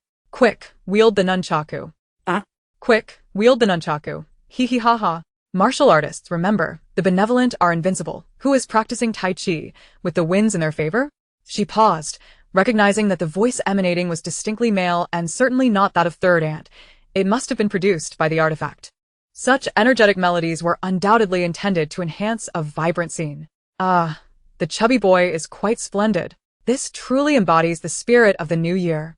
Wanying exclaimed amidst the music, even humming along, her enthusiasm undiminished despite her incorrect lyrics. The effort Pan-Goer had invested to elicit such joy from Third Aunt was evident. Standing at the entrance, Jiang Jinyu suddenly felt a surge of apprehension, fearing what sight awaited her upon opening the door. After much mental fortitude, she summoned the courage to cross the threshold. "Auntie, you have finally returned," the chubby boy exclaimed upon seeing her, his voice trembling with emotion, his eyes shimmering with unshed tears, utterly forlorn. Chapter 050. The fierce tiger transforms into a rotund cat rolling. Jiang Jinyu stood there, stupefied, unable to acknowledge him. Before her stood a boy adorned with two small tufts of hair tied with red ribbons, and a bright red, in the center of his forehead, strikingly vivid. Coupled with his round head, large eyes, and cherubic cheeks, he appeared remarkably festive. Though Jiang Ban had always been a chubby child, he had maintained a robust physique. Being from the Jiang family and trained in martial arts since childhood, he was not genuinely overweight, but rather sturdier than his peers. Given his current demeanor, he would undoubtedly grow into a gallant man. However, that sense of robustness had vanished, replaced by an endearing and amiable quality, reminiscent of the benevolent deity's attendant. "Oh, little sister, you have finally arrived. Pan-Goer performed splendidly just now. I was utterly captivated. Look how adorably I have dressed him. He is so pleased to see you that he cannot help but wish to show off." Wanying Edgalim. Her face radiating joy as she immediately pulled Jiang Jinyu to sit down. "Pan-Goer, quickly perform for your aunt. She has never witnessed such an endearing sight." "Auntie." I do not wish for Pan-Goer to stand there, his eyes brimming with tears as he gazes at Jiang Jinyu, his expression pleading. He had already suffered the embarrassment once, and wished to avoid a second. He desperately wanted to conclude this wretched performance. It would haunt him psychologically in the future. "Pan-Goer, remember what your mother told you before coming here," Jiang Jinyu reminded him. Jiang Ban gritted his teeth. Turning to Wanying, he inquired, "Third Aunt, if I perform again, will you be pleased?" "Absolutely. I will certainly be delighted. Pan-Goer, your gallant display must be witnessed by more than just me. It cannot remain a secret." Wanying responded promptly, her eyes brimming with encouragement. With tears glistening in his eyes, Jiang Ban struck a pose, saluted both women, and soon resumed his martial display. However, the once fierce and commanding movements now lacked their original intensity, dulled by his festive attire. Especially as he leapt and landed, the red ribbons atop his tufts danced enticingly, resembling fluttering butterflies, complemented by the vivid, adorning his forehead. The martial arts of the Jiang family, once fierce and formidable, now bore an air of frivolity, evoking an inexplicable sense of endearing clumsiness. Jiang Jinyu finally understood why Pan-Goer felt like crying. Even though she had not practiced this specific style, as a member of the Jiang family who had witnessed the original martial arts, she too felt an urge to weep. How could the once mighty tiger descend from the mountain, only to become a rollicking fat cat? If the Jiang family were to continue fighting like this in the future, they would be utterly incapable of subduing their foes, and instead would be the subject of ridicule. Beside them, Su Wanying was exuberantly cheering, clapping her hands in delight. Banggur, you're amazing. You are the most dashing of the Jiang family. At this moment, you surpass even your grandfather and father in valor. Your martial arts are exceptional. Su Wanying was beside herself with excitement, completely disregarding her image. Her inner thoughts reflected this exuberance. As she achieved a rare harmony between her inner and outer selves for the first time, the system, unable to bear her incessant chattering, could not help but mock her. Host, you are simply a devil. I have detected that as a child, you despised performing in front of adults during the new year. Now that you are an adult, you have become the very person you once loathed. Wanying snorted disdainfully. Please, don't make it sound like I'm irredeemably wicked. I'm not tormenting him for no reason. Have you forgotten that I have a grudge against this chubby boy? A grudge stained with blood. You think that just because his mother sent some gifts and he endured a beating, this matter would be settled? My emotional and physical distress cannot be appeased with mere trifles. On my wedding night, not only did I not see what my husband looked like, but I also suffered a head injury. Who could endure that? Just because I styled his hair in a Neza-like fashion and placed a red dot on his forehead, I became the villain. You might as well stop being a system and sit at the less Han giant Buddha. Who could be more saintly than you? The previously assertive system was left speechless by her unceremonious retort and fell into silence. To call you an artificial intelligence is an insult. However, I am not one to hold a grudge. The little chubby boy clearly realizes that I am intentionally teasing him, yet he is still willing to cooperate, which indicates that he is not lying this time. He genuinely feels remorse, rather than being coerced by his elders while harboring deep-seated resentment. A child who knows his faults and seeks to amend them is a good child. Henceforth, I shall no longer refer to him as little beast in private. Banggur, Who had been on the verge of tears, felt a surge of hope upon hearing her sincere words. He lifted his head, straightened his chest, and once again put forth extraordinary effort in his martial arts display, even more earnestly than before, without makeup. Ansan had finally acknowledged him. The system, after a moment of silence, could not resist inquiring, Host, are you truly so benevolent as to forgive him? Su Wanying promptly replied, What difference does forgiveness make? In the end, he is destined to become a eunuch. Why should I cling to this? It merely portrays me as a villain. Once he becomes a eunuch, I won't mock him to his face, but will secretly revel in it. Jiang Pan felt a wave of emotion. He knew Aunt San was a wicked woman. How could she suddenly change and soften her heart? Woe is me. He had to endure such ridicule while performing martial arts for Su Wanying. What on earth was happening? Why did the system choose a wicked woman instead of him as the host? The system was truly blind. Host, I have not misjudged you. You are indeed a heartless spectator. The system, unaware of the chubby boy's thoughts, even praised Su Wanying. Ha ha ha, splendid. Accompanying this set of cat-themed martial arts, let us change the background music. J Cho S Nunchaku is simply inappropriate. The system replied, Change to what? My music library is extensive and requires no energy to access. It is a tremendous benefit. Without hesitation, Su Wanying began to select a song, since it's cat-themed martial arts. Let us switch to learn to meow. Almost instantaneously, cheerful music filled the air, followed by a sweet female voice singing adorably. Let us learn to meow together. Meow meow meow meow meow. Acting cute in front of you. Oh my meow meow meow meow. My heart races, captivated by your mischievous smile. If you don't say you love me, I'll just meow meow meow. The song was undoubtedly unfamiliar, and the lyrics were difficult to discern. But the repeated meow meow meow was crystal clear. Moreover, Su Wanying had just referred to his martial arts as cat-themed, which was a clear mockery. Pause the music. While I'm in a good mood, system, give me a melon to munch on, preferably a big one. Just as Jiang Pan was about to give up, Su Wanying finally hit the nail on the head with her statement, akin to hearing divine music, causing him to hold his breath instantly. All right, Jiang Qingzhong's death date has arrived. Will you partake in this melon? Upon hearing the system's proclamation, Jiang Jinyu and Jiang Pan exchanged glances, nearly screaming in unison. What was happening?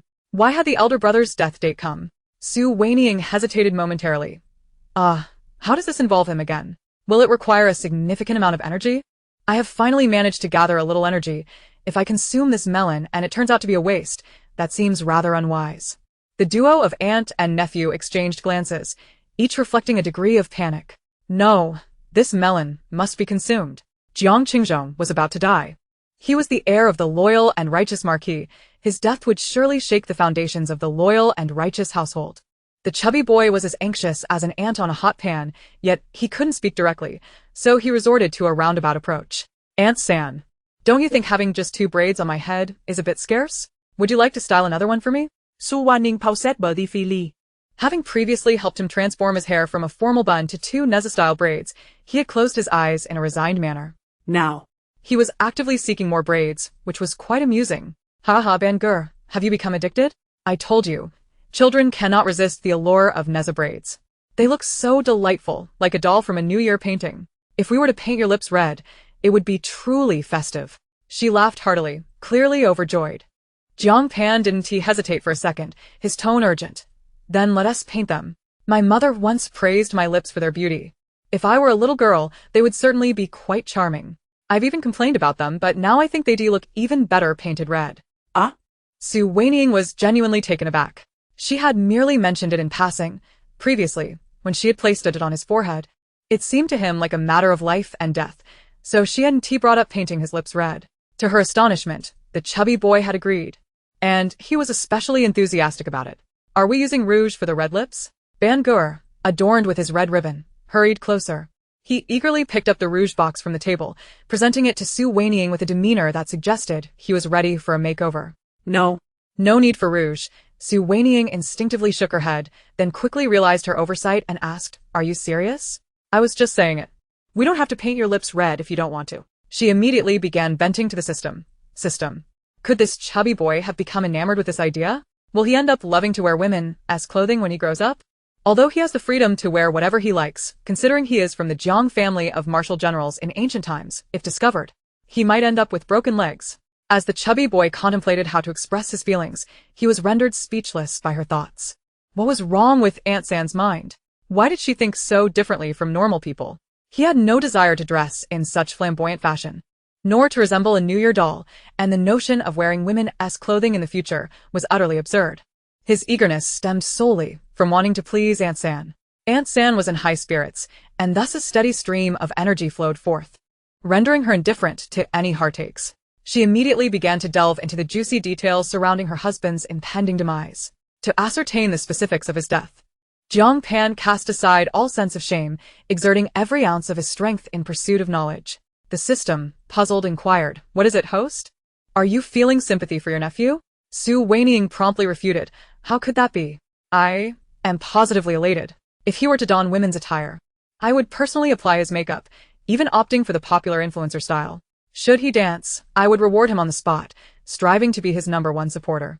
However, if my styling him with the Neza hairstyle ignites certain personal interests of his, and if this were to come to the attention of Li Chunlan, my sister-in-law, I fear she might tear me apart. It became clear that her concern lay not in the little chubby boy's potential awkwardness, but rather in the fear of retribution from his mother. Aunt San, I truly acquiesce.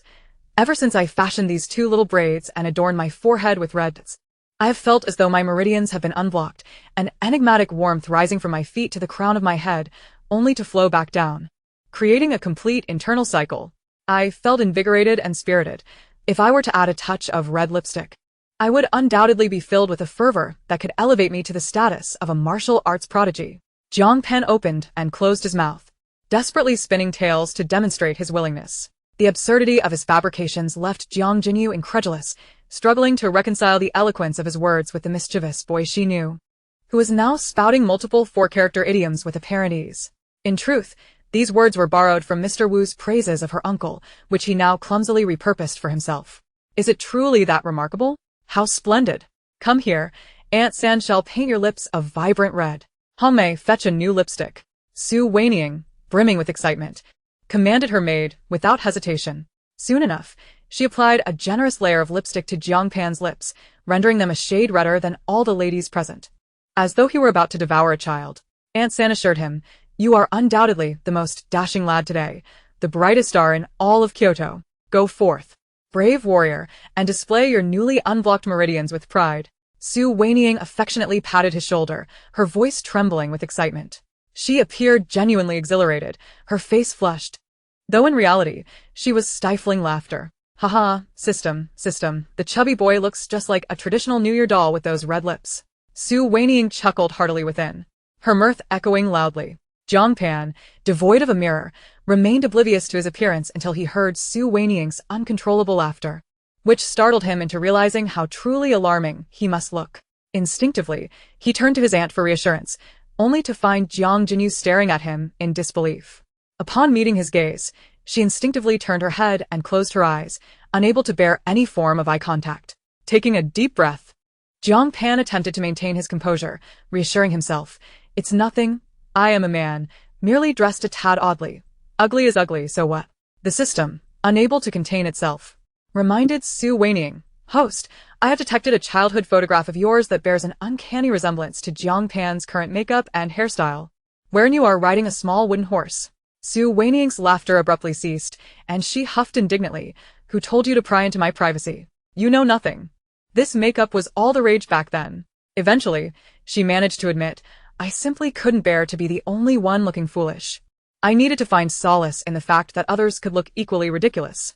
The system fell silent, its quietude speaking volumes. Chapter 052. The one writing secret messages. Jiang Pan, sporting the Neza hairstyle with red dots and red lips, executed his third round of punches. However, he could no longer focus entirely on his martial arts. His spirit was ashen, resembling a relentless punching machine devoid of emotion. Su Wanying returned to the topic at hand. "Now, let us indulge in some gossip." "Whose gossip?" "Today, the little chubby boy has brought me such joy. Half of my energy derives from him. Thus, we shall feast on the rumors surrounding his father. However, let me clarify, I have already obtained information regarding his cause of death, so do not think you can absorb energy from two separate sources. If you attempt to repeat this, I shall not hesitate to sever ties." At these words, Jiang Pan was nearly moved to tears. Heavenly realms. His efforts had not been in vain. After a day of playing the fool and charming his way into her good graces, he was finally rewarded at this moment. And gratitude for Aunt San swelled within him. Oh dear. Although Aunt San is a troublesome woman, at this moment, she is the greatest benefactor in the world. "I am not the sort of malicious system that allows hosts to squander their resources. I guarantee value for your expenditure," the system boasted, but was cut off by Su Wanying. "Enough with the chatter. Hurry and reveal the gossip." Previously, I mentioned that the beginning of Jiang Qingzhong's demise was triggered by his receipt of a secret message presented to the emperor, which contained a letter revealing that the monarch of a rival nation sought to bribe Jiang Qingzhong, promising him countless benefits. Today, Jiang Qingzhong received that very secret message. After Jiang Jinyu and Jiang Pan exited the Qingxi Pavilion, they hastily made their way to Shokong Garden. Xin and Li Chunlan awaited their arrival, with Li Chunlan unable to remain seated, pacing anxiously at the entrance. "Oh my, you startled me." As Li Chunlan paced, she lifted her gaze only to be met with a gaping mouth, nearly causing her heart to stop.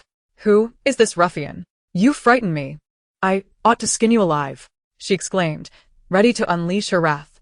However, once she recognized the figure before her, her fear dissipated. Jiang Pan. "What on earth happened to you?" She approached, no longer afraid, and cupped his chubby face, wiping at it, only to discover the red lipstick on his lips, which brought her relief. "What are you doing, you boy? Why would you wear such things, especially in such an alarming manner? If your father sees you like this, you may well lose your skin." She took out her embroidered handkerchief, diligently attempting to wipe it away. Nevertheless, the greasy lipstick only spread further with each wipe, leaving his chin smeared with red, rendering him even more comical. "Who on earth would apply such a thing to your lips? Have they lost their mind? I shall have their head." Li Chunlan fumat. "Mother, it was Aunt San who did this," he replied. Li Chunlan pauset, mindreading her resolute demeanor. "Your aunt should not have done this to you. Although you went to amuse her, she ought not to have taken it this far. That is simply taking liberties. Even I, as a merchant's wife, know when to draw the line. She is a lady from a noble family, yet she seems to lack even this basic understanding. It appears she is deliberately tormenting you. Look at the state of your face. With so much lipstick applied, it will be difficult to remove later. This cannot stand." She continued to complain, but was interrupted by Jiang Jinyu's urgent voice.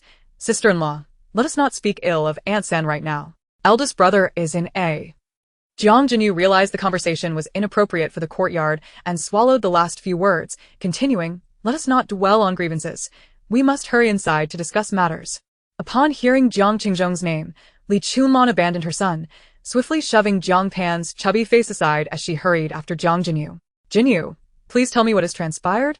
In her haste, she exerted too much force, causing Jiang Pan's face to ache slightly. He covered his cheek, feeling aggrieved. After all, it was his efforts to appear foolish that had garnered this news. Couldn't she be a bit gentler? Between him and his father, it was clear that his mother favored his father. What had truly occurred that had incited such a commotion? Have you managed to ascertain the whereabouts of your elder brother? Xin has also arrived at the entrance, her face bearing a hint of anxiety. The group entered the house, dismissing the servants, and closed the door behind them. Jiang Jinyu immediately spoke in a hurried tone. The artifact has declared that today marks the beginning of our elder brother's demise. That secret edict, containing the incriminating evidence of our brother's treachery, has already reached his hands. Li Chunlan, initially fraught with worry, found her anxiety dissipating upon hearing this. She waved her hand dismissively, adopting a look of reassurance. Little sister, I have already discussed this matter with Qingzhong. He assured me that he would not deliver any secret edicts to the emperor. Even if there were urgent dispatches covering 800 miles, he would ensure that other generals would handle them, resolutely avoiding any involvement. Previously, Li Chunlan had spent 6 chests of gold, silver, and jewels to delight Su Wanying, and the significant revelation from the artifact pointed to Jiang Qingzhong's impending demise, referencing this very secret edict. She had earnestly conversed with Jiang Qingzhong, repeatedly imploring him, and in the end, he swore to her that having understood the cause of death, he would certainly not yield. No, elder brother will submit that secret edict. Jiang Jinyu countered, shaking her head with a serious tone. Why? Li Chunlan's anxiety surged once more. Because that edict was exchanged for the life of our third brother, containing crucial results from the emperor's investigation. He cannot extricate himself and must have another Jinyu deliver it back to elder brother. Third brother? What edict does he possess that necessitates its delivery to Qingzhong? Could it not be entrusted to our father-in-law? Li Chunlan stamped her foot in frustration, realizing that this was a calamity that could have been averted with prior knowledge of the impending death, yet Jiang Qingzhong still proceeded in such a manner, further aggravating her distress and even causing her to misplace her anger onto others. What does third brother mean? The edict he returns has even included letters framing your elder brother. What is his intent? Is this a deliberate ploy to ensnare your elder brother and make way for Qingzhong? If he aspires to be the heir, he could simply propose it. The bond between brothers is not beyond negotiation, yet he resorts to such despicable tactics, directly endangering Qingzhong. What a vile heart! Li Chunlan's words grew increasingly harsh, causing Jiang Jinyu to frown deeply. How did the conversation veer towards the matter of the heir? Before Li Chunlan could finish her outburst, Xin raised her hand, pointing at her sternly. Were it not for Pan Guer being present, this slap would have already landed upon your face. Speak no more nonsense. Faced with such a formidable display of authority from her mother-in-law, Li Chunlan immediately fell silent. Although Xin was typically strict and would voice her disapproval when she observed wrongdoing, she had never before wielded such direct language, even threatening to slap her. It was evident that this matter was exceptionally grave. Summon guard Xiao, I have urgent instructions for him. Quickly. Xin, seeing Li Chunlan subdued, ignored her further and opened the door to command the servant outside. A young attendant swiftly ran out. Jiang Qingli, who is he? Jinyu, prepare the ink. Xin took her seat at the table and began to write letters. By the time guard Xiao arrived, Xin had already composed and sealed 2 letters. This letter you must personally deliver, ensuring it reaches the heir without fail. The other must be dispatched to the marquis. This is a matter of life and death. So, haste is paramount.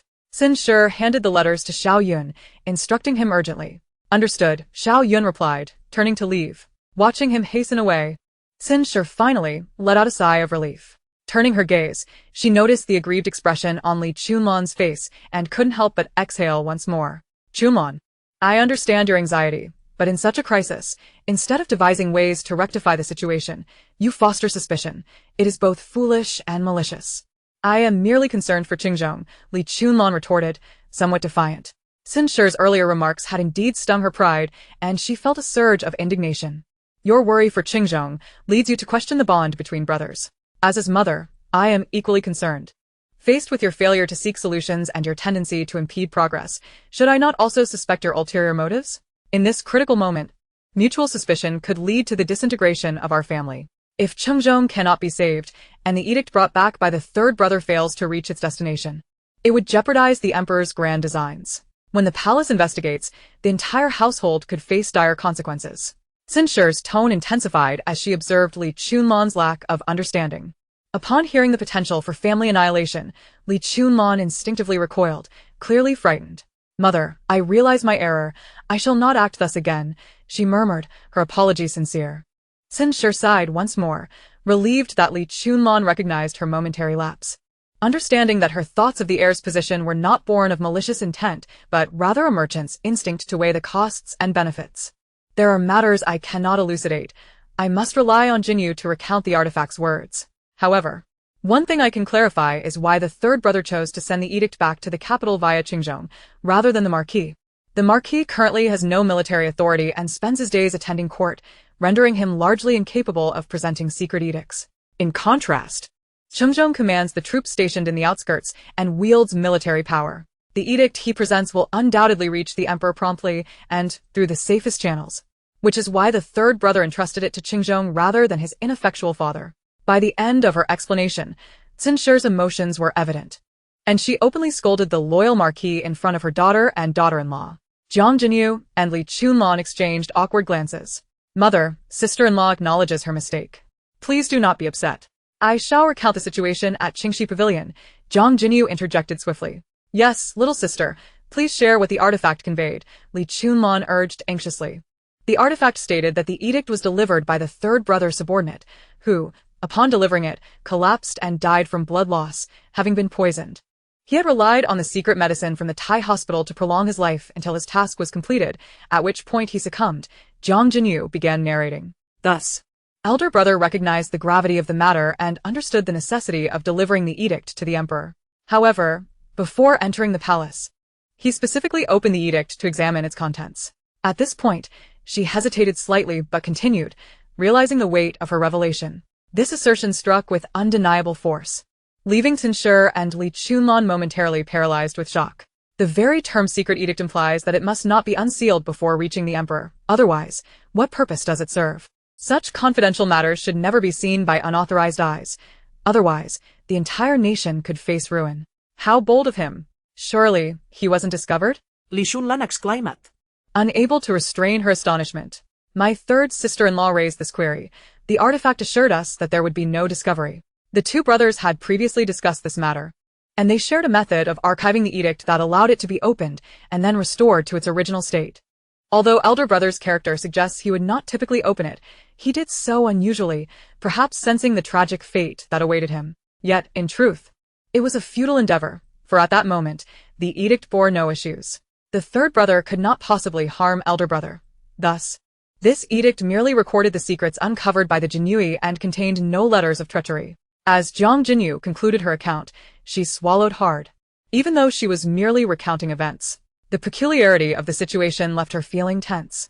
Qingzhou had taken a significant risk by unsealing the edict, clearly motivated by the artifact's earlier assertion regarding the cause of his death, leading him to verify whether it contained any letters that would lead to his demise. Yet, it appeared that the harmful letter had not been inserted prior to its submission to the palace, but rather after.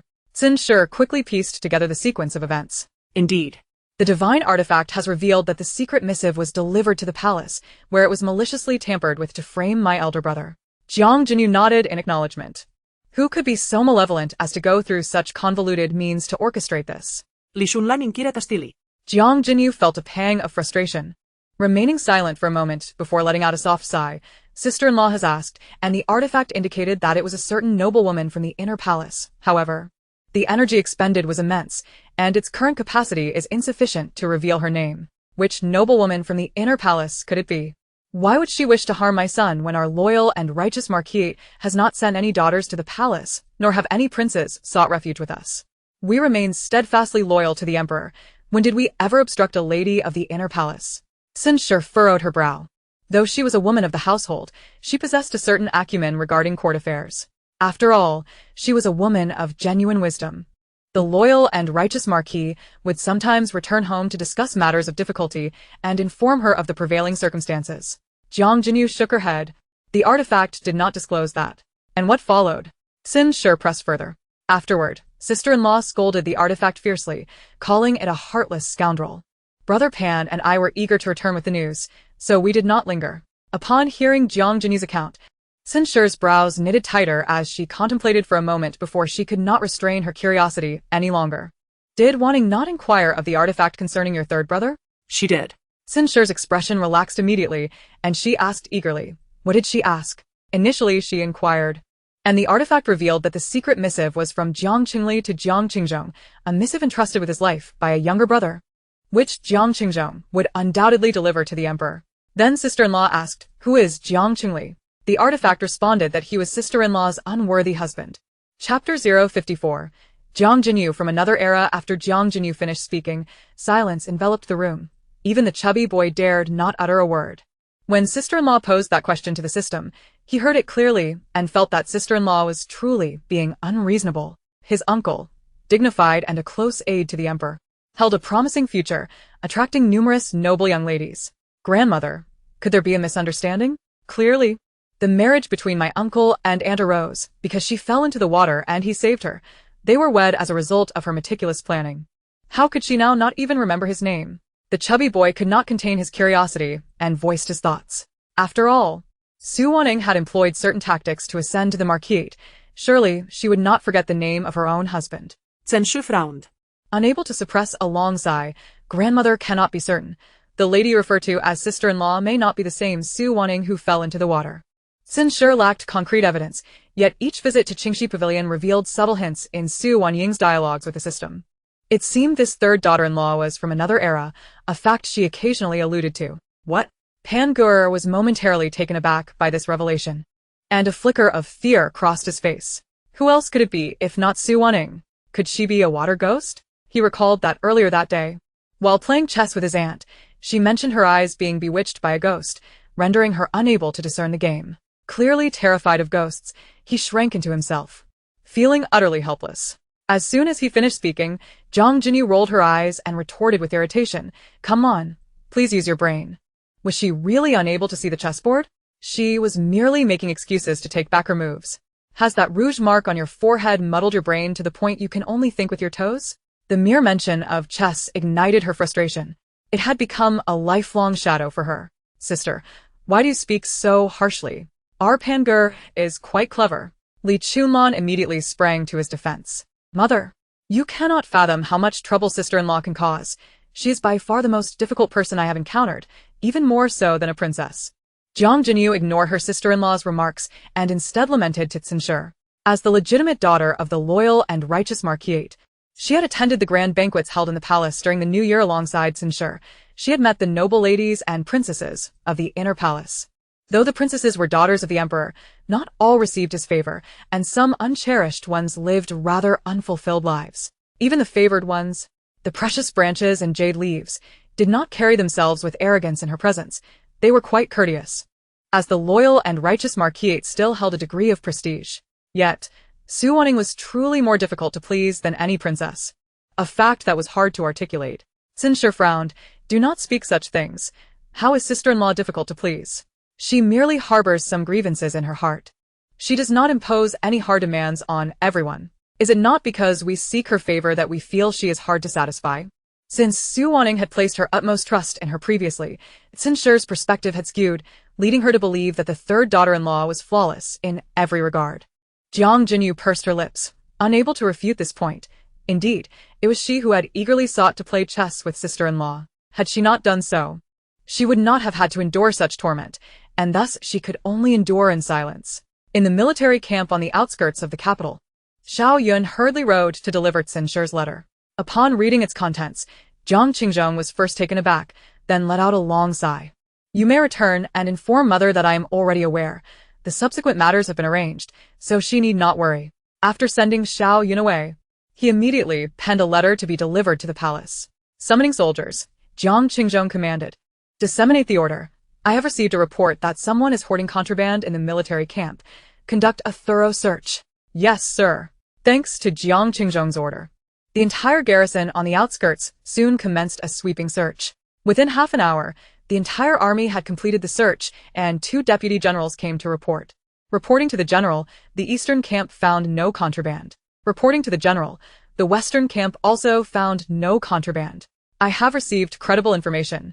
I will give you all another opportunity. Is there truly no contraband? Jiang Qingzhong asked coldly. Yes, General. We have conducted a meticulous search, leaving no corner unchecked.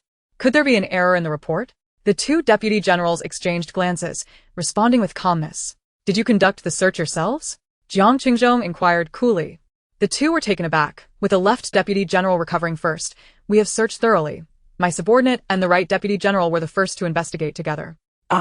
Investigating together may lead to misunderstandings of collusion. Re-examine.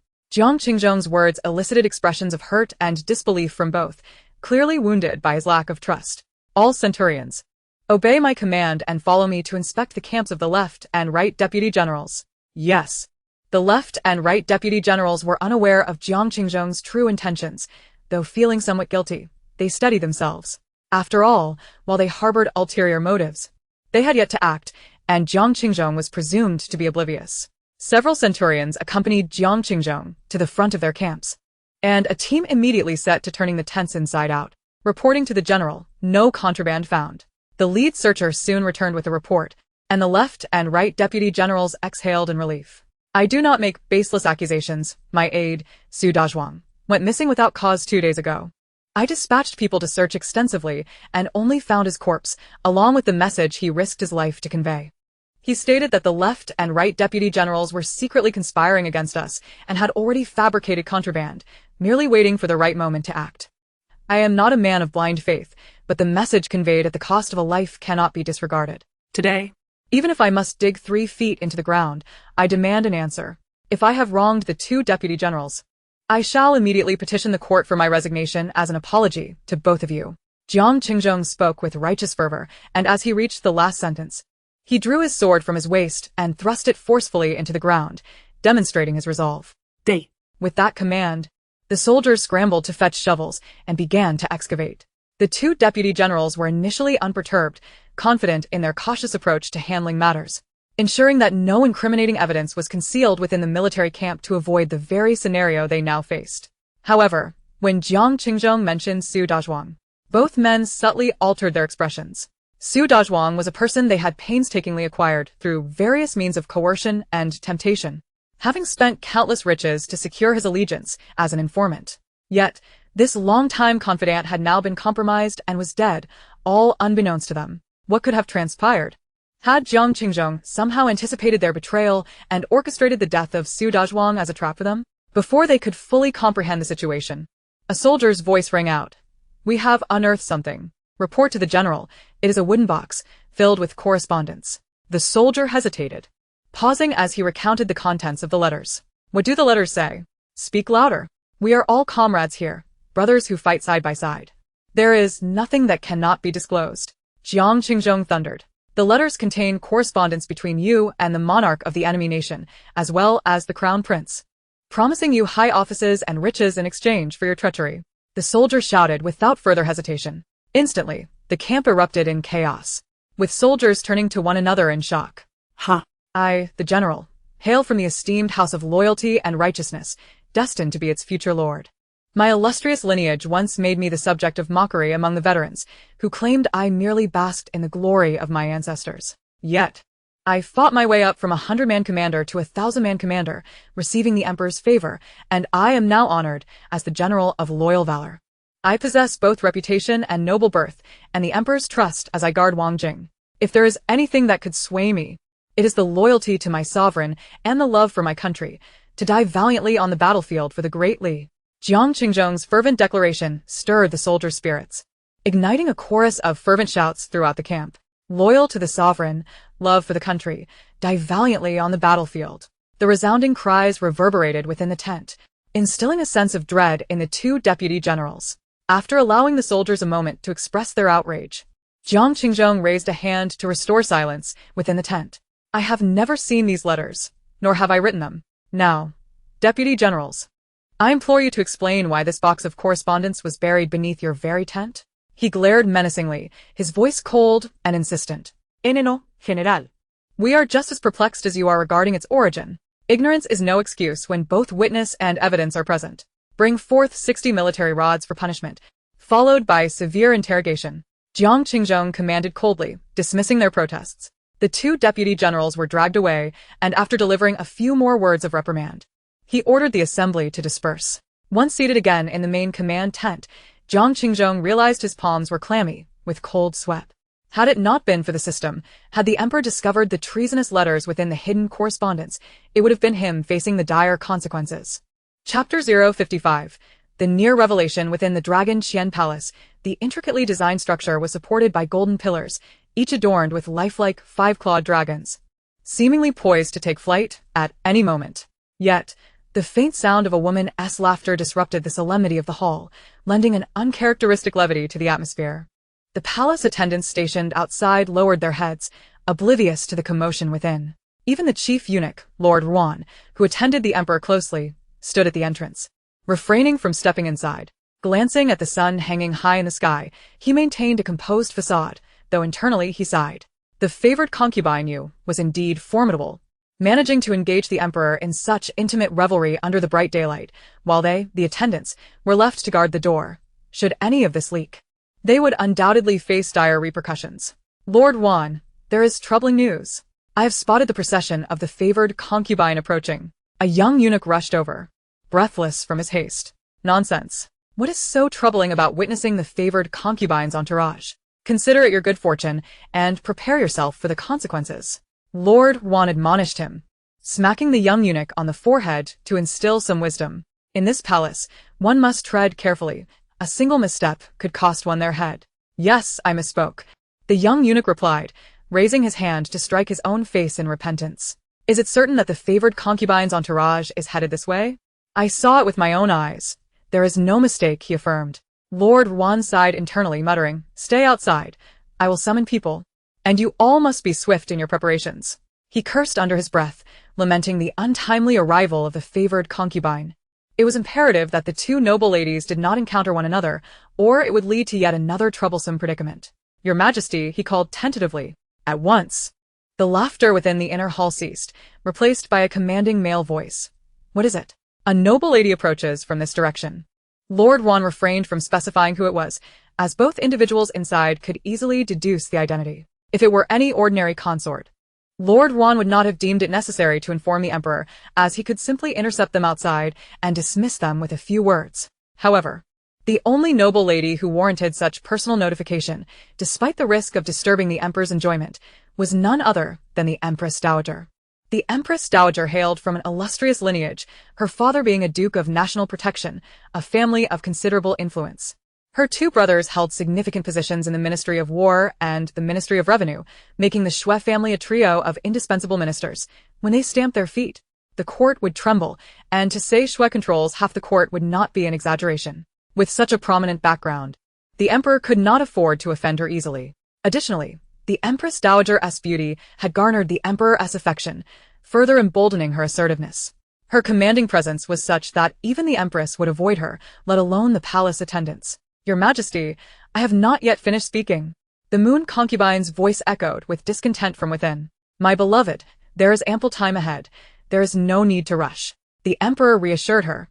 You may rest here in the inner hall. I shall return shortly. He did not allow her to detain him, merely offering a few comforting words before striding out.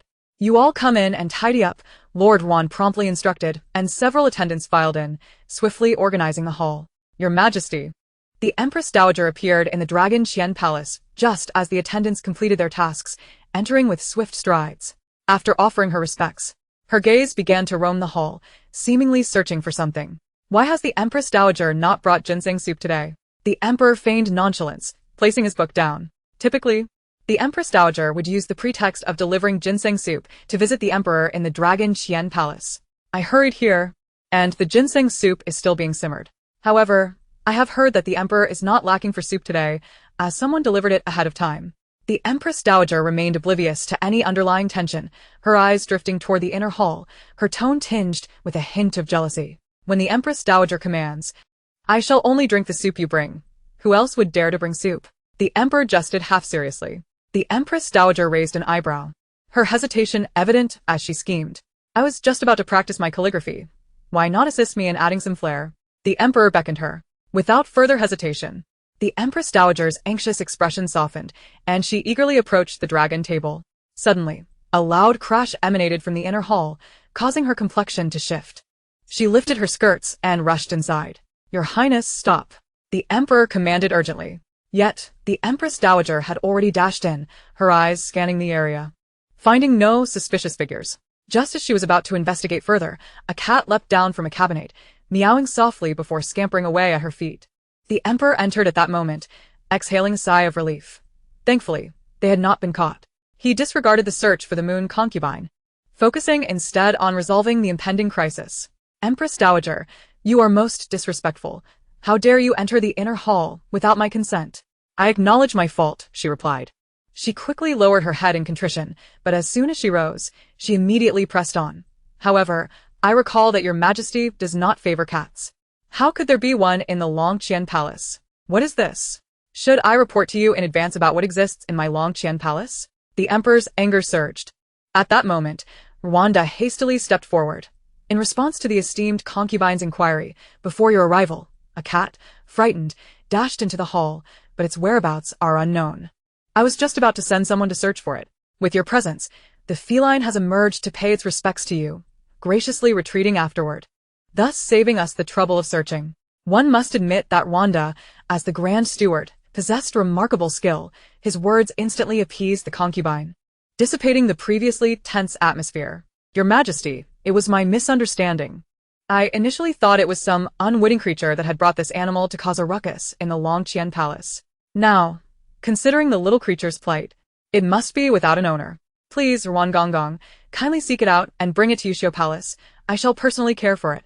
The originally jealous expression of the noble concubine softened instantly, transforming into one of gentle grace as she willingly inclined her head to the emperor. Hand in hand, they exited the inner hall, appearing once again as a sweet couple. Once they had departed, Rwanda stealthily approached a wardrobe, gently tapping a pink corner of fabric caught in the cabinet door's crevice. The person inside promptly yanked it back, and the pink corner vanished from sight, the wardrobe door sealing tightly once more.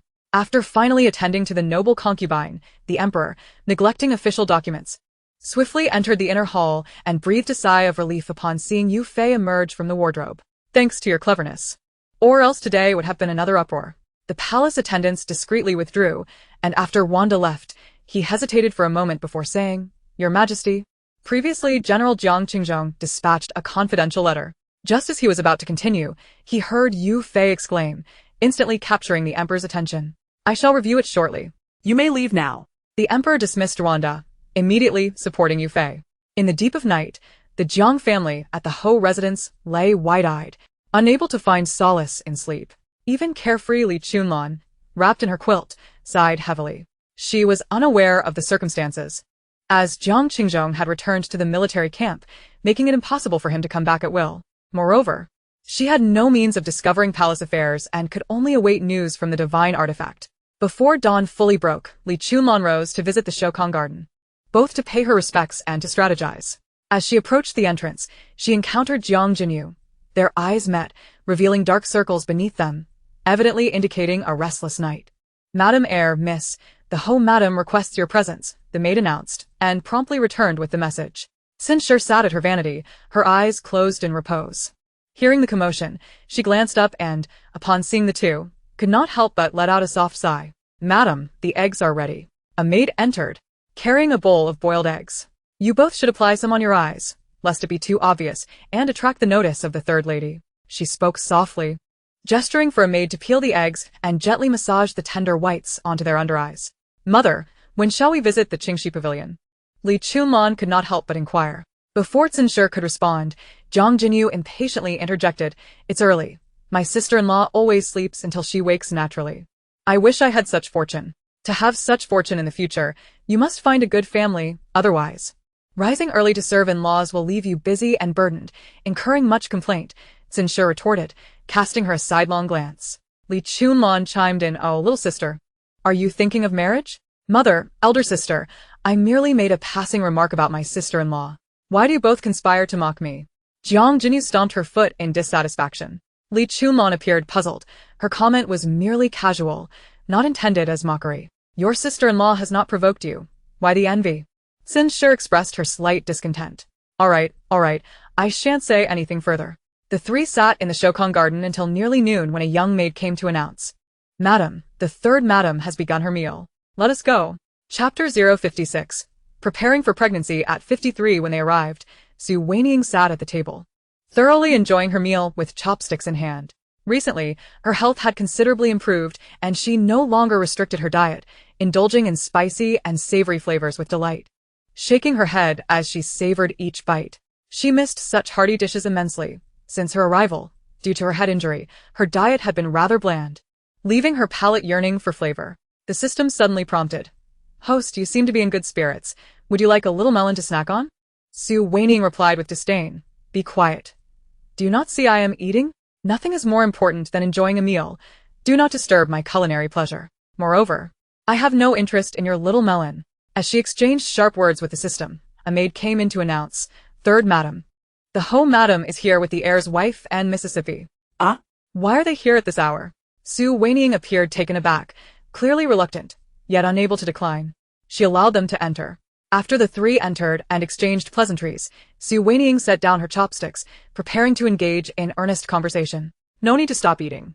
I happen to wish to dine with you, so I thought to join." Censure waved her hand. Old Mama Lu and others busied themselves, and a stream of maids entered with dishes. Once the meal was laid out, they resumed eating.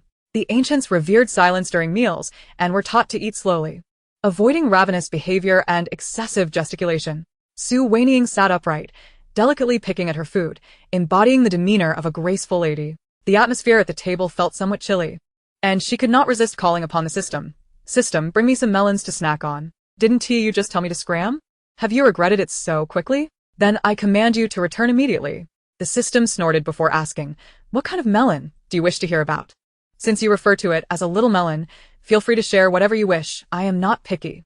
The system bluntly stated. Yesterday, after Jiang Qingzhong submitted the confidential letter, he attempted to retract it at the last moment, but the letter had already made its way to the Emperor's dragon desk. Wanying, who had previously shown little interest in the little melon, perked up at this revelation. The other three women at the table exchanged glances, their tension rising as they awaited the system's guidance. "Oh, was the retraction successful?" The system replied, "No, it was too late when he sought to retract it." Subsequently, he drafted another memorial, claiming he discovered someone was attempting to defame him and had forged numerous letters between him and the king of an enemy nation. Fearing that the confidential letter contained similar incriminating evidence, he sought to withdraw the memorial. Wanying blinked, quickly inquiring, "Did the emperor believe him?" He did. For he indeed found the forged letters within that confidential document, and the Jiang family could not be so foolish. It was evident someone was framing him. The emperor even rewarded him, praising his vigilance and entrusting the safety of Jingzhou to him, which greatly reassured the emperor. Wanying could not help but exclaim, "Tsk. Jiang Qingzhong has escaped death and turned misfortune into fortune. Receiving such high praise from the emperor will surely make many envious." The system emitted an ambiguous sound. What is a blessing is not a curse. What is a curse cannot be avoided. Those who wish him harm are still alive. The outcome remains uncertain. The three ladies of the Jiang family breathed a sigh of relief upon hearing the system announce that Jiang Qingzhong had evaded danger, their faces involuntarily breaking into smiles. However, the subsequent two judgments swiftly extinguished their amusement. What did it mean by divine artifact? Did this imply that Jiang Qingzhong was still destined to face calamity? Wanying fell silent for a moment before remarking, "Indeed, Jiang Qingzhong does not appear to be one destined for longevity." The system, in a tempting tone, replied, "Host, if you desire to uncover who seeks to harm Jiang Qingzhong, you must strive to earn energy. You still have quite a distance to go." Wanying promptly declined, "I shall graciously refuse. I am not interested in matters of life and death. You simply do not grasp the essence of gossip." The system, puzzled, inquired, "What essence does gossip hold?" Wanying immediately articulated her standard. "The more sensational the gossip, the more delectable it is. For instance, the scandal you previously mentioned about the mother-in-law's ex-lover being the sworn enemy of the father-in-law, and how the father-in-law's true desire was to marry the mother-in-law's half-sister, while he not only disregarded the mother-in-law but also found her figure unsatisfactory. Look at these two pieces of gossip. They are simply delightful." The other women at the table shifted uncomfortably, with Jiang Jinyu wishing she could bury her head in her bowl, her face flushed with embarrassment. Oh heavens! The tumultuous love-hate entanglements of their parents in their youth were indeed captivating, and even such a succinct summary was quite attention-grabbing. After a brief silence, the system remarked, "I understand now. The host delights in such scandalous gossip." Wanying immediately retorted, "What do you mean by that? Does gossip come with a hierarchy? Is the timing of Jiang Qingzhong's death considered highbrow gossip? Just tell me if such gossip exists." The system then divulged a piece of news. Indeed, Lu Momo has been financially supporting a destitute man outside for over a decade, persistently praying to the goddess of fertility to bear him a child. Ah? Su Wanying was taken aback and immediately inquired, Lu Momo sounds familiar. Who does she serve? She is the most trusted maidservant besides, and Su Wanying looked over. And Lu Momo happened to be standing behind Sin, serving the dishes. Typically, such tasks were handled by the head maid, rendering Lu Momo's involvement unnecessary. After all, Lu Momo had been with Sin for many years and managed numerous matters, often not needing to take action herself. Yet Lu Momo still personally attended to these tasks regularly, never forgetting her roots. This Lu Momo was several years older than Sin, her hair graying yet meticulously styled, with hairpins adorned with entwined osmanthus flowers, striking a balance between understated elegance and freshness. Her attire, while modest in color, was embroidered with subtle patterns. As she held her bowl, even the act of serving food exuded a certain grace. Were she to step outside the Marquis's residence, she might easily be mistaken for the matriarch of a modestly affluent family. How old is Lu Momo this year? The system quickly responded, 53. The table fell silent, chopsticks halting as the diners discreetly scrutinized Lu Momo, each lost in their own thoughts. Su Wanying exclaimed in disbelief.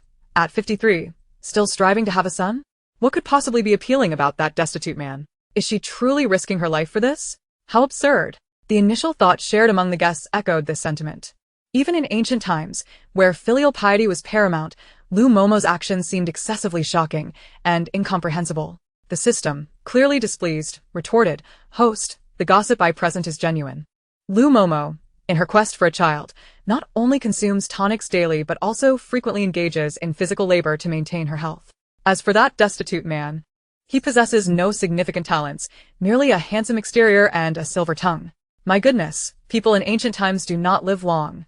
53 is an age at which one is on the brink of the grave. Instead of preparing for her final arrangements, Lu Momo is focused on conceiving. This is truly beyond words. Wait, you just mentioned that Lu Momo is financially supporting a destitute man. Does Lu Momo have her own family? Su Wanying quickly identified a crucial point and soon received the system's confirmation.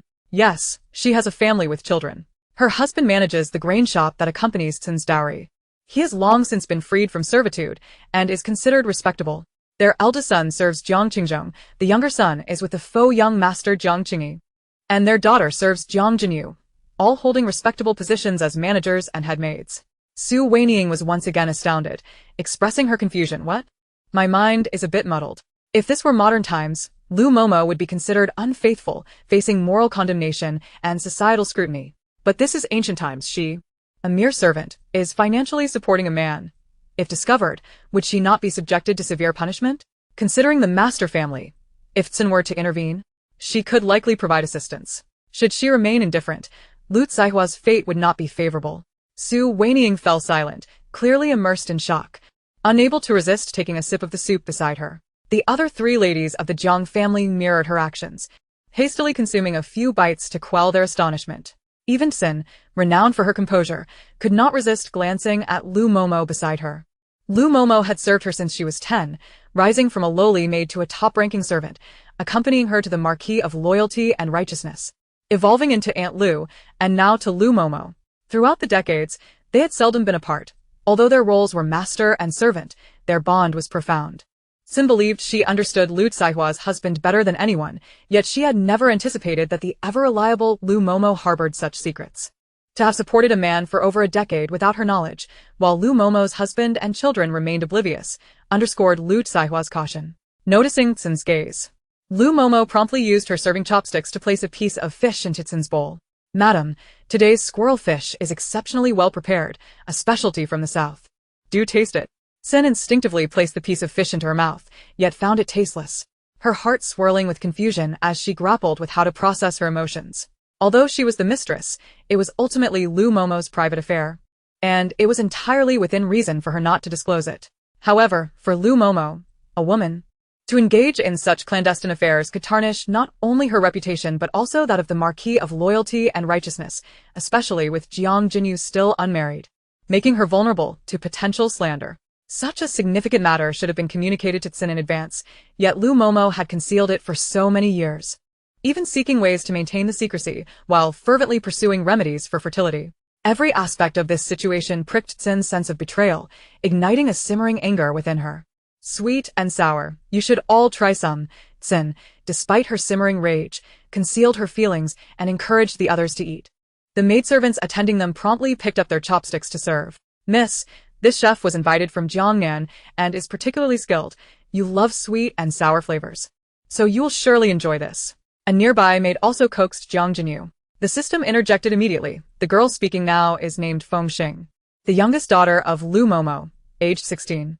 She remains unaware that much of what she brings home to honor Lu Momo finds its way into the belly of her mother's lover. Su Wanying finally regained her composure and couldn't help but exclaim, who would have thought that this Lu Momo is such a hopeless romantic, secretly trailing after a penniless man? Not only does she bear countless risks, but she also has to financially support him. Just how handsome must this man be to charm Lu Momo? A woman who has seen through the intricacies of human relationships for over a decade? Their feelings have not only remained unchanged, but even intensified, as she still desires to bear him a son at the age of 53. My goodness, one must truly call this love. The system coughed lightly, interjecting, this penniless man, aside from his good looks, possesses remarkable skills. Upon hearing this, Su Wanying was not particularly impressed, even feeling a tinge of disdain. Remarkable skills? Is that what makes one feel secure in a penniless man? The men of the Jiang family are all martial arts prodigies. Their skill surpasses, without a doubt. Not to mention the loyal servants beneath the noble house, many of whom are skilled fighters as well. Given that Lu Momo's two sons have long served the Jiang brothers, they must also possess martial prowess. What is so extraordinary about that? The system promptly countered, this skill is not to be confused with mere martial arts. It pertains to the bedroom. Cough, cough, cough. Before Su Wanying could respond, a fit of violent coughing erupted. Jingyu, what is wrong? She inquired. She saw Jiang Jingyu's face flushed crimson, as if he might bleed, unable to cease his coughing. Upon hearing Su Wanying's concern, Jiang Jingyu waved his hands dismissively, struggling to suppress his cough, and hoarsely replied, it's nothing. Third sister-in-law, I merely ate too hastily and choked. Do take care, Su Wanying said with concern, quickly returning to her gossip. She couldn't resist asking, just how proficient are these skills in the bedroom? So proficient that a woman of 50 would desire to bear him a child, unable to resist, feeling as though a day without him is like 3 autumns. Apart from serving their master, he spends all his time contemplating that matter. Due to the nature of the content, the system could not provide explicit details, as they would be censored and transformed into XX. However, it could articulate the sentiment through countless euphemisms, but before it could finish, Su Wanying mercilessly interrupted. Enough. Let's not taint these commonplace phrases with sordid connotations. How am I to ever regard the saying a day apart feels like 3 autumns with a straight face again? Its original meaning has been utterly ruined. Cough, cough, cough. This time, Mrs. Tsin began to cough as well. Before Su Wanying could inquire, she preemptively explained. The dishes today are rather heavy in flavor, irritating the throat. Madam, the soup is light. A quick-witted Lu Momo chimed in as she promptly pushed a bowl of soup forward, her diligent and perceptive demeanor suggesting she would feed her personally if she could. The attendant Feng Xing immediately followed suit, also serving a bowl of soup. The mother and daughter exhibited an attitude of utmost respect, even their gestures while serving soup mimicking one another. Only Li Chunlan's maid remained idle. Typically, Li Chunlan would be furious, returning home to scold her maid thoroughly. Even though she hadn't coughed, all the other maids understood the etiquette of serving soup. How could her maid be so dull? However, in this instance, she was quite relieved that her maid was a bit dim-witted. After all, what good is a maid as clever as Lu Momo, who is smart enough to keep a man outside, causing so much trouble for her mistress, only to have to clean up after Lu Momo later? Su Wanying pressed on. After all these years, has Lu Momo's man never discovered her secret life? Feng Fugue has more women on the side and cannot spare attention for her. In their youth, they were once sweethearts, and both of their sons were born during that time. However, later on, Feng Fugue grew tired of Lu Caihua's waning beauty and secretly kept several young women. Naturally, Lu Caihua is aware. Yet she can only turn a blind eye as long as he does not bring them home. But how is Feng Xing born? She is only a year older than Jiang Jingyu. By then, Feng Fugue and Lu Momo must have already lost their feelings for one another. The system replied unhurriedly, naturally. That was to secure a connection with a noble family. Their eldest son follows Jiang Qingzhong, and their second son follows Jiang Qingli. At that time, Mrs. Sen had not yet conceived the twins, but both Feng Fugue and Lu Kaihua were ambitious and wished to have a third child as a precaution. If a son were born, he could follow Feng Fugue and become a steward. If a daughter, she could serve as a concubine or a favored maid for the two young masters. Host, if Jiang Jingyu had not been born, perhaps Feng Xing would be serving you tea as a concubine right now, the system remarked, relishing the chaos. Upon hearing the mention of chess, Su Wanying laughed derisively. I have been married for quite some time now, and I have yet to even lay eyes on a man.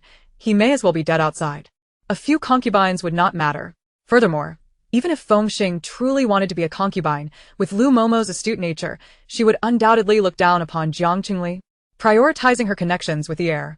At this point, Feng Xing is likely preparing to serve Li Chunlan as a concubine. As soon as Su Wanying's words fell, a third urgent cough echoed through the air. Cough, cough, cough. This time, it was Li Chunlan who couldn't contain herself, coughing the hardest, her eyes turning red. Eldest sister-in-law. Are you alright? Why are the dishes so irritating today? Su Wanying asked, genuinely concerned. System. Quickly check if someone has poisoned the food. For people dining. And 3 are coughing uncontrollably. What on earth is happening? Clearly, her concern lay not with the health of the 3 individuals, but with the fear of being implicated and poisoned herself. The system retorted, rest assured. You were the first to eat. If there were poison, you would have been the first to succumb, having eaten for so long without any ill effects. There is certainly no poison. Su Wanying clicked her tongue. System. Your words are becoming increasingly harsh. After finishing their meal, the 3 of them from the Tsin family took their leave. Upon returning to Shokong Courtyard and closing the door, they exchanged glances and couldn't help but sigh. Mother. Third younger sister-in-law is truly difficult to please. Even if she is happy, she shows no concern for life and death. Solely fixated on matters of taking lovers and keeping mistresses. Li Chunlan was the first to speak, completely at a loss. Eldest sister-in-law, I am still here. Please refrain from speaking so harshly. Jiang Jingyu couldn't help but remind her. Is that what you consider harsh? I have been quite tactful. The things the system says are far more unrestrained. Younger sister, you are clever. Perhaps think of ways to please third younger sister-in-law. So, she might channel her energy towards the well-being of everyone in the Marquis' household. Last time, grandfather died in the womb of concubine Zhou, and to this day, the cause remains a mystery. A concubine's rise and fall are tied to the man. How could she kill him while pregnant? Not only would she perish, but so would the child she carries. Once survival was mentioned, Li Chunlan's mind became astute. If grandfather died in such an inexplicable manner, it surely bodes ill. Perhaps there are lurking dangers that have quietly infiltrated the loyal Marquis' household, threatening everyone. At the mention of this matter, Jiang Jingyu inevitably felt disheartened. It is easy for eldest sister-in-law to say, third younger sister-in-law is the most difficult person to please in the world, and you have been there. Every time I bring a few boxes of gold, silver, and jewels, while she may appear pleased, her joy is no longer as intense. If I visit again, she may not even regard rare treasures. Li Chunlan instantly recalled past occurrences and felt a sense of disappointment.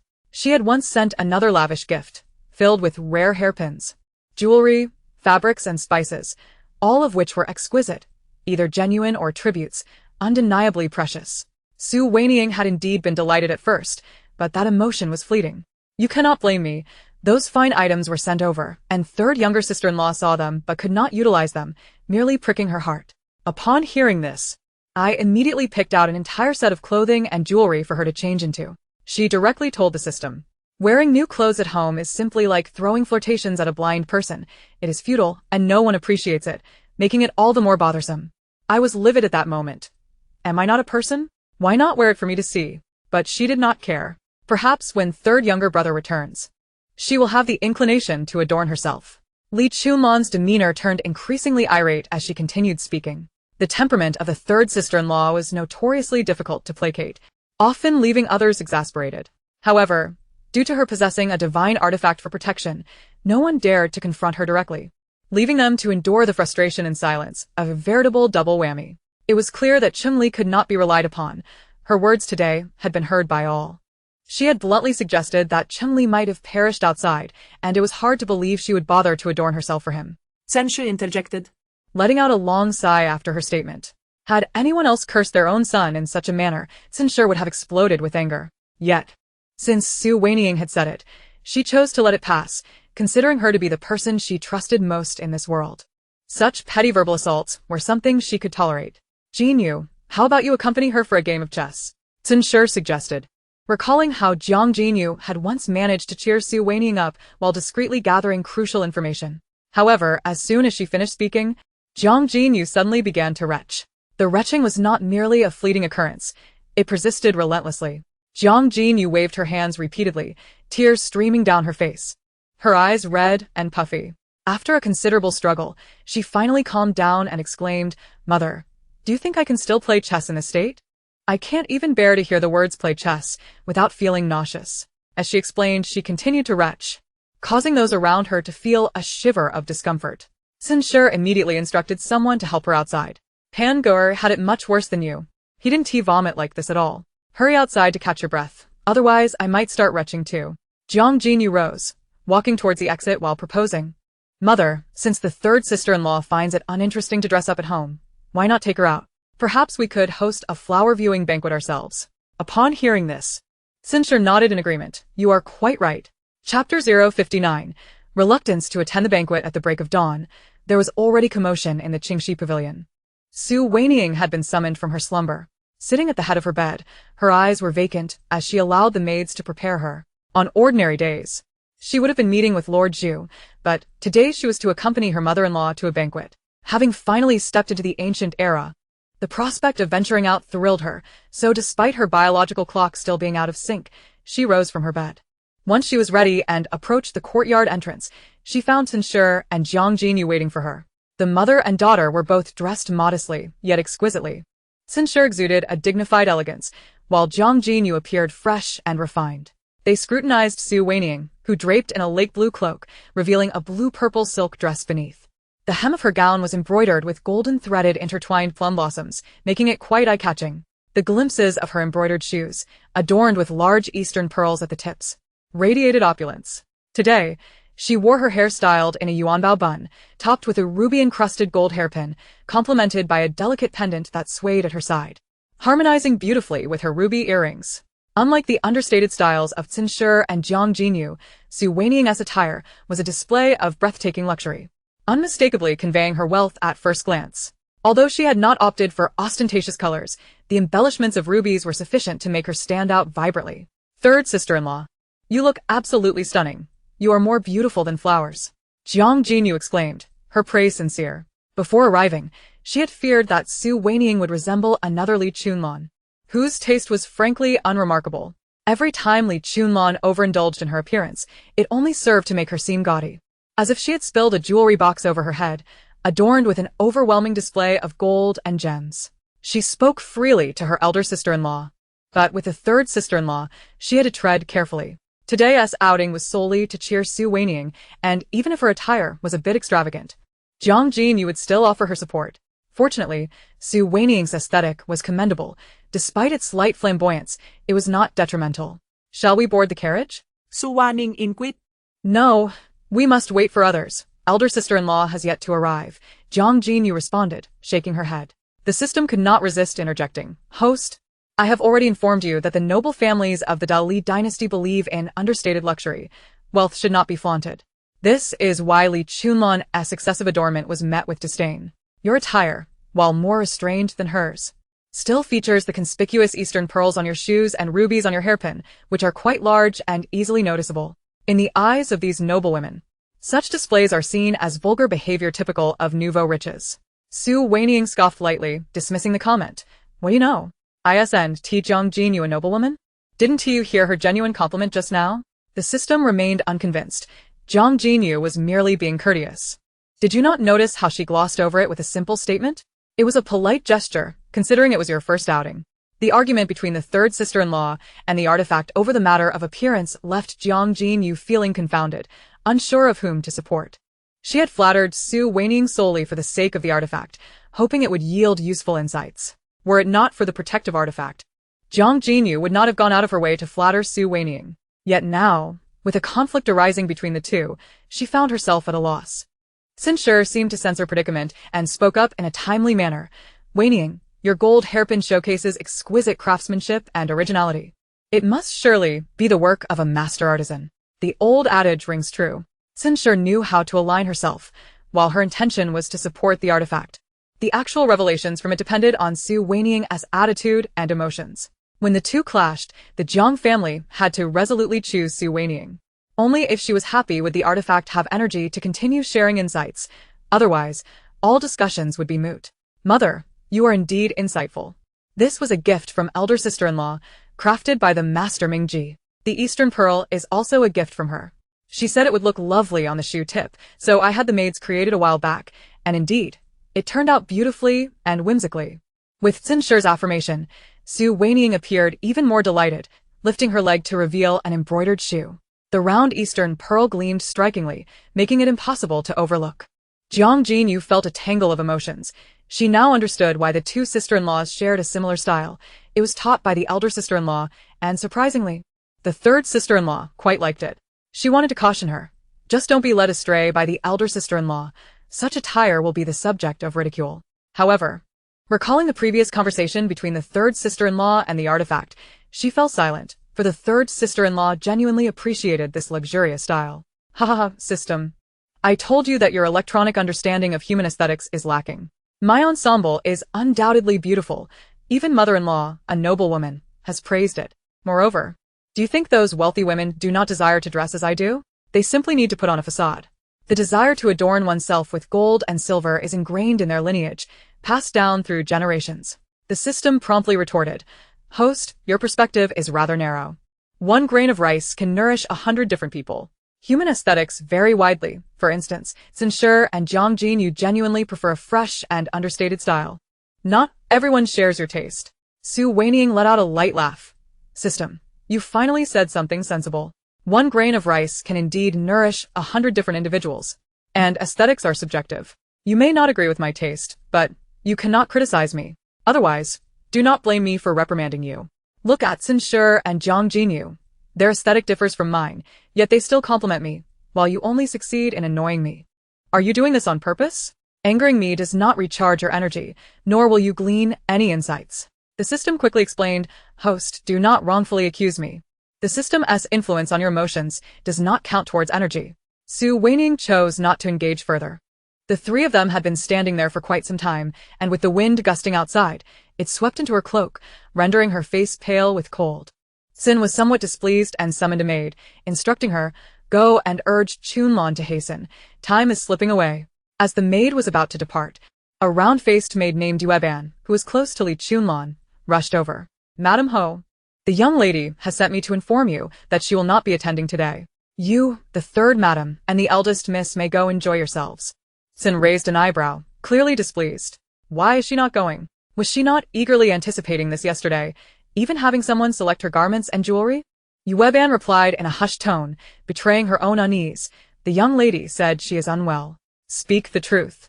Xin raised her voice. Yueban shuddered slightly before confessing. The young lady barely slept last night, rising in the middle of the night to prepare herself, trying on several outfits, but after each change, she would admire her reflection only to decide they were all unsatisfactory. Now she is uncertain about what to wear. What a useless girl. Xin could not help but mutter. You two should head to the carriage. It is too cold outside. I will go check on her. After giving this instruction, Xin led the way to Rongchuan Pavilion. However, she had not taken many steps when she heard Su Wanying's discontented complaint. Really? Not taking me along again? Is it so difficult to witness a spectacle? Xin could not help but smile wryly. What kind of spectacle was this?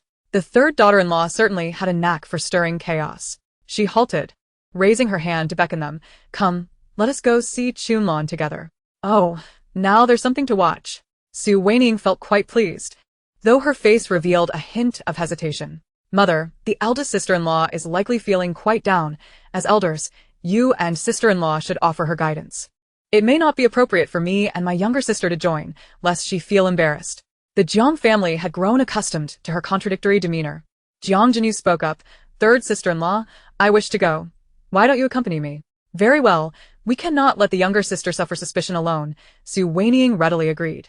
The system, without reservation, mocked her. Host, you are quite shameless. Su Wanying retorted disdainfully.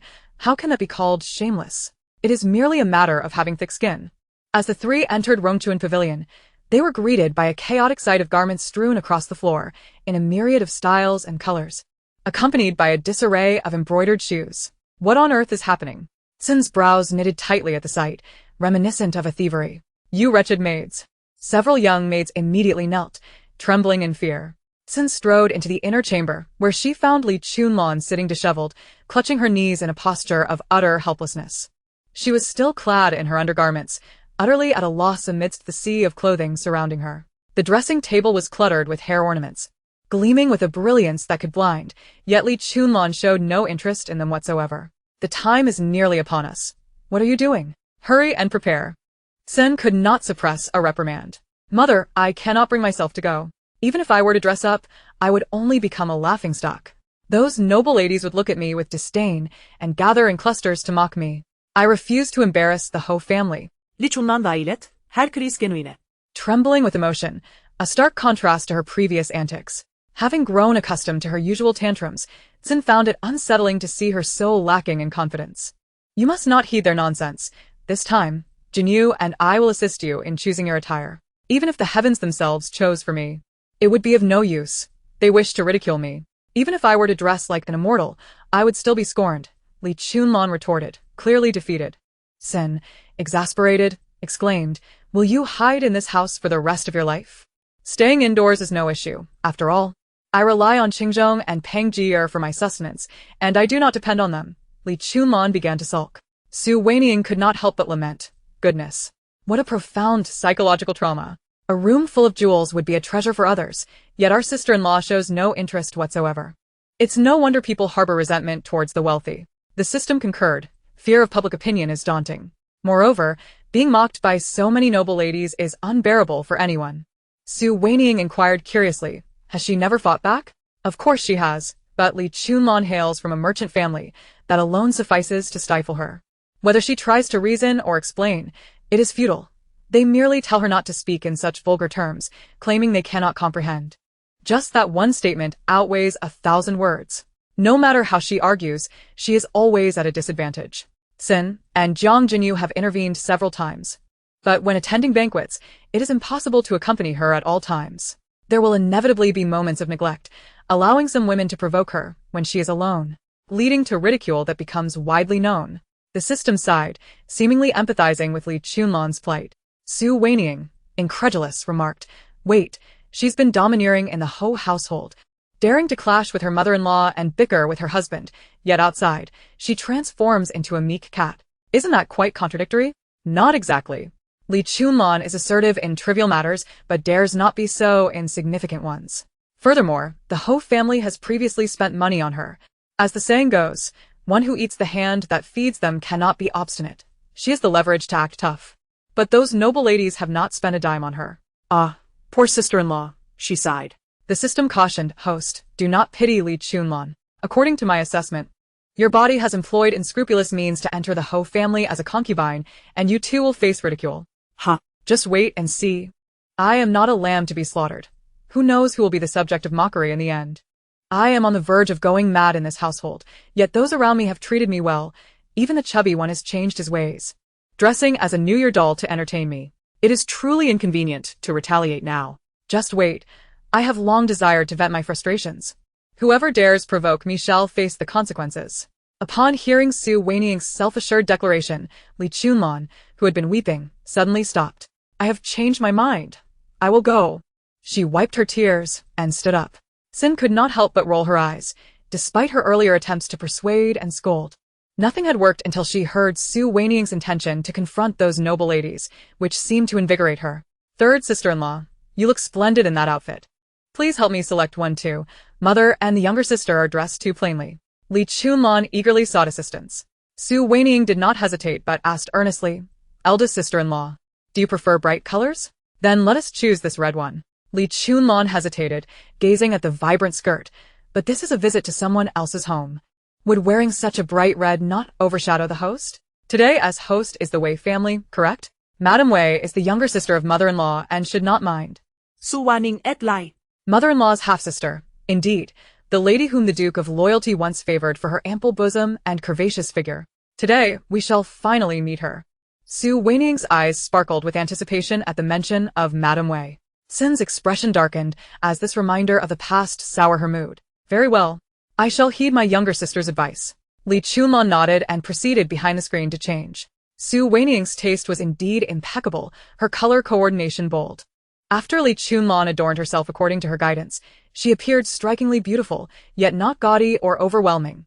Rather, the ensemble harmonized beautifully. Third sister-in-law is truly talented.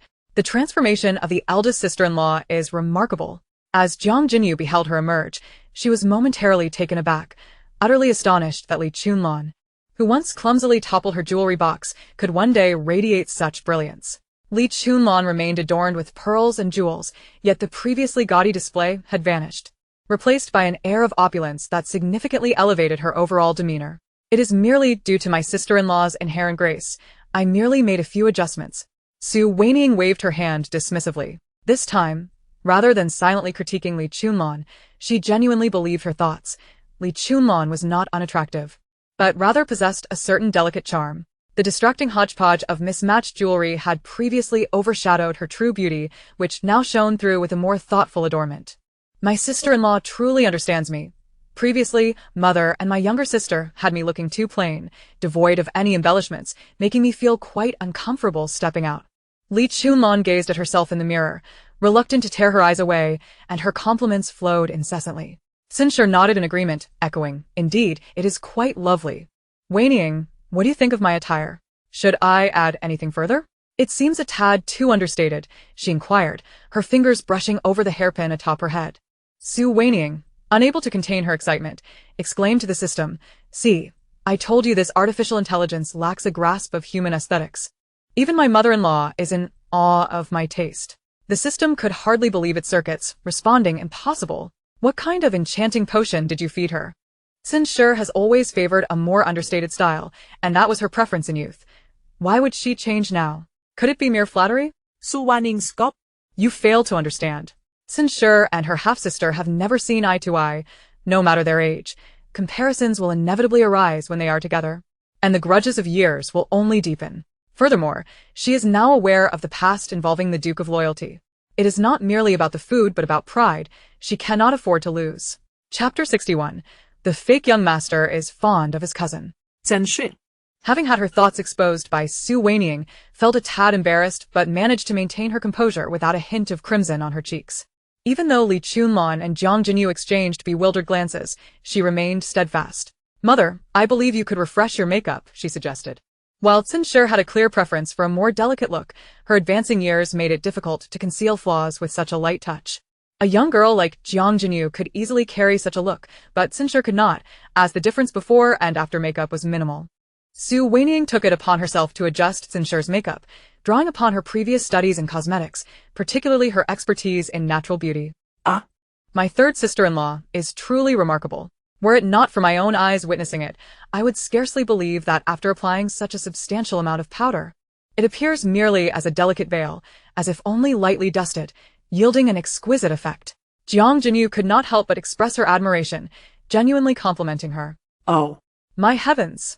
If mother steps outside looking like this, others might mistake us for sisters." Li Chunlan, upon seeing the transformation, was instantly envious and hurried to the copper mirror, requesting a maid to fetch water to wash her face and redo her makeup. "Sister-in-law, you look splendid as is. We truly have no time left. Let us save the touch-ups for another time," Jiang Jinyu promptly interjected in protest. Indeed, time was running short, and they needed to hasten their departure. Once Sinshir finished admiring her reflection, she suddenly recalled the time and hastily beckoned the others. The quartet made their way to the estate's entrance, only to discover an additional carriage awaiting them. As the curtain was drawn back, Jiang Qingyi's had popped out, his tone tinged with dissatisfaction as he complained, "Mother, younger sister, why are you only just arriving? We are going to be late." Sinshir frowned. "What brings you here?" "My aunt also sent me an invitation. My cousin is celebrating her birthday, and naturally, I must attend," Jiang Qingyi replied. Today, he too had applied powder, not for the sake of beauty, but to mask the bruises from a recent beating. Otherwise, he would appear quite disheveled. "Is your leg better? We are about to leave." Jiang Jinyu voiced her disapproval. "Not yet, but I can sit in a wheelchair and be pushed. I have not been out in ages, and younger sister, you've been rather cold towards me lately. Even speaking to me, with such impatience." He could not help but lament. Jiang Qingyi had endured great suffering from the beating and had spent considerable time recuperating. But as injuries to the bones take 100 days to heal, he was still in a poor state, reliant on a wheelchair. Your cousin's birthday celebration is exclusively for women. What purpose do you have in attending? Go back, Xin Shi said coldly, leaving no room for negotiation. But I am family. My uncle mentioned he wanted to review my writing. Jiang Qingyi was unwilling to concede. The fact that he was a false young master had not been disclosed to the Jiang family. After all, that day the divine artifact had proclaimed that the fates of the true and false young masters were intertwined, and they would meet again. Moreover, no matter how Su Wanying had flattered him afterward, they had not managed to connect with the true young master, thus they were cautious not to act rashly. Fearing that altering the fate of the false young master would hinder their chances of encountering the true Jiang Qingyi, leaving the Jiang family forever in search of the genuine heir. Family? You mean you wish to become her favored son-in-law? Xin Shi scoffed, directly exposing his intentions. Jiang Qingyi immediately waved his hands. Mother would never allow me to marry my cousin. I know my place. I merely thought to try my hand at the imperial examinations. Given that my uncle was among the top 10 in the last examination, I sought his guidance. Xin Shi narrowed her eyes. The Wei family had long sought to align themselves with the Duke of Loyalty's household. Despite her strained relations with her half-sister, the Wei family had not abandoned their efforts to maintain contact over the years. The Wei couple had always been kind to the twins, and as they grew older, this bond only deepened. Whenever the twins returned to Xin Shi's maternal home for a short stay, her half-sister had often found excuses to visit, and upon learning this, Xin Shi had firmly told her half-sister that the Duke of Loyalty's household would never ally with the Wei family. Xin Shi was well aware of her half-sister's character and had no faith in her ability to raise good children. Thus, she could not permit the Wei family to bring harm to her offspring. Yet now that she had learned Jiang Qingyi was a false young master, her perspective shifted. Do you hold affections for your cousin? Xin Shi inquired. Jiang Qingyi was about to respond when he caught Jiang Jinyu's eye, falling silent. Upon meeting his gaze, Jiang Jinyu felt a shiver run down her spine, an overwhelming urge to retch. Memories of his past misdeeds and the 2 scented sachets she had previously entrusted to him flooded her mind, inciting a wave of nausea that compelled her to step back. Eager to distance herself from him, Su Wanying could not help but quip. Look at this little beast. He clearly has a fondness for his cousin, yet cannot bear to part with Jiang Jinyu. What a twisted predicament. Whose genes could possibly produce such a defective specimen? Mother, we must hurry. We are running out of time, Jiang Qingyi urged impatiently. Very well, I shall ride in the same carriage as you. I have a few questions, Xin Shi said. Her interest piqued as she took the maid's hand and boarded the carriage. The 4 split into 3 carriages, all heading towards the Shao family. Once Xin Shi settled into the carriage, Jiang Qingyi's eyes began to glisten with suppressed emotion as he spoke with palpable agitation. Mother, I have been so severely injured, and you have not come to see me these past few days. It weighs heavily on my heart. Now that you have left my sister behind to ride with me, I can finally breathe easy. In the past, Jiang Qingyi would often seek to endear himself to Xin Shi, who once found such affection endearing. Although the Duke of Loyalty might have disdained this clinginess, Xin Shi did not mind it. However, now that she knew he was not her biological son, observing his demeanor made her feel as if she had swallowed a mouthful of lard, choking her throat. Foolish boy, you are the child I carried for 10 months. How could I not care for you? Yet you have made a tremendous mistake, daring to provoke your elder brother's wolf. Both of you are my sons. Your elder brother is still suffering, having written from the military camp, reminiscing about his wolf. If I were to visit you frequently, what would Qingzhong think? Your father has also declared that you must learn a lesson. Xin Shi lifted her silk handkerchief and playfully tapped his forehead from a distance. Mother, now that father and elder brother are no longer here, could you please give my head a gentle rub? These days, I have been filled with anxiety, unable to eat or sleep well, and my head aches terribly. The servants are not skilled in their ministrations, but your touch is the most soothing. Upon hearing such a plea from Jiang Qingyi, Xin's heart swelled with satisfaction, and she began to feel a sense of pride in her favored status. She was about to lie down on Xin's lap when the propriety of their relationship struck her. After all, he was 15 years old, and in ancient times, such familiarity was to be avoided. Furthermore, he was not her own child, and Xin had no desire to even brush against him. She immediately pressed down on his shoulder, preventing him from coming closer, and spoke sternly. Stop your nonsense.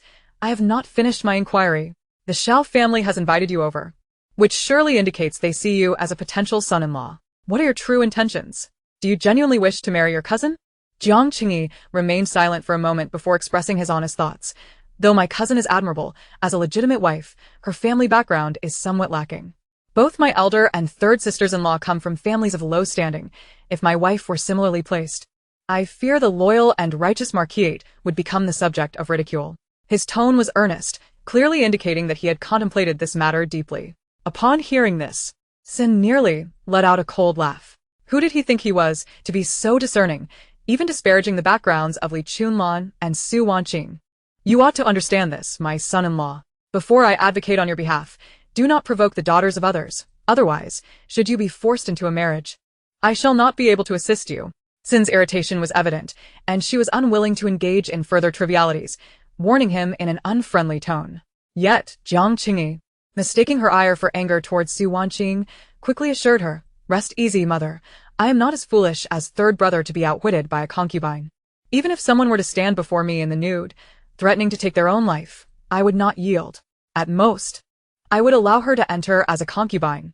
The position of the legitimate wife is unattainable for such a woman." His tone was resolute, laced with a hint of pride, as if he reveled in his own sagacity. Sin could hardly contain her fury upon hearing his words. The entire family was currently extolling Su Wanqing, and he dared to slander her. He was clearly being too leniently treated. Just wait. Once her own son returned, she would see how this little wretch would revel in his own folly. "We're nearing your aunt's home. I will accompany Jinyu from here." "Stop the carriage," Sin called out. Unable to bear another moment, the longer she stayed, the more she feared she would lose her composure and slap this wretched boy across the face, her anger only growing as she observed him. As the carriage arrived at the Xiao residence, the lively sounds of the gathering were already apparent. Many guests had arrived for the celebration, and as the Jiang family disembarked, Li Chunlan, who had appeared spirited moments before, suddenly shrank behind Su Wanqing upon seeing several elegantly dressed female guests, her neck retracting as if she wished to vanish like a quail. Su Wanqing was slender and could hardly conceal her, and with Li Chunlan in such a state, it was truly an unsightly sight, devoid of any presence. "Sister-in-law, do not bow your head. The crown will fall," Su Wanqing remarked, employing a popular phrase from modern vernacular. Li Chunlan immediately lifted her head, instinctively adjusting her hairpin, fearful that it might indeed fall and bring her further embarrassment. "Oh dear, my elder sister has arrived. There are so many guests that I did not notice," Sin, who had been welcoming guests at the door, exclaimed upon being reminded of their presence. Her gaze flitted over Tsin's face 3 times before slowly retracting, the smile on her lips somewhat restrained. Today marked her daughter's birthday, and Tsin had made a careful effort with her appearance. Though she was now a grandmother, her desire to outshine the others had not diminished, especially in comparison to her own legitimate sister. In their youth, Tsin had always been more beautiful than her sister, possessing an enviable figure and features. Yet, Tsin was a concubine's daughter, and whenever guests were entertained or summoned for banquets, the other noble women only praised the legitimate sister, as if she herself were invisible. Furthermore, her own marriage had not been as prosperous as her sister's, a perennial source of heartache. Even at their age, Tsin remained intent on proving herself, believing that while her sister might have been a charming beauty in her youth, time had not been kind. And with her lack of adornment, she risked becoming a figure of scorn in her old age. She was determined to surpass her. However, when confronted with Tsin, she found that her sister still exuded an air of distinction.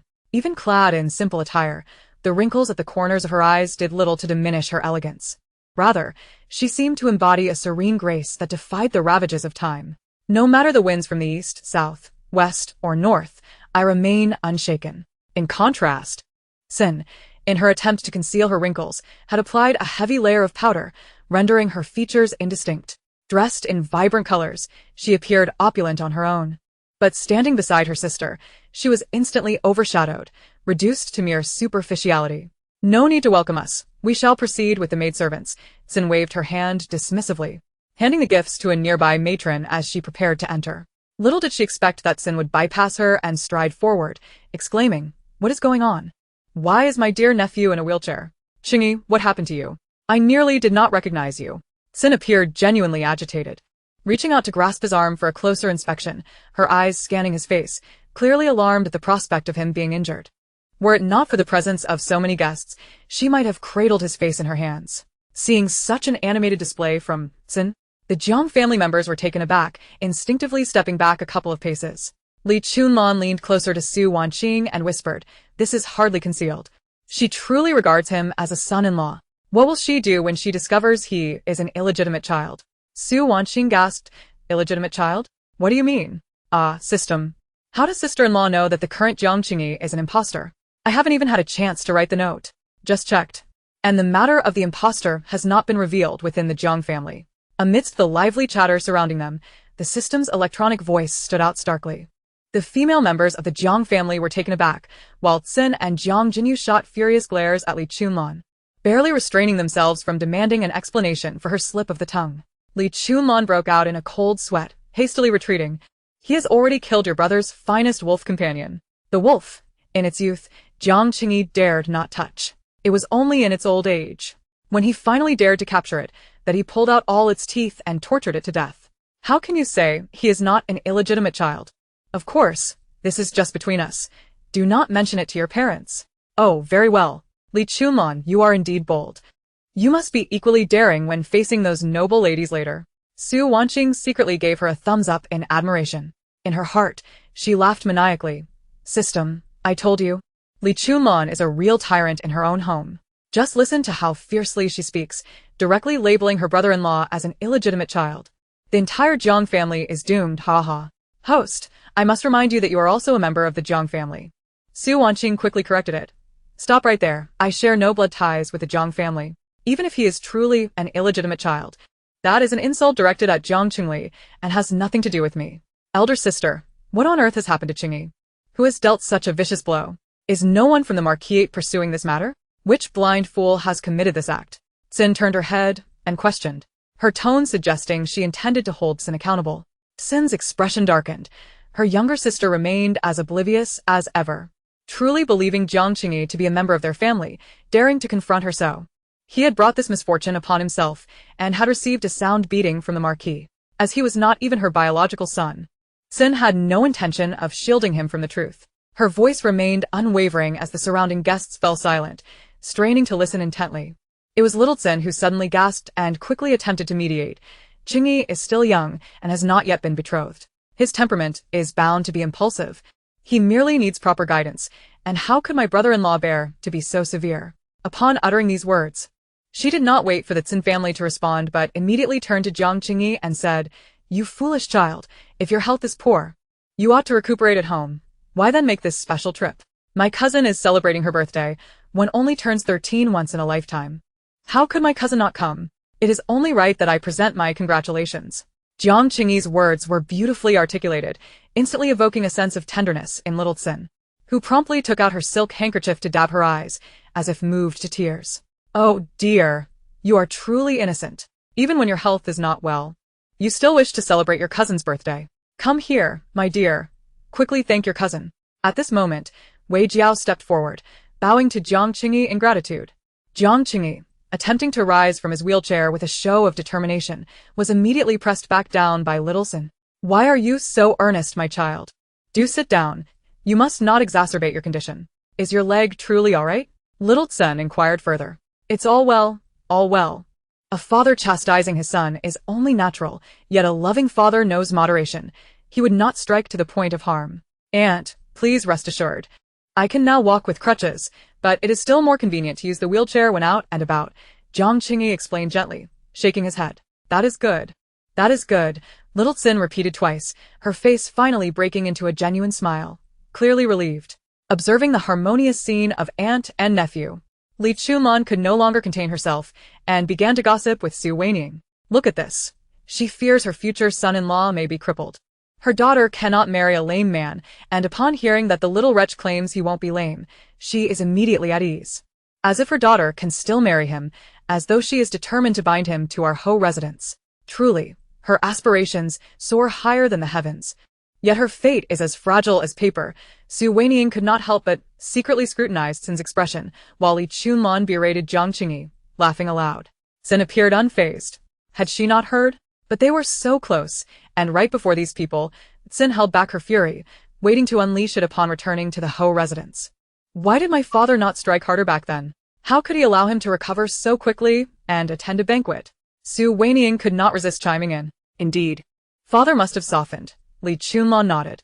Though she expressed such sentiments, inwardly she mused, Had the message from the divine artifact not arrived too late, the loyal and righteous Marquis would have thought him his own son. Otherwise, he would have long since met his demise. As the chatter around them grew increasingly loud, Sin quickly interjected, cutting off Little Tsin's concern. Enough, he is well and will not encounter any complications. Today is Jiao Jiana's birthday. Let us not neglect her. Little Tsin seemed somewhat reluctant to relent. She patted Jiang Qingyi's shoulder, instructing a nearby servant. Do take good care of your master. Ensure he does not consume alcohol. And if he grows weary, let him rest in a guest room. Yes, the servant replied, somewhat bewildered, as such instructions should have originated from the lady of the house. Yet here was Little Tsin taking charge. Watching Jiang Qingyi being escorted to the front courtyard, Little Tsin returned to her role, welcoming guests. Once all the female guests had arrived, Little Tsin returned to the flower hall in the rear courtyard, only to find a throng of women surrounding Sin. Oh my. Why does the Marquis's wife appear so youthful? Standing alongside your daughter-in-law, you look like sisters. Indeed. What marvelous elixirs have you consumed? The last time I saw you was on Chunli's joyous day. Merely 3 months have passed, and you appear so rejuvenated. Ginseng? Blood swallow? Or have you employed some divine physician to restore your vitality? Among these women were the heads of households, for after all, Tsin was the Marquis's wife. And the ladies from lesser families dared not approach her. Little Tsin could not help but feel a twinge of jealousy, particularly as one of them was you, the wife of her husband Wei Xian's superior. Wei Xian's evaluations were entirely at his superior's discretion. His promotion depended on that individual's favor. Thus, Wei Xian had specifically instructed her to treat you well, whispering sweet nothings to facilitate his advancement. Upon Yu's arrival from her carriage, Little Tsin had approached her, but it felt akin to a creditor seeking repayment. Yet now, Yu was surrounded by Tsining, beaming like a flower, showering her with compliments. As if to elevate her to the heavens, a stark contrast to the previous indifference. This overwhelming disparity was utterly unbearable for Little Tsin. Watching Tsining bask in the adulation of the crowd, she felt as if struck by a heavy blow, as though transported back to her childhood when the other noble women had treated her and her sister in a similar manner. Even if she believed she was superior to Tsining, the eyes of the crowd were solely upon Tsining, disregarding her presence entirely. She felt like a discarded insect, abandoned in the shadows, a lingering nightmare from her youth. She had thought that after marriage, she would finally escape such torment, yet this nightmare proved long-lasting. Still unshaken even today. Such commotion. Little Tsin inhaled deeply, attempting to calm her emotions, and approached slowly, softly inquiring. They say the loyal and righteous Marquis's residence is blessed with talents. Look at the women the Marquis's wife has brought forth, all so radiant. Even you yourself appear as tender as a young green onion. You playfully interjected. What young green onion? I am clearly an old onion. Chen Ying replied promptly. Their banter igniting a chorus of laughter among the ladies. Little Tsin's expression stiffened. This lively atmosphere belonged entirely to the Jiang family, holding no connection to the Wei mother and daughter, making it impossible to detect any semblance of her daughter's birthday, rendering it more akin to Tsinying's celebration. I see that the eldest sister and you are indeed mother and daughter, resembling each other quite closely, both affluent and graceful. This must be Qingli's wife. She appears somewhat fragile. She should eat more to gain strength and bear sons. Little Tsin took a few steps closer, feigning scrutiny, evidently targeting the softer fruit. She first lauded Tsin and her daughter, then feigned concern yet subtly belittled Su Wanying, and finally, when it came to Li Chunlan, Little Tsin paused for a moment, appearing at a loss for words. After a great effort, she managed to utter, "Ah, the daughter-in-law of my elder nephew has also arrived." Li Chunlan had been eagerly anticipating the compliments she might receive, only to be met with the mere mention of her presence, a devastating blow indeed. Clearly, the others grasped the implication of her words and had little to say to Li Chunlan, merely an afterthought. Instantly, laughter erupted in the front hall. Even Yu could not restrain herself, for Little Tsin's words were indeed too harsh. What stung more than derision was the blatant disregard. Li Shunlan, who had been wearing a smiling face, found herself unable to maintain her composure in such an embarrassing situation. Her face flushed with shame. She felt utterly flustered, wishing desperately to vanish into a crack in the ground. Yet, she found no opportunity to speak, as Little Tsin had not uttered any disparaging remarks, leaving her no ground for rebuttal. "Aunt, you have lipstick on your teeth." A bright voice rang out, instantly silencing the laughter that had filled the hall. Tsen, who had been laughing heartily, immediately closed her mouth. All eyes turned towards the new daughter-in-law of the loyal and righteous Marquis, who stood there, Her expression one of genuine concern for little Sen. Little Sen's face tightened, and she cleared her throat, feigning calmness. Is that so? I was just covering my mouth with a handkerchief while laughing. Surely, my niece must have misseen? No, I indeed saw it, but I hesitated to mention it. The niece replied, Aunt, you were simply too merry and the lipstick got on your teeth. This time, little Sen dared not even part her lips. All eyes were fixed on her mouth, making her feel somewhat embarrassed. She ceased to smile, and naturally, it was inappropriate to confirm the matter publicly. So she merely used her handkerchief to cover her mouth, softly stating, Ladies, please excuse me for a moment. Do enjoy your tea. With that, she hurriedly took her leave, accompanied by her maid. Chapter 064. Someone comes to create trouble. Su Wanying remained composed, seating herself beside San. Li Chunlan eagerly sat next to her, grasping her wrist and gently shaking it, her excitement palpable. Third sister-in-law. Thank you. Did Aunt truly have lipstick on her teeth? Jiang Jinyu approached with an expression of curiosity. It's there, just not very noticeable, a faint red. My eyesight is sharp. I can see far, Su Wanying replied calmly. The system couldn't help but interject. Host. Did Xin Jia really have lipstick on her teeth? I didn't detect anything earlier. Su Wanying was quite agitated. TSK. Why are you using energy detection for this? Every time I indulge in gossip, you claim there's no energy, but now you're being generous. I'm going all out. The system hastily clarified. No. I'm using my own energy. I would never siphon yours. Please rest assured. She scoffed. Rest assured? Next time you wish to know such things, save your energy for my gossip. Don't waste it on frivolities. There's nothing on her teeth. I was merely jesting. The best way to silence a woman is to tell her she has lipstick on her teeth. It never fails, unless she doesn't wear makeup. The system remained silent for a moment before saying, Host, you truly are cunning. Ha! Thank you for the compliment. The stark contrast in her response left the three ladies of the Jiang family somewhat astonished. Although they were already aware of Su Wanying's duplicity, this time the response was not from the artifact but from Su Wanying's own wit. Xin Shi narrowed her eyes, feeling a sense of satisfaction. The third daughter-in-law is quite impressive. She possesses both quick wits and composure. Jiang Jinyu pursed her lips, thinking, no wonder she could marry third brother. She is indeed quite resourceful. Li Chunlan felt touched. Oh, my third sister-in-law is so kind. She even resorted to deception to help me out. Soon, Xin Shi emerged from the inner chamber, her face adorned with a smile, as if nothing had happened, continuing to greet the guests.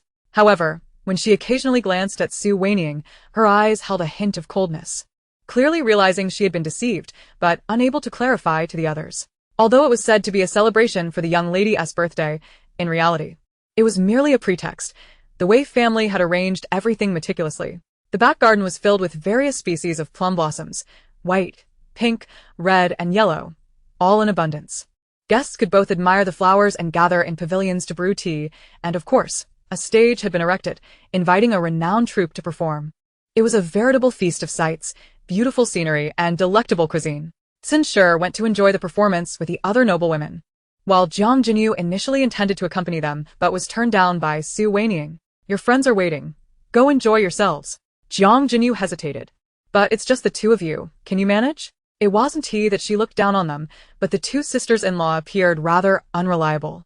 Li Chunlan was rather domineering, and although Su Wanying was astute, she was still inexperienced and could easily be bullied. It's fine, you go ahead.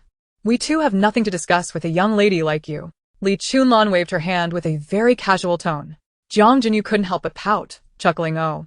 Now that you have third sister-in-law as a helper, you no longer regard me? Hearing her tone, Li Chunlan quickly flattered her a bit more, and the sisters-in-law parted ways.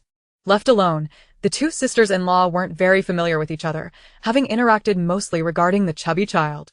Fortunately, Li Chunlan had spent a few years in business with her father and had encountered many curious matters from all over, so the atmosphere wouldn't be too dull. While the scenery of the Wei family was pleasing to the eye, it was poorly planned. Having so many colorful trees planted together might seem vibrant, but it actually appeared chaotic. Coupled with differing species, they could easily affect one another, and it was feared that before the blooming period ended, these plum blossoms would wither. They also seemed to have hired a rather mediocre gardener. As Li Chunlan spoke of her expertise, she did so eloquently, never raising her voice in a coarse manner. Her words were pleasant to hear. System, you really ought to learn from Li Chunlan. Listen to how she speaks, casually, yet like telling a story. Every time you drop a shocking revelation, it's utterly mundane, diminishing the dramatic effect. The system immediately protested. Hey, host, are you picky now? Li Chunlan lightly cleared her throat, feeling honored and excited that her sister-in-law praised her in her heart and even suggested the artifact learn from her. What a bold statement from this lady. How dare she judge my family's garden? A sudden sharp inquiry disrupted the cheerful atmosphere in the pavilion. A few young, charming ladies entered, with the birthday girl Wei Jiao leading the way. Oh, I thought it was someone important. Turns out it's just my two sisters-in-law. My apologies for the rudeness. The group exchanged greetings. Although Wei Jiao spoke of rudeness, her expression betrayed her displeasure. I and a few friends came to the garden to appreciate the flowers, not to eavesdrop on your conversation. However, your voice was so resonant that I heard your lofty discussions from afar. Why don't you share with us what exactly is wrong with this garden? Li Chunlan felt a bit guilty, as she was indeed chatting with a third sister-in-law, and it wasn't he quite proper for the host to overhear. Yet Su Wanying remained remarkably composed. She poured a cup of hot tea for Li Chunlan and pushed it toward her. Sister-in-law, since the cousin is eager to learn, why not share your thoughts? After all, you're a few years her senior and well-traveled. Li Chunlan immediately picked up the teacup, took a sip of hot tea, and regained her composure. When planting such multicolored flowers together, a skilled gardener would typically separate them or even create floral designs. My maternal family has a small garden dedicated solely to plum trees, where the gardener meticulously planned the distribution, planting only one variety in each section. When all the plum trees come together, they form the shape of plum blossom petals, with each petal showcasing a different color. That garden is known as the five-color plum garden. Wei Jiao had initially come looking for trouble, expecting Li Chunlan, being a merchant's wife, to be full of vulgarity and lacking insight. To her surprise, Li Chunlan's argument was both reasonable and convincing. Just from Li Chunlan's description, one could imagine how beautiful the five-color plum garden must be. The way the elder sister-in-law describes this is truly impressive. If I didn't know who my family's gardener was, I might have been fooled. Wei Jiao remained unconvinced. Her friends immediately chimed in. Jiao Jiao. I find the words of the Lady of the Air quite captivating. Could they possibly be untrue? Who is responsible for the garden in your family? This fragrant garden is crafted by a direct disciple of Master Hongba. Since the elder sister-in-law is so well-informed, surely you know who Master Hongba is? As soon as Wei Jiao finished her sentence, a little girl nearby exclaimed, Wow, your family actually invited a direct disciple of Master Hongba? My family also wanted to invite him last time, but we couldn't reach him at all. Su Wanying took the opportunity to complain in her heart. Where did this clever supporter come from? Much better than the system. The system immediately grumbled. Host, can you not insult me? I can't kill you, but I can drive you mad. The atmosphere had been tense, with Li Chunlan's brow furrowed tightly. But upon hearing the conversation between the third sister-in-law and the system, she nearly broke into laughter. Chapter 065. Adorned in imitations, once Li Chunlan regained her calm, she resumed her eloquent discussion. Cousin, you may not know, but Master Hongba indeed took on a disciple in the past, diligently teaching him for over 10 years before he was ready to go out into the world. That Zhang Fan, upon his emergence, astonished all with his skills. His use of color was bold, and his creativity innovative. He quickly became the darling of high society, with everyone eager to have their gardens arranged by him, and countless families hosting banquets just to invite guests to admire the flowers. Before she could finish, Wei Jiao couldn't help but interrupt. Isn't that a good thing? The craftsman who worked on our garden is named Zhang. It must be the same Zhang Fan you mentioned. Li Chunlan retorted without hesitation. Is that so? That Zhang Fan has been dead for over a year. Su Wanying couldn't contain herself and burst into laughter, instantly drawing the ire of Wei Jiao, who shot her a furious glare. She quickly stifled her laughter, adopting a look of utmost admiration instead. Cousin, your Wei family is truly remarkable. You can even summon someone from the underworld. As long as your family desires a craftsman, even a deceased one, the king of hell must grant passage, allowing Zhang Fan to perfect your garden before returning to the netherworld, is it not? Your uncle and aunt are extraordinarily capable. Even the king of hell must show deference to your family. Su Wanying immediately adopted a coy tone, speaking in an overly sweet voice while clapping her hands, her face adorned with a facade of feigned innocence. Upon her words, aside from Wei Jiao, who was seething with rage, the others erupted into laughter, including several of Wei Jiao's close companions who could not contain their mirth.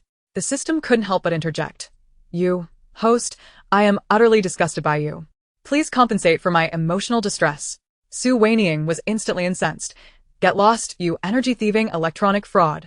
What nonsense are you spouting? Is what my eldest cousin said true? Perhaps the name Zhang Fan is merely a fabrication of hers. This is the direct disciple of Master Hongba, personally invited by my father. How could it possibly be false?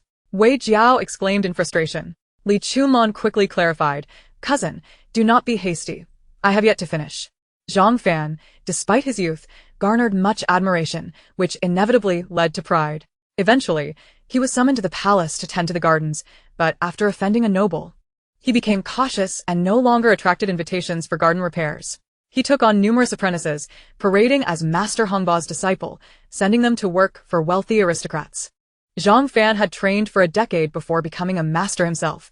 He possessed genuine skills. However, his later apprentices were accepted based solely on payment rather than talent, leading to a wide disparity in quality, and they quickly became independent. Although he passed away shortly thereafter, his apprentices continued to exploit his name for profit. Even I, an outsider, can discern the flaws within this garden, let alone someone with expertise. I suspect your uncle has been deceived. She promptly elucidated the matter, and silence fell among the crowd. Wei Jiao's complexion turned pale, evidently swayed. Yet she was reluctant to lose face before others and stubbornly retorted, I do not believe a single word my eldest cousin has said. My father is a fifth-rank official of the court, while you, my eldest cousin, are merely a woman of humble origins. A merchantess daughter. How could you possibly understand better than my father? I refuse to believe it. Li Chunlon's expression soured as well. Within the aristocratic circles, being of merchant descent was an eternal wound, easily exploited. Noticing her silence, Wei Jiao felt a surge of pride, believing her assumptions to be correct. And her arrogance swelled. Eldest cousin, you appear to be feeling guilty. Why so quiet? This is all thanks to my mother, who often teaches me to show mercy. Otherwise, I would have summoned my father to confront you directly. Su Wanying was displeased. Tisk, how absurd. System. My eldest cousin is indeed correct, isn't she? The Wei family has evidently found a counterfeit. The system mused. It is indeed a counterfeit, yet Li Chunlon's status is what it is. Should Wei Jiao invoke her father, it would merely result in ridicule for Li Chunlon. Caught in a moment of indecision, Li Chunlon could not tolerate such mockery. And although she was in the right, hearing the system's words deflated her spirit. Indeed, a merchant's daughter against a fifth-rank court official, no one would side with her. Su Wanying defiantly declared to the system, I refuse to be swayed by this superstition. Eldest cousin, perhaps it is best not to engage in disputes with our cousin, she casually remarked. Upon hearing this, Wei Jiao's face brightened with a smug smile. Third cousin, you have finally spoken wisely. Eldest cousin, observe how third cousin acknowledges her faults. I shall not stoop to her level, but I urge you to promptly apologize to me, and I will leave with my companions, allowing this matter to rest without further ado. However, should you persist in your obstinacy, do not blame me for summoning everyone to adjudicate this matter. How can you, as a guest in another's home, speak ill behind their back? Indeed, eldest cousin, the Wei family appears to be truly struggling. Not only did they summon Master Hongba's disciple under false pretenses, but our cousin is adorned with counterfeit gold hairpins on her birthday. Just look at the pearls embedded in her pin. They are of notably poor quality, undoubtedly remnants left behind by someone else. Su Wanying edged closer to Li Chunlon, gently tugging at her sleeve, seemingly anxious for her to cease speaking. Yet, simultaneously, her words regarding the counterfeit goods were crystal clear, as if she were shouting to ensure everyone heard. And her attire, even the embroidered satin is subpar. Furthermore, her embroidered shoes. Su Wanying's voice grew louder as she critiqued Wei Jiao from head to toe, not addressing her fashion sense, but rather denouncing her entire ensemble as fraudulent. Eventually, it seemed she remembered something, covering her mouth in shock. Oh dear, my tongue. Cousin, on your birthday, you should be joyful. As a guest, I ought not to comment. But your attire is simply unbearable. How could it be so? Su Wanying picked up an embroidered handkerchief to cover her mouth, her face a mask of sympathy. As though Wei Jiao were a pitiable creature and she the most benevolent woman in the world, lamenting for her unfortunate cousin adorned in counterfeit goods. You, Su. What nonsense are you babbling? My entire outfit is custom-made from Shuiyun Pavilion. What of the pearls on my hairpin? They are as large as almonds. And many sought to purchase them, but could not. You, a mere lowly-born girl, have seen nothing of quality. How dare you claim my attire lacks merit? I had thought you possessed some sense, but it seems you are just as ignorant as a merchant's daughter. Wei Jiao seethed, nearly bursting with fury. resembling a wrathful dragon as she stretched her neck and roared at them. Were it not for the girls beside her restraining her, she might have lunged at Wanying. She had never encountered such an insufferable woman. Chapter 066. The Queen of Quarrels drives one mad Madame Jiangsan. Have you perhaps misunderstood something? Jiao Jiao's attire is crafted by renowned hands. How could it be deemed counterfeit? One of Wei Jiao's companions spoke up. Indeed, third madam. Could it be that you have misjudged? Seeing support from others, Wei Jiao's emotions surged further, and she spoke without reservation.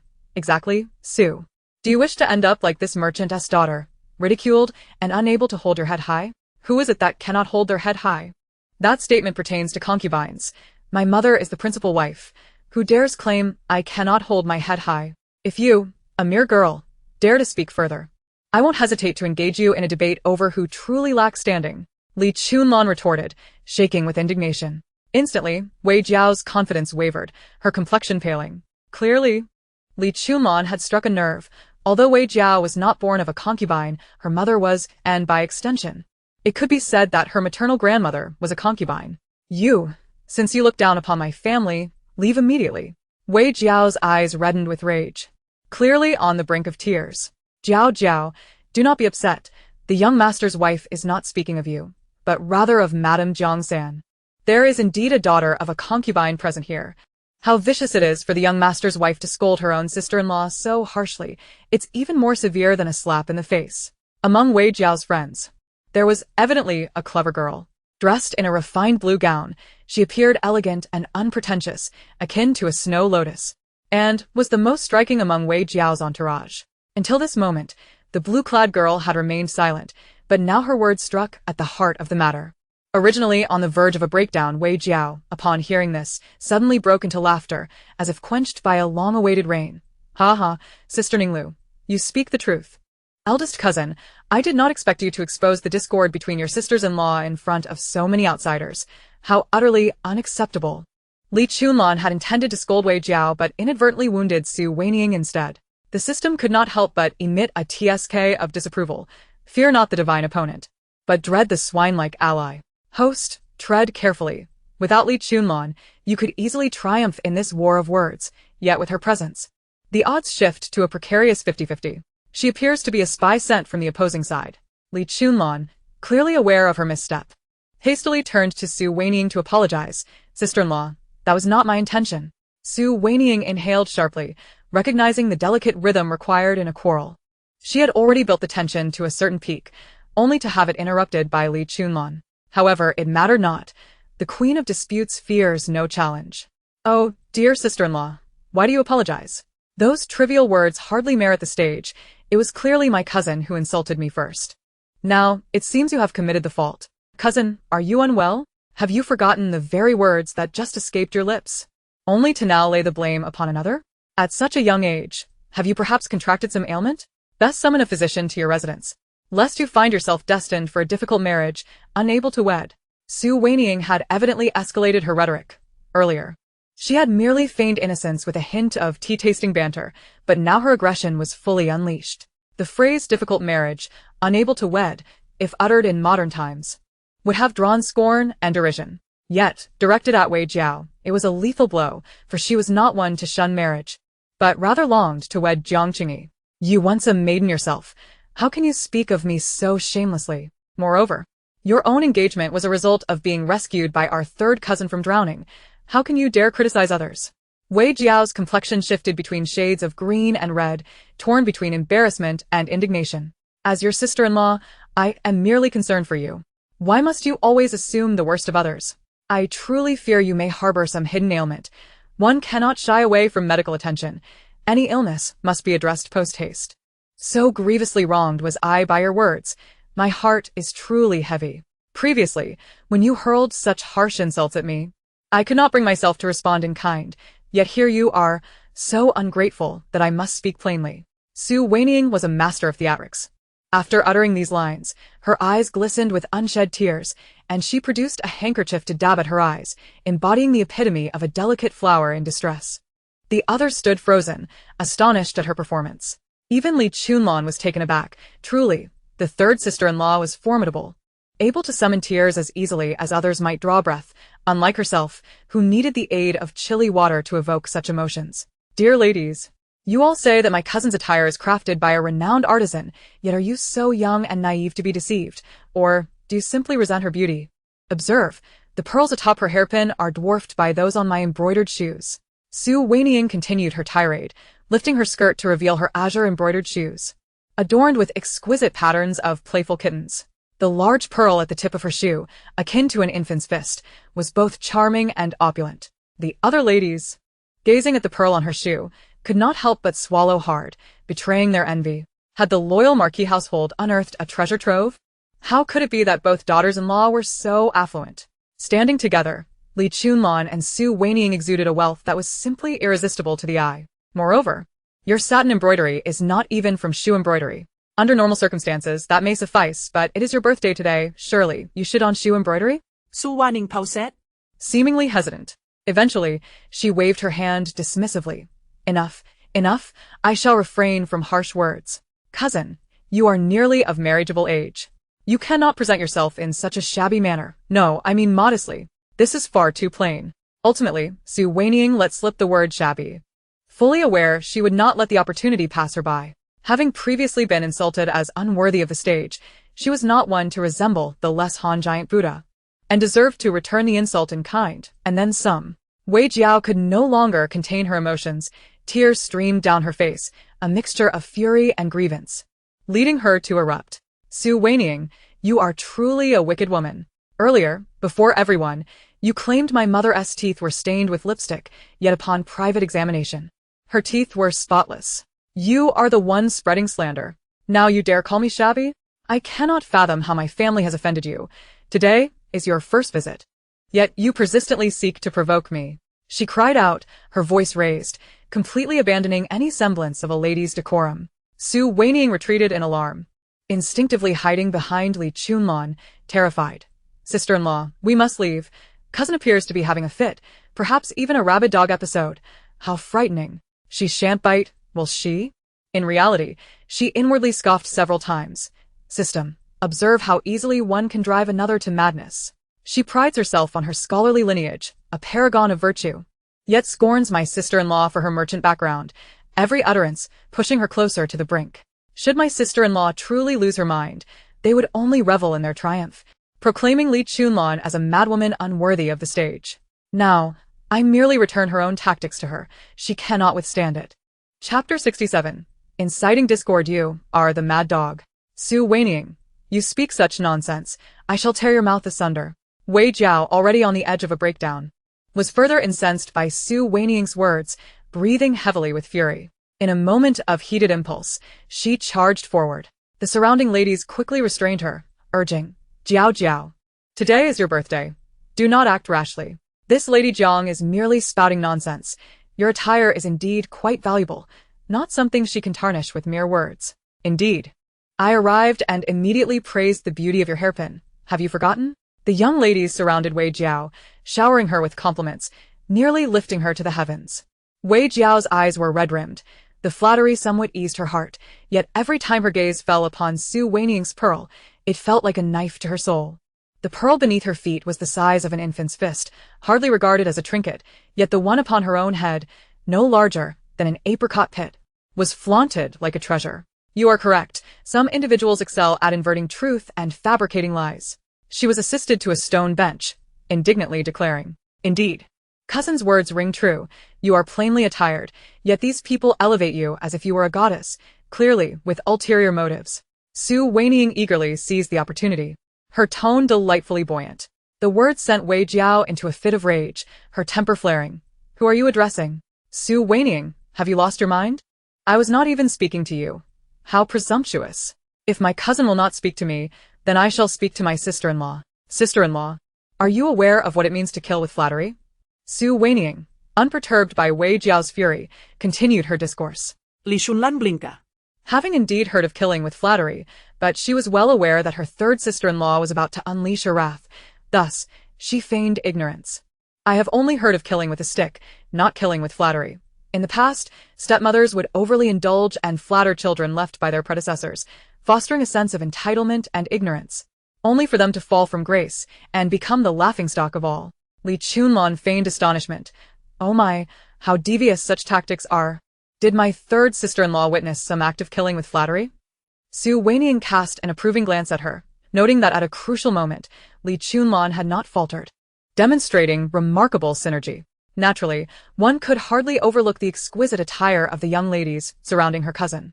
The girl in purple, for instance, adored herself with a cloak trimmed in white fox fur, an exceedingly rare find in this day and age, its value immeasurable. As for the girl in yellow, her dress was crafted with double-sided embroidery, rarity even more precious than shoe embroidery, nearly impossible to acquire for any sum. And then there was the girl in blue. What was her name again? Su Wanying tilted her head, a look of utter confusion crossing her face, unable to recall. Ninglu. From the Yu family, Li Chunlon promptly reminded her. Ah yes, Miss Yu is even more remarkable, her ensemble meticulously curated. Not only is her attire exquisite, but her jewelry is a complete set, the emerald hairpin and bracelet a matching pair. While the golden phoenix hairpiece and the restricted style waist adornment are both the handiwork of the same master artisan, making her the most elaborately dressed among them. Su Wanying nodded in agreement. Look at those young ladies gathered together, she continued, pausing as her gaze scrutinized the group across from them. The once self-proclaimed noble and elegant girls now appeared visibly anxious. Even the typically composed Yu Ninglu seemed ill at ease. The others seemed to embody the essence of a birthday celebration, their attire far surpassing her cousiness, yet they continued to lavish her with compliments. While her candid remarks were met with her cousin's displeasure, Li Chunlon, feigning sudden realization, slapped her thigh and exclaimed with fervor, this is what you meant by flattery killing. Hush. Dear sister-in-law, do refrain from speaking too loudly. Cousin will only grow displeased. She disbelieves our intentions are sincere, trusting only the words of others. This conversation is for our ears alone. Let us not share it with anyone else. Su Wanying feigned a panic-stricken demeanor, immediately raising her hand in a gesture for silence. Though she spoke thus, the voices of the sisters-in-law were hardly muted, and the core of their conversation had undoubtedly reached the ears of others. Wei Jiao's countenance darkened, and she rose abruptly, glancing down at her own attire before turning to appraise her companions. In that instant, she found Su Wanying's observations to be quite astute. The young ladies around her were all dressed with exceptional care. If one were to step outside and inquire who is celebrating a birthday, one might truly be unable to discern the answer, given that they all shone with an almost dazzling brilliance. Fear not. We are merely conversing amongst ourselves, not addressing anyone else. They must not take it upon themselves to misconstrue our intentions. Is she a victim of excessive flattery? Li Chunlon, undeterred, waved her hand dismissively, her tone almost provocatively raised, as if eager for others to overhear. I do believe so. Oh, how pitiable this foolish girl is, thinking everyone is genuinely concerned for her. They are all merely uttering insincere praises, and perhaps behind her back, they are laughing at her. What should have been a birthday banquet has become a stage for others to outshine her, and she remains blissfully unaware. Su Wanying sighed deeply, facing sympathy. Madams, one must be accountable for one's words. How can you speak so baselessly here, inciting discord? Such intentions ought to be condemned. Yu Ninglu, who had always maintained an air of aloofness, could no longer contain herself and raised her voice in rebuke, filled with indignation. Sensing the atmosphere shift, someone hastily sent a maid to fetch the young missing. After all, Wei Jiao was no match for the two sisters-in-law, and even with their support, she found herself at a disadvantage, leading to a growing mistrust among them. Miss Yu, I was speaking to my sister-in-law. What concern is it of yours? Is this not self-delusion? Su Wanying retorted, clearly a type who bore grudges. Yu Ninglu, taken aback, laughed in disbelief when speaking to the wife of the heir. I take no issue. However, when you speak of me, why should I not respond? Am I not stating the truth? Is that not an emerald hairpin upon your head? The bracelet is a matching piece, splendid in hue, likely from the same stone. Wherein lies my error? Duiliging me. Su Wanying immediately countered, her expression innocent yet earnest, igniting ire among the other young ladies. How could anyone wield mere expression as a weapon, stirring feelings of frustration that one longed to address physically? If they were to wander the modern networks, they would surely recognize this as a quintessential trait of a green tea character, appearing innocent and pitiful while subtly provoking. Yu Ninglu found herself momentarily silenced, pausing for several seconds before responding. Even if the two pieces are indeed a set, it does not prove that my attire surpasses Jiao Jiao's. Very well, Miss Yu may assert what she wishes. Your ensemble is indeed coordinated and far more valuable than my cousiness. yet it pales in comparison to her overall appearance. Su Wanying conceded swiftly, opting not to argue, but rather to echo Yuninglu's sentiments. Cousin, do cease your tears. Miss Yu has claimed that although her attire may be superior, it fails to match your beauty. She is indeed captivated by your elegance and feels inferior. She turned to comfort Wei Jiao. Chapter 068. Who truly needs to learn etiquette? Wei Jiao could no longer contain herself. Her tears flowed freely, akin to pearls strung on a broken thread, unstoppable. Yuninglu's frustration reached a boiling point, exclaiming, "What nonsense are you spouting? When did I ever concede to such a notion? Lady Jiang, do you fail to comprehend human speech? That was not my intention. If that was not your intention, then what was? If my cousin's attire is lacking, yet her beauty surpasses yours, how does she appear dressed better than you? Surely there must be some aspect in which she excels. Does my cousin truly fall short in every regard? I fail to grasp her meaning." Su Wanying's tone was increasingly innocent, laced with confusion. The atmosphere grew tense, with even those young ladies who had been friendly with Wei Jiao hesitating to speak. The system could not help but commend. "Host, you are truly remarkable. With just a few words, you have dismantled the alliance of these young ladies, leaving them in disarray and even fostering mutual animosity." Yuninglu fell silent, choosing to exhibit an air of disdain. Su Wanying was not one to let an opportunity slip by. She turned to Wei Jiao and remarked, "Cousin, do you see? She has tacitly acknowledged it. I have nothing further to say to you." Yuninglu shot back, irritated. "Then perhaps it would be best if you remained silent, for all that escapes your lips are mere falsehoods." Su Wanying scoffed, maintaining her superior demeanor, which proved ineffective against Yuninglu. "Lady Jiang, do not overstep. Are you aware of Ninglu's title?" A young lady in yellow interjected, stepping forward to question her coldly. Clearly, this girl had a closer bond with Yuninglu than with Wei Jiao. "Why would you ask me regarding such titles? What could possibly surpass the title of one who is far more beautiful than Wei Jiao?" Su Wanying retorted, crafting a title on the spot. Upon hearing it, Wei Jiao could not suppress a smile, her tears momentarily forgotten. Indeed, one must admit, the sharp tongue of the third sister-in-law was both a source of love and ire. "What nonsense are you uttering? Ninglu is renowned alongside your eldest daughter Jiang Jinyu as the twin beauties of Wanying, both embodying a refined and noble grace." The young lady in yellow exclaimed, exasperated, as she stomped her foot in frustration. Su Wanying paused, glancing sideways at Li Chunlan. "Is this true?" "Indeed." Li Chunlan confirmed with a nod. "Alas, my younger sister has never mentioned this." Su Wanying exclaimed, turning to her sister-in-law. "What have you said about me?" Just then, Jiang Jinyu arrived, accompanied by her maid. "This young lady claims you and Miss Yu are the twin beauties of Wanying. I have never heard you mention this before. Is it true?" Su Wanying inquired. Jiang Jinyu waved her hand dismissively. "It is merely a playful remark, hardly worth mentioning. Are you too interested in playing toss with the others?" She clearly recognized the tension in the air and sought to draw them away from the encirclement. However, Yuninglu stepped forward, her tone icy. "Miss Jiang, it appears your sisters-in-law are rather impetuous, often committing acts of offense. You should speak with your elders when you return, lest the reputation of the loyal and righteous Ho residents be tarnished." Jiang Jinyu furrowed her brow, her displeasure evident as she retracted the smile that adorned her face. Casting a fleeting glance at Yuninglu, "How dare you speak so freely, Miss Yu? As an outsider, what right do you have to meddle in my sister-in-law's affairs?" Her words were delivered with unreserved bluntness. Indeed, it is prudent to reflect upon one's own adherence to propriety before instructing others in etiquette, Li Chunlan interjected. Jiang Jinyu shot her a glare, causing Li Chunlan to fall silent at once. Su Wanying gently tugged at her sister-in-law's sleeve, whispering, "Sister-in-law, please refrain from speaking further. Should Miss Yu retaliate and accuse us three of colluding to bully her, it would be a most unfortunate predicament. This Miss Yu is not known for her amiable disposition." "You all," Yuninglu retorted with irritation, "I am only looking out for the Jiang family's reputation, lest these two sisters-in-law tarnish your standing. Should you remain so ungrateful, you shall have cause for regret in the future." At this moment, Wei Jiao was in a state of panic. Yuninglu and Jiang Jinyu were both renowned as the twin beauties of Wanying, celebrated not only for their exquisite looks and demeanor but also for their formidable family backgrounds, positioning them as leaders among their peers. When Yuninglu had previously accepted her invitation to the banquet, she had been filled with joy, and Shaoxin had even advised her to take good care of her. Yet, these two illustrious figures who rarely crossed paths had now openly clashed. "Were you not supposed to summon someone? Why have you brought my cousin instead? Where is my mother?" Wei Jiao demanded of the maid beside her.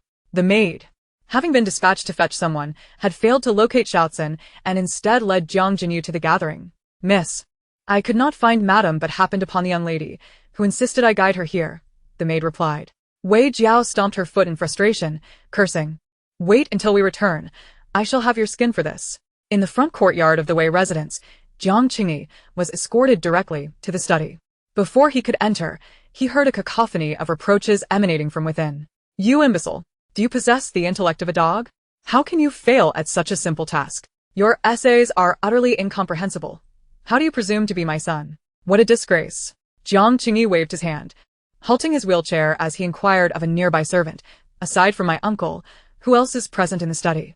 The Wei servants, aware of his status as a favored prospective son-in-law, did not conceal the truth, promptly responding, to answer your question, it is our young master. Perhaps you should wait before entering? A servant suggested kindly, recognizing that the master was in a foul mood, and it would be unwise to confront him at such a moment. However, Jiang Qingyi smiled confidently, instructing them to proceed. No need. My uncle dotes on me, and would never scold me. Just as he was wheeled inside, an object hurtled toward him, aimed directly at his face. Fortunately, having trained in martial arts since childhood, though he was not the most skilled in his family, his reflexes had been honed over the years. Without a moment's thought, he tilted his head and narrowly avoided the projectile. Evidently incensed, Wei Xian shouted a curse before realizing who had entered, swiftly altering his tone. Which impertinent servant failed to announce the arrival of our esteemed guest, nearly striking my nephew. Igor, are you unharmed? I am well, uncle. This mere inkstone poses no threat to me, he murmured. That's a relief. In future, ensure the servants announce themselves to avoid any mishaps. Your mother would be distressed. Wei Xian remarked, scrutinizing him closely. Upon seeing his condition, he suddenly appeared alarmed. Why are you still in a wheelchair? Who dares to harm you? Hasn't the Marquis sought retribution on your behalf? He inquired, concern etched across his face. It is nothing. I merely made a minor error that incited my father's wrath. But what troubles you? You seem unwell. Jiang Qingyi deftly shifted the topic, inadvertently touching upon a sensitive matter. As soon as he spoke, Wei Xian's expression darkened further. That little wretch, writing such nonsensical essays, has driven the tutor away. Wei Xian was evidently furious, momentarily abandoning his cultured demeanor. Jiang Qingyi, having been frequently labeled a little wretch of late, was particularly sensitive to the term and promptly interjected, Uncle, perhaps we should refrain from such remarks. Shengur is growing up and may find them disheartening. You speak wisely, Igor. You are indeed reliable, befitting an elder brother, Wei Xian sighed. Wei Sheng, who had remained silent with his head bowed, lifted it to coldly declare, I am the elder brother. Wei Sheng was born merely half a day before Jiang Qingyi. Before he could respond, Wei Xian was already fuming. I spoke incorrectly on purpose, and you dare to retort. Do you exhibit any semblance of an elder brother? You are merely hours apart from Igor. How can the disparity be so vast? Look at Igor. He walks with a grace that befits a dragon among men, while you, perpetually sullen, resemble a dull ox, utterly devoid of ambition and too timid to meet anyone's gaze. Wei Xian's reprimand was fierce, and Wei Sheng, cowed, kept his head down, enduring the tirade in silence. Begone. Wei Xian seemed exhausted from his outburst, waving his hand dismissively. As Wei Sheng took a few steps away, he noticed Wei Xian warmly beckoning Jiang Qingyi. Come, Igor, sit. You brought your essay, did you not? Let your uncle have a look. Wei Xian personally poured tea and attended to him, treating the young man as an esteemed guest, his smile radiant and bright as a chrysanthemum. His expression dimmed slightly, and as he prepared to depart, Wei Xian called out once more, Do not wander far. Wait outside, and I shall ensure Igor enjoys a leisurely stroll. Wei Sheng, however, paid no heed to the advice and walked away without looking back. You little rascal, halt! Do not disregard your father's words. Wei Xian exclaimed, prepared to chase after him, but Jiang Qingyi promptly intervened. Uncle, please, enough. You scolded him before me. He feels humiliated, and it is only natural for him to be upset. I shall seek him out later. Upon hearing this, Wei Xian halted, immediately patting Jiang Qingyi's shoulder. Yeah. You have a commendable character, and your intellect is impressive. If I had a son like you, I would cherish him dearly and never dream of reprimanding him. The Marquis has been far too harsh. Wei Xian's gaze lingered on Jiang Qingyi's legs, his tone tinged with dissatisfaction. Jiang Qingyi's heart softened. Indeed, Marrying his cousin would not be a misfortune, for both his uncle and aunt truly cared for him. Yet, regrettably, his uncle held a position that was not particularly high, merely a fourth-rank official. To the untrained eye, it might appear significant, but in Wanying, it was rather inconsequential. A casual stroll could easily lead one to encounter high-ranking officials of the first or second rank. Furthermore, the esteemed lineage of the loyal and righteous Marquis's household did not quite align with the Wei family standing, prompting Jiang Qingyi to sigh softly. He presented his essay, and Wei Xian lavished him with praise before imparting wisdom on how to compose strategies and navigate potential pitfalls during the imperial examination, generously sharing his knowledge. Wei Xian personally escorted him out, still berating Wei Sheng. Where has Wei Sheng gone? Igor cannot move about easily in his wheelchair. How can he be expected to take care of him? No, uncle. I shall have the servants accompany me. He is in a foul mood. And I will go and soothe him. This statement earned Jiang Qingyi yet another round of fervent praise from Wei Xian, whose demeanor suggested he would readily consider marrying off his daughter to him at the earliest opportunity. You little rascal, so this is where you've been hiding. Truly a dog by nature, lingering near its den. Jiang Qingyi was pushed along and soon found Wei Sheng in the deserted and desolate southwestern courtyard of the Wei residence, where the previously courteous cousin had transformed into a figure of disdain, hurling insults.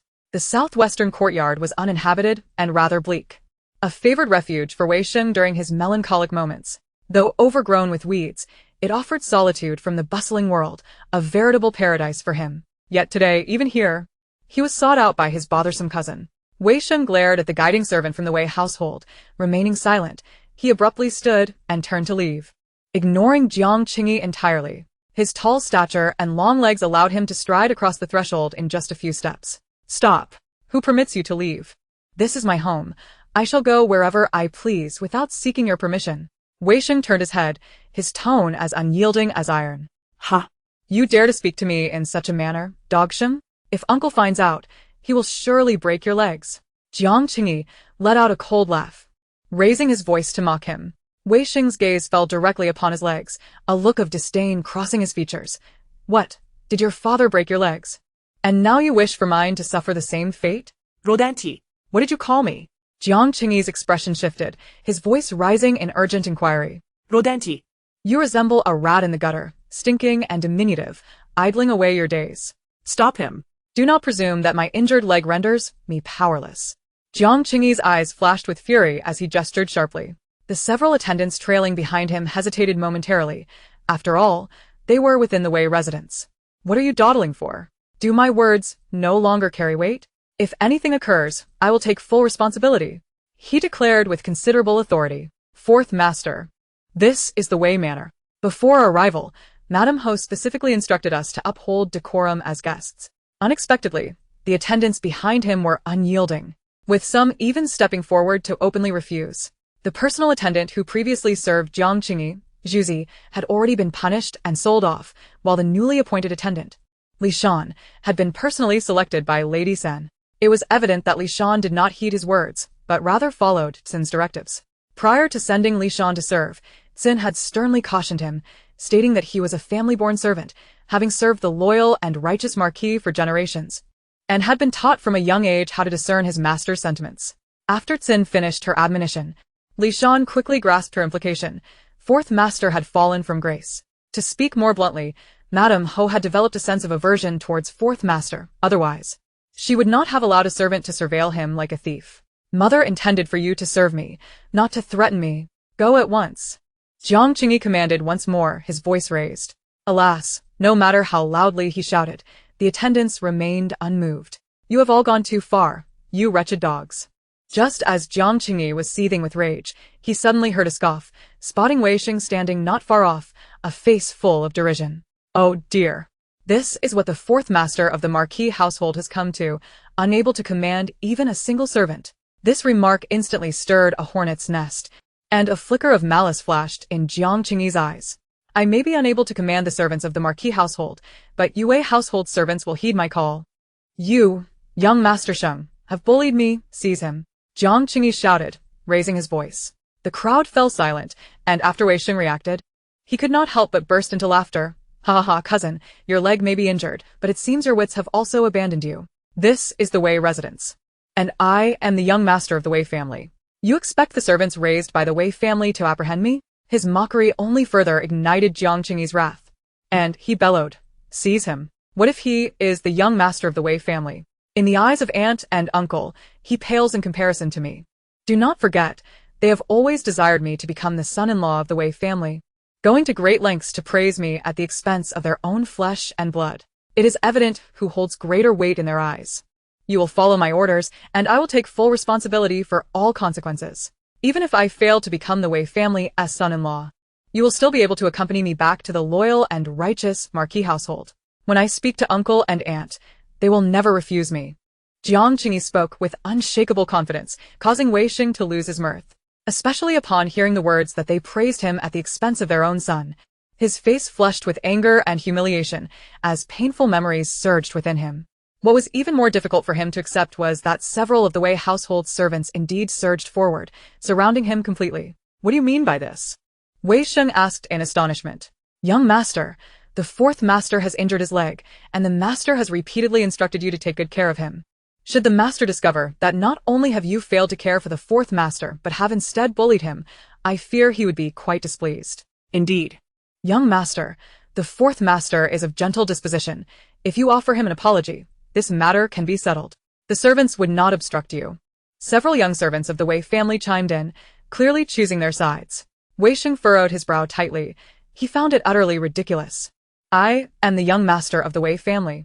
You wretched dogs, open your eyes and see clearly who your true master is," he demanded coldly. The attendants exchanged glances, visibly hesitant, as this situation was indeed difficult to navigate. Jiang Qingyi observed this scene, a flicker of triumph igniting within him. The choice of these servants had already begun to lean towards him. They merely required a bit more provocation. He swiftly tore off his purse, tossing the silver onto the ground. "Teach him a lesson. The silver is yours." The Wei household's attendants instantly focused their attention on the silver, their eyes gleaming. "Young master. A servant's master may not necessarily bear the surname Wei. The madam does not bear the surname Wei, and the future Gu master will not either. They are also our masters. Although you bear the surname Wei, if conflict arises with those two, we cannot heed your command." One of the young servants, driven by greed, boldly stepped forward, his words dripping with arrogance. No sooner had he spoken than he charged towards Wei Xing, his fist aimed at his face.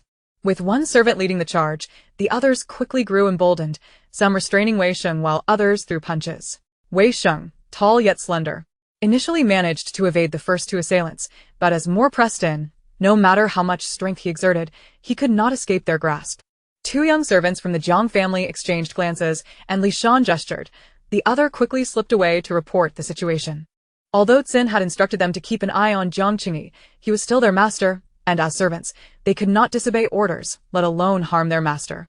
"Dog Sheng, you still fail to comprehend the circumstances. Your father and mother would cherish me in the palm of their hands, eagerly awaiting my arrival as the son-in-law of the Wei family, consistently berating you as a worthless child. They have seen through your incompetence in both literature and martial arts.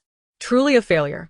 If the Wei family were to fall into your hands, it would inevitably become destitute, hence their desire to ally with the loyal and righteous Marquis household. In truth, my cousin is indeed remarkable, both in appearance and intellect.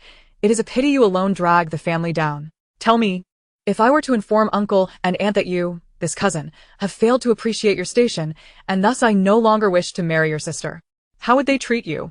Jiang Qingyi, pushing closer in his wheelchair, looked down upon Wei Xing, his face a mask of ridicule and disdain, the countenance of a petty individual reveling in his triumph.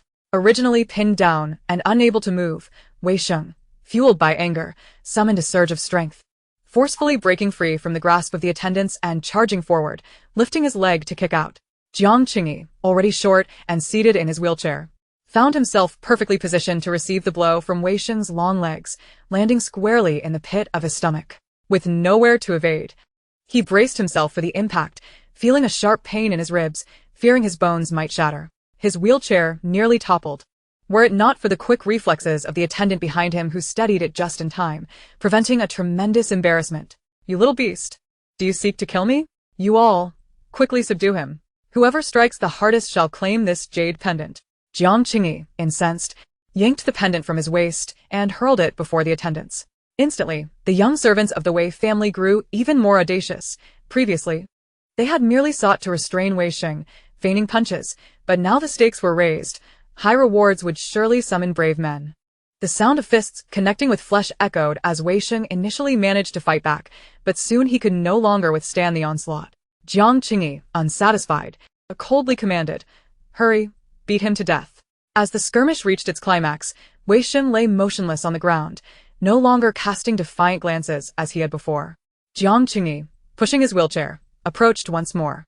"Hand me that wooden stick," he commanded one of the servants of the Wei family.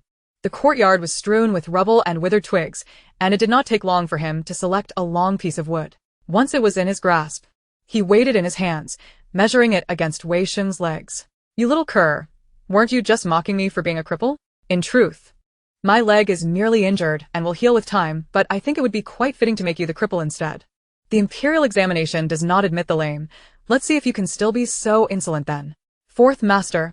Li Shan's expression changed drastically as he rushed forward to intervene. He had long heard that this fourth master was difficult to serve, but this was the first time he truly witnessed it. Not only was he hard to please, he was evidently a person of malicious intent, visiting another's home with intent to break the hostess' leg, fully aware that a lame person could not sit for the examinations. This would utterly ruin Wei Sheng's future. "Stay out of this, you too. Restrain him," Jiang Qingyi snapped. Li Shan. "You worthless cur who serves no purpose but to drag me down. Once we return to the Marquis' residence, I shall have my mother sell you off immediately." Jiang Qingyi's countenance darkened, and he barked his orders coldly. The Wei family servants exchanged glances, and two of them promptly stood up, blocking Li Shan's path with an obedience that surpassed that of dogs. "Fourth Master, please remain calm. The lady of the Marquis forbids such actions." Li Shan was left with no choice but to invoke the name of Lady Tsin to constrain him. However, Jiang Qingyi was clearly in a rage, dismissing him with a scornful laugh. "Even if my mother comes, she will protect me. I am her own son. How could she possibly defend her nephew? At most, she would give a few blows to save face for the Wei family. Moreover, my aunt and uncle dote on me so much. They surely would not hold it against me for teaching this useless son a lesson." Jiang Qingyi was acutely aware that he was committing a vile act, yet he felt emboldened, having meticulously considered the consequences. A few lashes in exchange for Wei Sheng's leg seemed an exceedingly profitable bargain. "You know what I despise most, cur? It's when you look down at me. Just because you're a bit taller, you think you can act so arrogantly. I am the young master of the Marquis' residence, while you are merely the son of a fifth-rank official, and a disfavored one at that. You ought to bow and scrape in my presence, yet you always cast me sideways glances." He raised the stick, measuring it against Wei Sheng's leg, clearly seeking the perfect spot to strike. "I shall break your leg, and you will be forced to rely on a crutch. The next time we meet, you will have no choice but to look up to me." Jiang Qingyi lifted the wooden stick, his face twisted with malice, a cruel smile playing at the corners of his lips. At that moment, a firm grip seized his wrist, and the stick was wrenched from his grasp. It was Wei Sheng, having freed himself from the servant's hold, now wielding the stick with a fierce determination aimed squarely at Jiang Qingyi's face. In an instant, Jiang Qingyi was struck, his face twisting to one side as two of his teeth flew from his mouth, mingled with blood that arced through the air before splattering onto the ground. Chapter 071. The true young master strikes the false young master. Meanwhile, Su Wanying and several young ladies were ensnared in a state of anxious agitation. They prided themselves on being refined ladies, yet if the clamor continued, it would undoubtedly lead to embarrassment. "Have you heard? There's a fight in the front courtyard. Who is fighting whom? It seems to be the young master of the Wei family and the young master of the loyal and righteous Marquis' residence. They are engaged in a fierce brawl, and blood has been drawn." Several servants attempted to intervene, but were unable to stop them. "We must go see." At that moment, a wave of excited chatter erupted as two young ladies approached, accompanied by their maids. They quickened their pace, eager not to miss the spectacle. "Stop them," Wei Jiao commanded her maid immediately, fearing the situation would escalate into a public disgrace. However, the maid could not catch up, and the group had already vanished from sight. Su Wanying then inquired of the system. "Quick, what is the scoop? A juicy tidbit. Would the host like to expend energy to hear it?" The system replied, its merchant-like tone evident. Su Wanying scoffed. "In such a case, I'd rather witness the event in person. The visual impact far surpasses your dry description."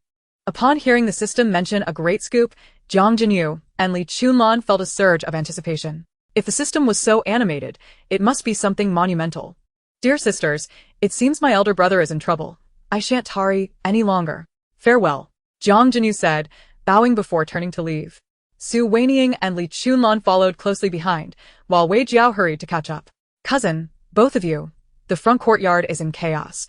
My mother ought to handle it. We should stay back to avoid complicating matters and wait for news in the back courtyard. Wei Jiao, displaying some sense, knew that such tumult was not to be trifled with. Although she was concerned about her cousin and brother's quarrel, Xinjie had already gone to manage the situation. As a young lady of the Wei family, she needed to maintain order among the female guests in the back courtyard. Otherwise, a throng would flood into the front courtyard, which would be quite improper. How can you stop outsiders, yet refuse to restrain your own kin? Stay here and entertain your friends. We must go to see for ourselves. Jiang Jinyu expressed her disapproval. After saying this, she ignored Wei Jiao and continued on her way. The trio quickened their pace, evidently filled with great expectations regarding the system's proclamation of a grand scoop. Upon their arrival, they found a crowd gathered outside the courtyard, clearly there to witness the commotion. Jiang Jinyu frowned. What is Aunt doing? Did she not have anyone to restrain the crowd? Such a public display is laughable. This was quite out of character. As the head matron, her first instinct should have been to prevent such disgraceful matters from becoming public knowledge. In one's own home, disputes or quarrels ought to be kept behind closed doors. Family shame must not be aired. Yet now, the courtyard stood wide open, and the Wei family servants appeared utterly bewildered, clearly lacking direction from their master, resembling headless flies. Wei Sheng, what on earth are you doing? Stop this at once. The furious voice of the young Mrs. Zhen echoed. The three girls finally stepped into the courtyard, where they beheld a tall youth wielding a long stick, mercilessly striking down upon Jiang Qingyi, who was on the ground, scrambling forward on all fours, panic-stricken like a startled bird. Servants rushed in, attempting to restrain the towering youth, some clinging to his arms, others trying to grasp his legs, while others sought to wrest the stick from him. Yet, despite their efforts, the tall youth exhibited the strength of a giant, unfazed by their entanglements, swinging the stick to strike anyone within reach, determined to not cease until Jiang Qingyi lay vanquished. Mother, are you truly going to stand by and watch? Su Wanying and her companions soon found Xin standing idly by, and they crept closer to inquire in hushed tones. This is merely a consequence of Igor's own failure. He cannot blame others, Xin replied, casting a glance at Su Wanying, providing a veneer of justification. In this moment, Jiang Qingyi was but an impostor, the very source of her true son's misfortune in being cast adrift for years. Were it not for the system's words, the false young master would have been long dispatched. At present, she merely refrained from intervening, should Wei Xing bring about his demise. It would be the fate of an impostor, and the Jiang family would bear no responsibility. Mother, won't this embarrassment reflect poorly on us at the Marquis's residence? Su Wanying, unaware of Zhen's true thoughts, pressed on. Not at all. The men of the Jiang family earn their merits through bloodshed. It is entirely normal for a rogue to emerge among them, Zhen explained. While the two women conversed, the cries of the young Mrs. Zhen grew increasingly deafening. I command you to cease this instant. Are you deaf, you little wretch? Behold who he truly is. He is your cousin, and it is your duty to protect him, not to subject him to such cruelty. I refuse to acknowledge you as my son. As Xiaoxin witnessed Jiang Qingyi enduring relentless blows, she could no longer contain herself. Erupting with fervent indignation, her words, infused with genuine emotion, pierced the air with heart-wrenching intensity, echoing as if a father had been slain. Su Wanying and her companions were taken aback. Her cries seemed to emanate from the depths of her soul, her sharp voice threatening to rupture eardrums. Su Wanying couldn't help but muse inwardly.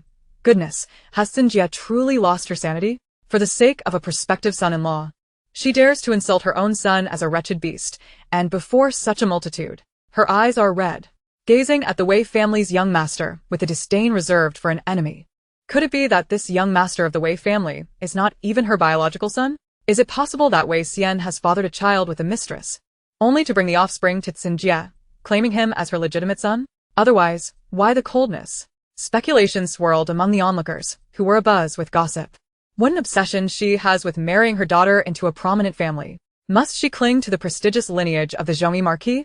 Li Chunlan could hardly restrain her incredulity. If she were to have a daughter one day, while she would certainly wish for her to marry well, she would never stoop to insulting her own son to curry favor with a son-in-law. Besides, the two families had yet to be betrothed. There was not even a hint of a formal engagement, and yet such outrageous behavior was already unfolding. Truly absurd. System, Are you even alive? I've been talking for ages. And you remain silent. Do you require me to burn paper offerings for you? After Sue Wanying's lengthy analysis, the system's lack of response left her feeling as though 100 claws were scratching at her heart, causing her immense discomfort. The system was clearly sulking. Host, did you not say you were merely here to spectate, urging me to refrain from commentary? You even claimed it would waste energy. Sue Wanying retorted sharply. Spare me your prattle. I have witnessed the scene of the fake young master being beaten before. I saw the entire Jiang family assault him at Qingxi Pavilion, and now it's merely the Wei family's young master attacking him alone. With Xinjie hampering him beside, there's no dramatic flair whatsoever. It was evident that her appetite for spectacle had been spoiled, since learning of Jiang Qingyi's plight. She had found mere beatings utterly unsatisfactory, preferring the more vivid imagery of him in distress.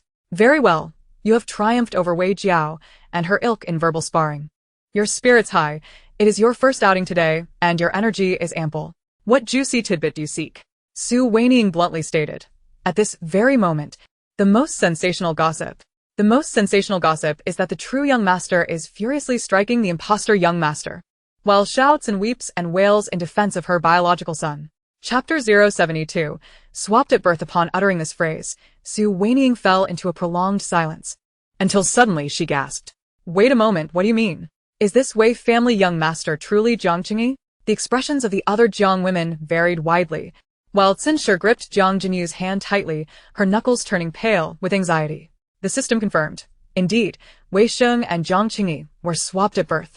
Their fates irrevocably altered. Hearing this revelation, Xinshi swayed slightly, nearly losing her balance, her heart racing as if it might leap from her chest. Jiang Jinyu, at her side, instinctively steadied her, though her eyes glistened with unshed tears. The minds of the mother and daughter were in disarray. They could not fathom how these cousins could have been exchanged. Stop. Cease the violence. Before Xinshi could collect her thoughts, Senjia's anguished scream pierced the air once more as she suddenly lunged forward, shielding Jiang Qingyi with her body. Wei Sheng, caught unawares, brought his stick down with force, and by the time he attempted to retract it, it was too late. It struck Xinjie squarely on the back, eliciting a pained cry from her. The blow was heavy, causing her vision to blur with stars as she gritted her teeth, remaining motionless atop Jiang Qingyi. Aunt, are you all right? Jiang Qingyi waited a moment, observing that Wei Sheng had hesitated, finally ceasing his assault, and he feigned concern. Her words jolted Xinjie back to reality. She pushed herself up from the ground with the aid of her maidservants, trembling as she rose. Yet before she could regain her footing, her hand shot up, delivering a sharp slap. You beast, how dare you strike your own mother? I shall strike you down for your ingratitude. Xinjie unleashed 2 resounding slaps. Her jaw clenched, the veins on her forehead bulging, clearly exerting every ounce of strength she possessed. Wei Sheng staggered back, dazed, staring in disbelief at this frenzied woman before him. Xinjie had always exhibited a degree of cool detachment towards him, but he understood her demeanor as a mother, perhaps fearing that indulging him would spoil his character. In his memory, Xinjie was a paragon of grace and restraint. Even as a daughter of lesser birth, she hailed from a scholarly family, embodying poise and elegance. Yet now, this composed woman had transformed into a wild figure, striking him with ferocity, hurling accusations of bestiality. Mother, you would strike me for him? Must our Wei family strive to align ourselves with the Zhongyi Marquis, even at the cost of your own protection? Had I not restrained myself, you might have been beaten to the point of spitting blood. He cried out in anguish and indignation. At that moment, he had not yet questioned Xinjie's identity, believing only that the Wei family sought an alliance with the Zhongyi Marquis, hence her fierce protection of Jiang Qingyi.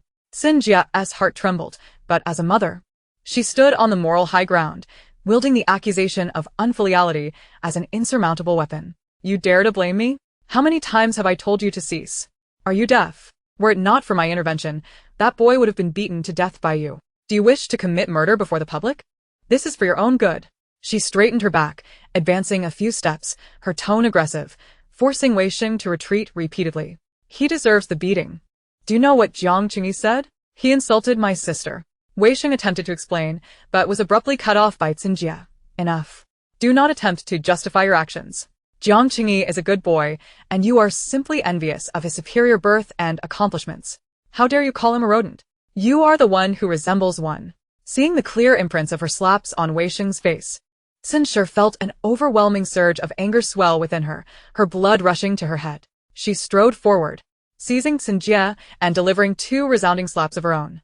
Xinjie, caught in the fervor of the moment, had yet to utter her final words when she was struck, her head spinning, darkness enveloping her vision.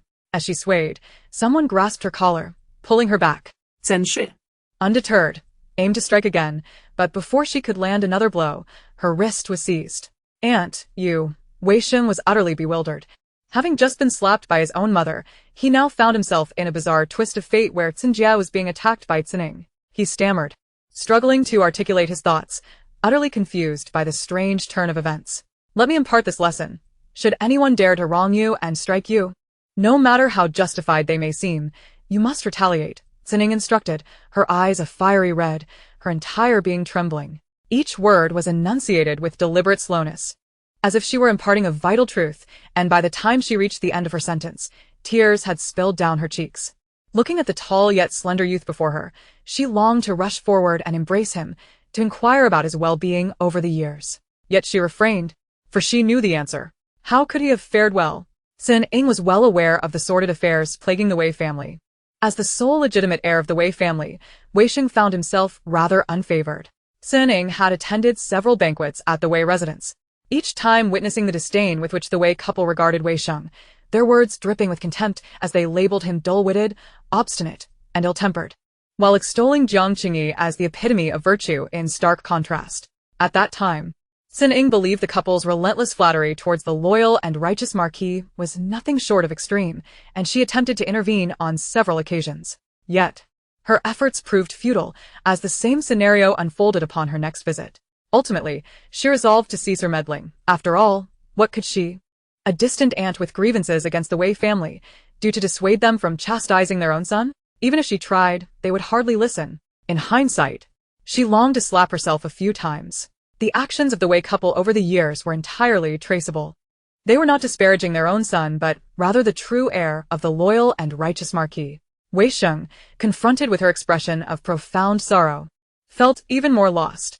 In that moment, he perceived an intricate mix of compassion and tenderness in his aunt's gaze, stirring something deep within him. "Have you lost your mind? I am merely teaching him a lesson on behalf of Igor. Why are you striking me? Have you not seen how Igor has been reduced to such a state?" Xinjie finally reacted, shoving Xining aside as she coldly questioned her.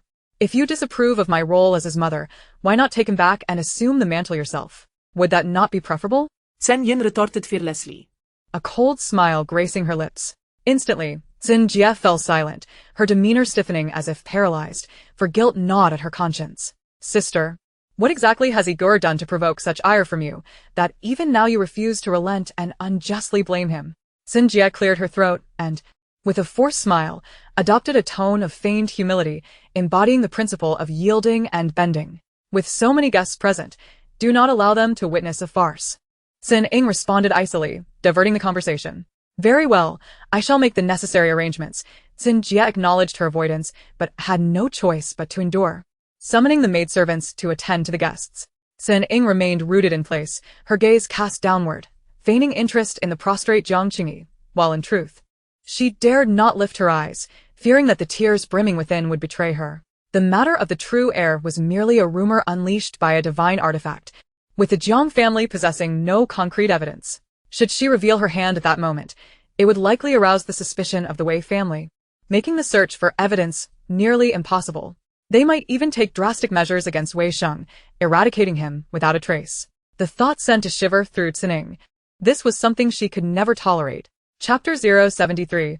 Weixing hears the heart's voice. Xinjie escorted the guests back to the banquet hall, her face adorned with a forced smile, offering apologies as she went. Suddenly, she overheard a group of ladies discussing the Tsin sisters, and her expression shifted dramatically. "Do you find it amusing that the Tsin sisters are engaging in such antics?" The younger sister slapping her own son to protect her nephew, while the elder sister, in a fit of laughter, promptly retaliates against her sibling, seemingly displeased with her sister's actions. How ironic. Indeed, the Tsin family hails from a scholarly lineage, and the upbringing of their daughters is notoriously strict. Have you ever heard them utter a curse? Yet here they are, publicly striking one another, and Xinjie even going so far as to curse the child as a beastly wretch. It is a clear sign of genuine anger. The ladies laughed, oblivious to Xinjie's presence, their amusement evident as they transitioned to another topic. However, The word struck Xinjie like a chilling blow. Having just endured her elder sister's slap, she felt a surge of humiliation and rage. Yet, these remarks sent her spiraling into despair. Her fierce protection of Jiang Qingyi stemmed from her awareness that he was her biological child. She was willing to risk injury to shield him from Wei Sheng. But why was Sining behaving so peculiarly? Did she possess knowledge of something more? If the truth of the two children's lineage were to reach the Jiang family, her fate would be sealed. Mother! Wei Jiao called out, startling Xinjie, who instinctively exclaimed, "Ah!" The two women exchanged flustered glances, clearly taken aback by the suddenness of the other's reaction. "Mother, what is wrong?" Wei Jiao asked with concern. Xinjie, regaining her composure, lightly scolded her daughter. "You silly child. Why do you walk so quietly? You startled me from behind. Do you not know you can frighten someone to death?" "I did call out to you several times, mother," Wei Jiao replied, slightly aggrieved. "Enough. What is it?" Xinjie demanded. Wei Jiao pouted, eager to voice her grievances. "Mother, when you were away, Li Chunlan and Su Wanying conspired to bully me, saying I dressed poorly while Yuan ran, and Yu Ninglu outshine me. Mother, do you think they're intentionally provoking me, or is my attire truly lacking?" As Wei Jiao lamented over her trivial grievances before her mother, she adopted the demeanor of a pampered daughter. However, Xinjie, consumed by her own thoughts regarding her elder sister's reaction, had little time to indulge her daughter, her mind replaying the earlier events frame by frame. The trivialities of Wei Jiao's complaints only served to exacerbate her already frazzled mood. "Do you not comprehend their intentions? They simply cannot bear to see me well. I find their comments rather accurate. Despite our supposed good rapport, today is my birthday banquet, and I am meant to be the center of attention. Why then must they appear so ostentatiously, overshadowing me?" Wei Jiao grumbled, her annoyance with Su Wanying and her cohort evident, yet their words had also sown discord in her heart toward her own close friends. "How did I end up with such a foolish daughter?" Xinjie muttered under her breath. "Think for yourself. Your cousin is gravely injured. I must check on him, and I cannot afford to be distracted by your trivialities." With irritation, she shook off Wei Jiao's hand and hastened to follow the departing guests. Left behind by her mother, Wei Jiao felt a surge of grievance, her eyes glistening with unshed tears as she stomped her foot in frustration. "Cousin, you only ever call for Igor. Even if you wish for him to become your son-in-law, you should at least placate your own daughter. If I do not consent, this union shall never come to pass." Of course, her words were driven by emotion, but once she composed herself, she hastened to catch up to Xinjie, intent on accompanying her to see off the female guests. Though the birthday banquet had only just begun, the incident at the Wei residence rendered it inappropriate for guests to linger, and they began to take their leave. In the southwestern courtyard of the Wei estate, Zining, suppressing her sorrow and anger, spoke sharply to Jiang Qingyi. "Will you not rise? Lying on the ground, what do you resemble?" "Mother, my entire body aches. Cousin struck me quite fiercely. He threatened to break my legs, claiming I would soon recover and walk normally," Jiang Qingyi whimpered, feigning innocence. "Get up." Sining shot him a cold glare, her tone growing icier. Jiang Qingyi pouted, wishing to protest, but hesitating to speak further. Although Sining was exceptionally tolerant of him, once her anger flared, nothing he said would sway her. "What are you two still dawdling for? Come here and help the young master up." Jiang Qingyi could only vent his frustration on the servants. Li Shan and another attendant rushed forward, cautiously lifting his arms to assist him. Yet, despite their care, the pain caused him to grimace, and Jiang Qingyi began to berate them. "You two fools, ignoring your master's commands, and now you can't even serve him properly? You shall be punished upon your return." Sin Ing observed Wei Xing standing quietly to the side, neglected and unacknowledged, even the Wei servants attending more to Jiang Qingyi. Her heart was already shattered, and upon hearing Jiang Qingyi's complaints, the stark contrast sent her spiraling into despair. "Do not force me to strike you at the Wei residence." Sinshir clenched her fists, her nails digging painfully into her palms. Just then, the courtyard door was thrust open with brute force, and Wei Xian hurried in, his foremost concern still being Jiang Qingyi. "Are you alright?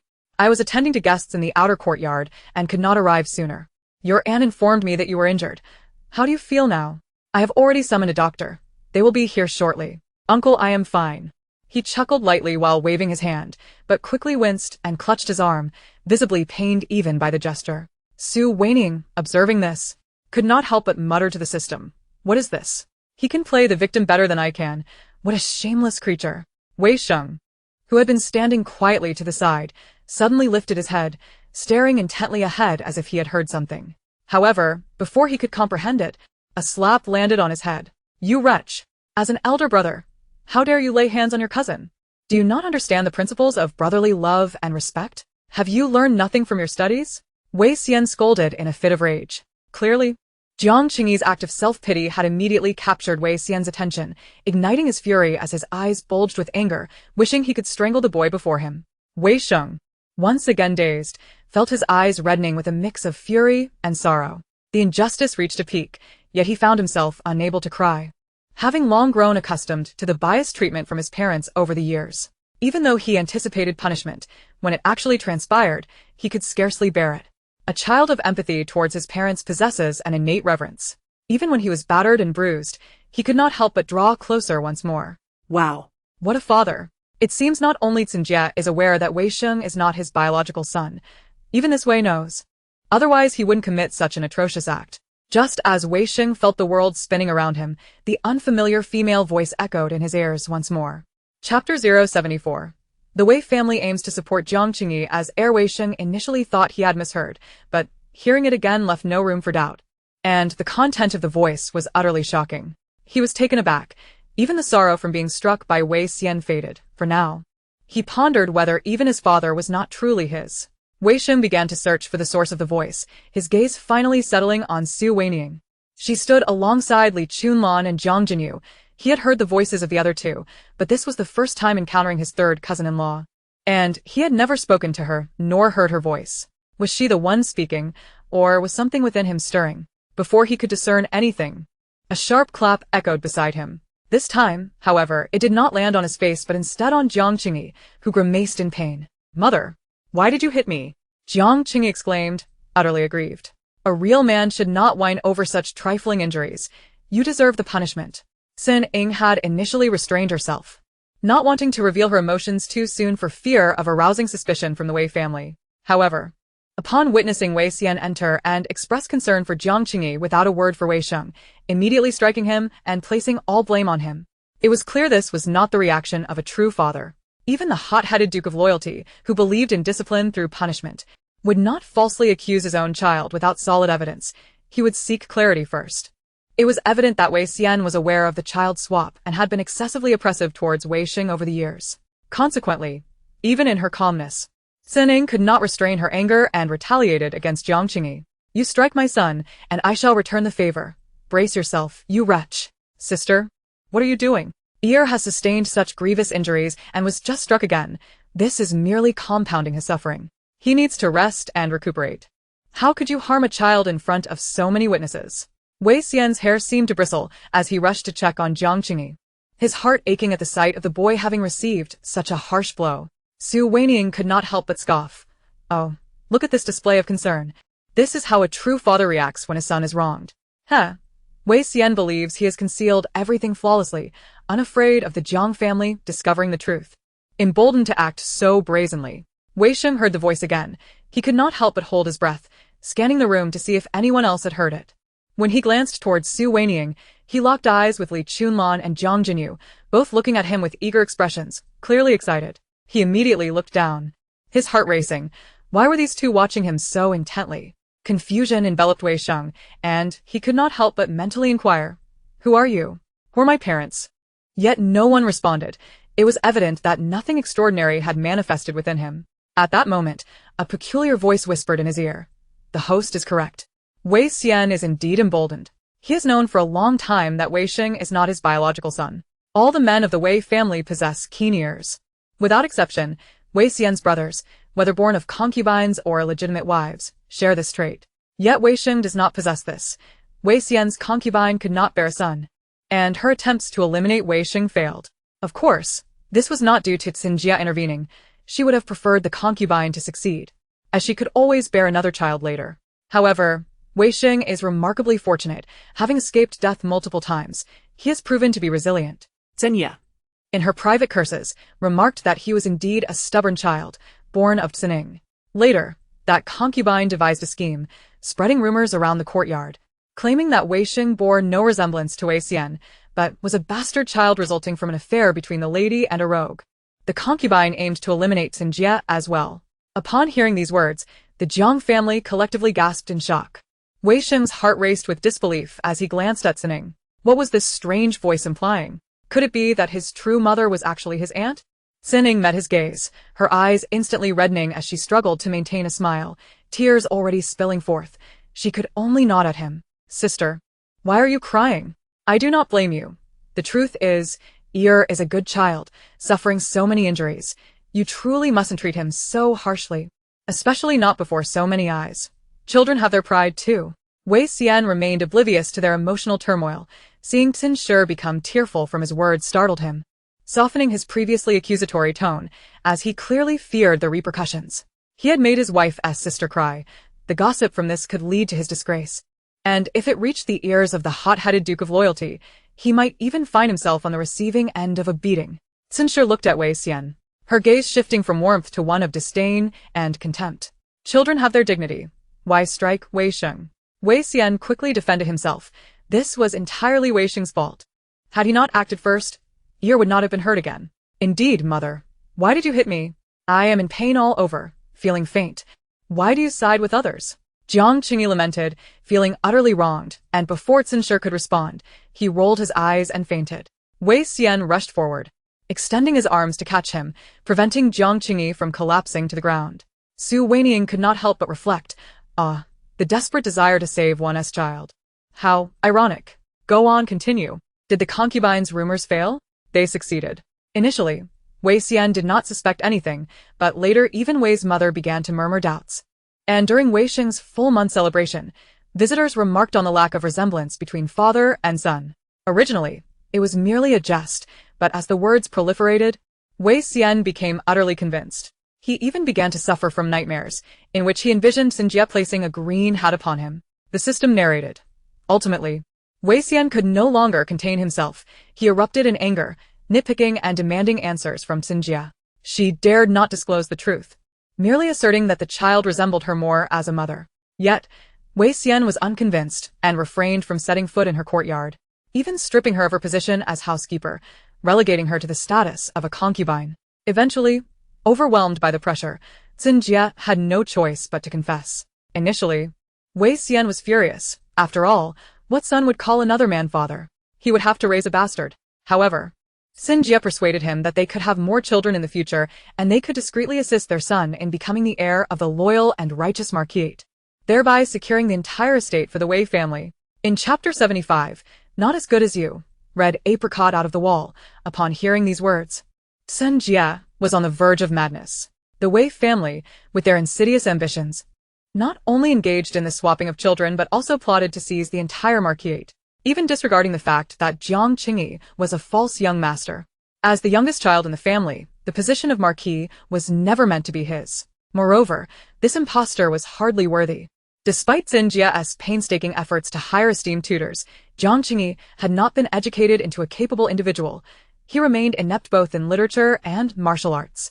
This worthless scoundrel dared to covet the Marquis, while the Wei family was nothing of consequence, at best a minor branch of the gentry. With the couple's limited vision, they would never infiltrate the circles of nobility.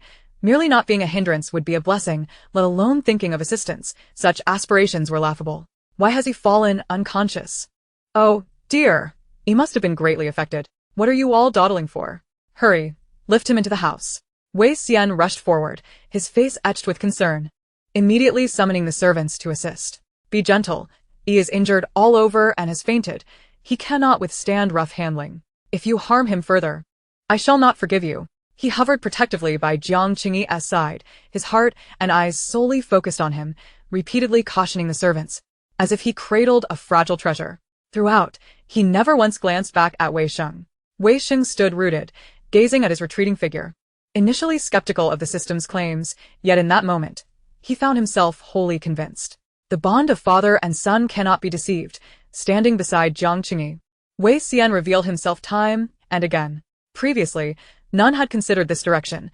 Everyone had misunderstood, believing the Wei family as adoration for Jiang Qingyi stemmed from a desire for him to marry into their family, when in fact, he was Wei Xian's true son. Child, are you all right? Xinjie stepped forward, her voice soft with concern.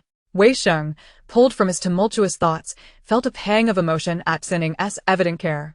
He instinctively took a step back, hastily shaking his head. I am fine. It is merely that my cousin seems gravely injured. No sooner had he spoken than Sinning interjected, he deserves it. She cleared her throat, silently observing Wei Sheng, her heart brimming with unspoken words. Unsure of how to begin. She longed to inquire about his life over the years, yet felt the question would be superfluous. Wei Sheng had undoubtedly endured a life of subjugation and hardship. How could he have fared well? Moreover, each time Sinning visited the Wei household for banquets, she witnessed Wei Sheng's disdainful treatment. She had been unable to stand up for him then. What right did she have to speak now? Wei Sheng, equally at a loss for words, found his mind a whirlwind. He was perplexed about the origin of the system, the identity of the woman's voice he initially heard, and uncertain of his next steps, whether to leave the Wei family or to inform the loyal and righteous Marquis. Yet, there was at least one silver lining. He had been liberated. No longer would he grieve over his parents' disdain and oppression. When Wei Xian berated him for his inadequacies in writing, he felt no shame or despair. After all, he was not Wei Xian's son, and did not bear the burden of inheriting the Wei family's scholarly legacy. Being unable to compose well was entirely reasonable. Furthermore, even if he were Wei Xian's true son, the current Jiang Qingyi, despite the tutelage of numerous esteemed instructors, was only marginally superior to Wei Sheng, and the prospect of excelling in the imperial examinations seemed nothing short of a fantasy. He turned and approached Su Wanying and her companions, bowing respectfully to the trio. Elder cousin, third cousin, younger cousin. They returned the gesture, their gazes laden with complexity. Su Wanying couldn't help but internally muse, upon closer inspection. This young man is indeed well-formed, far more pleasant to behold than the false young master. Truly, genetics hold significant weight. Wei Sheng narrowed his eyes. Having come to gauge this third cousin, her words only served to reinforce his suspicions. It was evident that it was not some extraordinary power that had fallen upon him, but rather that such a force had touched another, and he merely overheard the conversation between that individual and the extraordinary entity. Your elder brother appears unwell. You must ensure he rests more upon your return, Jiang Jinyu observed, her gaze fixed upon his face. The tall, slender youth before her was her true younger brother, and they should have been inseparable twins over the years, yet everything he rightfully possessed had been usurped by that false young master. In truth, Jiang Qingyi bore some resemblance to Wei Sheng, their facial features and eyes reflecting the Qin family lineage, slightly refined, thus allowing the impostor to disguise himself so effectively. Even those from the loyal and righteous Marquis, having seen Wei Sheng, never suspected that this child from their maternal family was indeed of Jiang descent. Wei Sheng's thoughts were not on Jiang Jinyu. Upon hearing her comment, he merely nodded absently and eagerly inquired, "Is there any news of my elder cousin's return?" Su Wanying shook her head. "I'm sorry, cousin. I am not privy to that information. Perhaps you could inquire with mother." Wei Sheng waved his hand, striving to suppress his astonishment. Although it was his first encounter with Su Wanying's voice, it felt eerily familiar, as he had heard it multiple times prior. The system could no longer contain itself. "Host, what does this true young master mean? Why has he come to speak with you? Could it be that he has taken a liking to you?" Su Wanying nearly rolled her eyes, but out of respect for those around, she refrained, retorting, "Be quiet. Have you been using energy to spy on some melodramatic series lately? Otherwise, how could you utter such nonsense? Jiang Qingli should be a remarkable youth. That chubby boy previously went to great lengths to defend him, even threatening to eliminate me, his third aunt, clearly holding Jiang Qingli in high regard." Although Wei Sheng grew up in the Wei family, steeped in the fragrance of literature and ink, it is evident that genetics cannot be altered. He must also have a fondness for martial arts. It is only natural for him to admire Jiang Qingli, hence his inquiry. The system fell silent for a moment before responding. "You have guessed quite accurately. Compared to studying and writing, he indeed prefers the art of combat." Initially, when the system suggested the possibility of someone having a crush on Su Wanying, the Jiang family members were taken aback, their eyes nearly popping out of their heads. Surely not. The younger brother has set his sights on his own sister-in-law. This true young master, yet to be acknowledged, was already embroiled in such a farce? Fortunately, Su Wanying quickly retorted against the system. Otherwise, given the Jiang family's unwavering trust in it, they might truly have been left in despair. Unfazed by the system's antics, Su Wanying pressed on, "Please, I suspect there is more to this. Have you been using energy to peruse melodramatic novels or films?" The system clicked its tongue in dissatisfaction. "Though you are my host, I am an intelligent system and deserve my own space. What is wrong with indulging in a bit of melodrama to pass the time? I just read a book titled Pure-Hearted Sister-in-Law, spicy and hot, which was so tantalizing that it stirred feelings within me." Su Wanying, Silence enveloped the evening at Kongqiao. She had merely asked a casual question. Never anticipating it would be answered correctly, the system had become quite irreverent. "I'll take my leave." The system's remarks were certainly overheard by Wei Sheng, who immediately felt his face flush with embarrassment, wishing he could vanish into the ground. He had no desire to engage in anything with his third sister-in-law, and the strange object he had witnessed was utterly indecent. Yet, just as he took a few steps away, he heard a dialogue behind him, a conversation between a person and the system. "Hey, host, I am earnestly concerned for your well-being. After all, you are currently residing in the loyal and righteous Marquis' residence, which is bustling with people and their chatter. While there is much to behold, being confined there daily brings nothing but monotony. Who could find joy in such a life? To brighten your spirits and enrich your energy, why not indulge in a dalliance with a young and handsome scholar? Specifically, target those who are charming and eloquent. For most of them, once they have swindled their way into success, will turn their backs on you, becoming the quintessential ungrateful wretches who seek to marry into wealth." Su Wanying fell silent once more. Silence is golden. Chapter 076. The concubine's early enjoyment noticing her silence. The system presumed it had struck a chord and continued. "While ungrateful wretches may not suit the traditional ancient woman, they are perfect for you. It is merely a game. Once played, they will leave without you needing to exert effort to dismiss them. You will have shared moments of joy, followed by a bright future." For the third time, Su Wanying fell silent, ultimately unable to contain her indignation, her anger reaching a boiling point. "Are you out of your mind? You want me to learn from Lu Momo about keeping a concubine in ancient times?" The system argued back. "What is wrong with Lu Kaihua? Having a concubine is about early enjoyment. Look how clever Lu Kaihua is. She has relished her years. You, a modern woman, why should men have concubines while women cannot? Moreover, this is your only option. After all, Jiang Qingli is not at home. All of this is for the sake of energy, for our great endeavor of watching the spectacle. Host, just go for it." Wei Sheng halted his steps. These words were not meant for his ears. Yet regardless, his legs refused to move forward, his ears perked up, fearful of missing a single word. These words were scandalous, even offensive, yet they piqued his curiosity immensely. He longed to know how his third sister-in-law would respond. The rest of the Jiang family's women exchanged frantic glances, even Sinning hastening toward them. They communicated silently, yet no one dared to speak. Each face flushed, overwhelmed with embarrassment. Sin couldn't help but curse inwardly. "I never imagined you were such a miraculous object." Shamelessly trying to lead her daughter-in-law astray right before their eyes. Su Wanying sneered. "System, your suggestion is indeed tempting. Had it been in the past, I might have considered it. But this is ancient times, where the weight of propriety suffocates, and I certainly do not wish to end up in a pig cage." The system persisted. "But host, you seem unhappy. Your energy intake has been scarce lately. Fortune favors the bold while the timid starve.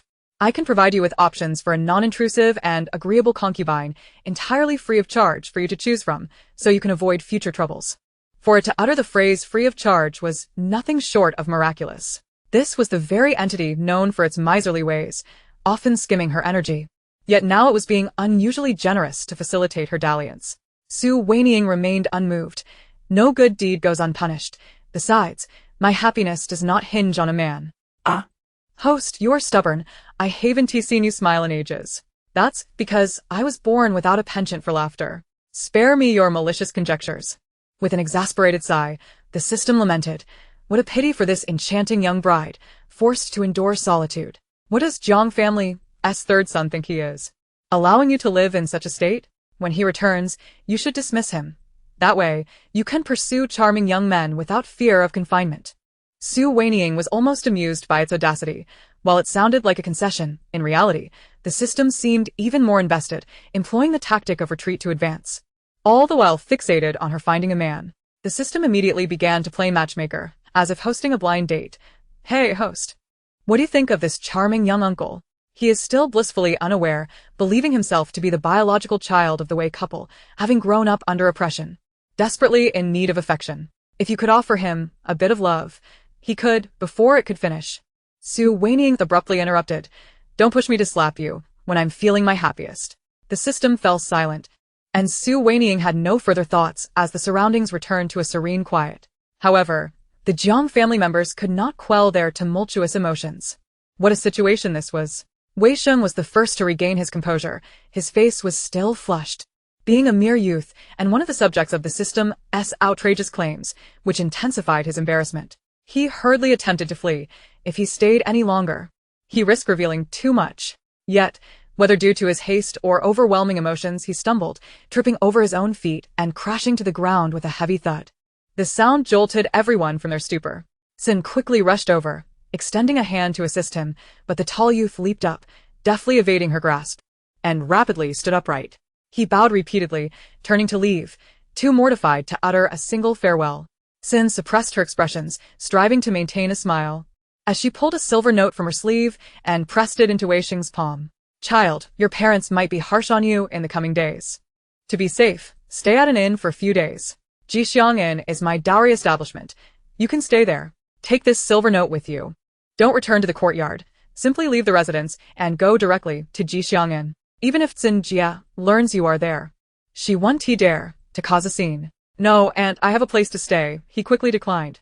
But Sining insisted, pressing it into his hand, her tone softening. Child, you have yet to reach maturity. In my eyes, you are not yet an adult. I understand you have endured hardships. This is not the time for words. In a few days, the loyal and righteous Marquis' residence will resolve this matter and restore your dignity. She intended to leave after a simple pat, for Wei Xing was 15 this year, and in ancient times, mother and son were not particularly close. Yet, as Xin thought of this child who had been away from her for 15 years, oppressed for 15 years under the disdain of her half-sister, she found herself unable to bear it. She grasped the youth's hand, applying gentle pressure, as if conveying unspoken sentiments through the gesture. Wei Xing, still bewildered, didn't he comprehend Sining's intentions, but when he looked up and met her tender and pained gaze, his heart quivered. He opened his mouth, countless speculations and questions flooding his mind, yet he could say nothing. Just as Sining had said, now was not the time for words. All right, I will await Aunt's good news. Wei Xing did not pull his hand away, but nodded obediently. Until the end, he continued to refer to Sining as Aunt, not daring to reveal a hint of his true feelings. Deep down, he was engulfed in an unfathomable fear. What if all his assumptions were incorrect? What if this was merely Sining's polite gesture, unrelated to his longed-for resolution? In that case, it would have been better not to alter his form of address from the start. Chapter 77. Insidious schemes Cenyin discreetly summoned Lishan. Whispering instructions. There is no need to attend to Jiang Qingyi. Just follow Wei Xing quietly and ensure the Wei family does not discover you. Understood. Li Shan complied and departed. Although he was unaware of why the Marquis's wife disregarded her injured son, instead opting for him to attend to her cousin. Such matters were beyond his concern as a servant.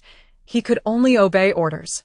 Xin Jia, having concluded her tasks in the rear courtyard, hurriedly made her way to the southwest courtyard to comfort Jiang Qingyi. Before she even arrived at her destination, she had already learned that Jiang Qingyi had fainted and was taken to the front courtyard to rest. Without a moment's hesitation, she dashed towards the front yard. My lord, has the doctor come to see him? How is Yaij? She immediately questioned Wei Xian. The doctor has examined him and stated that it was merely a moment of emotional agitation. He will regain consciousness shortly. Upon hearing these words, Xin Jia let out a sigh of relief, grateful that there was no serious ailment. She approached, took out a handkerchief, dampened it, and gently wiped Jiang Qingyi's face. Cautiously, she felt his forehead. Seeing his breathing was steady, she finally felt at ease. I heard that Sining struck Yaij in public, causing him to faint. How could she act in such a manner? It is evident that she intends to torment him. Xin Jia couldn't help but voice her grievances. Wei Xian quickly shot her a warning glance, and she ceased her complaints as the couple exited one after the other. Lying on the bed, Jiang Qingyi quietly opened his eyes, realizing he was alone in the room. He couldn't help but exhale deeply. Feigning unconsciousness was indeed an art. And he had nearly betrayed himself. Unfortunately, he missed the words his aunt would speak next, sensing they would be of great significance. Likely an admonishment directed at the Xin family. In the past, such a situation would have troubled him. After all, it was his mother being scolded, and as her son, he would inevitably feel discomfort. However, at that moment, a hint of schadenfreude emerged within him, for Zinning had been particularly malicious lately, resorting to both strikes and insults. His vengeful nature could not overlook even his own mother's shortcomings. Yet there was a silver lining. His aunt and uncle were genuinely kind-hearted towards him. He resolved to devise a plan to marry his cousin, thus allowing the Wei family to align themselves with the illustrious Zhou Marquis. The Wei couple entered the eastern chamber, dismissing the servants to ensure their conversation remained private. Once alone, they breathed a sigh of relief. Did you nearly let something slip just now? Wei Xian reproached lightly. There were only you, me, and Yaij present. There was no fear of being overheard. Xin Jie dismissed. What if Yaij had happened to wake up? Though this matter will inevitably be disclosed to him in the future, at his tender age, he lacks the ability to keep secrets. A mere hint in the Wei household could lead to disaster.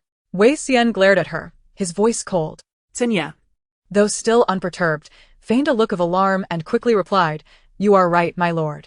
This will not happen again. I am not blaming you. This matter is of great significance. Our ambitions are vast, and the future positioning of the Wei family relies entirely on Yaij. Wei Xian softened his tone, seeking to reassure her. Xin Jie, having been placated by her husband's words, felt a surge of happiness.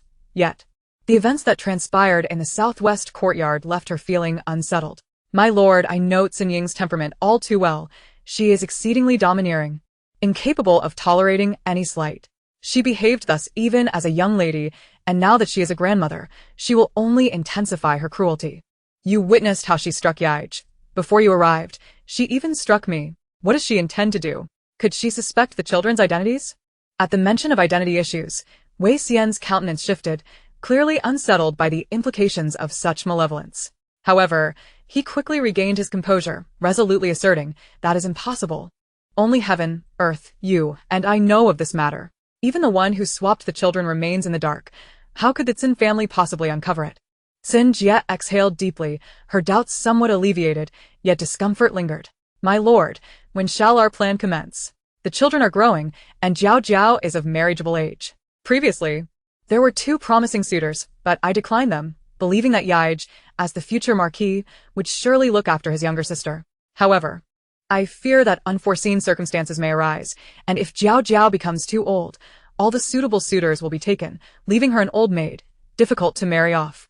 Xin Jie's ambitions were undeniably grand. She wished not only for Jiang Qingyi to ascend as the heir but also for her daughter to bask in the glory of a higher status by marrying a man of greater standing. Be patient. Once Yaij matures a few more years, achieves academic success, and establishes himself within the Zhou Yi Marquisate, we can act. We will eliminate Jiang Qingzhong and Jiang Qingli, leaving only a second illegitimate son and a legitimate 4th son. Your elder sister will naturally side with Yaij, while Xining, as a solitary mother, will be weak and must leverage every ally available. At that time, our Wei family will ally with her, propelling Yaij into prominence, and thereafter, the affairs of the Zhou Yi Marquisate will be at our disposal. Wei Xian spoke with conviction, revealing that he had long contemplated this strategy. His demeanor was composed, exuding an air of certainty. The man was undeniably cunning, discussing murder and arson with such nonchalance, intent on assisting Jiang Qingyi in seizing the heirship while ensuring the extermination of the Zhou Yi Marquisate's lineage. Indeed, you are quite astute, my lord. The Jiang family has a long history of military service. In battle, blades are indiscriminate. Perhaps we need not even lift a finger. The men of the Jiang family may perish on their own, leaving only our Yaij as the sole heir to inherit the marquisate, with no one to contest it. When that time comes, I must ensure I survive, and when my elder sister approaches her death, I will be right by her bedside to deliver this splendid news. At the very least, I want her to die with her eyes wide open. Xin Jie's face brightened with a smile as she began to dream of the future. Madam, you are truly kind-hearted, even considering your treatment at the hands of Xining, Wei Xian remarked sarcastically as he grasped her hand. The couple exchanged glances, unable to suppress their laughter, clearly enchanted by the bright prospects they envisioned, feeling that their path ahead was clear and promising. My lord, madam. The marquis's wife wishes to take the young master away, a servant's voice interrupted from outside, prompting the couple to hasten out. When Xining arrived at the front courtyard, Jiang Qingyi still lay on the bed, eyes closed, clearly still in a state of unconsciousness. Su Wanying waited outside, unable to restrain herself from muttering to the system. Why is he still unconscious? Surely, he is just pretending. The system promptly replied, he must be feigning. He is playing the victim to Xining. Ha! What a wretched creature. He is akin to a cuckoo, usurping another's nest and vying for maternal affection. When I return, I shall expose his true identity. Xining was at a distance, unable to hear all the words clearly, yet she grasped the general meaning, igniting a flare of anger within her. Li Shan had been dispatched by her, and the servants tending to Jiang Qingyi were predominantly from the Wei family, save for one from the Jiang family. She beckoned to the Jiang servant, softly instructing him. The Jiang servant paused, hesitating as he glanced at Sining. But upon seeing the serious look in the Marquis's wife's eyes, he complied. The hour grows late. We cannot leave Yaij here. Let us carry him to the carriage. Zhen Yin commanded. Several servants promptly obeyed, stepping forward to lift him. However, just a few steps away from the bedside, the Jiang servant stumbled, causing him to lose grip momentarily. With a loud thud, Jiang Qingyi fell to the ground, face first, his consciousness jolted back to reality. Ah! His face met the ground first, the impact causing pain to his nose and forehead, rendering him unable to suppress a cry. This outcry inevitably shattered his charade. Chapter 078. Who will be the future Marquis? The Wei couple happened to arrive just in time, hearing his scream and rushing over. What happened? Yaij, are you alright? They inquired in alarm, hastening to assist him. When Jiang Qingyi was turned over, his face was smeared with blood, evidently from a broken nose. Tears and snot mingling with the blood, presenting a gruesome sight. Yet, Xin Jie felt no disgust. On the contrary, she tenderly pulled out an embroidered handkerchief, meticulously cleaning the dirt from his face. You foolish servants! How can you not even manage to lift a person? You deserve the worst punishment imaginable. After this, go and receive your reprimands. Xin Jie scolded vehemently, causing the several young attendants to be utterly terrified, collapsing to the ground and daring not to rise again. They were all too aware of how the mistress cherished the young master, treating him as if he were a precious gem, fearing he might fly away if held too tightly, or dissolve if kept in the mouth. Now that the young master had drawn blood, they understood that their fate as servants would be far from pleasant. Enough. Igur, you are a stalwart young man. The men of the Jiang family shed blood and sweat, but do not shed tears. What is this pitiful weeping? Sining stood by, observing coldly, finding their performance excessively theatrical and growing increasingly impatient. Big sister, how can you say such things when Igor has been so grievously injured? It must hurt him terribly. Sen Ing retorted without hesitation. Younger sister, the Wei family consists of scholars who do not grasp the ways of martial artists. The men of the Jiang family are destined for the battlefield. It is not uncommon for them to suffer serious injuries. Losing an arm or a leg happens all too frequently. Igor bears the Jiang surname, and he cannot be coddled to the point of tears over a mere scratch. Indulging him like this is truly harmful. Xin Jie dismissed her younger sister's concerns, while Xin Ing remained unfazed, responding with earnestness. He is still a child, big sister. There is no need to pressure him so. Xin Jie pretended not to hear, and instead softly comforted Jiang Qingyi. Hearing his aunt's gentle words, Jiang Qingyi felt a profound sense of comfort. He relished the sensation of being pampered, for he knew that Sining, despite her affection, had only treated him with such tenderness in his childhood. Now, as he matured year by year, it had been a long time since he had experienced such indulgence. Sinshur observed their tender mother-son dynamic, her temper flaring. Her own son was sulking in the inn, while this coward was enjoying the comforts of his mother's embrace. How could that be just? Jiang Qingyi, we are returning home. If you do not leave now, I shall summon the Marquis to fetch you, Sining stated, unwilling to engage in further trivialities, invoking the name of the loyal Marquis. Her intention was not merely to fetch him, but likely to kick him back. Upon hearing Sinshur call his full name, Jiang Qingyi shuddered and immediately rose with the support of a young attendant. I shall go now, mother. I will return with you all. Seeing that Xin Jie was about to speak again, Jiang Qingyi quickly reassured, Aunt, I am quite well. It is but a minor injury. I shall recover soon, and come to visit you thereafter. The Wei couple appeared as if they had much to say, yet, constrained by Xin Ying's presence, they could only harbor their thoughts in silence. They bid farewell at the door with lingering reluctance, even as the Jiang family climbed into their carriage. They were loath to part. Su Wanying lifted the curtain of the carriage, observing the couple's anxious demeanor, unable to suppress a smirk. This couple, with their furtive glances, truly seemed to be in collusion. Their intentions are almost transparent. With the cowardly demeanor of the so-called young master, how could he possibly wield power over the entire Marquis? It is nothing but a fanciful delusion. The system interjected without hesitation. Host, I previously mentioned that the bold thrive while the timid perish. The schemes of the Wei family have borne fruit, and the future heir of the loyal Marquis shall indeed be this Wei family's illegitimate child. Su Wanying immediately seized upon the inconsistency. But wait, didn't you say that Jiang Qingyi had committed a grave offense and was even dismembered by the butcher in retaliation? How could he ascend to the position of Marquis? The system responded nonchalantly. Oh, that is not contradictory. He indulged in his misdeeds as a young master. But upon becoming a Marquis, he escalated his escapades. When he dallied with the butcher's daughter, he had already assumed the title of Marquis. The thrill of secrecy is what drives such illicit behavior. If too many are involved, it ceases to be covert. Thus, he ultimately met his demise, a fitting retribution. Before Su Wanying could react, Li Chunlan, sharing the carriage with her, could not help but exclaim, "Sister-in-law, what is wrong?" Su Wanying turned, concerned. "I am fine. I merely saw someone arguing outside the window." Li Chunlan offered a casual excuse. However, Su Wanying immediately disregarded the system's earlier comments, her attention fully captured by the scene outside as she eagerly lifted the curtain. Where? Who is fighting? Her tone was filled with exhilaration. Oh. How I adore a good spectacle. Fortunately, the carriage was navigating through a bustling street, lined with various taverns and shops, teeming with people. Just then, a ruckus erupted as a diner attempted to flee without paying, and the waiter caught him, insisting on delivering him to the authorities.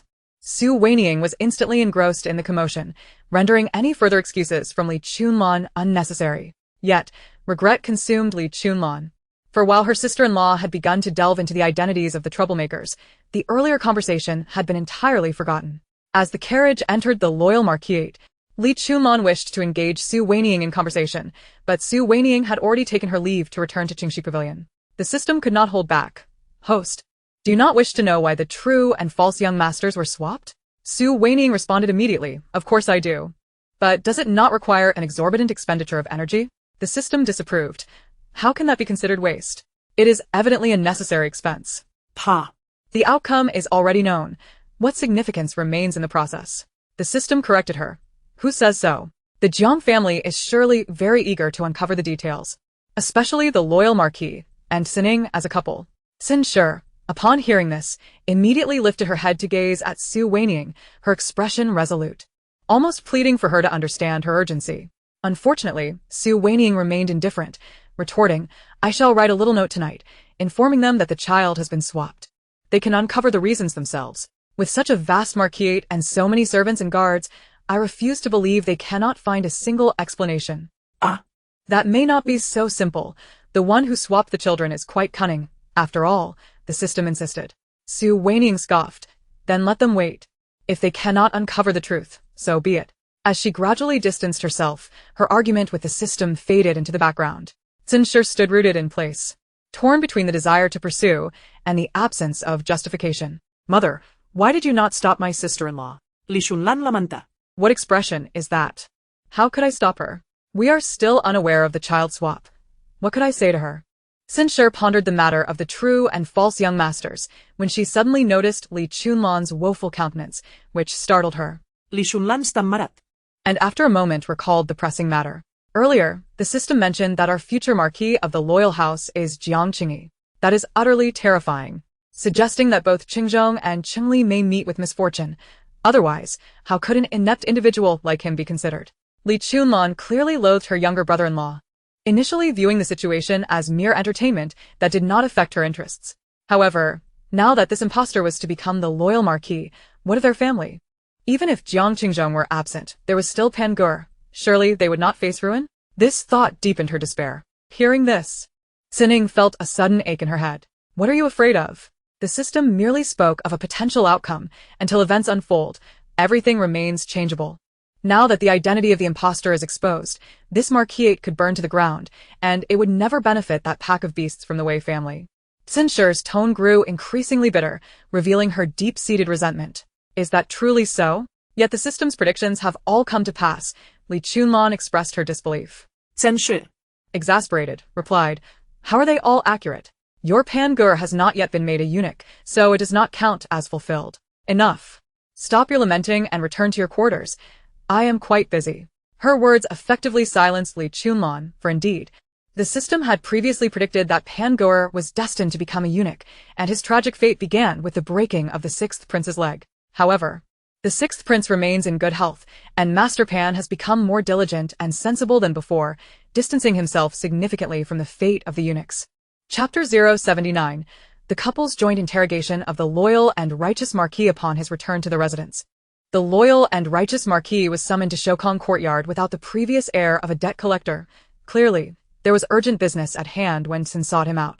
"What transpired during your visit to the Wei family today?" he inquired directly. "Little, for has been located," Sin replied, her tone tinged with a hint of excitement. In truth, she was still somewhat dazed by the reality of having actually found him.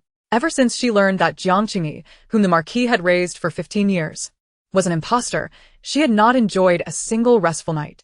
Despite her numerous attempts to seek the divine artifact at Qingxi Pavilion to reveal the whereabouts of the true young master, her endeavors had proven fruitless. To her astonishment, the real son had been so close all along.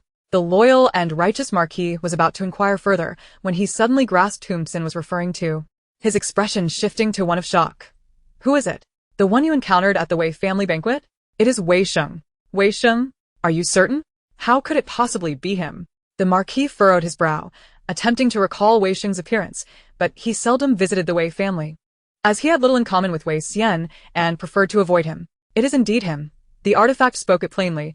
There is no mistake. These two cousins were born on the same day, merely hours apart. At that time, Xin Jie and I were residing at Faja Temple, snowbound and unable to descend the mountain, which unexpectedly spurred the events that followed. Since discovering that her child had been swapped, Xin had been revisiting the memories from her delivery, and many hazy recollections began to resurface. She slid a note across the table. This note was delivered from Qingxi Pavilion. The third young mistress stated it was thrown into her courtyard by someone unknown, and she was too afraid to investigate further, handing it over for my judgment. The loyal and righteous Marquis unfolded the note and read 2 lines inscribed upon it. "A pair of fire phoenixes has flown into the Marquis residence. One is true, the other false. The true phoenix is of the Wei family, while the 2 cousins are foolishly indistinguishable." He scrutinized the note for a long moment, lifting it to the light of the oil lamp, narrowing his eyes. Observing his demeanor, Xin rolled her eyes and snapped. "Can you not read? Must you take so long?" "Of course I can read. It is merely that the meaning of this note eludes me," he replied. "To claim you're illiterate is simply unbelievable. The phrase regarding the fire phoenixes indicates that I bore a pair of twins, a boy and a girl. The male child is an impostor, while the female child carries the Jiang family's bloodline. Surely you can comprehend the latter part?" Xin explained, her tone blunt. The Marquis cleared his throat, then promptly incinerated the note in the candle's flame. "I understand both sentences. My reaction was simply delayed. That third young mistress ought to be more straightforward. Why must she resort to such convoluted phrasing? She wishes to feign erudition. Those who claim to be wise often speak in riddles, unlike your straightforwardness.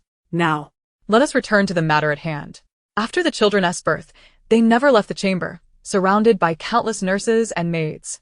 Under such scrutiny, how could a swap have occurred? I find it utterly incomprehensible. Fear not. If memory fails, we shall investigate. With so many present at the time, someone must remember distinctly," the loyal and righteous Marquis stated coldly. Xin, having just given birth to the twins, was utterly exhausted and lacked the strength to tend to the children, relying solely on those around her. As for the Marquis, he had remained at the Marquis residence, snowbound, unaware that Xin had already delivered. "All of the servants who attended to me at Faju Temple have since been summoned back, awaiting your return. I shall commence the interrogation, should they remain uncooperative. You may resort to harsher methods." Xin had evidently planned this, having prepared thoroughly. In truth, since learning of the child's swap, Xin and the Marquis had been investigating. However, due to their prior ignorance of the true whereabouts of their son, fearing that any misstep could alert the culprit and lead to a cover-up, they had instructed their agents to proceed with utmost caution. Every servant who had been present at Faju Temple had been under constant surveillance. Their movements, meetings, and activities were meticulously reported, yet yielded no results as they all behaved normally, as if the child's swap were merely an illusion. Today, upon finally learning the identity of the true young master, Xin wasted no time in summoning all of them back, casting aside any hesitations. The couple exchanged a glance, each nodding in agreement. Within Shokong courtyard, several elderly men and women knelt on the ground, though they held respectable positions in the outside world, before Xin. They were compelled to kneel for any transgressions. "I shall ask you once more. 15 years ago, on the night I gave birth to Yi Ge and Yu Jie at Faju Temple, did anyone harbor ill intentions and commit a grievous offense?" Xin sat in her chair, her voice cold and demanding.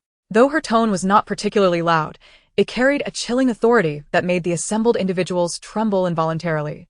Having been the wife of the Marquis for many years, Xin, with her elevated status and control over the household, usually maintained a cool demeanor. Now, her imposing presence was formidable, rendering them defenseless. Answering Madam. No, the old servant was merely a gatekeeper and errand runner, unable to access the inner chambers. I did not see the fourth young master or the eldest young lady at that time. Neither did I. I was but a lowly maid, merely sweeping outside. I only heard the sound of a child crying.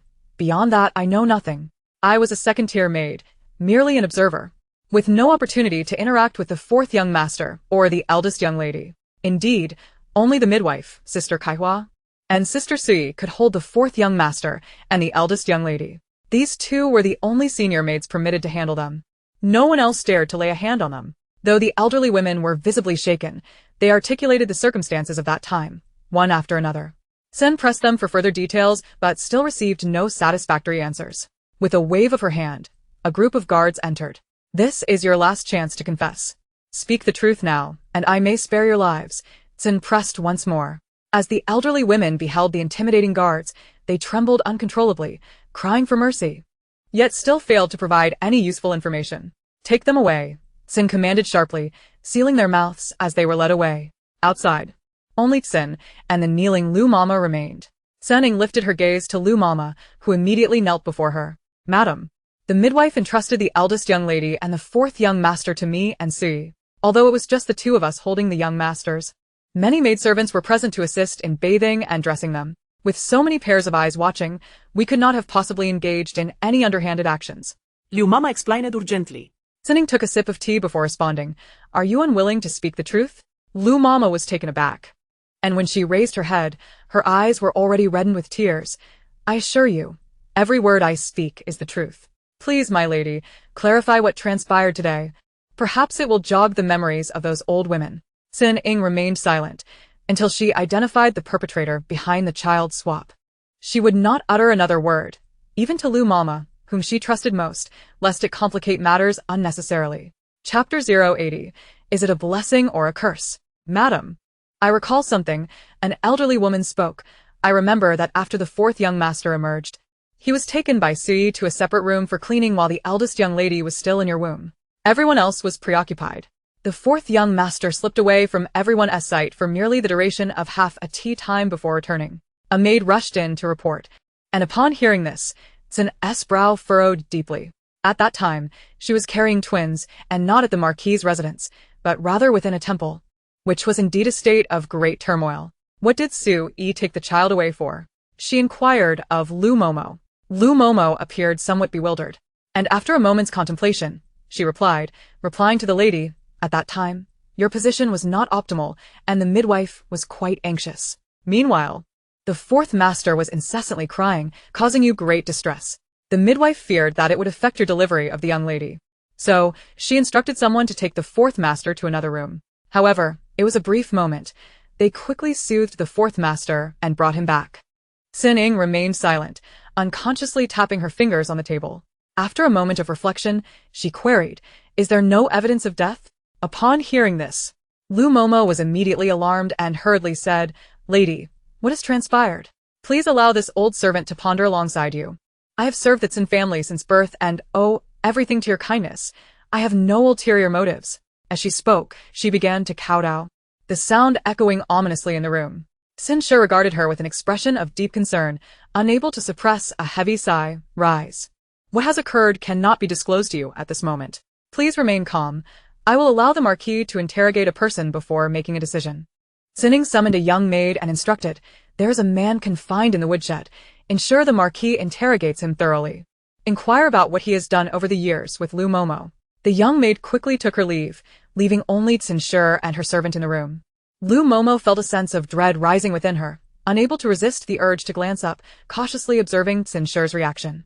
After a long pause, she could no longer contain herself and asked, Lady, may I be so bold as to inquire who you wish the Marquis to interrogate? Tsin Shi had become cautious upon learning from the system that Lu Kaihua had entangled herself with a man of dubious character, prompting a thorough investigation.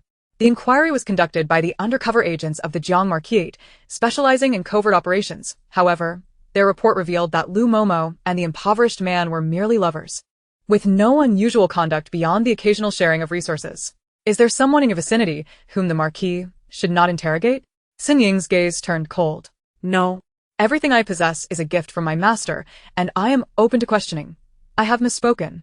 The two fell silent, waiting anxiously for the final verdict. Before long, the door swung open, and the loyal Marquis strode in, having changed into a fresh set of clothes, yet a faint metallic scent of blood lingered around him, causing Lu Momo to tremble involuntarily. Xin Shi too detected the odor, merely furrowing her brow without uttering any words of disdain.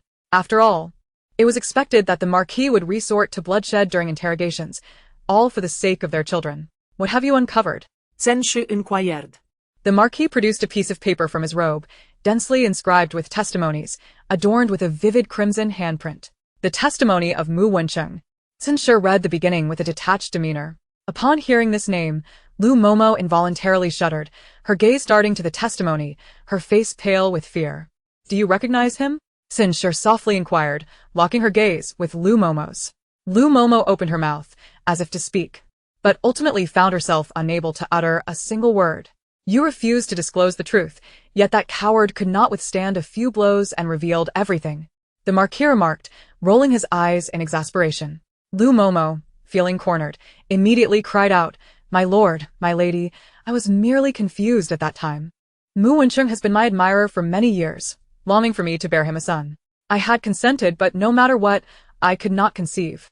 I assumed it was due to my age, so I tried with my partner, Feng Fugue, and unexpectedly became pregnant, giving birth to Xinger. Wencheng consulted a fortune-teller, who proclaimed that our fates were too lowly for anyone to be reborn as our child. He insisted we must find a newborn infant to embrace, one of noble fate, preferably a child of close relation. Coincidentally, you were about to give birth, and he implored me to let him hold the child once she arrived.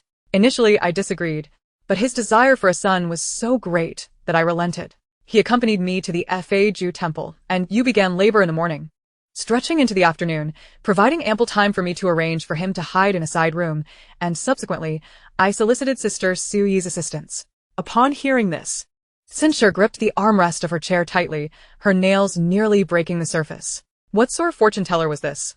Clearly a charlatan. The demands he made were explicitly directed towards the child of the Jiang family. Aside from the child Xin Shi was carrying, was there anyone else of noble fate close to Lu Momo? It was evident that this scheme was aimed at her unborn child. The old woman had previously mentioned that Sister Su Yi took the child away for a brief moment, precisely to allow Wencheng to hold her. Although Lu Momo had not accompanied them, the duration was undoubtedly short, and the fourth master was swiftly returned, unharmed. I assure you it was merely a fleeting moment, with no other unusual occurrences. Lu Momo pleaded, kneeling and kowtowing fervently, seeking mercy. However, before she could finish her words, Xin Shi coldly interrupted. You sought Sister Su Yi's consent, and she acquiesced? Initially, she was unwilling, but Sister Su Yi's heart softened. After my repeated pleas, she finally agreed.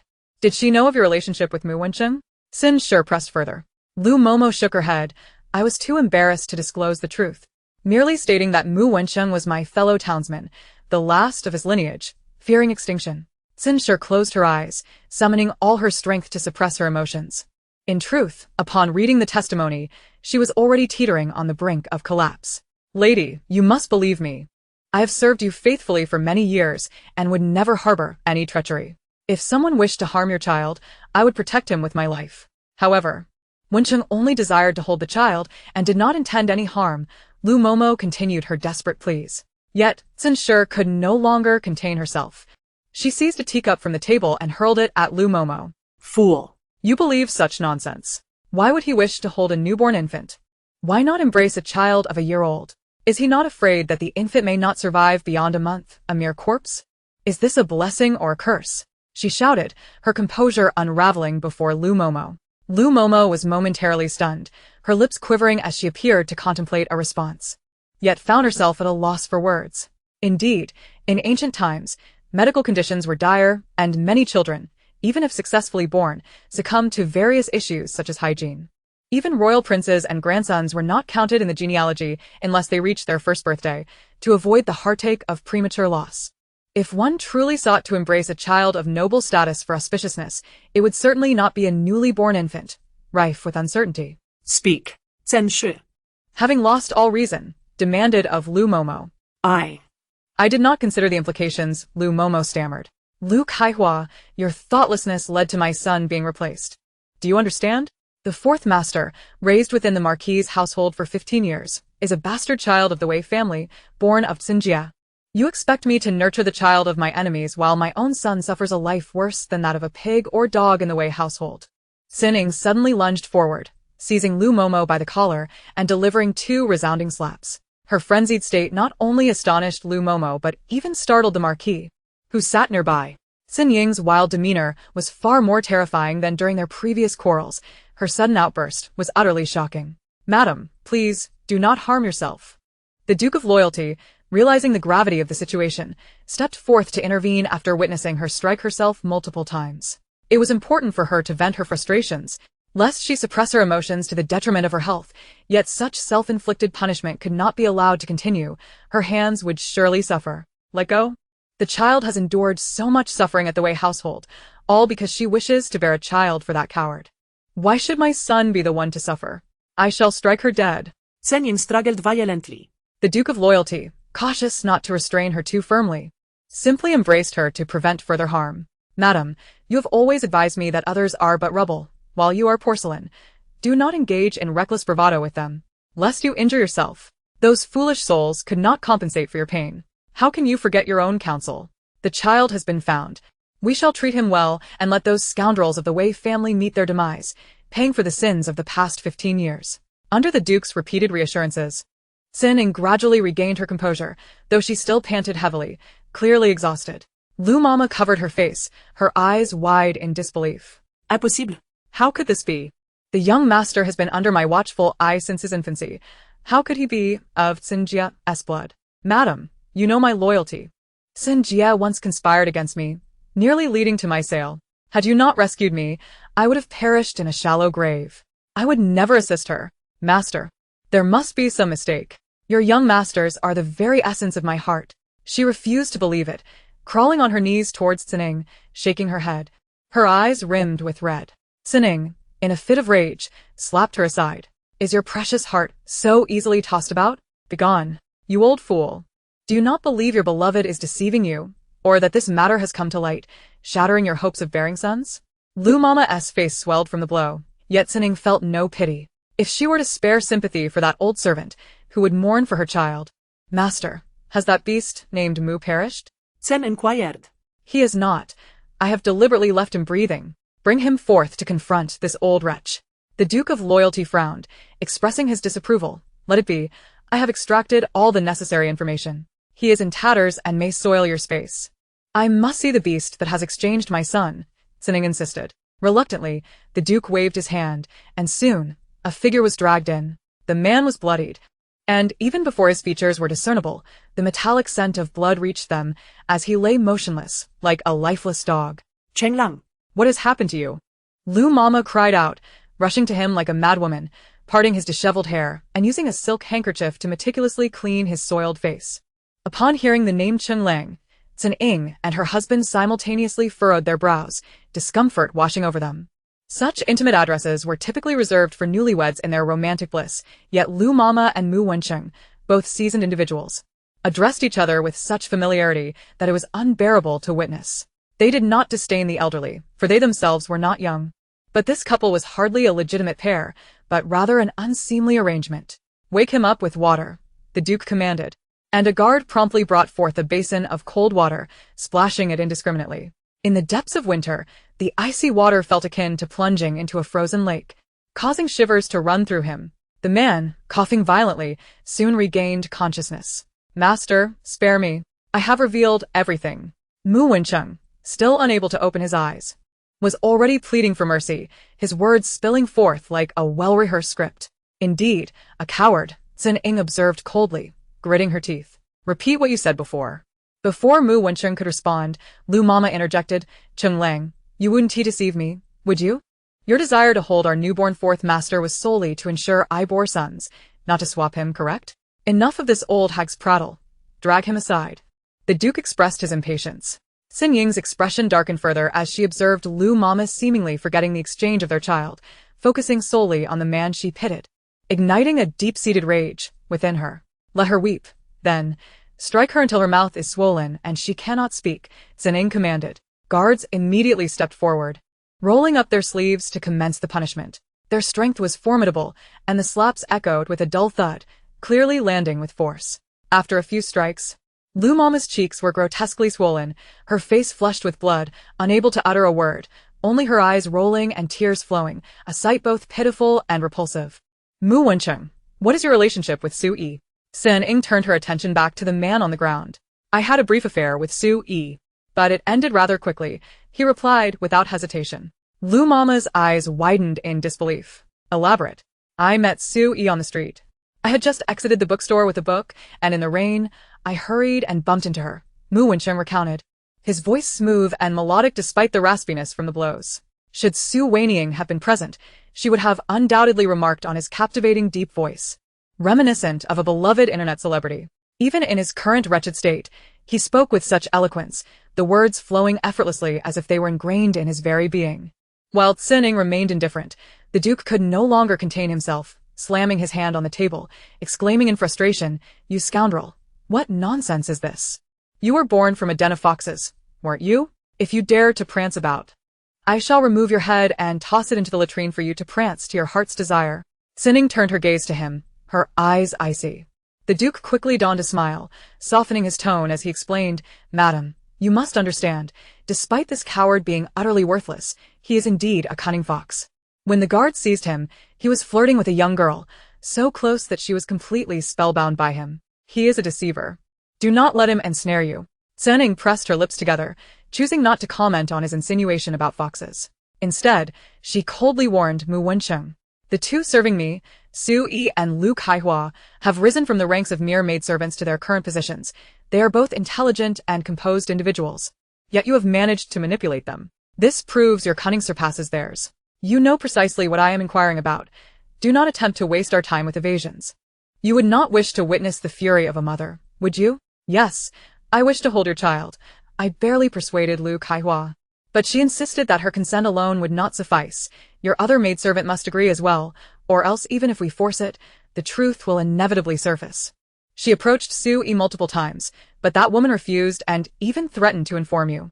I found Lu Kaihua utterly unreliable, so I took matters into my own hands. The young one possesses no other talents, yet excels at charming women. Even a woman like Lu Kaihua, known for her maternal warmth, has fallen completely under my spell. How much easier, then, was it to ensnare Su Yi, a widow who has languished in solitude for many years. After just a few encounters, I had her utterly captivated. In those fiery early days of our union, my words were her command. Mu Wencheng was struck by the couple's successive threats, prompting him to alter his previously refined demeanor, revealing a more unscrupulous side. Once a seemingly genteel scholar, he now resembled a disreputable rogue. Lu Momo stood by, her incredulity transforming into unbridled fury. She struggled desperately, as if wishing to tear this man's deceitful tongue from his mouth, but the guards surrounding her ensured she remained stationary, lest she provoke their wrath. "Did Su Yi ever doubt you and Lu Kaihua?" Wanying inquired again. Initially she did not, but eventually Su Yi proved more challenging to placate than Lu Kaihua. Her heart turned cold with alarming rapidity, and she even confronted me about my relationship with Lu Kaihua. No amount of swearing on my part sufficed. I could not win her over. She even threatened to bring her grievances before you, vowing to expose my past misdeeds regarding the young master. I was so distraught that my lips broke out in sores. Yet, fate intervened when she was suddenly struck dead by a runaway horse, taking this secret to her grave. All I needed to do was to keep Lu Kaihua appeased. At this juncture, Mu Wencheng's face betrayed a hint of glee, relieved to have eliminated a troublesome issue. Wanying's lips twitched with disappointment and anger towards Su Yi, mingled with an absurdity at her untimely demise. Su Yi's death was shockingly abrupt. Wanying had even ordered an investigation, but nothing of value was uncovered. The runaway horse incident involved a son of the nobility who, having indulged in too much wine, startled his horse with firecrackers on the street. The nobleman himself suffered paralysis, embroiling the affair in a web of power struggles. Sensing the gravity of the situation, the Tsin family opted to withdraw their inquiries and ensured Su Yi received a proper burial. In retrospect, it was evident that this was no mere accident. Someone had deliberately lured Su Yi into that predicament, using another's misfortune to quietly dispose of their own issue. What of the fortune teller? Wanying pressed. That individual was likely a fraud, bribed to mislead Lu Kaihua. I have never seen the true master behind this scheme, but every month I received silver. If I succeeded in my task, further rewards awaited. I would often tell Lu Kaihua that she should bear a son and take the young master into her arms. These were directives from the master. The fortune teller would show up the very next day. What did Su Yi do with the child? I dared not act. For once the child was taken to the side chamber, I merely opened the back window, donned a blindfold, and stuffed my ears with wax, standing against the wall. I heard nothing and saw nothing, counting silently to 200 before removing my blindfold and earplugs, after which I returned the young master. He should be well. I have heard he has grown considerably in these years. Once Mu Wencheng was apprehended, he endured a beating before being interrogated regarding his connection to Lu Kaihua and the circumstances surrounding the young master's abduction. Throughout this ordeal, he was subjected to relentless cycles of questioning and punishment. Despite having divulged all he knew, he remained bewildered about the events that transpired, only harboring vague suspicions. When he shamelessly posed a question, Xin Ying's eyes blazed with rage. How dare you ask? You have caused him great suffering. Zhen Ying spat. Her words forced through clenched teeth, her fists tightening until her nails cracked, drawing blood. The severed nail arched through the air, landing on the ground. Instinctively, Mu Wencheng looked up, his gaze landing on Xin Ying's bloodied fingers, sending a chill coursing through him. Madam, I swear I had no knowledge of these matters. Everything was commanded by the master. If anything dreadful occurred, it was their doing. I merely deceived women for a few coins and did nothing more. He was gripped by terror, bursting into tears. Previously, he had assumed the beatings were a consequence of Lu Kaihua's misdeeds, perhaps involving theft or illicit acts for which he was to provide evidence. After all, he was merely a petty deceiver. With no intention of crossing the noble house, he believed he had no cause for alarm. However, he never anticipated becoming entangled with the young master of the house. Nor did he foresee Zhening's accusation of his culpability. This revelation sealed his fate. Can we trace this back to the Wei family? Zhen Ying quitted. The Duke of Loyalty shook his head. This fool attempted to evade detection, but he is merely adept at deceiving women, devoid of any investigative skills. He was caught once and beaten thoroughly, leaving him bedridden for weeks, effectively rendering him docile. Then he is of no use to us. Upon hearing this, Mu Wencheng's hair stood on end, and he hastily exclaimed, I am of use. There is still information from the master that I have yet to disclose. I was previously evasive, hoping to continue swindling money from them, but now, in the face of death, I shall reveal everything. I implore the Duke and Madam to spare my wretched life. In the future, should you wish for me to entice any woman, I shall do so without hesitation. And I shall not demand payment. He continued to plead, attempting to rise and bow, but after a few feeble attempts, he collapsed, clawing at the ground to approach Zhenning and her husband. Do not listen to his nonsense. This scoundrel has begun to weave his lies again. After the second beating, he confessed everything without reservation. Nothing was left unspoken. The subsequent beatings yielded only useless information. He even divulged the details of his bowel movements yesterday. What a nuisance. The Duke of Loyalty waved his hand dismissively. Enough, bury this wretch. Only when he is covered in earth can he rest in peace. Several guards stepped forward to seize him, but Zhenning halted them. Let him stay. The third sister-in-law has yet to hear this tale. Last time, she missed the excitement, so this time, she must be present. The Duke of Loyalty smacked his forehead. Madam speaks wisely. I nearly forgot this matter. This is not merely about marrying a daughter-in-law. It is as if we have invited an ancestor back. Chapter 083. Snacking while watching the show, Su Wanying was roused early in the morning, teetering on the edge of irritation. Third Madam, the Duke's wife requests your presence at Shokong Garden for a discussion. Damn it. Can this ritualistic greeting be banished from the ancient world? Let us overthrow feudal society, starting with these morning salutations. She seethed internally at the system. Yet she begrudgingly rose from her bed, allowing the maidens to attend to her grooming before they carried her off in a palanquin, appearing as though she were a mere shell of her former self. Ever since Su Wanying had coughed up blood, Zhenning arranged for her to have a palanquin within the Duke's residence, sparing her from having to walk even short distances. Although Zhenning later discovered that the blood was feigned, the arrangement remained in place due to the subsequent miraculous events. This special privilege was a singular honor, bestowed solely upon Su Wanying within the entire household. Have you seen your mother? As she bent to greet, Zhenning pulled her upright. Third sister-in-law, you've arrived. Come. Join us for breakfast. Li Chunlan was already seated, beckoning her over. Sun guided Su Wanying to take a seat, and Li Chunlon handed her a pair of bamboo chopsticks, whispering in her ear, "Hurry and eat. Mother summoned us to witness the spectacle last night." Shokong Garden was quite the uproar. What spectacle? What uproar? Why was I not informed? Su Wanying's interest was piqued, her eyes widening as her earlier apathy vanished. The prospect of excitement invigorated her. If there were a spectacle to behold, she would willingly rise early and even forego sleep altogether. Wherever there was revelry, she would be present. I am unaware of the details, but when I arrived this morning, I did not see Lu Momo. You are unaware of this old fellow's knack for serving others. Despite being of an age where one should be enjoying the company of grandchildren, she braves all weather, diligently paying her respects to mother each morning. Her absence today surely indicates something amiss. Perhaps Lu Momo was dispatched by mother to discreetly deal with someone. When Li Chunlon spoke of this matter, her face bore a hint of excitement.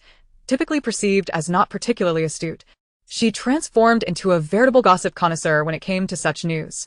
Su Wanying's eyes sparkled at the mention of Lu Momo, her thoughts delving far deeper than those of Li Chunlon. The reasoning behind Lu Momo's assignment to handle matters likely pointed to her own potential entanglement. System. Has Lu Kaihua been apprehended? Is there some juicy gossip unfolding? Hurry. Su Wanying silently called out to the system, but before she could finish her thoughts, a shrill electronic wail pierced the air. Ah! Ah! It was the first time they had heard such a scream from the system, causing the women at the dining table to simultaneously pause their chopsticks, brows furrowed, as if their ears were about to burst. At such an early hour. Are you trying to summon spirits? Su Waning's Colette, so me wat I ke. Lu Kaihua has been captured. Woe is me. Her paramour has also been caught. The secrets they held were our little trump cards, capable of siphoning substantial energy from the host, and now it's all for naught. The system lamented, its voice tinged with sorrow, appearing profoundly pitiable. In its heartfelt distress, it inadvertently revealed its true sentiments. Oh, you wretched system. Indeed you are here to fleece me for energy, employing all manner of deceit. From now on, if you desire me to expend vast amounts of energy on these trivial matters, you shall find it impossible. Su Wanying took the opportunity to berate the system, rendering it speechless, its usual wailing forgotten as it refrained from even a breath. Mother, are you calling for me and my sister-in-law to witness some spectacle?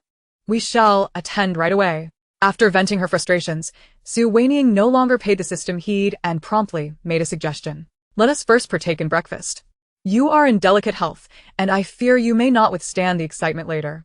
Sinshir did not nod in agreement, but gently urged her to eat. Initially, Su Wanying intended to argue, yet upon hearing the latter part of Sinshir's statement, she closed her mouth and obediently began to eat. Unable to suppress her inner musings, she thought, alas, my mind is quite clear now, but to avoid the daily ritual of morning and evening prayer, I must feign illness. For the first time, I believe that pretending to be unwell is a lamentable idea. It truly hinders one from enjoying the spectacle. Sinshir and Li Chunlon feigned ignorance. Heads bowed as they dined. After the meal was cleared, Sinshir commanded the guards to bring in the detained individuals. Lu Momo and Mu Wencheng were ushered in, their faces masked. A sharp pain shot through their knees, causing them to collapse onto the ground. Upon the removal of their masks, their eyes opened to the familiar surroundings of Shokong Courtyard, yet a screen stood prominently in the center, indicating the presence of someone behind it. This is Lu Kaihua, Whom you know. The other is her paramour, Mu Wencheng. Lu Kaihua, her mouth swollen from a slap the previous night, was rendered mute, leaving only Mu Wencheng to speak.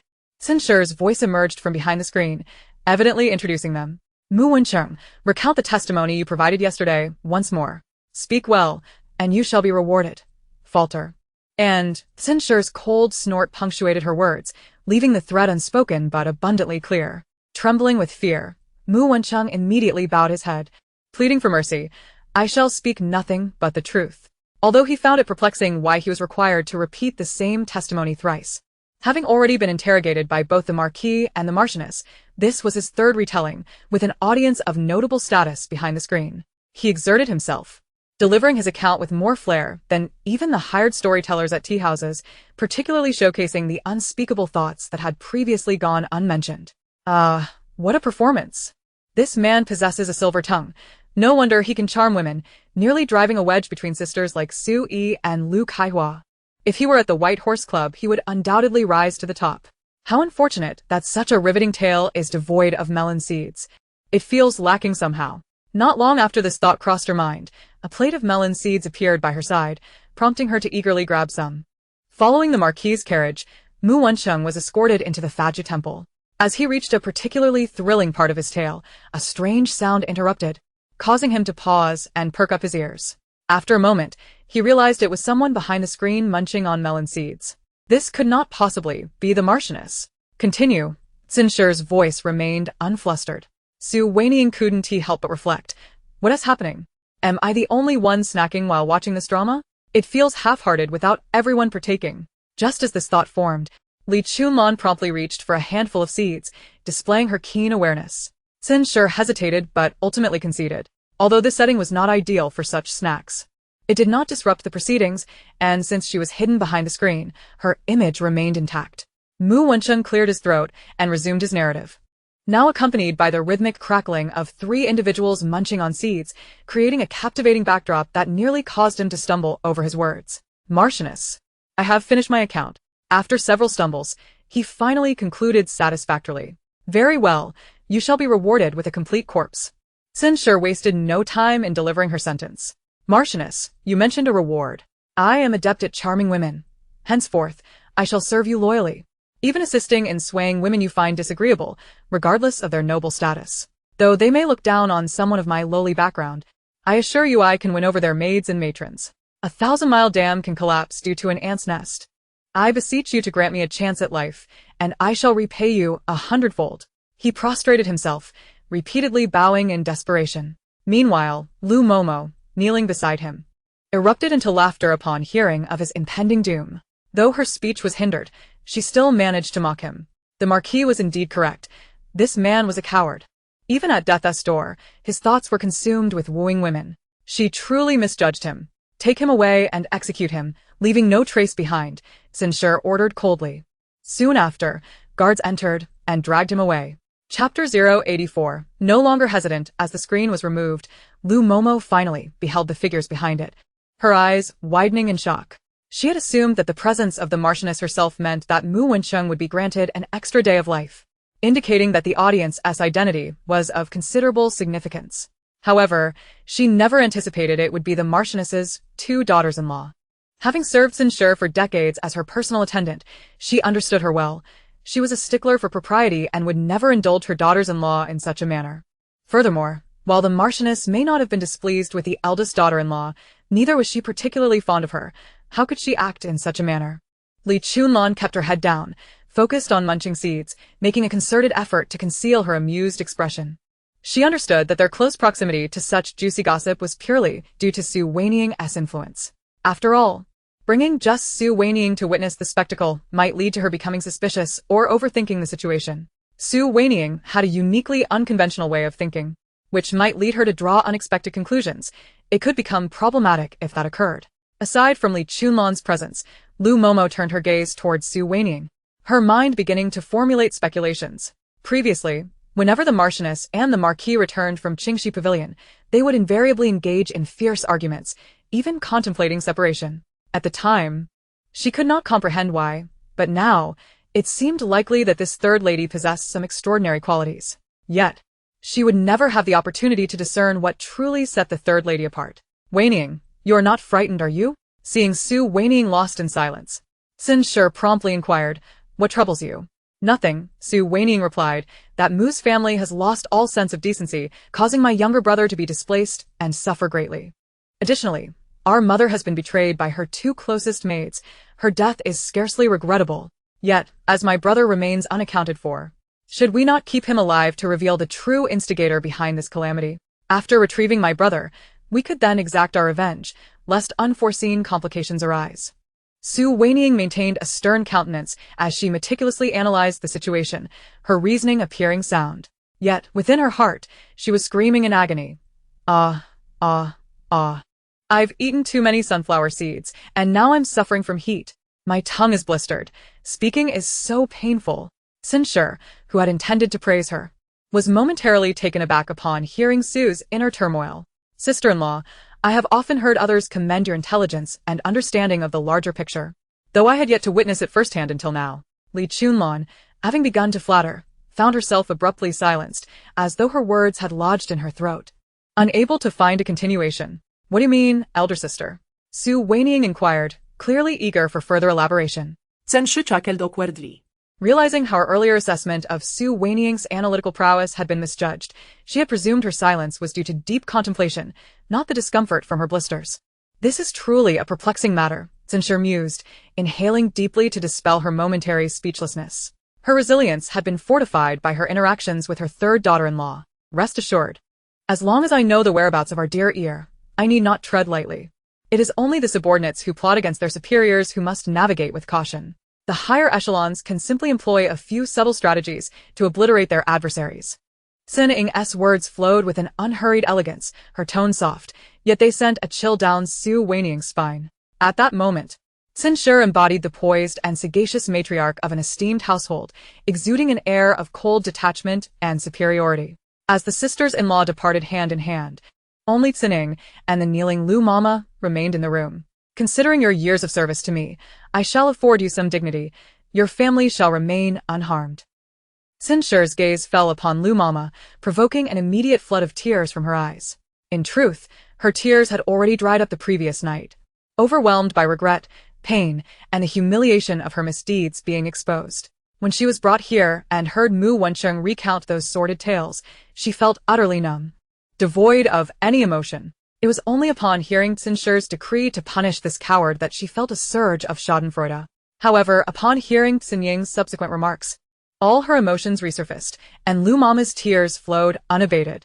My lord, it was Lu who wronged you. Her mouth was swollen, her tongue too swollen to articulate clearly, yet her eyes remained resolute. Ultimately, she bowed deeply to Tsining, then rose and dashed toward the corner of the table. Colliding with it forcefully, she exerted all her strength, producing a dull thud that resonated within the room, her neck nearly breaking, leaving little hope for survival.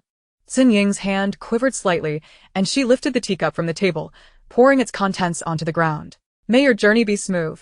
I shall not see you off. She clapped her hands, and several guards entered swiftly, removing the corpse without leaving a trace, as if the incident had merely been a figment of the imagination.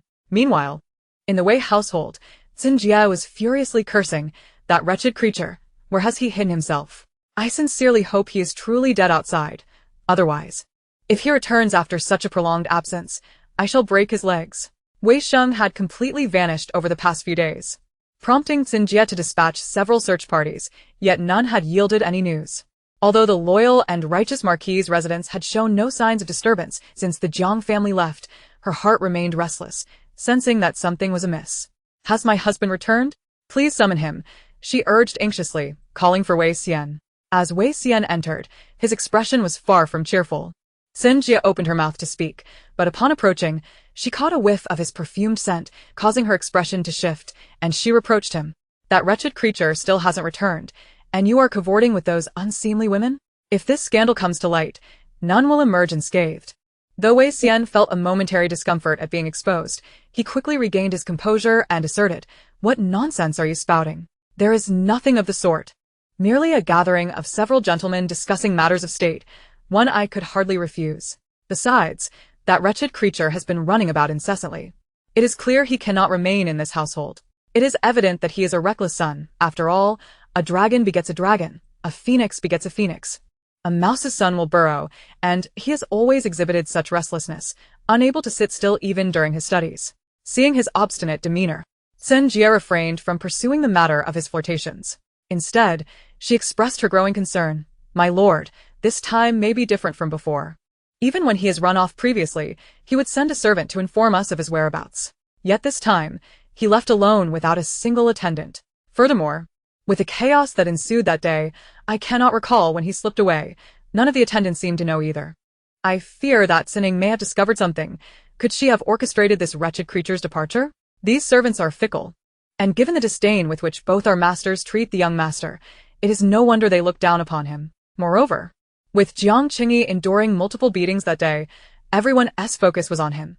No one paid heed to anything else. Do not fret.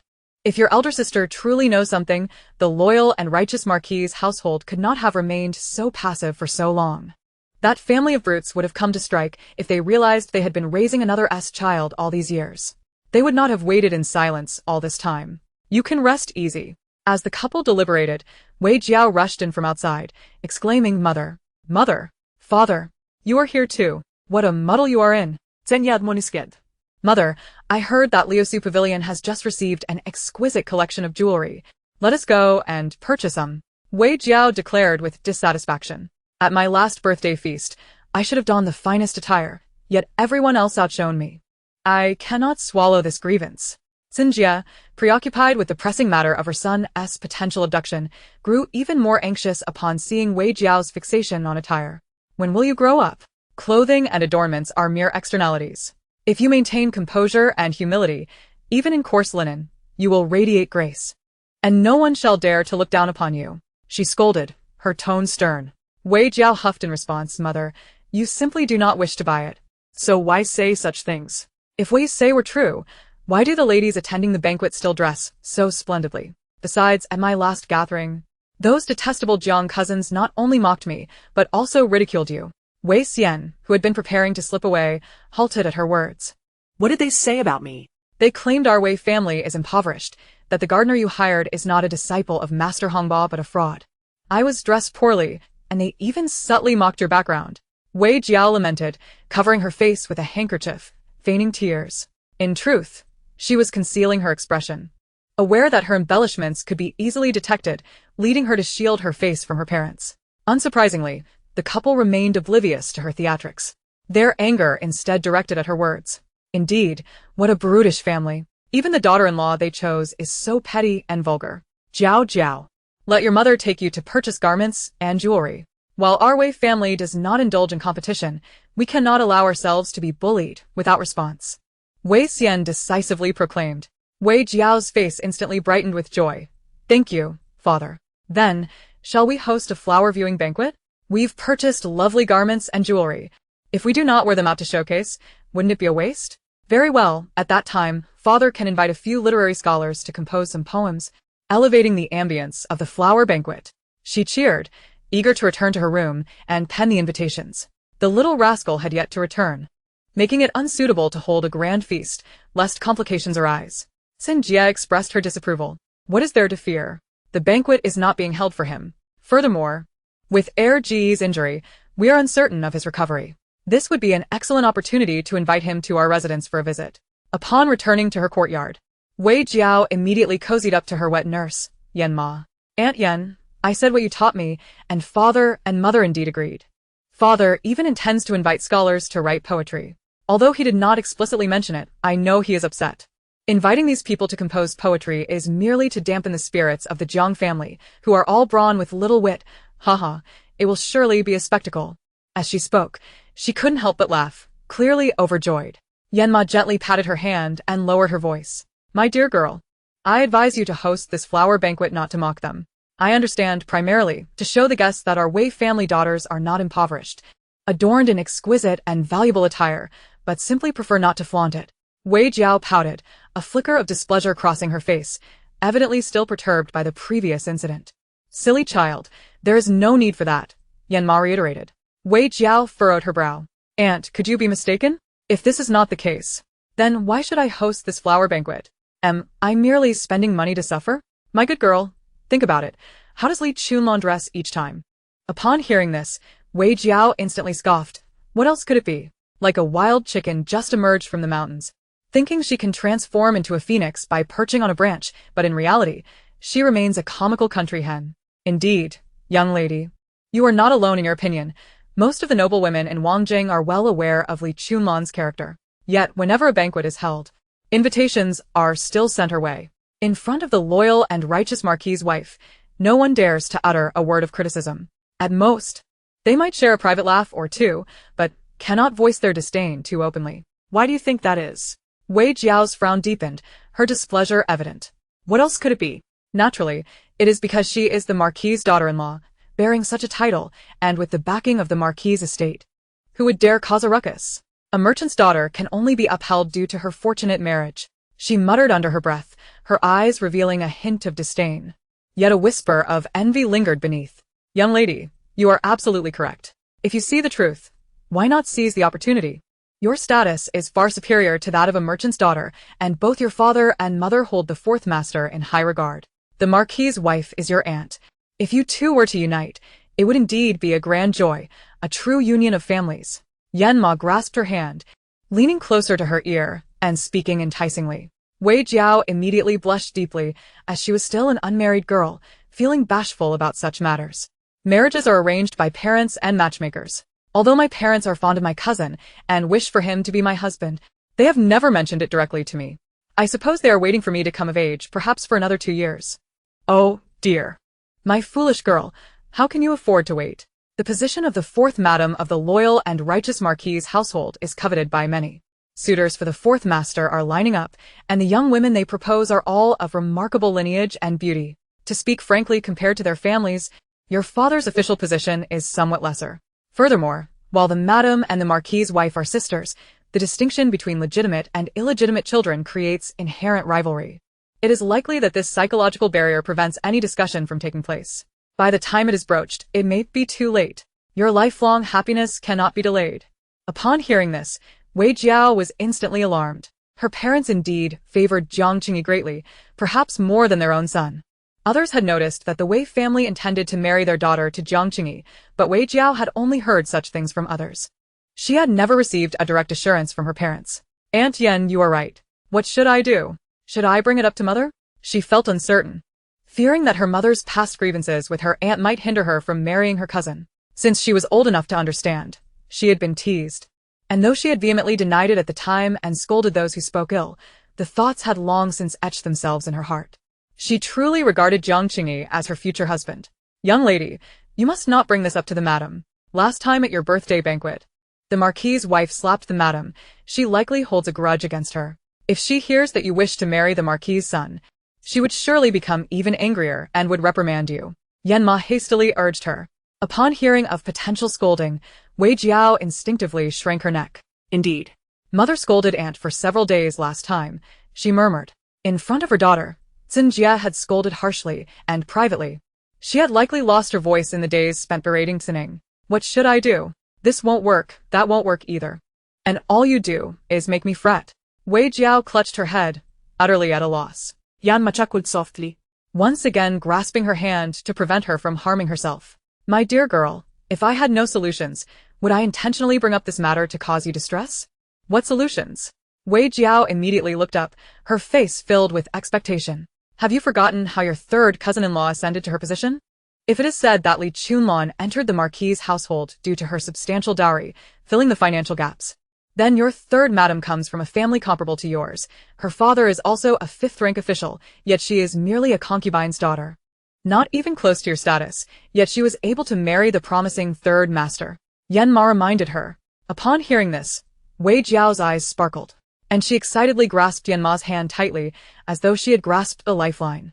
Aunt, are you suggesting I imitate Su Wanying, intentionally fall into the water, and let fourth cousin rescue me? Then, submerged beneath the surface, once our clothes are wet, he would have to embrace me and marry me. Though the notion of intentionally falling into the water was quite audacious, Wei Jiao felt both shy and embarrassed. The first half of her suggestion was stuttered out, but as she continued, her words flowed more smoothly, even hinting at anticipation. Yanma chuckled lightly, unable to resist ruffling her hair. Your idea is delightful. But the fourth master is not yet fully recovered. He may not be able to enter the water. It would be better to let him. She paused, leaning closer to Wei Jiao's ear and lowering her voice to share a few words. Just those few brief sentences made Wei Jiao's face flush crimson, her entire demeanor resembling that of a cooked shrimp. This doesn't seem proper, does it? If word got out, it would tarnish my reputation. Wei Jiao hesitated. Dear girl, I understand your fears, but one cannot catch a wolf without risking the lamb. Consider that even merchants' daughters can ascend to become the Marquis's daughter-in-law. Those cunning concubines can marry the Jiang family's third master. You are far superior to those two wild chickens. Even if they are privately mocked, once they are before others, everyone must flatter them. Wouldn't you want to live such a life? Regardless of what others may whisper behind her back, as long as they were in her presence, they would have to speak kind words to her, which would only make the others feel worse. Yanma asserted, presenting her twisted reasoning as profound wisdom. Of course, it is entirely normal for you to disagree. You are far more upright and kind-hearted than they, and would not stoop to such behavior. Today, let us pretend that the old servant has said nothing and you have heard nothing. It is imperative that no traces of this conversation reach the lady, and that we refrain from mentioning this matter again. Upon seeing her silence, Nurse Yen deftly altered her approach, retreating to advance. Indeed. Scarcely had her words faded when Wei Jiao spoke up. No, nurse, you are quite right. Once I am wed to my fourth cousin and become the fourth lady of the loyal and righteous marquise, any disparaging remarks from others will merely stem from jealousy. They envy me for having secured a high marriage and for the prospect of living well within the marquise. It is good that the young lady has come to this realization. She need not resent the old servant's meddling. Nurse Yen, whose intentions are solely for my benefit, I cannot express enough gratitude. However, being still young and uncertain of how to navigate these circumstances, I implore you to guide me. Wei Jiao had completely transformed her mindset, swiftly discarding notions of propriety and virtue, proactively seeking Nurse Yen's counsel for her schemes. The two of them conspired together for much of the day before Nurse Yen finally took her leave. Upon exiting the room, the joy that had adorned Nurse Yen's face vanished in an instant, her expression momentarily hardening before settling back into a calm demeanor. The invitation to the Wei family's flower appreciation banquet was the first to arrive at the loyal and righteous marquise.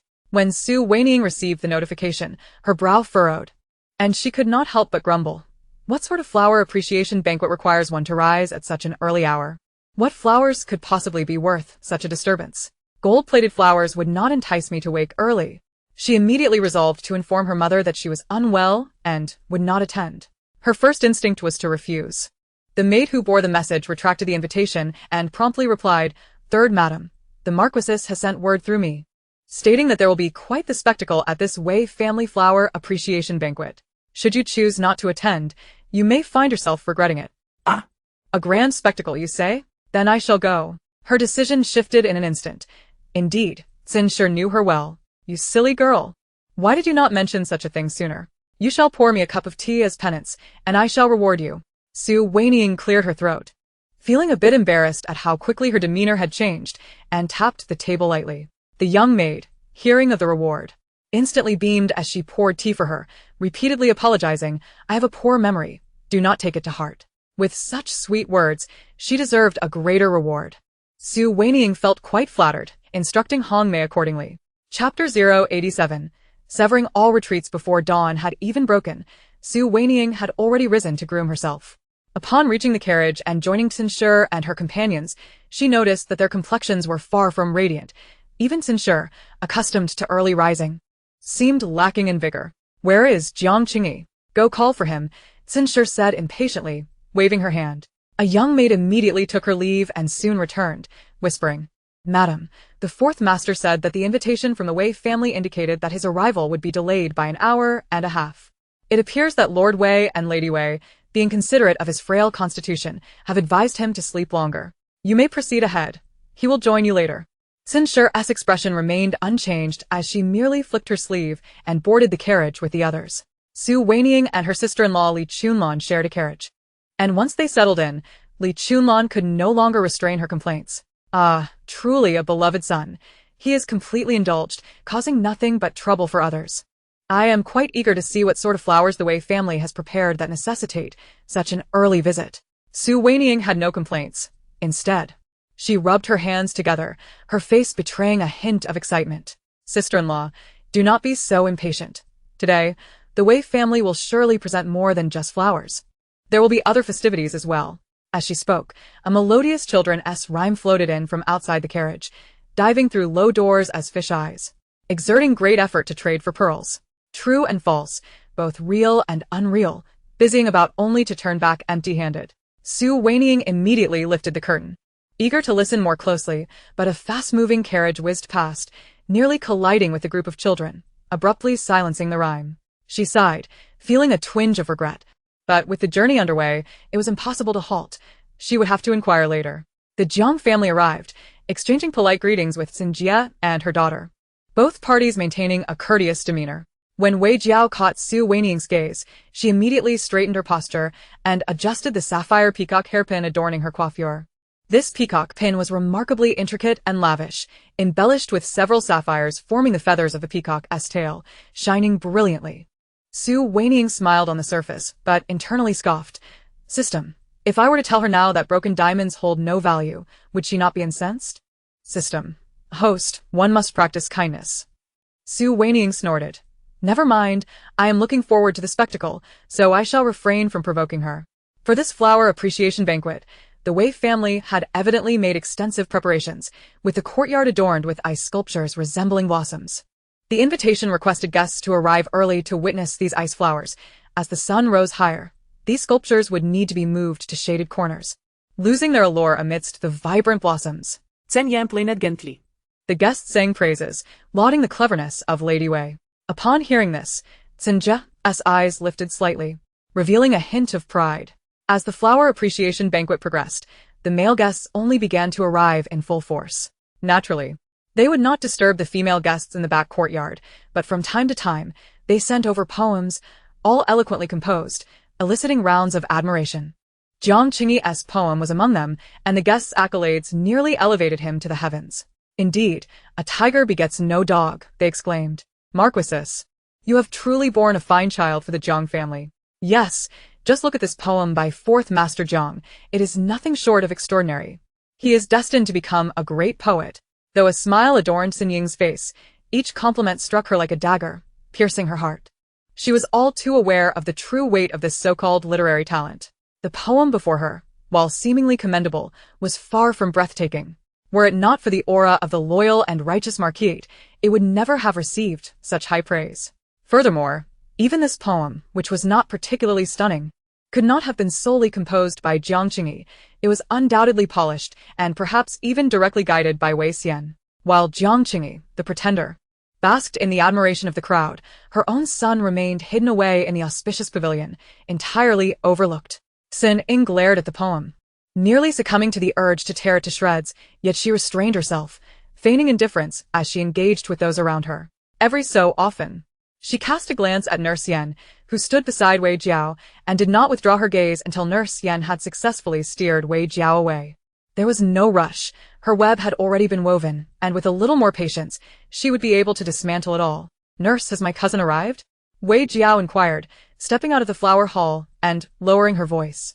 He has been here for over half an hour, conversing with the master, and has just emerged from the study. The old servant has arranged for someone to dampen his garments. This is the perfect moment for solitude. The master and servant made their way to a secluded courtyard, sparsely populated yet meticulously maintained, designated for guests to rest. Outside the courtyard stood a young maid from the Wei family, who bowed upon seeing Nurse Yen approach and hurried away. Miss, you may enter. The young master is inside. Nurse Yen encouraged, patting her hand. Nurse, I feel a bit anxious. Wei Jiao hesitated before stepping inside. After all, this was in stark contrast to the teachings she had received throughout her life. What she was about to do was not only contrary to decorum, but also shameful, deserving of scorn. Think of Li Chunlan and Su Wanying. Both of them were looked down upon, yet after marrying into the Marquis, they transformed into figures of admiration.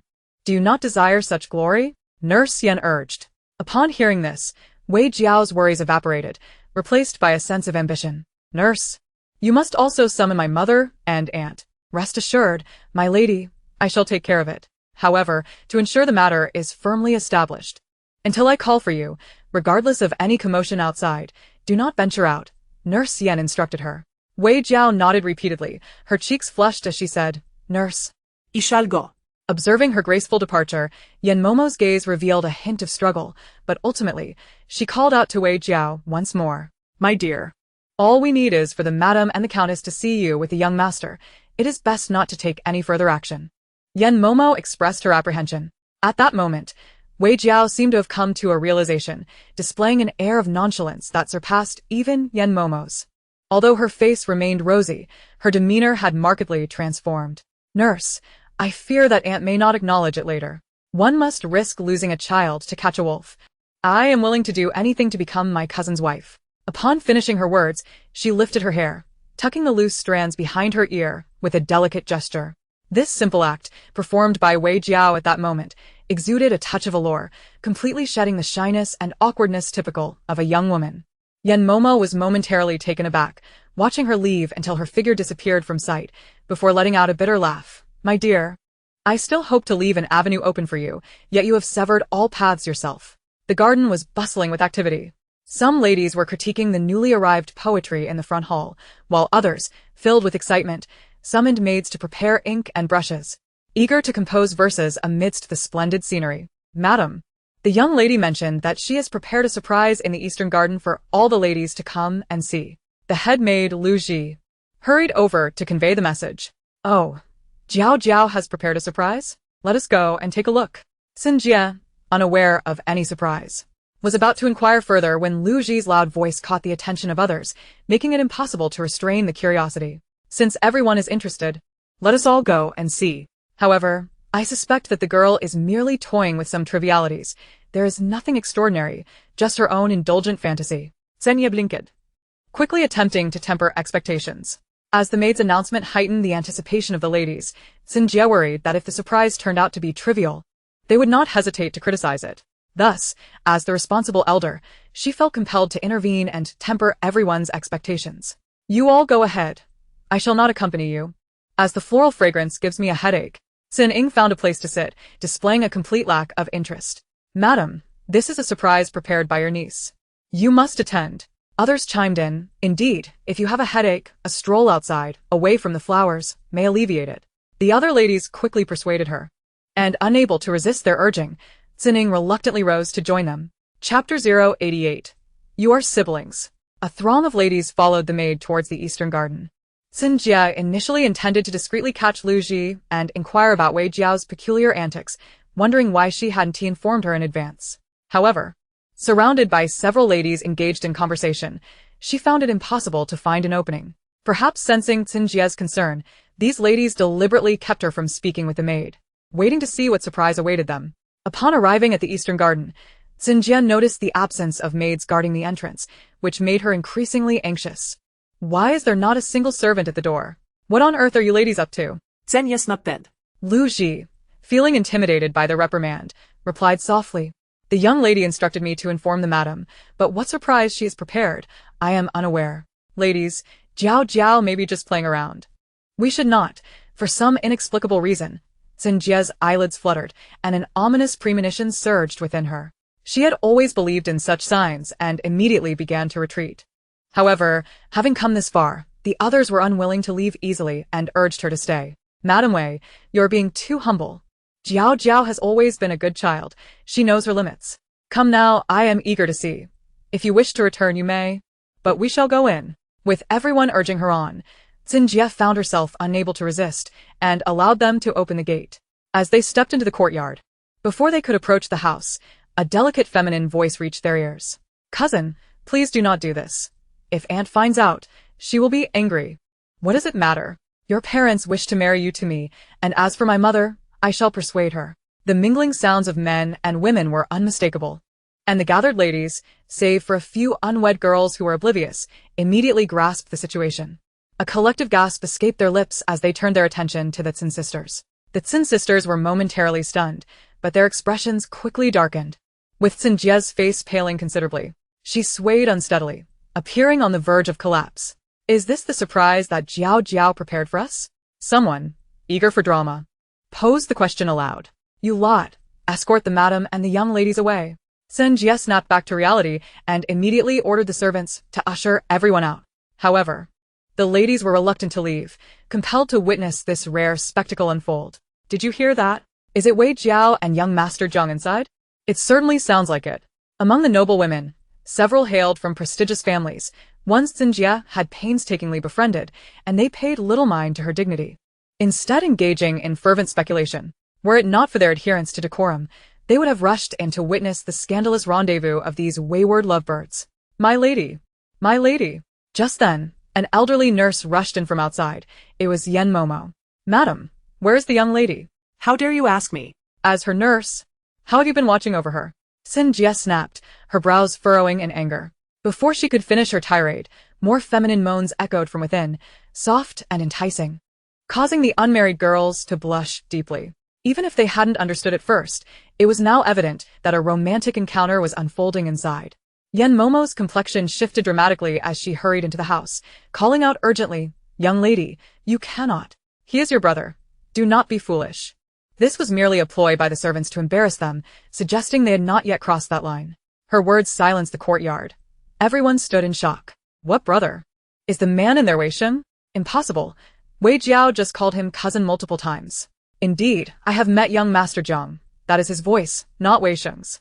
Wei Jiao is not foolish enough to be entangled with her brother. Yet, Yan Momo had been in Wei Jiao's service for many years. It was implausible that she would make such an outrageous mistake, especially repeated so many times. Did she know some hidden truth?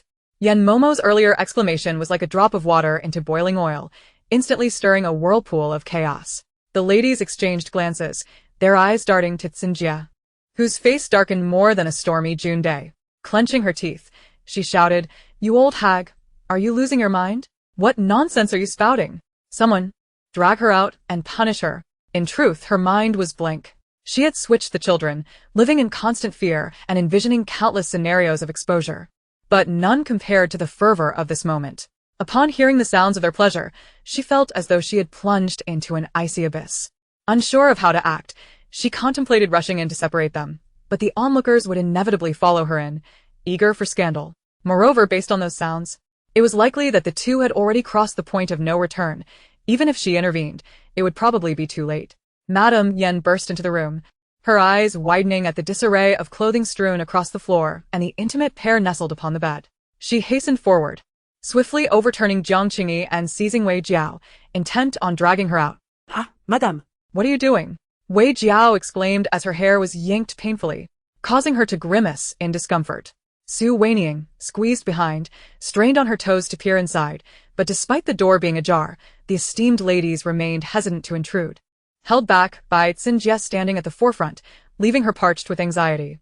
Oh heavens, have you all ever been through detox? Such a scandal unfolds before your eyes. And yet you can restrain yourselves from rushing in to witness it. What are you waiting for? Go. Woo woo woo, system, I'm going to perish. The greatest distance in this world is knowing there's a spectacle right in front of me, yet I cannot rush in to see it. Only left to listen from the other side of the wall. She had begun to tug at her own hair, internally cursing the noble ladies. What nonsense! These feudal remnants from ancient times truly deserve to be toppled. Even at such a moment, they cling to their archaic decorum. If this were the modern era, scores would be clamoring to see, almost demanding a live broadcast. Sining, hearing her sister-in-law's distress, strode forward without hesitation, directly entering the room. With her leading the charge, the others followed suit. Xinjia, momentarily stunned, reacted by frantically attempting to block their advance, her eyes wide with fury. Zhenyin. Are you mad? Everyone out. Out. Jiao Jiao, protect yourself. Sining has brought many people inside. Alas, Xinjia's cries came too late. For Zhening had already led the others inside. Jiang Qingyi was the first to react, hastily grabbing a quilt to cover himself, while Wei Jiao, who had been clutching the quilt, was left exposed. Madame Yen immediately stepped forward, snatching the quilt from Jiang Qingyi and tossing it over Wei Jiao. Madam. Wei Jiao was utterly bewildered. She could not comprehend how the situation had escalated to this point. They had agreed to bring only her mother and aunt. Yet suddenly a throng of outsiders had materialized. The noble ladies, who typically boasted about propriety and decorum, now had their eyes wide with excitement and disdain as they beheld the scene before them. Under the intense scrutiny, Wei Jiao felt as though she were being pierced by 100 daggers, trembling with fear. Get out. Everyone just go, she pleaded, clutching the brocade quilt to cover her head. Yet in her haste, the quilt obscured her face, but left her neck exposed, revealing 2 unmistakable red marks, evidence of fingers having pressed upon her skin. Su Wanying pushed her way forward, but the noble women were as immovable as stone, impossible to budge. What on earth are you all doing here? Can there be no sense of decency? You've seen enough. Hurry and let others have a look. Fuming, she vented to the system, and it was only Xining who could no longer endure the sight, reaching out to pull her from the crowd. The unmarried young ladies had no choice but to remain outside. After having heard the man's voice, it was inappropriate for them to intrude any further.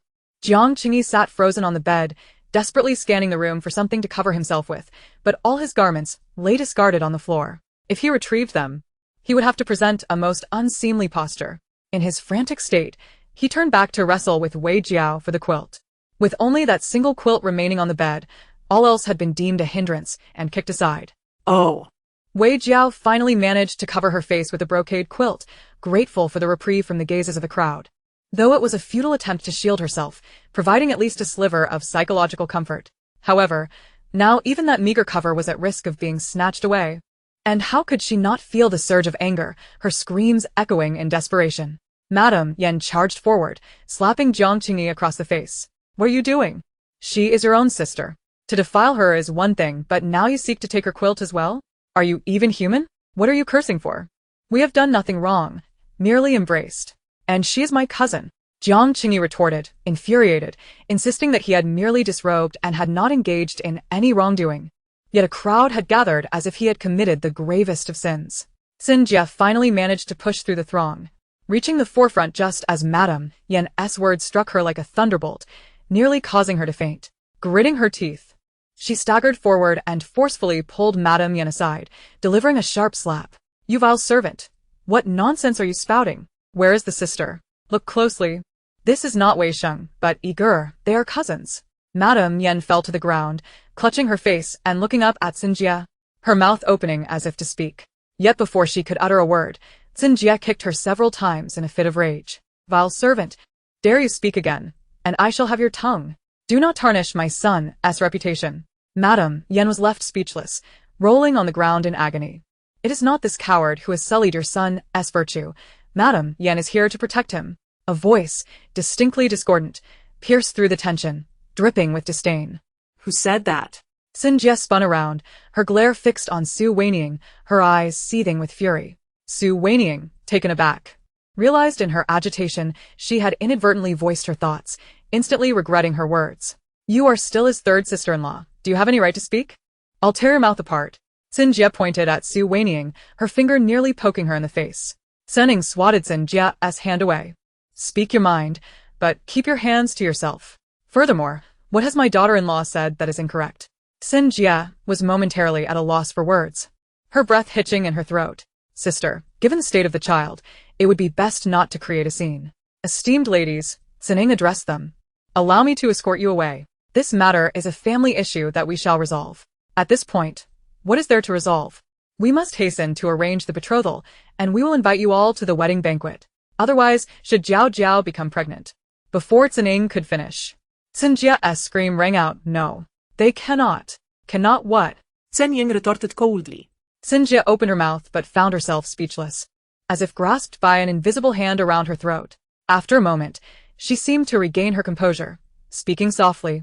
The loyalty and honor of the Marquis of Zhongyi is far too exalted. How could our Wei family possibly be worthy? Igor should seek a match befitting his status. Given his current predicament, which suitable girl would agree to marry him? Senning scoffed, unafraid of scandal, her mockery cutting deep. Xin Jie, now agitated, demanded, what means do you imply? Speak clearly. She sought to blame Wei Jiao, believing that if this foolish girl had not acted impulsively, none of this embarrassing situation would have occurred. Yet mid-accusation, she recalled that this was her own daughter, now forever shamed, perhaps wishing for death. And she could not bear to turn against her. You specifically invited everyone to admire the flowers, only for them to engage in such disgraceful conduct here in your own estate. Without the host's arrangement, how could they have done such a thing? Enough. This is already embarrassing enough. I do not wish to converse further with you. Esteemed ladies, I apologize for the offense to your eyes. Please step outside momentarily and grant them some semblance of privacy. Senning huffed, gesturing for them to exit.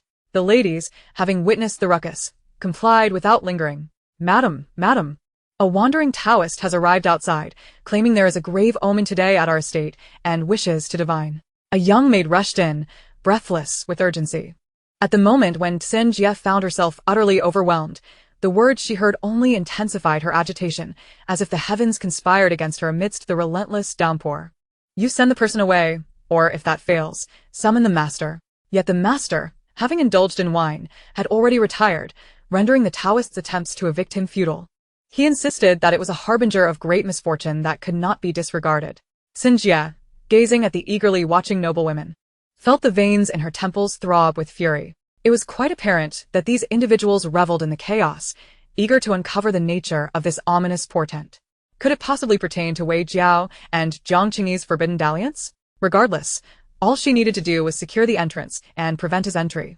She could hardly believe he possessed any extraordinary powers. Having dismissed everyone, Xin Jie instructed her servants to tend to the guests before shutting the door.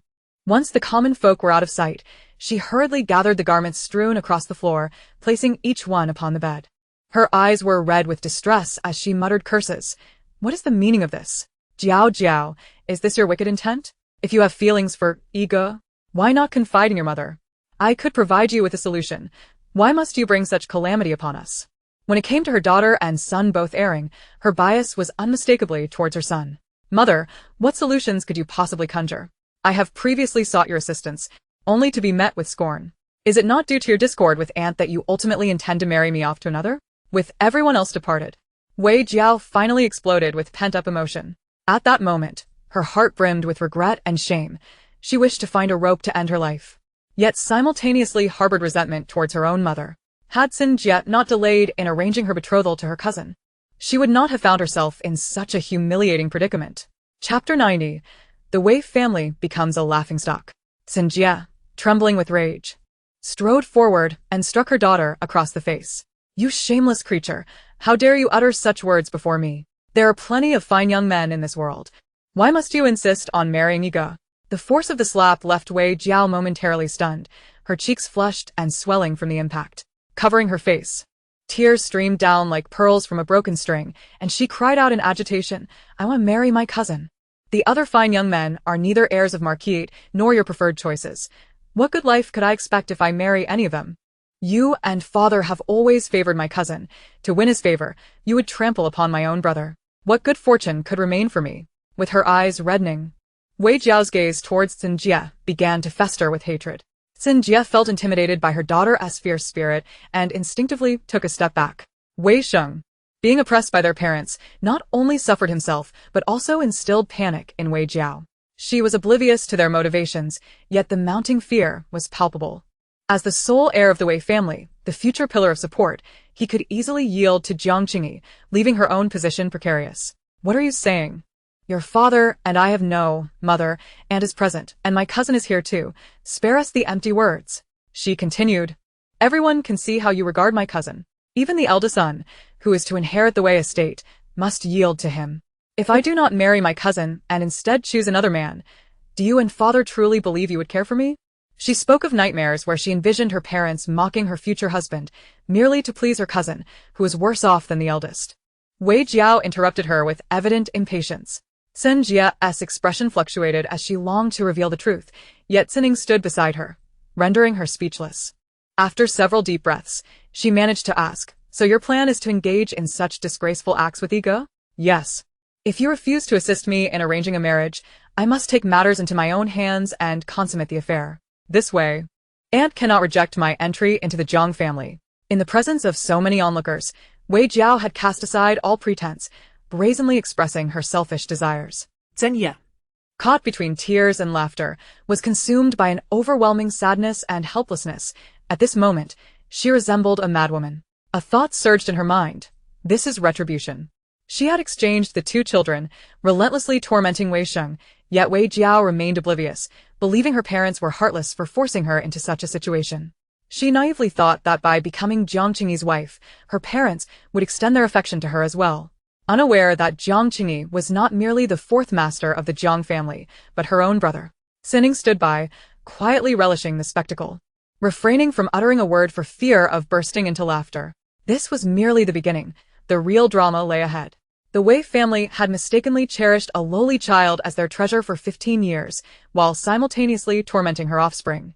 Such deep-seated resentment could not be easily assuaged. They must pay the price. Madam, it is dire. You must come and see. The Taoist has summoned a throng of children surrounding the estate. The servants cannot control them. A young servant's anxious announcement echoed from outside. Clearly, the servants had exhausted all options before resorting to disturbing their mistress. Xin Jie wiped her tears and commanded Wei Jiao. Quickly don your clothes and return to your room. Once I have resolved this matter, I will speak with you in detail. After saying this, she attempted to leave, but, noticing Xining lingering, feared that she might bully Wei Jiao, so she immediately took her hand, intending to drag her along. Enough, I shall go alone. Xining brushed her hand away. The two sisters exited the courtyard in tandem, making their way to the main hall. The gathering in the main hall had already amassed numerous guests, both male and female, distinctly separated, while they maintained a respectful distance. All eyes were directed towards the entrance of the Wei residence, ears perked in anticipation. to lower oneself to such depths for mere appearances, to labor excessively for trivial gains. The line between authenticity and deception blurs amidst the hustle and bustle. The youthful voices rang out, harmonious and clear, reminiscent of a chorus of young orioles. Yet to Xinjia's ears, it struck like a thunderclap. What vile words are these? Lies, all lies. I refuse to listen. Who dares speak such nonsense outside? It is false, utterly false. Begone. Are you guards merely lifeless statues? Xinjia's mind had become a chaotic whirlpool, and she rushed towards the door, determined to disperse the bothersome children. However, in her haste, she stumbled, falling to the ground, yet quickly rose again as though impervious to pain. Continuing her charge towards the entrance. Begone. All of you. Away with you. You little brats, should you dare to utter such slander at my doorstep, I shall tear your mouths apart. In truth, at that moment, Xinjia was oblivious to her actions, driven solely by instinct. To the onlookers, she appeared as a madwoman. Such an act of chasing away children could easily be commanded with a mere word. As the wife of a fifth-rank official, her personal confrontation seemed absurd. Was she not akin to the butcher's wife at a pork stall? The children outside scattered in a flurry, yet they did not venture far. Instead, they resumed reciting the earlier verses. To lower oneself to such depths for mere appearances, to labor excessively for trivial gains. Like an omen or a curse. The words lingered before the gates of the Wei residence, refusing to dissipate. Chapter 91. The loyal marquis comes to capture. The guests gathered in the courtyard displayed a myriad of expressions. None were fools, for those who had ascended to such a social tier were undoubtedly clever. Whether navigating the treacherous waters of the court or enduring the trials of the inner chambers, these guests had encountered myriad schemes and stratagems. The nursery rhymes sung by these children are remarkably straightforward, each word and phrase easily comprehensible, devoid of any ambiguity. The mention of discarded garments and sisterly affection, could it be interpreted in the manner I fear? Are we indeed speaking of the eldest son and daughter of the Wei family? The first line suggests a descent into lowly status for the sake of superficial appearances, laboriously exchanging one's integrity for fleeting treasures. It appears that this Wei family scion may not be what he seems. Rather, he is likely a pearl brought forth by a wealthy family. Word from the back courtyard indicates that Wei Jiao and Jiang Qingyi were discovered together in disarray, and Wei Jiao's wet nurse, unable to contain her emotions, publicly declared them to be siblings. It seems that Jiang Qingyi is the true eldest son of the Wei family. Did this cousin swap occur by mistake? It is unlikely. It appears to be a deliberate act of deception. There are no secrets that remain hidden forever, and as the children's songs echo from outside the courtyard, the guests gather to piece together the unfolding drama, casting peculiar glances at the frantic Xinjia, who is still in pursuit. The Wei family certainly employs ruthless tactics. Su Wanying, standing at the rear of the gathering, finally comprehends the entirety of the nursery rhyme, feeling akin to a grain of sand in a melon patch. Unable to contain her excitement. Heavens, heavens! System, what does it mean to be unable to consume all the melons? This is the true melon field. I've expended no effort whatsoever yet have gleaned so much information. A mere outing has proven far more fruitful than your assistance. Look at you, utterly useless. You failed to detect a single hint before. You claimed this counterfeit could one day inherit the loyal and righteous marquis, yet with his current disgraceful demeanor, I cannot believe the Jiang family would entrust the marquis to a scion of such dubious origins. Su Wanying rants fervently in her mind, mercilessly belittling the system. This provokes the system into a fervent rebuttal. A rogue element has emerged. The Wei couple's arrogance has led them to reveal their tracks, compounded by the capture of Lu Kaihua and her accomplice, all of which has been extracted during interrogation. Otherwise, the identity of this counterfeit would never have been exposed, and he could have continued to enjoy his charade. The group of mischievous children outside, evidently forewarned, proves quite obstinate, refusing to disperse despite attempts to shoo them away. Ultimately, it is Xinjia who dispatches her guards to frighten them off. Upon returning to the estate, she forces a smile, attempting to usher the guests to take their leave. Sinning steps forward, her voice icy.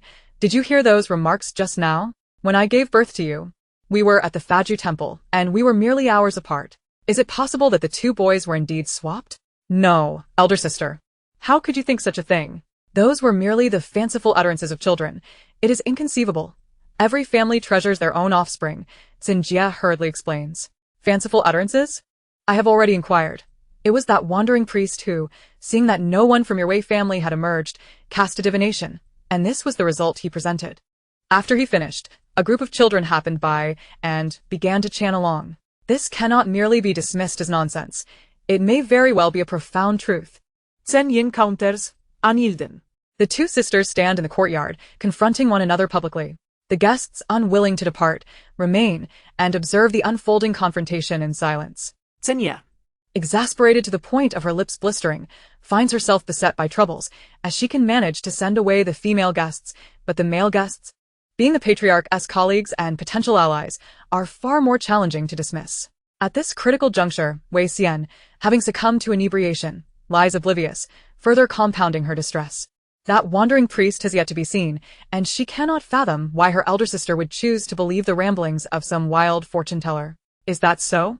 If the priestess' words are untrustworthy, can we then trust the wet nurse's claims? She boldly proclaimed before so many ladies that Wei Jiao and Jiang Qingyi were siblings, asserting they cannot be together. Do those words hold no weight? Chen Yin presses, refusing to yield. That old woman's vision is clouded. She is merely spouting nonsense, Xinjie retorts, hastily casting aspersions. Elder sister, with so many guests present, any questions you have can be addressed later. Let us first ensure our guests are well taken care of and preserve the Wei family's dignity, Xinjie implores. Does your Wei family still possess any dignity? The priest has declared that the Wei clan is a laughingstock. Xinjie, who initially aimed to placate her sister, finds herself incensed by this remark, trembling with fury. With a resounding crash, the grand doors of the Wei estate are forcefully kicked open. Though Wei Xian holds a mere fifth-rank official title, the door, constructed of thick, high-quality wood, is not only shattered but the left panel is sent flying, nearly striking a bystander. As it thunders to the ground, it raises a cloud of dust that envelopes Xinjie entirely, leaving her covered in grime. Who dares to swap my son, forcing me to raise another family's wild child for so many years? The loyal and righteous Marquis strides in, his voice echoing with authority, amplified by his internal energy, resonating throughout the Wei estate, reaching even the street beyond. Marquis, you've arrived. Xinning nods in acknowledgement. Meanwhile, Xinjie busies herself brushing off the dust, struggling to regain her composure. Brother-in-law, surely there must be some mistake? Who would dare to swap the young master of the loyal and righteous Marquis? Xinjie questions, her tone now considerably less assertive, her expression plastered with forced smiles. Indeed? I see that your Wei family bears the audacity of brazen arrogance, the Marquis retorts coolly, dismissing her entirely as he turns to speak with Xinning. Madam, the tale of the Wei family exchanging pearls for fish eyes has spread far and wide. I have just returned from duty and am not yet fully apprised of the situation, but I have brought dozens of guards, all of whom are at your disposal. Capture whoever you deem necessary for interrogation. His words carry a grandiosity. Xinning does not hesitate to respond. Madam Wei, the matter has escalated to this point. It is no longer something that can be settled privately. Do not assert that the Marquis is abusing its power. There are countless witnesses to the claims made by the wet nurse. To restore your Wei family's honor and offer the Jiang family some peace of mind, I must request the cooperation of your household staff. Remove all of Wei's servants, especially the houseborn children and those long-serving slaves. And do not forget the elders from the estate, Xinning commands with a calm authority. At her behest, a throng of guards floods into the dilapidated entrance of the Wei estate, swiftly taking control of the premises. These guards from the loyal and righteous Marquis are imbued with a fierce disposition, resembling warriors who thrive on the edge of battle, starkly contrasting the lackluster demeanor of the Wei family's gatekeepers. The Wei servants, sensing the formidable presence of the guards, capitulate almost immediately, some even voluntarily leading the Marquis' guards to apprehend their own, leaving no stone unturned. Chapter 092. The loyal and righteous Marquis besieges the Wei family. Though this is a private matter between our two families, you all stand as witnesses. Those wishing to continue observing may remain. Those who wish to depart may do so at this moment. A sturdy armchair is brought forth, and the loyal and righteous Marquis seats himself with nonchalance, exuding a sense of camaraderie. The guests had initially prepared to leave, aware that such deeply confidential matters are typically known only to loyal subordinates, and that those privy to the truth from years past may have been silenced. To interrogate these loyal subjects would undoubtedly require severe measures, and should outsiders witness such proceedings, they could easily be construed as coerced confessions. Yet the Jiang family remains undaunted, presenting themselves with the poise of noble gentlemen. I, Jiang Yiping, speak with unwavering conviction. My word is my bond, and I never renege, he proclaims, reiterating his stance to quell any doubts. Marquis, it may not be appropriate to have outsiders present. After all, family disgrace should not be aired publicly, someone suggests. The loyal and righteous Marquis offers a courteous nod. This is not the Jiang family's disgrace. The shame lies elsewhere. In the esteemed residence of the loyal and righteous Marquis, only familial grievances persist. Madam, shall you commence the interrogation? Chen Ying nodded. Taking her seat at the center with a somber demeanor, commanding, "Bring forth Nurse Yen." The others were somewhat bewildered, for the events unfolded with astonishing swiftness. The Marquis of Loyal and Righteous had suddenly appeared, accompanied by a throng, encircling the Wei residence, without prior consultation. Among the guests were court officials who could not help but ponder, does the Jiang family's action constitute rebellion? Without the emperor's consent or any official decree. The Marquis had audaciously surrounded the estate of a court official, a blatant overstepping of authority. What right have you to besiege our Wei residence? Marquis, are you attempting to incite rebellion? Our lord is the emperor's subject, not yours. Sinjie, witnessing her maidservants being taken away, felt a wave of panic wash over her. With Wei Xian absent, she lacked a confidant, completely losing her anchor. This matter concerns the true lineage of my foster son. It is a private affair between the Jiang family and your Wei family. Please refrain from dragging it into court. I shall also seek the emperor's pardon once the truth is revealed. If the Wei family is innocent, I, Jiang Yiping, shall undoubtedly come to you in contrition. The Marquis, gritting his teeth, showed no signs of retreat, undeterred even by the mention of the sovereign's name. His declaration of seeking forgiveness indicated there was no room for negotiation. Among the guests, some, fearing trouble, hurriedly excused themselves, while others, eager to witness the unfolding drama, chose to remain. Curious to ascertain whether the children of these two families had indeed been switched, or if this was merely a farce. Observing the scene, Sen Ing instructed her servants to bring chairs, ensuring the guests were comfortably seated to watch the spectacle. It was not out of hospitality. Rather, she had overheard the delicate third daughter-in-law lamenting her aching feet to the system. Seated comfortably, Wanying could not suppress her admiration, exclaiming, "Wow! How formidable is the Marquis and the matron, directly surrounding the Wei family. I would never have dared to imagine such a thing, yet they have accomplished it. Truly impressive." The admiration flowed from her heart like a gushing fountain. It was then that she grasped the allure of the loyal and righteous Marquis's household, realizing that those who wield military power stand tall and unyielding. The encirclement had been executed with precision, rendering the vast Wei estate as fragile as paper. The numerous servants and guards were mere decorations, surrendering like mice before a cat. Nurse Yen, tell me, are Jiang Qingyi and Wei Jiao truly siblings? Sen Ing posed the question directly.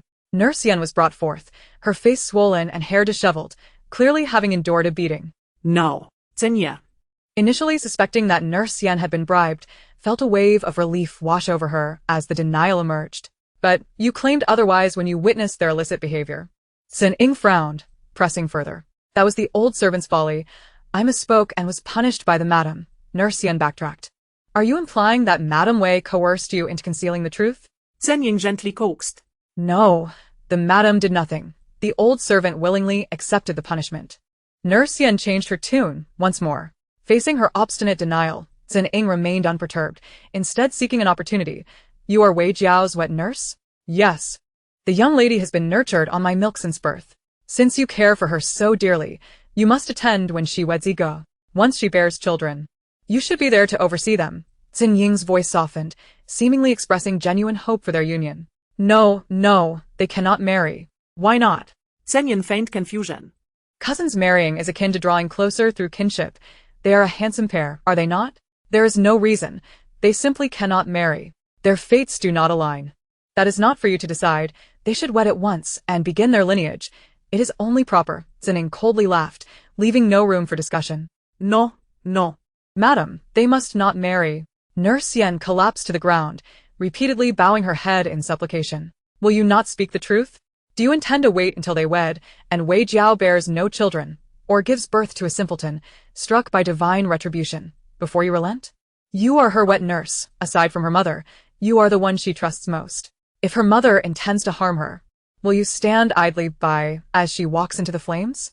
Sen Ing slammed the table, questioning fiercely. Nurse Yen, utterly deflated, like a puppet with its strings severed, finally cried out, I confess. They are indeed siblings. They cannot marry, nor can they bear children, or else they will face divine retribution. You old crone. I will tear your mouth apart. How can they be siblings? They are cousins. Xin Jie exploded with fury. Initially, when Nurse Yen refused to confess, she held onto a glimmer of hope, thinking perhaps Nurse Yen had simply misspoken. Yet now, it was evident that Nurse Yen and Sinning were performing a grand play together. Had Nurse Yen confessed immediately, it would have raised suspicion. However, her initial denial followed by the reluctant admission out of concern for Wei Jiao rendered her words all the more credible. Upon Nurse Yan's confession, a wave of astonishment swept through the room, as no one had anticipated the truth of the matter. Jiang Qingyi was not of the Jiang lineage. He was the son of Wei Xian. Thus, Wei Sheng was the fourth master of the loyal and righteous Marquis' household. No wonder the Wei couple harbored disdain for Wei Sheng, never once praising him in front of guests, instead constantly belittling him while extolling Jiang Qingyi. I had thought the Wei couple was so eager to elevate their niece's son to secure a marriage alliance with the Marquis, but it turned out they were simply doting on their biological child. Now, their own offspring had collided in a most ironic twist of fate. What poetic justice! The onlookers were left in shock, followed by a barrage of ridicule. If their own children had been switched, raised with painstaking effort while their true offspring grew up amidst mockery, they would surely be driven to madness. Yet, it was precisely for this reason that upon learning of Jiang Qingyi and Wei Jiao's clandestine affair, the crowd deemed it poetic retribution. Su Wanying, seated amidst an array of seeds and fruits prepared by Xining to stave off her boredom, sighed deeply, addressing the system. 15 years ago, Xin Jie fired a shot. And who would have thought that 15 years later, that bullet would strike true against their family? The entire Wei family cannot escape this fate, especially with that nursery rhyme likely to echo throughout Wanying. The system, clearly taken aback by this turn of events, hastened to assure her, "Host, do you know who is orchestrating this from behind the scenes? Is it not obvious? It is most likely the handiwork of the Xin family. My mother-in-law is cunning and possesses a grand vision. She would not easily tolerate such humiliation. She must ensure that the Wei couple experiences the anguish of having their child swapped. A mere act of revenge would not suffice for her. It would not satisfy the depths of her resentment." Upon hearing Su Wanying's insight, the system fell silent, recognizing that its host had indeed hit the nail on the head. And the pursuit of energy had become increasingly arduous. With Nurse Yan's confession, Xining proceeded to interrogate the other servants with much greater ease. From Nurse Yan, she learned of other knowledgeable individuals, including Wei Sheng's wet nurse and the head maidservant attending Xin Jie, all of whom were compelled to reveal their truths.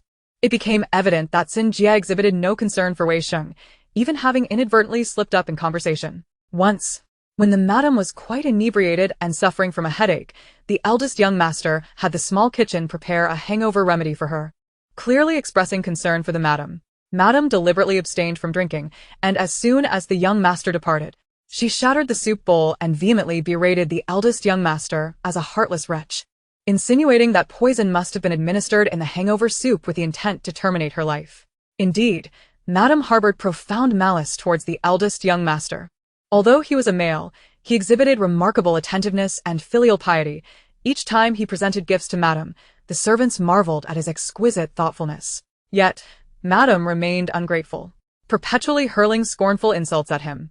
In the presence of the maidservants, she had once disparaged the eldest young master as a cursed spawn, lamenting that had she known, she would have suffocated him at birth, sparing herself the anguish of his existence. Xining, upon hearing such words, felt her eyes welling with tears, clearly pained by the injustice. The two children had been switched at birth, neither raised by their biological mother, yet their treatment was worlds apart. The Jiang Marquis, oblivious to the truth, lavished care on Jiang Qingyi. While Jiang Qingyi could be charming, he did not exhibit the same level of devotion as Wei Sheng, who offered his genuine affection only to be trampled upon by Xin Jie. Nonsense. I never uttered such words. I haven't even heard them. Whoever you heard this from, go confront them. Xin Jie shouted in a fit of rage. Xining, unable to contain herself any longer, rose briskly and delivered 2 resounding slaps to Xin Jie's face. Stunned, Xin Jie held her face in disbelief, struggling to regain her composure. "You dare strike me?" she exclaimed incredulously once she had gathered her wits. "And what of it? You have tormented my child for 15 years. What is a mere 2 slaps to you?" Zhen Ying retorted fearlessly. "This is merely one side of the story from Granny Yan. Wei Sheng is my flesh and blood, just because I suffered greatly during his birth. Does that mean I cannot harbor disdain for him? I loathe my own son. What right do you have to dictate my feelings? Furthermore, That old crone is merely Jiao Jiao's wet nurse, not the one who cared for Wei Sheng. No matter her claims, they hold no weight. Xin Jie adamantly refused to acknowledge any wrongdoing, brazenly asserting her dislike for Wei Sheng. Her blatant rejection of her own son incited murmurs among the guests, who were taken aback, deeming it a remarkable oddity. Su Wanying, cracking a sunflower seed, couldn't help but scoff. Such nonsense is fit only for fools. In ancient times, a woman relied on her sons for survival. The greatest sin of unfilial behavior is to have no descendants. She dares to despise her own child. To absolve herself, she spins ridiculous tales. In an era devoid of gender equality, Xin Jie's words were riddled with contradictions, igniting even more fervent discussions among the onlookers. Very well.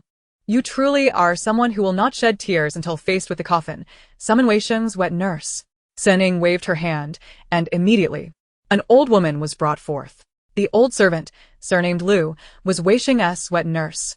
What do you know about the switch between Wei Sheng and Jiang Qingyi? Sen Ying inquired directly. Lu's expression shifted, and she hurriedly replied, I do not know, my lady. Granny Lu, just moments ago, Granny Yan confessed everything. And countless servants from the Wei household corroborated how Xin Jie insulted Wei Sheng, claiming he was not of the Wei lineage.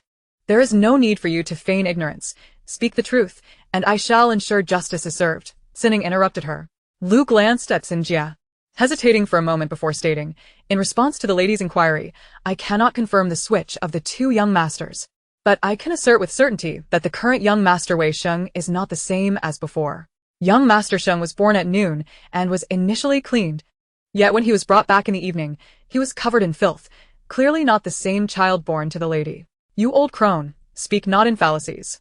You were tasked only with nursing, and the cleaning was not your concern. You are clearly mistaken.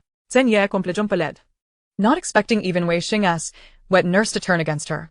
In truth, both children's wet nurses were among her most trusted individuals. Previously, Granny Yan's actions had evidently been influenced by Xining, yet Xin Jie still clung to a glimmer of hope, never anticipating that even Granny Lu would join the fray against her. I do not make mistakes. Young Master Sheng was brought to me right after birth, and he had already nursed twice, becoming quite adept. However, when the child was brought back in the evening, he could not suckle at all, clearly a first-time experience. And he cried vehemently due to his inability to feed. As a wet nurse, how could I be mistaken? Lu promptly countered her claims, presenting her argument with conviction. Faced with such unwavering certainty, Xin Jie found herself cornered, her voice trembling with agitation as she retorted, You are lying. At that time, all witnesses were silenced. You arrived the next day. How could you possibly know about the switch? You were clearly bribed. Before she could finish, the realization struck her that she had inadvertently revealed too much, falling into a trap of her own making.